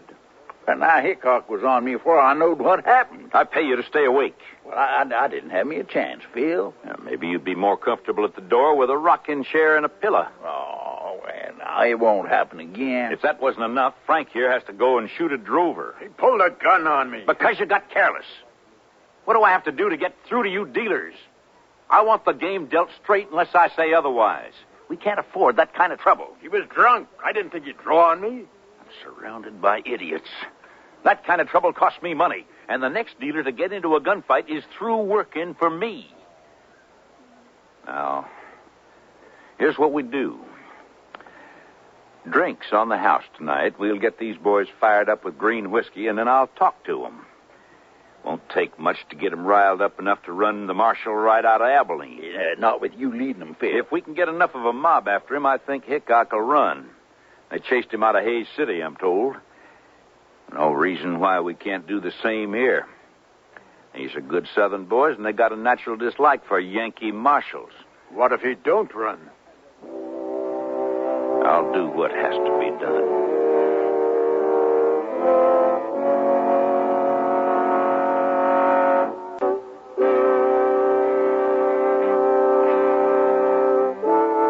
Again, and here's the concluding act of Abilene. Oh, get him up there! Come on now! Keep that up there! That makes 2,000 head. We're running short of cattle cars. Well, I told those blockheads at the Kansas Pacific that we'd run short of cars by mid-season. Well, what are we going to do? That packing firm in St. Louis expects to ship them to go out tomorrow. Yeah, well, let's send them flat cars in the morning. Flat cars? What good are flat cars? Hire a crew to build sidings. Now get it done first thing. Flat cars? I never... We got herds backed up to Mud Creek. We got to move them. Oh, Mayor, here comes Jake Burroughs, and he don't look pleased. What's Wilson doing with him? Afternoon, Joe. Oh, Jake. Hank. Hey, you heard about the shooting? Sure. What shooting? Well, there's been another killing at the Bull's Head. That's right, Mayor. And that ain't the worst of it. There's more? You bet there's more. All right, now settle down, Hank. What is it? Well, he's got a right to be riled. Your marshal roughed him up this afternoon. What? That ain't important. I don't take to being shoved around by the man that's supposed to represent the law in this town. I don't know what your marshal did at the Bull's Head, but he stirred up a mob. There's talk of running him out of town tonight. Oh, my God. Well, there's the chance you asked for. I don't understand how this could happen. It's the cattle trade, like always. And your new marshal is making things worse. We're calling the association together tonight at the church. I think we'll have enough votes to end the railhead. Oh, now, hold on. I'll have a special edition of the Chronicle out by tomorrow in support of them. You haven't got the votes. Yes, well, we'll see how many votes they get after my paper comes out. All right. But at least give me a chance to look into this, huh? I'll fire Hickok if need be. You've used up your chances, McCoy.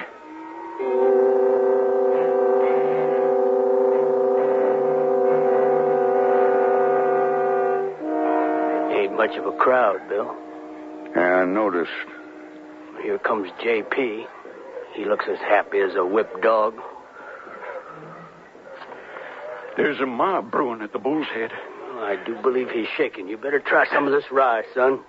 Thanks. We got big trouble. Co is giving out free drinks to fire the boys up.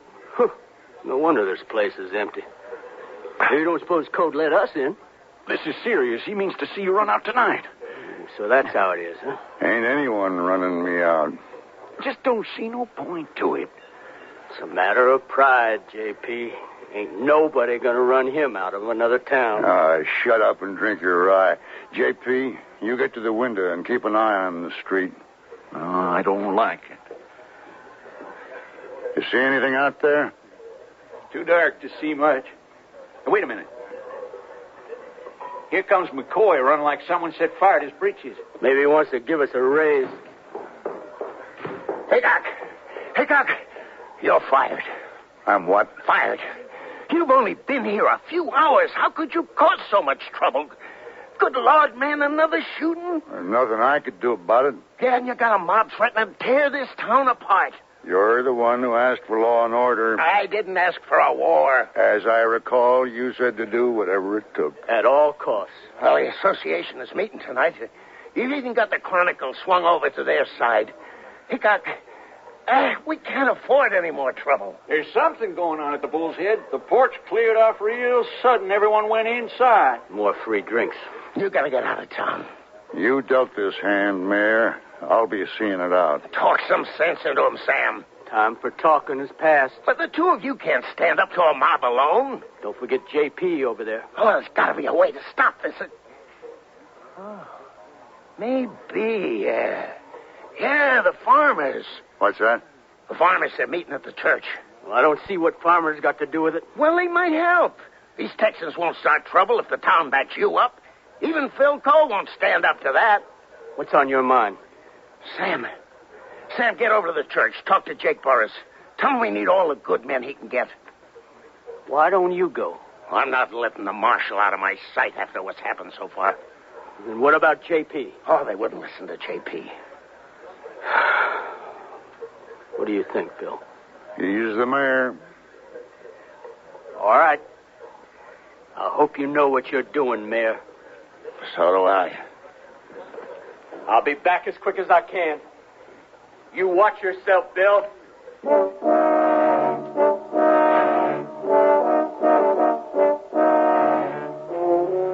All right, listen here. Listen here. Y'all know we got a new marshal today. And a Yankee marshal at that. He's trying to run Frank out of town. All Frank did was defend himself in a fair fight. Most of you seen him rough up Red at the door, and Red was just doing his job. Hickok's got it in for Southern boys, and he'll run this town like he pleases if we don't put a stop to it. Now, I got no quarrel with the law, but I don't intend to let a man make up his own. You with me? Yeah! I'm heading for the Alamo to run this blue belly out of Abilene.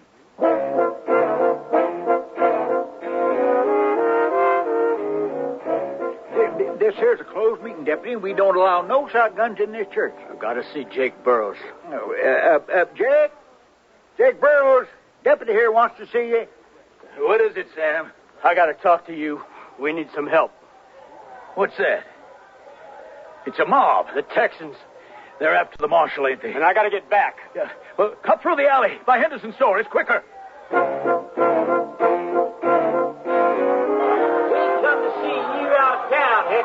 Follow me out, J.P. What?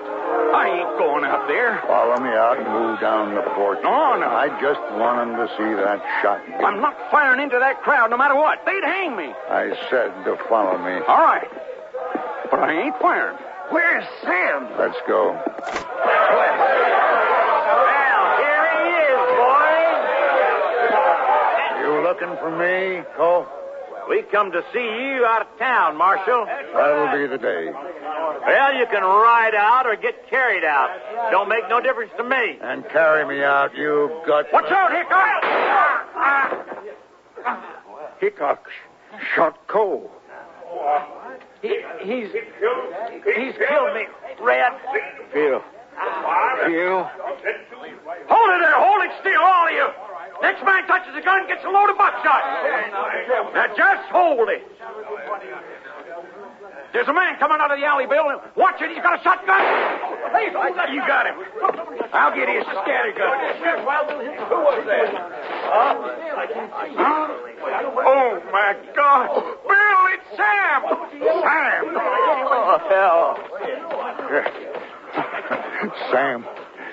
Sam, it was dark. Don't you ever miss. Sam. He's killed his own deputy. All right, break it up. Get on out of here before I use this.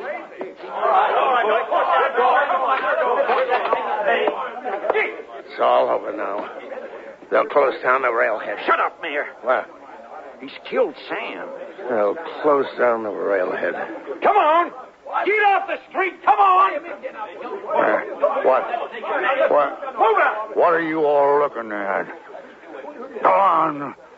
Get. I think someone's gone crazy. He's heading for the bull's head. You gotta stop him. Not on your life. What's he doing? Yeah, looks like he's got business with the bull's head. Over there. Yep, there he goes. He's crazy.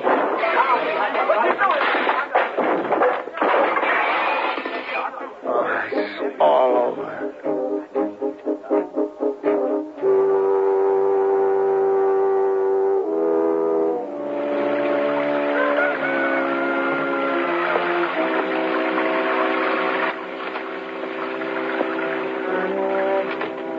What are you doing here this early, Bill? Just getting my things together. That, your pack horse out there? It is. You be leaving then? Yeah. Ain't the best morning to be traveling, what with the storm. I got a good slicker.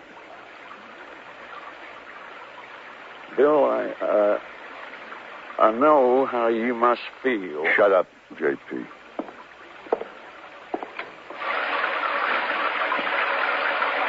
You take care, Bill. You keep this door locked. Here. Be seeing you, J.P.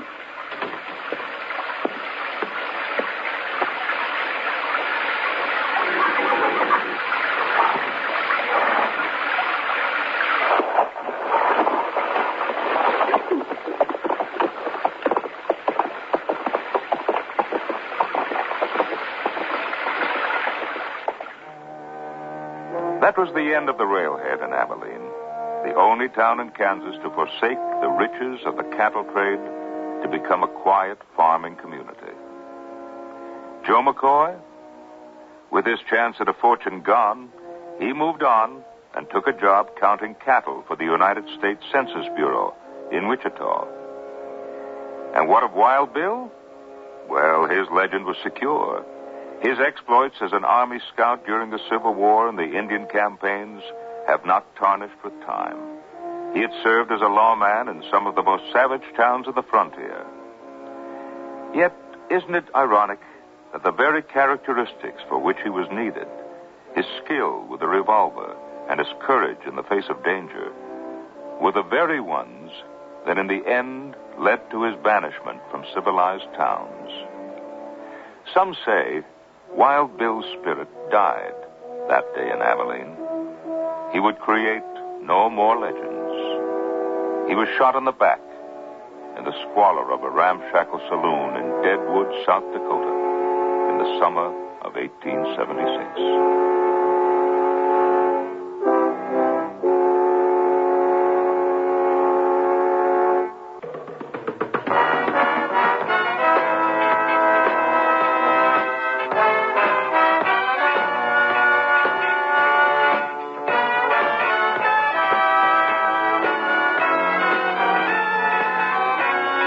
The Sears Radio Theater has been brought to you by Sears, Roebuck and Company, where our policy is satisfaction guaranteed or your money back. Sears, where America shops for value. Abilene was written by Michael Angelella and James Notts, produced and directed by Fletcher Markle. Your host was Lorne Green. Our star was John Daner. Also heard were Eddie Firestone, Tom Brown, Howard Culver, Norman Alden, Parley Bear, Jack Carroll, Barney Phillips, and Len Berman. The music for Sears Radio Theater was composed and conducted by Nelson Riddle. This is Art Gilmore speaking. The Elliott Lewis production of Sears Radio Theater is a presentation of CVI.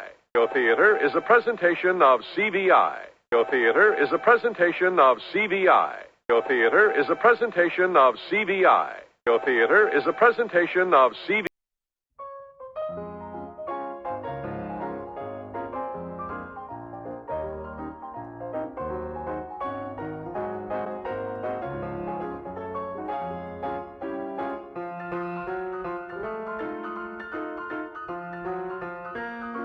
All right, it is now time for the Trivia Minute, and here we go. The Great Fire of Rome began on the 19th of July, 64 AD. The fire started in the merchant shops around Rome's Chariot Stadium, Circus Maximus. After 6 days, the fire was brought under control, but before the damage could be assessed, the fire reignited and burned for another 3 days. In the aftermath of the fire, nearly 3/4 of Rome had been destroyed, 10 out of 14 districts. According to Tacitus and later Christian tradition, Emperor Nero blamed the devastation on the Christian community in the city, initiating the empire's first persecution against the Christians. Other contemporary sources blamed Nero's incompetence, but it is commonly agreed by historians nowadays that Rome was too densely populated and inadequately prepared to effectively deal with large-scale disasters, including fires, and that such an event was inevitable. According to Tacitus, the fire began in shops where flammable goods were stored in the region of the Circus neighboring the Castelline and Palatine hills of Rome. The night brought strong winds, and the flames rapidly spread along the full length of the circus. The fire expanded through an area of narrow, twisting streets and closely located apartment blocks. In this lower area of ancient Rome, there were no large buildings such as temples or open areas of ground to impede the conflagration. It then spread along the Palatine and Castelline Hill slopes. The population fled first to areas unaffected by the fire and then to the open fields and rural roads outside the city. Looters and arsonists were reported to have spread the flames by throwing torches or acting in groups, hindering measures being made to halt or slow the progress of the flames. Some groups responsible for throwing torches and stopping those from fighting the fire were reported to have claimed they were under orders to do so. The fire stopped after 6 days of continuous burning. It then reignited and burned for another 3 days. Tests into how fires spread have shown that large fires are able to create their own wind, and this, combined with the embers being blown to new buildings, could have caused the fire to spread further and could account for witnesses claiming that random fires started in houses that were away from the flames. As well as wind playing a factor in fire spread, those who had claimed to be under orders to stop people from fighting a fire never named the one who ordered them, and they were also reported to have looted buildings. According to Tacitus, Nero was away from Rome in Antium when the fire broke out. Nero returned to the city and took measures to bring in food supplies and to open gardens and public buildings to accommodate refugees. Of Rome's 14 districts, 3 were completely devastated, 7 more were reduced to a few scorched and mangled ruins, and only 4 completely escaped damage. The Temple of Jupiter Sator, the House of the Vestals, and Nero's Palace, the Dominus Transitoria, were damaged or destroyed. Also destroyed in the fire were the portions of the Forum where the Roman senators lived and worked. However, the open spaces in the middle of the Forum remained a shopping/meeting center. The accusations of Nero having started the fire were further exacerbated by his quickness to rebuild burned neighborhoods in the Greek style and to launch construction of his new palace. For the city's reconstruction, Nero dedicated new and far-sighted building rules intended to curb the excesses of speculation and trace a new urban plan which still can be discerned from the city's layout today. He rebuilt much of the destroyed area and had ostentatious building complex known as the Dominus Auraria, Golden House, built. His personal residence, replacing the Dominus Transitoria, including an extension of 2.5 square kilometers, which came to include the Palatine, the slopes of the Equestrian, and parts of the Clio. This may not have been a possible motive for the fire, as he could have requisitioned the necessary land anyway, and most were already in his possession. To find necessary funds for the reconstruction, Nero's government increased taxation. In particular, heavy tributes were imposed on the provinces of the empire. To meet at least a portion of the cost, Nero devalued the Roman currency, increasing inflationary pressure for the first time in the empire's history. Debris from the fire was used as fill for the nearby malaria-infested marshes. Christians blamed by Nero for the fire were identified, arrested, and killed, some for the entertainment of spectators were torn to pieces by hunting dogs, while others were crucified in ways calculated to make them look ridiculous. According to Jerome, the total number of Christians killed by Nero was 979. And that was the Trivia Minute, and now let's get back to the show. Journey to the Stars with Space Patrol, coming up next on Nightly Old Time Radio Shows.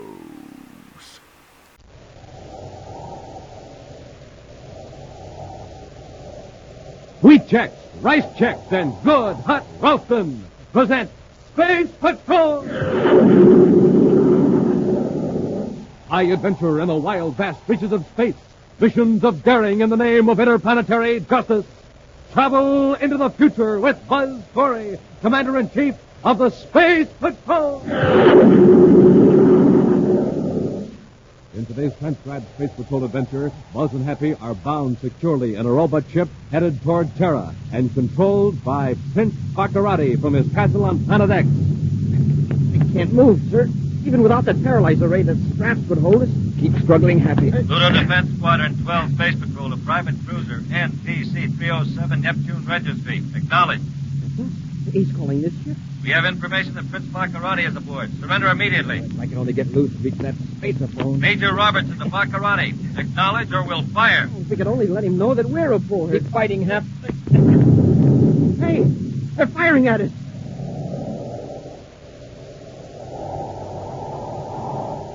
We'll return in just a moment with today's exciting Space Patrol adventure, Escape from Planet X.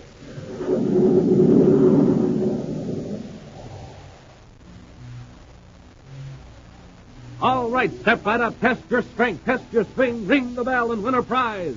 Hi, gang, this is Captain Dick Tufeld. And Space Patroller Bill O'Connell. We're having a whale of a time today at the Terra State Fair. My pal here says he's going to ring that bell and win the prize. You bet I am, Captain Tufeld. All right, there he goes. He's raising the mallet over his head. Up it goes. Down it comes. Man, oh man, oh man. Just listen to that bell ring. What power and strength. Hey, Space Patroller, how'd you get all that get up and go? Supercharged, that's me. I had my bite-sized checks today. Now, Space Patrollers, how about you? Did you start off this morning with a big bowl full of rice checks or wheat checks? Those super cereals that help to supercharge you? Bite-sized wheat checks. Rich, hearty shredded wheat. Chock full of flavor, minerals, and energy vitamins. Yes, and no other cereal, flaked or puffed, contains so much nourishment in such concentrated bite-sized form. That's why Commander Corey made rice checks and wheat checks official cereals of the Space Patrol. So, gang, tomorrow morning and every morning, be a real Space Patroller. Power up with an energy-packed bowl full of rice checks and wheat checks.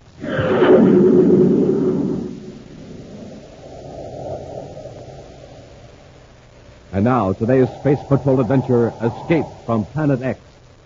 The power-mad Prince Baccarati is now in the hands of Commander Corey.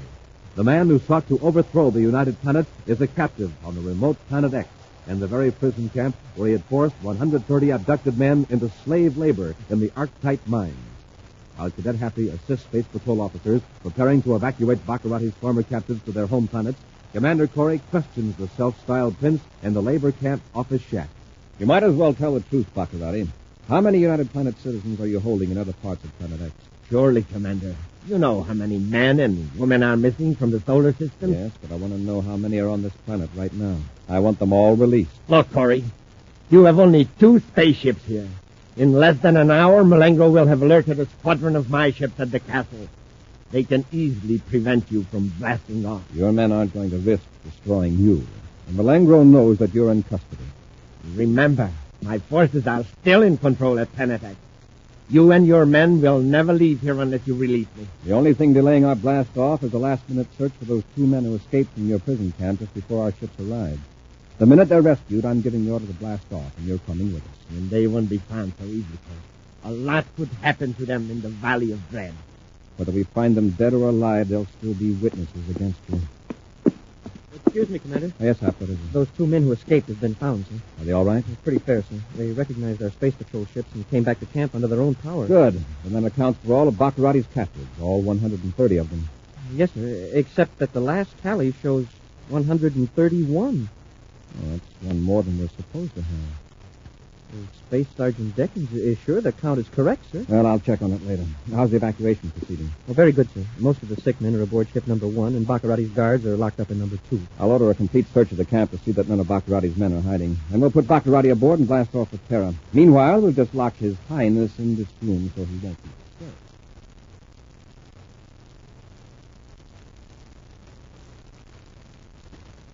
Both ships are loaded, Commander. Oh, fine, Happy. We can blast off as soon as we put Baccarati aboard. I'll sure be glad to get off this planet. It's ugly enough ordinarily, but look at those clouds. Storm is moving in from the east. Well, we'll be gone in 5 minutes. When we get Baccarati on Terra, we can give him a brainograph test.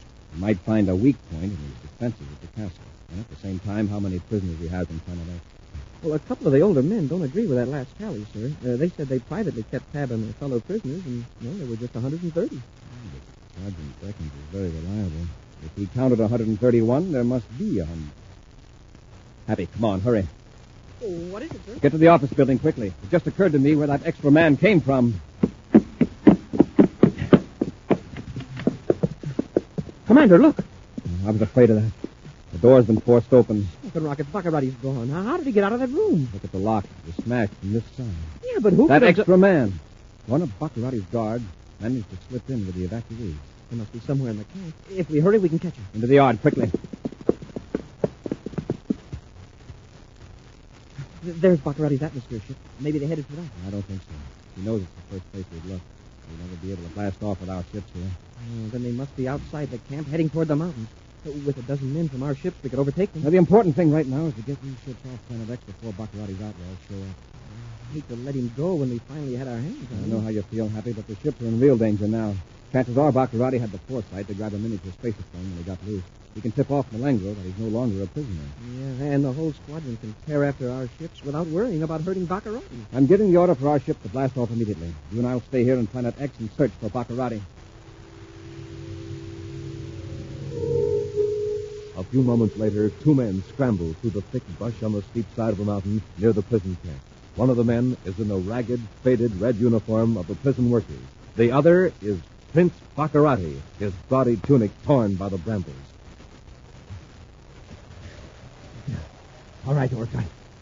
Let's stop. Suits me. I'm winded. We'll rest a minute while I contact Malengo. Then we'll move on. Send me that miniature spaceophone. Yes, Your Highness.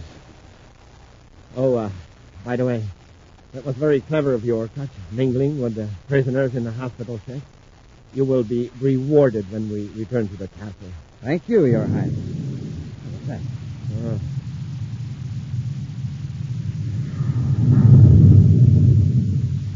That was one of Corey's ship blasting off. I suppose he decided not to risk losing both ships by keeping them here while he looked for me. Yeah. There goes another one. I might have known it. Known what? That Corey would think of the safety of his man. Yes, and perhaps of his own safety, too. He knows he couldn't fight off my ship, so he blasted off. Yes, but he'll be back. We'll be ready for him when he returns. We'll have that warning tower back in operation, and if a space patrol ship comes within 1 million deals of this planet, we'll blast it to atoms. How are your men going to find us in this storm? Before we run, we can go back to the prison camp. My atmosphere ship is there. Yes, but Corey probably put it out of commission before he blasted off. Probably. But at least we'll be out of this storm. Come on, old top. Let's head down the mountain. As the storm builds in violence, Buzz and Happy stand in the darkened office shack, looking out the window towards Baccarati's small, sleek atmosphere ship. An occasional flash of lightning brings every inch of the prison yard into full brilliance. The ship's got away all right. Well, they must have, Happy. There's no way Malengo could have detected them on this side of the planet. All right, let's go. Run for the ship. Yes, sir. Wow, what a blast. It's a regular hurricane. Keep your head down. Buck the wind. Up the ladder into the ship. Close it, Happy.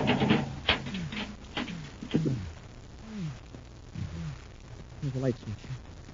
Oh, I got it. Only for a minute there, I thought the wind was going to blow me clear out of the stockade. Planet X. Even the weather's terrible. Yeah, it's a break for us. We can circle over this whole area without being seen or heard. And when Baccarati signals to her ship, we'll know where he is. Well, can we fight off a whole fleet of Baccarati ships in this little atmosphere job? We won't have to, Hank. Chances are only one of the ships will land to pick up Baccarati. They won't be expecting any company. Yeah, and the fact that this is Baccarati's own ship is going to throw them off guard when they do see us. We're going to have to work fast and hope that our luck goes out. All right, Hap, let's get this ship airborne. Yes, sir. Stay right where you are, gentlemen. I got a flux gun on you. Get your hands up, Corey. Orca, take their weapons. Yes, Your Highness. Well, Baccarati and the missing guard. Get the guard, Hap. Corey! I warned you. I got Corey, Orca. Break away from the cadets. Sure. Oh. That sure sent him spinning, Your Highness. Drag them back aft and lock them out. I'll notify Malengo to prepare a cell for them in the dungeon of my castle. We'll return to Space Patrol in just a moment. This is Dick Hufeld speaking from Edwards Air Force Base, Muroc, California. I've got an interesting story for you this morning about one of the most unusual-looking planes in the sky today, the XF-92A, designed by Convair Aircraft, San Diego. Now, in just a second, I'm going to introduce you to the Air Force test pilot on that plane, Major Chuck Yeager, the first man to fly faster than the speed of sound. He's standing beside me right now. But first, I'd like to tell you a few things about the XF-92A. It looks exactly like a triangle. It's often called the flying triangle. Wings are swept back at a severe angle, 60 degrees. Now, top speed of this Air Force interceptor is about 700 miles an hour. Service ceiling is over 45,000 feet. You know, it takes some doing to test fly a ship like that. You need energy and plenty of it. And to face the risk involved, you need steady nerves. Now let's hear what a real test pilot has to say about it. Meet Chuck Yeager. Let me tell you what it takes to be a test pilot. To start with, I have to be in good condition. That means get plenty of rest, plenty of exercise, good food at every meal. For breakfast, I like a cereal that really tastes good and has plenty of energy. You like Rice Chex and Wheat Chex, eh, Chuck? Well, no other cereal, puffed or flaked, contains so much nourishment in such concentrated bite-sized form. So, gang, do as famous test pilots do. Pick your cereal for flavor and energy. Today, get Rice Chex and Wheat Chex.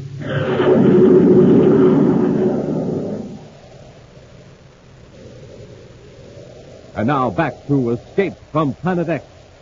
Believing that Prince Baccarati was hiding in the mountains near his slave labor camp, Commander Corey and Cadet Happy boarded Baccarati's atmosphere ship.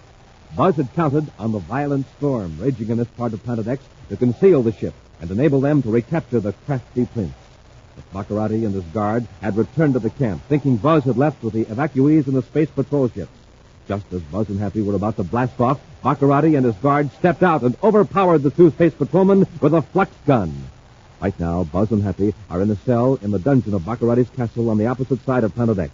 The prince taunts them through the bars. Ah, the great Commander Corey.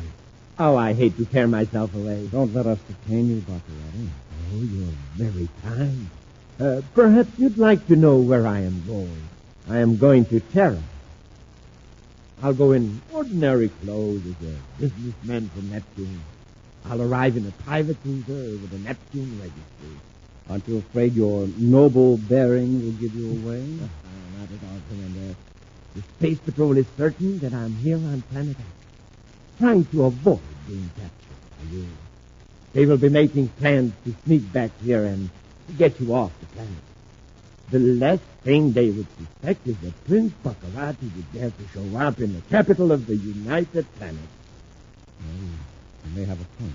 Yes, and I have agents on time and on the other side. All the time they're working on my plans to overthrow the government, preparing the way for my return to the solar system as a supreme ruler. Oh? You didn't know that, did you, Commander? About my agent? I suspected it. I think this is the time to confer with them and to make arrangements for certain materials and supplies to be brought here to Planet X. Oh. I see that you figure out the capture district. What makes you so sure you won't? Because you are here in my castle as a hostage. In case I am caught, your safety will be the terms of my release. Well, goodbye, Commander.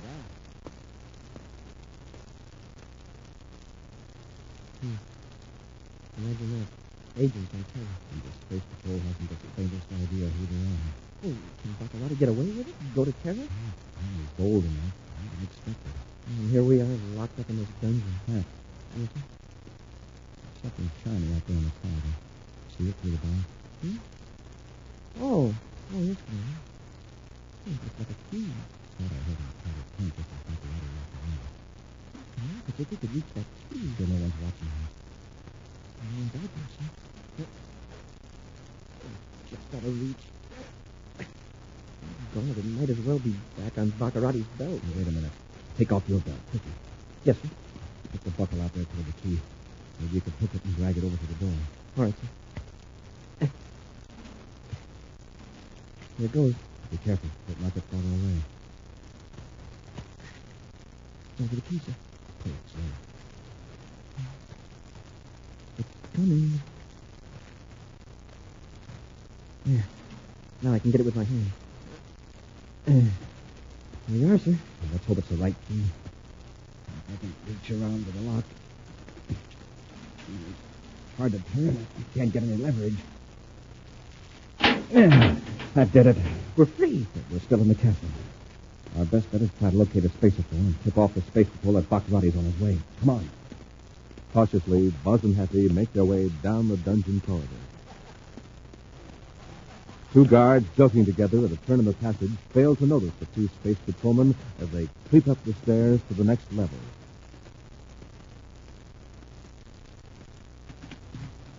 Carefully, Buzz tries door after door.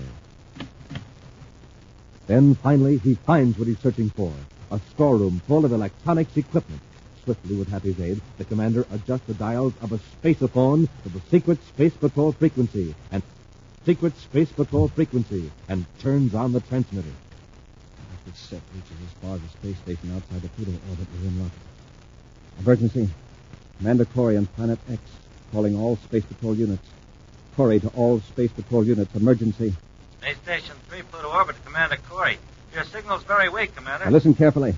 I can't repeat this message. Prince Baccarati is preparing to fly to Terra in a private space cruiser of Neptune Registry. He will pose as a legitimate businessman. Alert all units to intercept him outside the perimeter of his Planet X defenses. Take him alive if possible. Hurry up. We shouldn't have any trouble picking up Baccarati. No, there won't be any other ships coming from the direction of Planet X. Now, half our next problem is to get back to our cell without being seen. Back to the cell? Yes. Baccarati mustn't know that we've had a chance to tip off the Space Patrol. Easy now, you're on the side. Be carefully retrace their steps, and at last reach the dungeon level under the castle. A moment later, they're in the cell with the door locked. We'll hide the key somewhere in the cell, Happy, in case we need to use it again. Yes, sir. I made it just in time. Somebody's coming. We're looking for his car.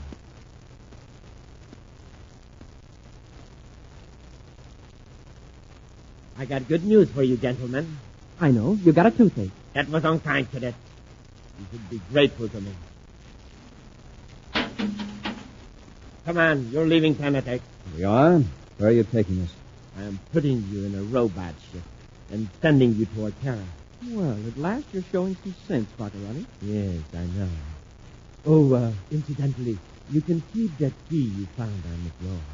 As you see, I have a duplicate. Key? Yes. The key with which you unlocked your cell. By the way, I overheard your conversation on the space train, the space patrol. You found the equipment sooner than I expected. So you planted the key there, dropped it on purpose. That's right. Just far enough out of reach to look accidental, but near enough so that you would use your famous ingenuity and recover it. I don't get it. So why would you want us to tip off the Space Patrol about your trip to Terra? Because Baccarati had no intention of going to Terra. That's right, Commander. Too bad you didn't figure that out sooner. And the Space Patrol challenges a certain private cruiser with Neptune registry and receives no answer. They will start firing on it. You will be helpless, unable to call up your men. And in their eagerness to get Prince Baccarati, the Space Patrol will destroy their own Commander-in-Chief.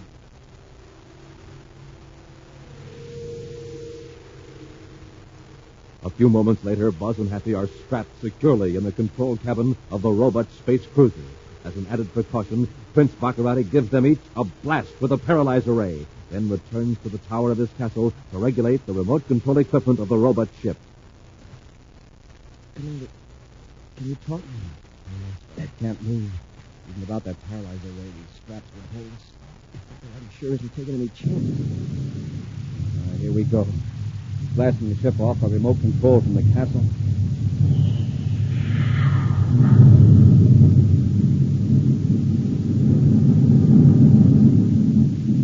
Are you comfortable, gentlemen? Oh, don't bother to answer because I can't hear you. It's fortunate. I don't think your remarks could be complimentary. Yeah, he's right, Mr. Rat. I'll give you something to think about, Commander, on your final journey. Shortly after your space patrol men blast to bits, there will be another tragedy in another part of space. What are you talking about, Brian? The space patrol base on planet Neptune will be destroyed by another robot ship, loaded with high explosives. You wouldn't do that. The robot will appear to be an innocent supply ship, with you out of the base, Commander, and the Neptune base destroyed. I'll have taken the first major step in my plan to rule the solar system. Goodbye, Commander. On we are. Commander, you can't be serious. I'm afraid he is. Yeah, but what good would it do him to wipe out the Neptune base? Baccarati's no ordinary criminal, Hap. Remember, Neptune is Baccarati's home planet, the one his family ruled for centuries. Yeah, till the people booted them out and joined the United Planet. And Baccarati's warped mind, Neptune is his personal property. Destroying our space patrol installation there would delight his ego. Yeah, but it would make everybody in the United Planet so mad they'd insist on wiping out Baccarati's Planet X. With his defenses, that's impossible at present. You have the people of 10 planets full of helpless fear and panic. That's Baccarati's greatest weapon. Fear would force millions of people to surrender to save their lives and their homes. There's nothing we can do about it. Can't even move.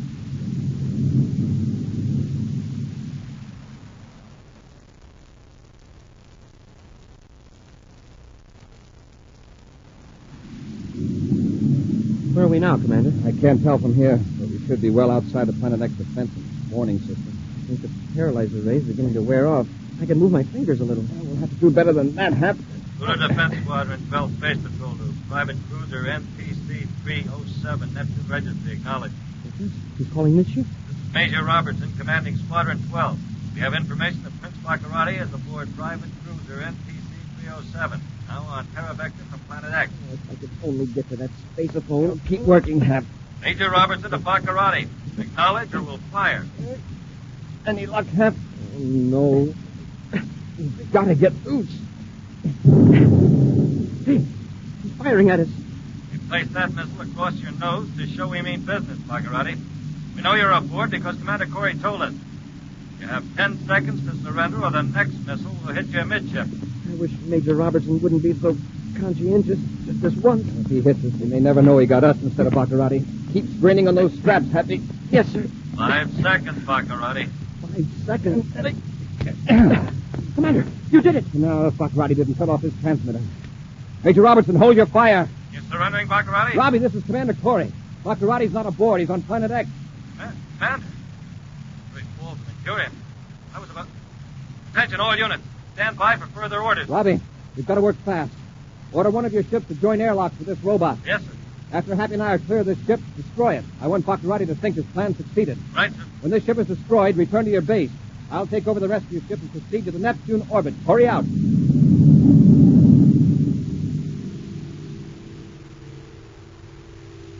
Meantime, back in the tower of his castle on Planet X, Prince Baccarati turns to the guard, Orcutt, and smirks with satisfaction.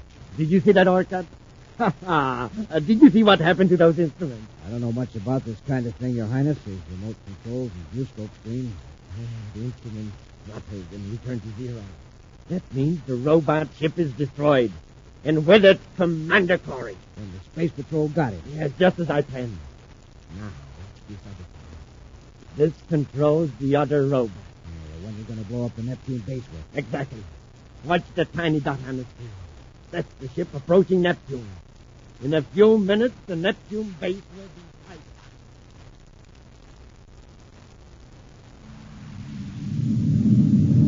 I picked up something in the viewscope screen, sir. A supply ship? I think so, sir. Yeah, that's what it is, all right. Check its course. Yes, sir. Gotta be sure it's the right one. It's heading straight for the Neptune base, sir. From what direction? Tracing it back, it came from 34 degrees off Pluto, which would indicate it came from Planet X. And all regular ships in order to avoid this sector. So that's the one we're after. It's on a collision course, sir, and it's keeping acceleration. Stand by to fire cosmic missiles. Standing by, sir. Put on automatic target selector. It's closing in on zero, sir. Number one missile fired, sir. Now, if Baccarati doesn't have any trick device to throw off our guided missile... We'll know in a couple of seconds. Wow, we got it! Think what would have happened if that robot had hit Neptune. The base would have been wiped clear off the planet. As it is, I'll bet it'll rain fragments for a week. Fortunately, none of them will be big enough to do any damage. Boy, this is going to be a big disappointment to Prince Baccarati. Yes. Just the way to get his mind off this setback. How, sir? We'll give him something new to worry about. Right away. A preview of next week's exciting Space Patrol adventure in just a moment.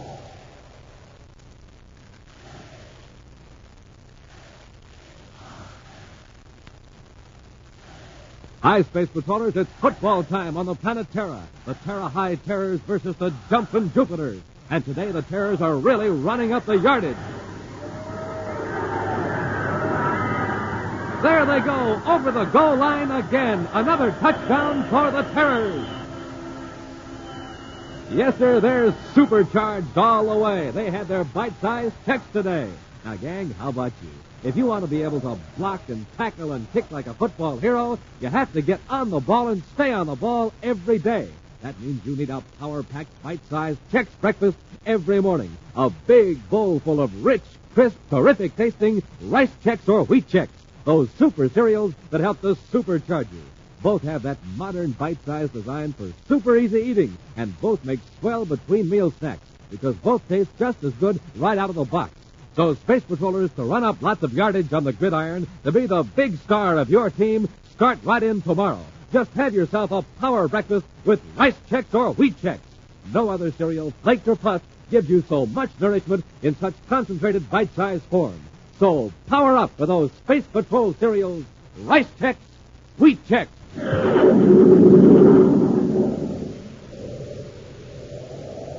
And now, a preview of next week's exciting Space Patrol adventure. Buzz and Happy are at the Saturn City spaceport, following a man they believe to be a cousin of Prince Baccarati. Vincent, all right, sir. In the back, he looks just like Baccarati. He's in the shadow of this freight-loading platform, Happy. Come on, let's close in. Just a minute, Benson. Yes? Step over here into the light. Anything to oblige, Corey. Commander, it's Prince Baccarati. Get him, Happy. All right, Malengo, use your ray gun. Look out, Hap! Look out, Commander. That does it, Malengo. Get them aboard the ship, and we'll give them a one-way trip to Planet X. Be sure to join us next week for the thrilling story, The Spies from Planet X. when Wheat Chex, Rice Chex, and Good Hot Roastin' again present Space Patrol! Space Patrol, created by Mike Moser, starring Ed Kemmer as Commander Corey and Glenn Osborne as Cadet Happy, was written by Lou Houston, produced and directed by Larry Robertson, executive producer Mike Devery. Other players were Bela Kovach, Norman Jolly, Ken Mayer, and Stephen Robertson. Dick Tufeld speaking. Now, don't forget to tune in next Saturday and every Saturday when Wheat Chex, Rice Chex, and Good Hot Roastin' again present Space Patrol! And be sure to see another exciting Space Patrol program on your local ABC television station. Consult your local paper for time and channel. This program is broadcast to our armed forces overseas through the worldwide facilities of the Armed Forces Radio Service. Space Patrol came to you transcribed from Hollywood. Look, up in the sky. It's a bird. It's a plane. It's the Adventures of Superman on nightly old-time radio shows. Coming up next. Presenting the transcription feature, Superman. Up in the sky. Look! It's a bird. It's a plane. It's Superman.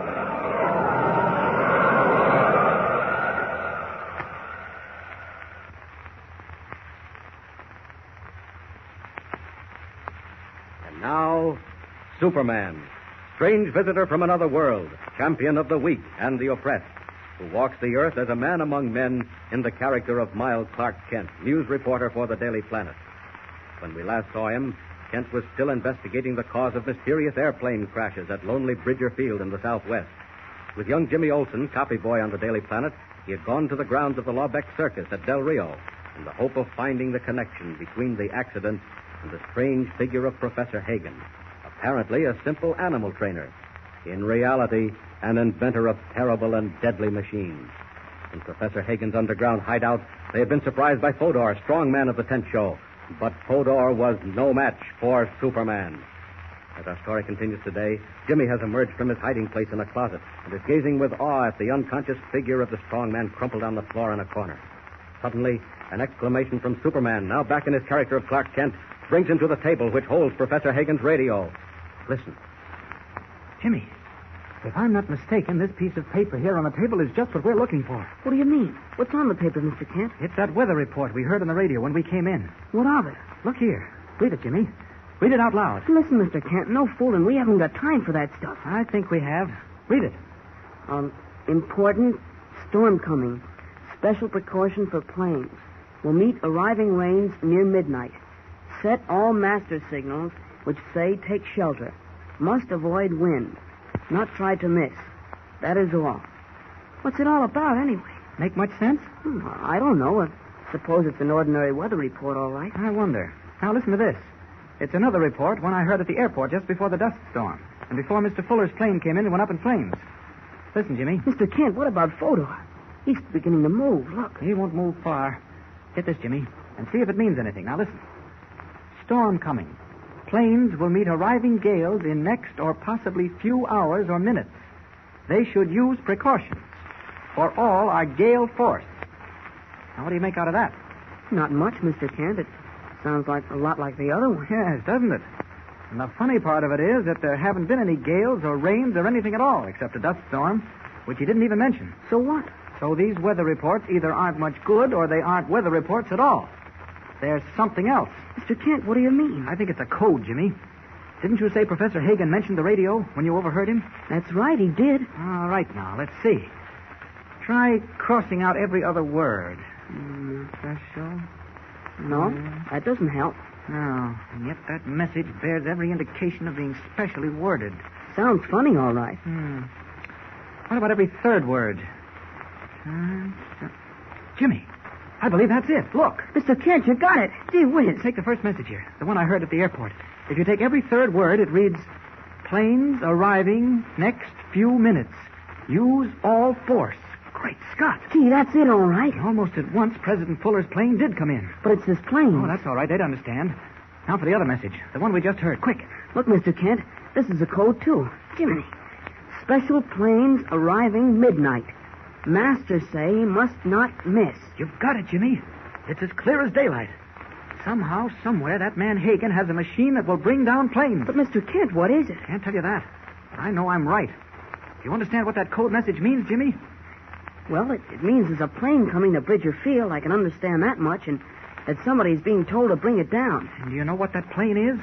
It's the one Fuller spoke about. The special brand new mystery ship, the one they've been experimenting on for months. Gee whiz. More than that, Hagen knows something that even Fuller doesn't know, Jimmy. What is it? That ship wasn't expected at Bridger Field till day after tomorrow. But apparently it's coming tonight. Tonight at midnight. Mr. Kent, what are we going to do? We're going to play it like this, Jimmy. You get back to Bridger Field as quick as you can. And I'll stay here. Listen, you better come too, Mr. Kent. No, there may still be something to find out. Hagen may come back. And if he does... But he won't come back. He's gone. I heard him say so.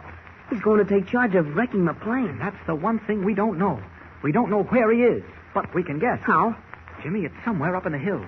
With a direct view of Bridger Field. It must be. Come on. Where are you going? Get you out of here up to the shack. Then race back to where we left the car. Tell O'Mara to take you back to Bridger Field, quick. Mr. Kent, what about Fodor? You can't leave him there. Only for a second. Up you go, Jimmy. Mr. Kent, I hate to run off and leave you like this. Don't worry about me. Now, look here now, Jimmy.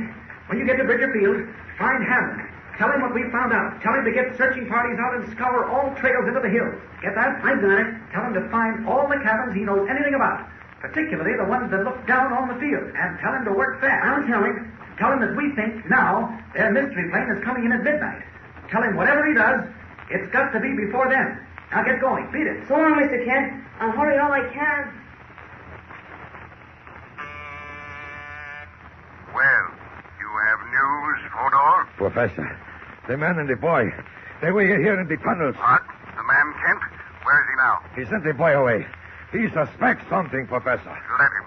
Is he still about? I think he comes back. I think I hear something. Very well. Listen now, Fodor. This time there must be no mistake.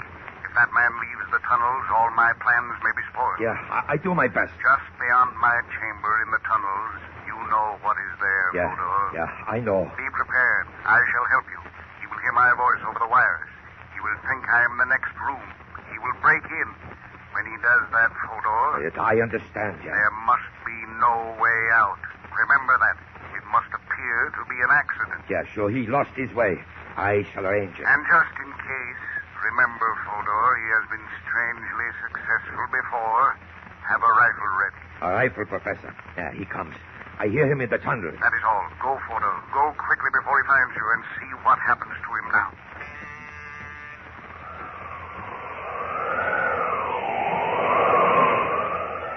Now then. Got Jimmy off, thank heavens. Now back to that chamber in the tunnel. No time to walk. We're in a hurry. Down that tunnel like an arrow.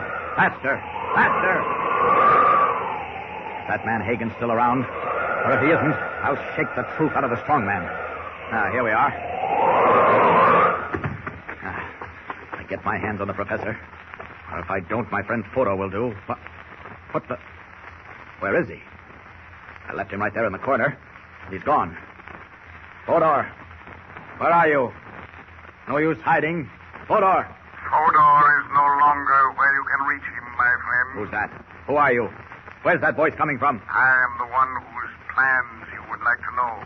I am Hagen, Mr. Kent. Loudspeaker, that's what it is. Must be somewhere right nearby. Well, if I find him... I'm not far off. Merely in the next room. Next room. And we'll just see how strong the walls are. Watch out for yourself, Hagen. He's coming, Fodor. He's coming through the walls. Be ready, Fodor.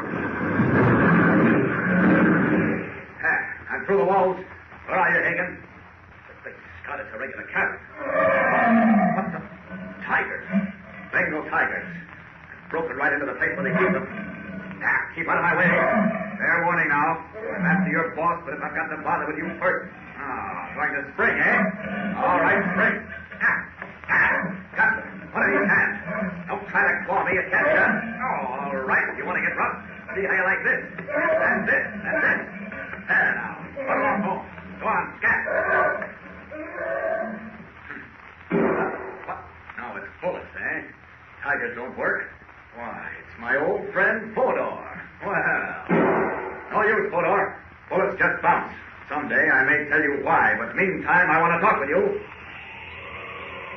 Don't run off, Fodor. Wait, you can't get away. Stop there! You let me go. Put me down. Where's Hagen, Fodor? Hagen, I do not know. None of that. I know what he's doing. I know everything except where he is. Quick. No, I do not know. Here, no, wait. No, wait, Fodor. Here's where we bounce a strong man like a medicine ball. Now, you stop it. Wait. Quick. Where is he? I won't be so gentle next time. In his, somewhere in cabin. I know that. But where? I do not know. He never told me. What? No, that is all I know. He never say where cabin is. Only up in his. That is where he is now. Well, what about his voice? I heard his voice. Wires. He picks wires when he gets there. He hear everything. All right. Then maybe he'll hear this. I'm coming for you, Hagen. I'm going to get you. And meanwhile, if you hurt the boy... No. Hagen has not got boy. He say that to make you mad. Oh, he did, eh? And you've certainly succeeded. I'm coming, Hagen. I'll search every mountain around Bridger Field, and when I find you... Blaine! Hagen go up there to get Blaine! I know. And it's coming at midnight. That means there isn't much time. Look out for yourself, Hagen. Here I come.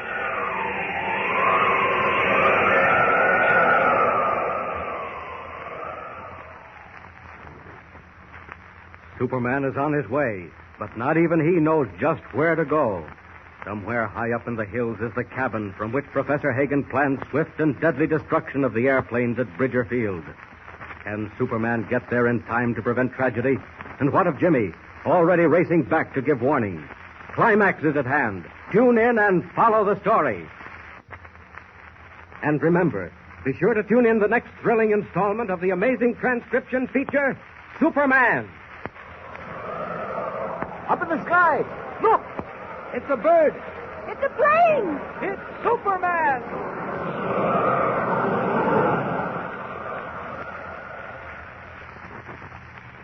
Superman is a copyrighted feature appearing in Action Comics magazine. The Adventures of Philo Vance are up next on Nightly Old Time Radio Shows.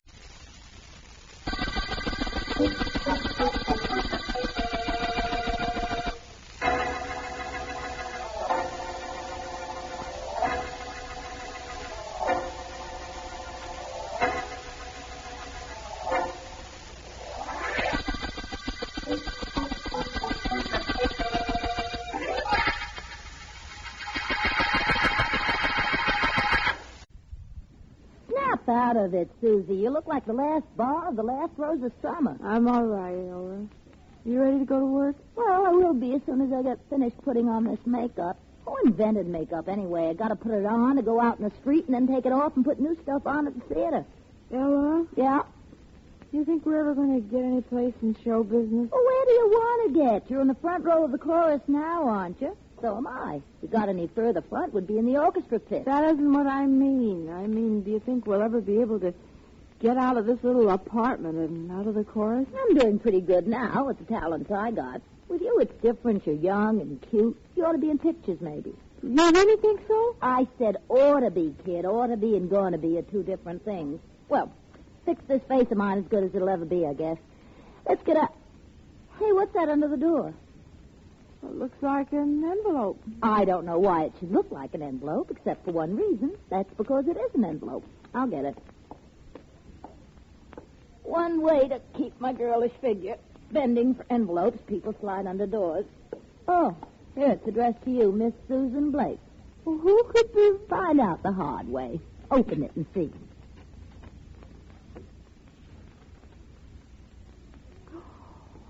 Ella! Oh, what's the matter, kid? Somebody crawl out of that envelope and slug you? That's the way you sounded. Listen to what the note says. It says, unless you pay me $5,000 in cash, in a way I will tell you about tomorrow, you'll be dead by tomorrow night. Dead by tomorrow night, Ella.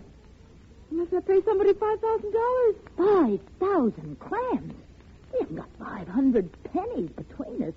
Oh, Susie, somebody's kidding. Oh, they can't be. They could go to jail for writing a note like this. Ella, what are we going to do? Well, we can go to the cops, or we can get $5,000 somewhere. All I know is we've got to do something. I've got to do something. I'm going to get that $5,000.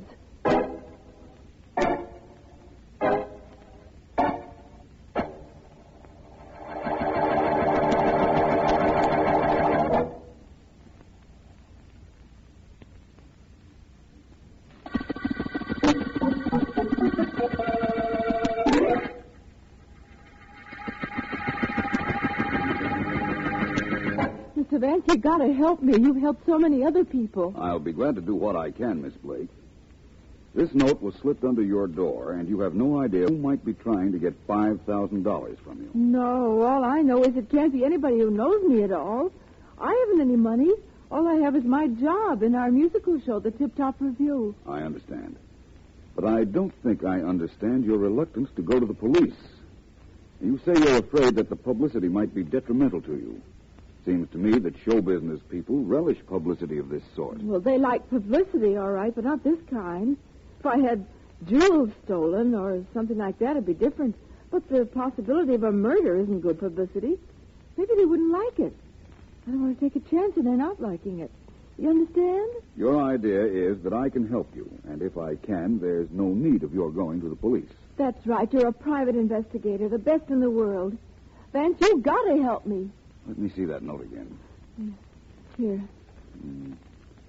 Unless you pay me $5,000 in cash in a way I'll tell you about tomorrow, you'll be dead by tomorrow night. You notice anything strange about this typewriting? No. It's very neatly typed, except that every time the letter Y is used, whoever typed it hit a wrong key first. The Z, I think, and then the Y was typed over it. What can that mean? I don't know yet. Tell me one other thing. Is there someone who wants to put you under obligation to him? Someone who wants you to come to him and borrow $5,000? Oh, I see what you're getting at. Maybe there is such a person, Vance, now that you brought it up. Tell me who he is, and I'll go see him. No, I don't think I will. I think it'd be a much better idea if I saw him myself.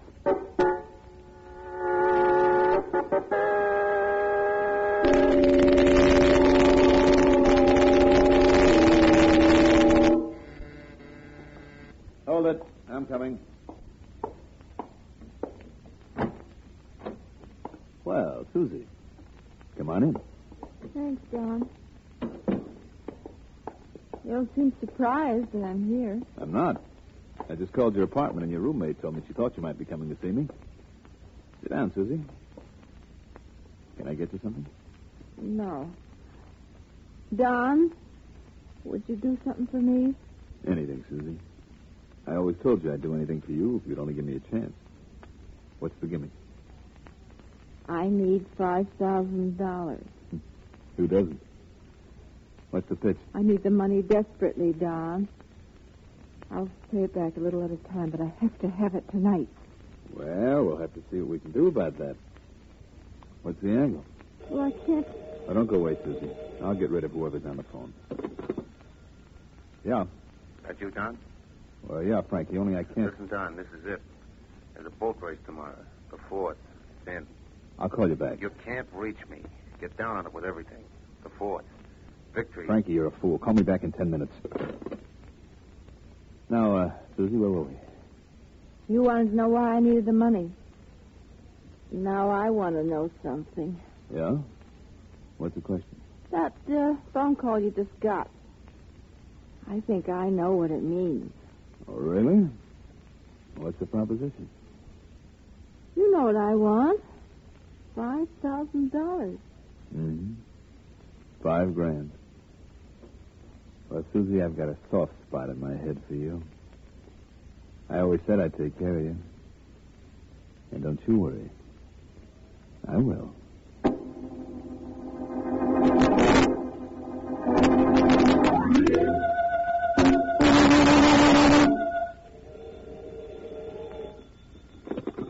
This is Attorney Markham speaking. Hello, Markham. This is Vance. How are you, my friend? What's up? I thought perhaps you might be trying to get me in the next half hour for some reason or other, and I just wanted to report to you that I couldn't be reached. Nothing's come up here that'd be interesting to you, Vance? In that case, I'm on my way. Where you bound for? A girl came to me today, Markham. A Susan Blake. Her life had been threatened, and she has until tomorrow to get the $5,000 whoever wrote the note demanded. But she said she had a call to make after she left me, and I'm going up to her apartment to find out who it was she went to see and what happened there. Let me know if there's anything I can do to help Miss Blake. I will. But if I have to call on the law, Markham, I'm afraid it'll be too late for anybody to help her.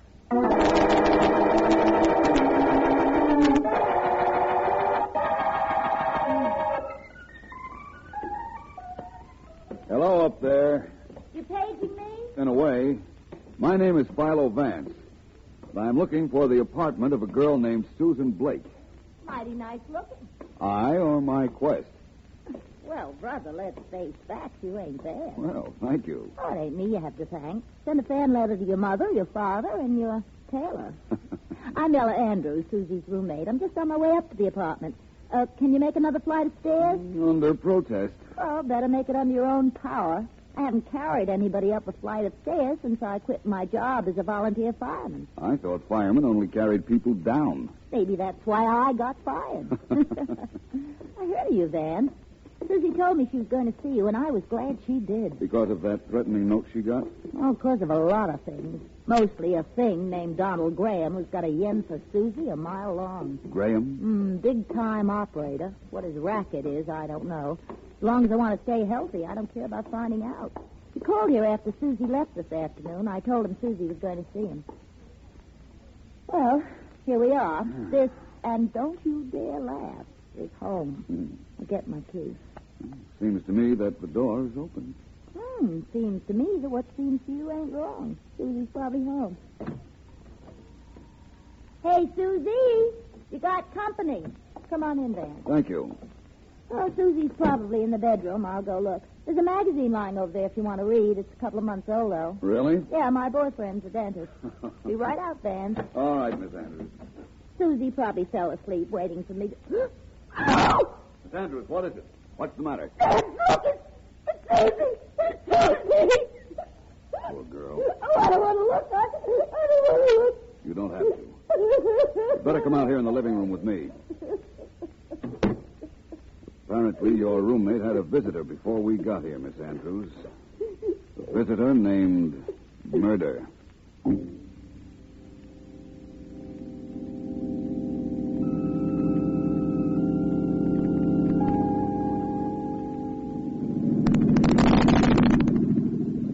I'm sorry about that Blake girl, Vance. Sergeant Heath and his men will investigate the case thoroughly, believe me. I'm sure they will, Markham. But I wanted you to drive out here with me to see the dead girl's mother. She lives out here in the suburbs, according to the information I have. A little too far out for Miss Blake to commute every day. Yes. The mother's name is Cherney. Susan changed her name when she went on the stage. This ought to be the house, I think. You want me to go in with you? Please. The mother has been informed of the murder. I'll feel better if you're with me. Good enough. Yeah, quaint little house, isn't it? Yes. Something old world about it. I hope we can learn something here, Martin. I certainly do, too. Ring the bell, will you, Vance? Right. I have an idea that talking to the mother might give us a lead as to who might have tried to get $5,000 from a girl who was broke. And who killed her before the time limit he himself set was up. I don't understand that. I don't either. You are police.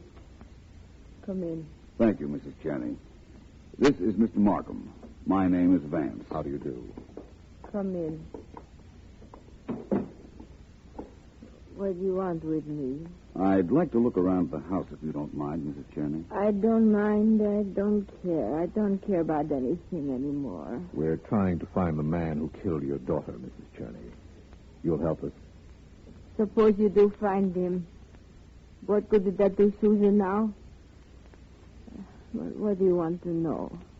Tell us about Susan. Well, I bring her here many, many years ago from the old country. She was just a baby. All the furniture you see, everything here comes from the old country. I try to make this house just like the one I leave.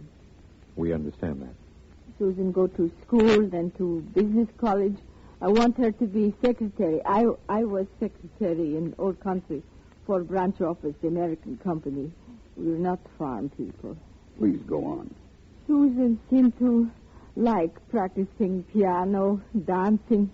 I tried to make her typewrite things at home on machine I still have, which I bring from other side. But she go to business college only to please me. Much rather she dance and sing. Who were her friends? Do you know that? No, that I do not know. She come home when she get a chance, but not too often. She was here the day before she was killed.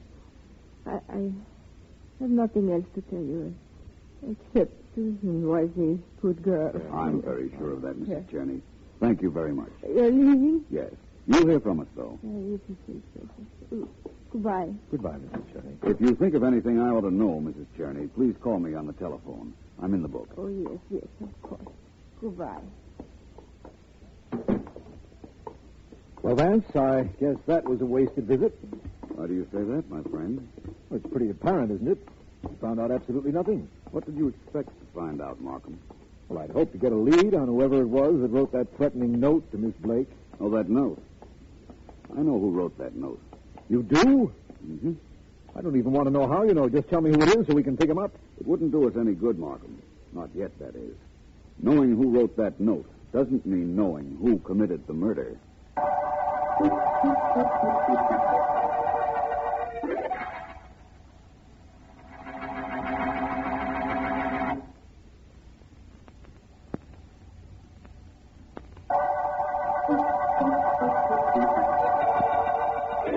This is District Attorney Markham.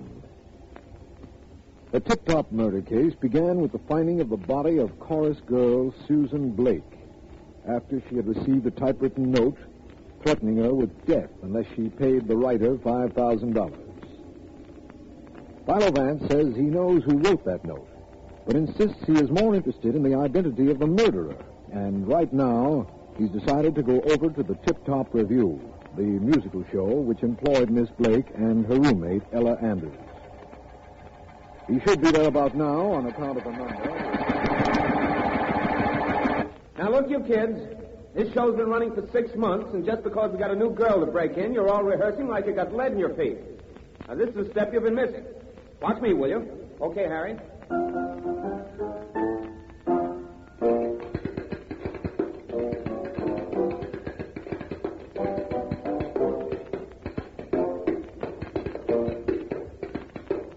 Well, how about it, boys and girls? Can you do it?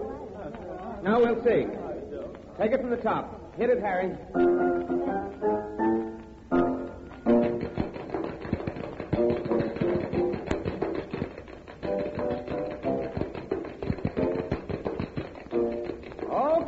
Okay, break it. Take 5, everybody. Grab your coat, Danny. We'll hop across the street for a couple. Oh, why, Mr. Vance, hello. Hello, Miss Andrews. Mind if I talk to you a minute? Talk to me for 5 if you like. We got that much time off from rehearsal. What did you find out about who killed Susie? That's what I came to talk to you about. You told me of a friend of hers named Don Graham. Yeah, that's right, I did. I told you about him when we were climbing the stairs to our apartment. He's a no-good guy if there ever was one. And there was one, I'm told. Well, I'm working on a theory, Miss Andrews, and this is what I want to know. Did your roommate, Susan Blake, tell you anything at all about Graham? I know she went to see him. Graham knows I know she went to see him because he called the apartment after Susie called me and told me she was going up there. That's right. You told me that, too. That's not so good. It isn't? No. Now, look, Miss Andrews, this is serious. Did Susan tell you anything about Graham? Anything at all? Not that I can remember. Why? Why? Because that might save your life.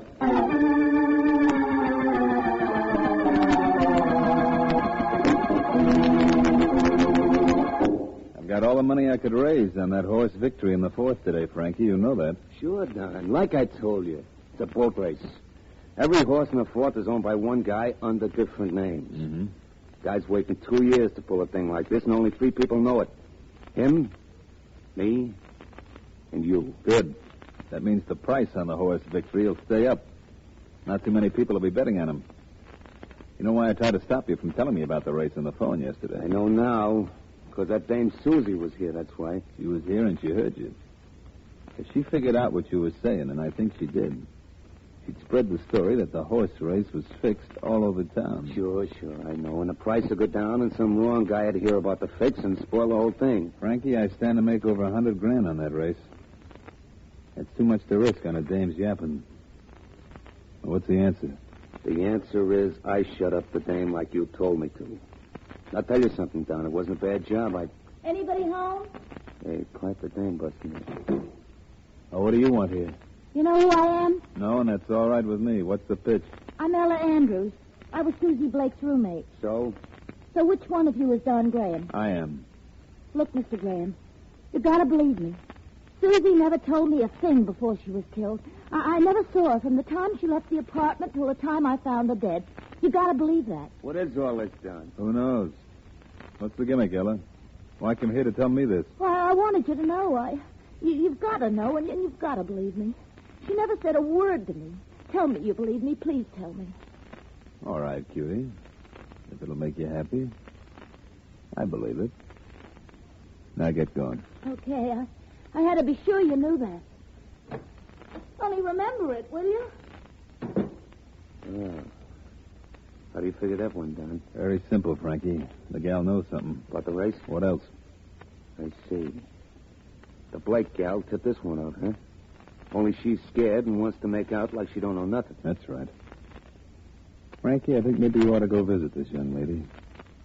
You know where she lives? Yeah, sure. I was there once to see Susie Blake. Remember?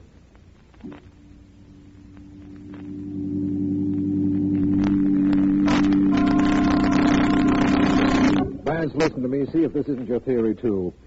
This Don Graham you told me about sent the threatening note to Miss Blake, believing that she would run to him for the money which he would give her. And thus put her under obligation to him. Right. He'd send her another note saying to leave the $5,000 somewhere, and he'd pick up the money he'd given her, his own money. He lost nothing. That makes sense, Vance. Yes, it does. But it doesn't make a reason for him to kill her. Especially as I'm sure Miss Blake did go to see Graham and ask him for the money. Maybe she had something on Graham and reminded him of it when she went there. Maybe she used blackmail as a means of getting the $5,000. That's very possible, Markham. But what? But that isn't even close to what actually happened.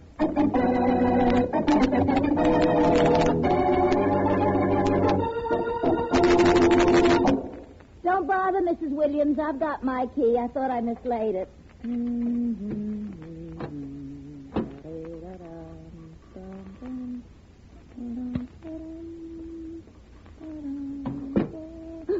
Don't make a sound. Turn out those lights. Mr. Vance. Do as I say, Miss Andrews, quickly. Okay, but what is all this, Vance? You scared the daylights out of me. I hope you won't be scared again in a few minutes. That's the reason I'm here. You got a reason for getting into my apartment, waiting for me, and asking me to turn out the light? I had a reason and a pass key for getting in. And the lights were a little idea of mine in order to set a stage. Look, I'd like to be a star, and I think I get what you mean about setting a stage, but, Vance, I wouldn't look good as a corpse. Gray isn't my color. Tell me what's going on. You went to see Don Graham, didn't you? Sure, you told me something in the theater that made me go to see him. I had to make sure that Graham knew that Susie didn't tell me anything before she was killed. That's what I thought you'd do, and what I wanted you to do. Well, thanks. It would have been easier if you'd asked me. Easier, perhaps, but not quite as convincing. You'd better make yourself comfortable here, Miss Andrews. I'm quite certain you're going to have a visitor, but I haven't the slightest idea as to when he'll arrive. You still there, Vance? Yes, Miss Andrews. The strain of waiting getting you down. No, but in case you see me walking a back fence tomorrow night, you'll know the reason. My eyes are getting so used to the dark in here, I'm practically a cat. You're a much prettier girl than you would be a cat. Maybe the darkness in here isn't going to be so bad after all. Say that again, will you, Vance? Why? Didn't you hear me? Oh, there are some things a girl can't hear often enough. In that case... Vance, the door. Where is that darn light switch? Oh, yeah. Yeah, it is. Hey, that's what are you Frankie, doing Don here? Graham's stooge, Vance. You want to know what I'm doing here, Frankie? What are you two doing here, you and that knife? Right now, I'm waiting to use it on you. Vance, look out. He's throwing that knife. Thanks for the warning, Miss Andrews. Oh, no, Frankie, you're not getting out of here. That's what you think. That's what I know. Okay. Is this the way you want it? Anybody mind if I play too? Well, nice work, Miss Andrews. But you really shouldn't have hit him with that vase. I was having quite a bit of fun. Oh, sorry, I spoiled it. I guess maybe I shouldn't have. Because you didn't want to spoil my fun? Don't be silly. That vase I slugged him with cost $1.98. That crumb really came up to let me have it, didn't he? Hey, why ain't I screaming? I don't know, but thanks for not doing it. This man is Don Graham's assistant, you said? I said he was Graham's stooge. He killed your roommate on Graham's orders. And I'm quite certain that Mr. Markham can get him to admit that when we take him to headquarters. But who wrote the note asking for 5 G's, Vance? And why did they think that Susie could get that kind of dough? I'll explain all that to Markham. But you're invited if you care to find out all about this case.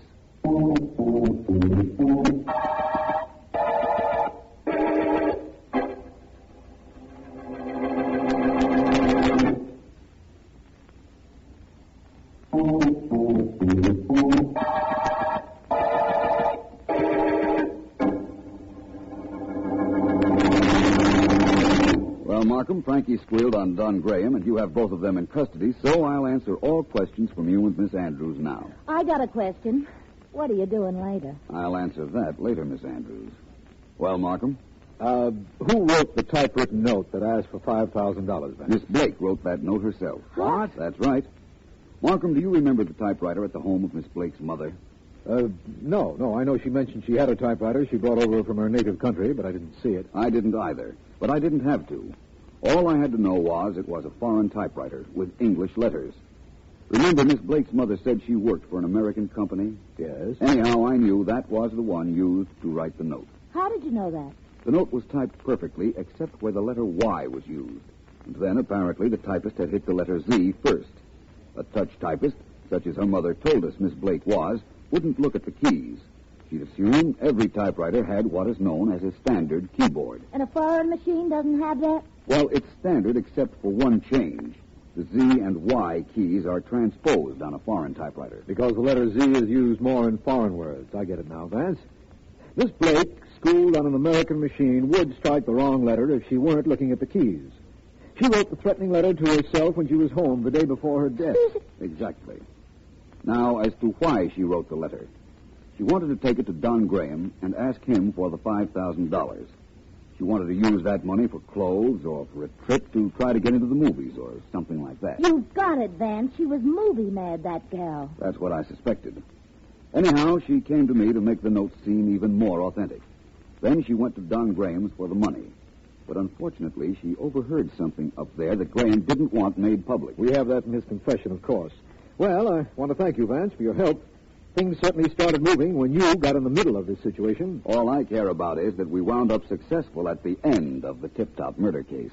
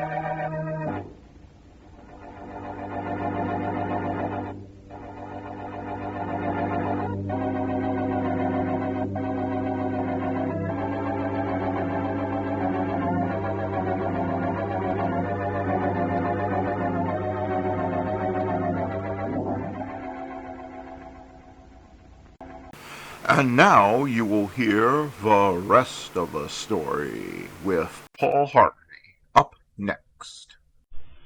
Now, the rest of the story. Elston Gunn was a born soldier, or so he believed. From the time he was small, he'd had his eye on West Point, had envisioned himself a general commanding his own army, had even looked forward to dying heroically in battle, but when Elston eventually asked his father, "How do I get into West Point?" the latter answered, "You need connections." And frankly, connections were something Elston's family did not have. Still, the boy dreamed of ingenious tactics and awesome weapons and war and valor and victory, and in his spare time he organized a band. Elston's musical group played store openings and auctions and talent shows in park pavilions and on county fairgrounds.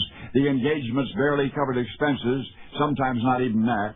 So after a while, Elston's musicians left the band, went off looking for better money, and so began a pattern.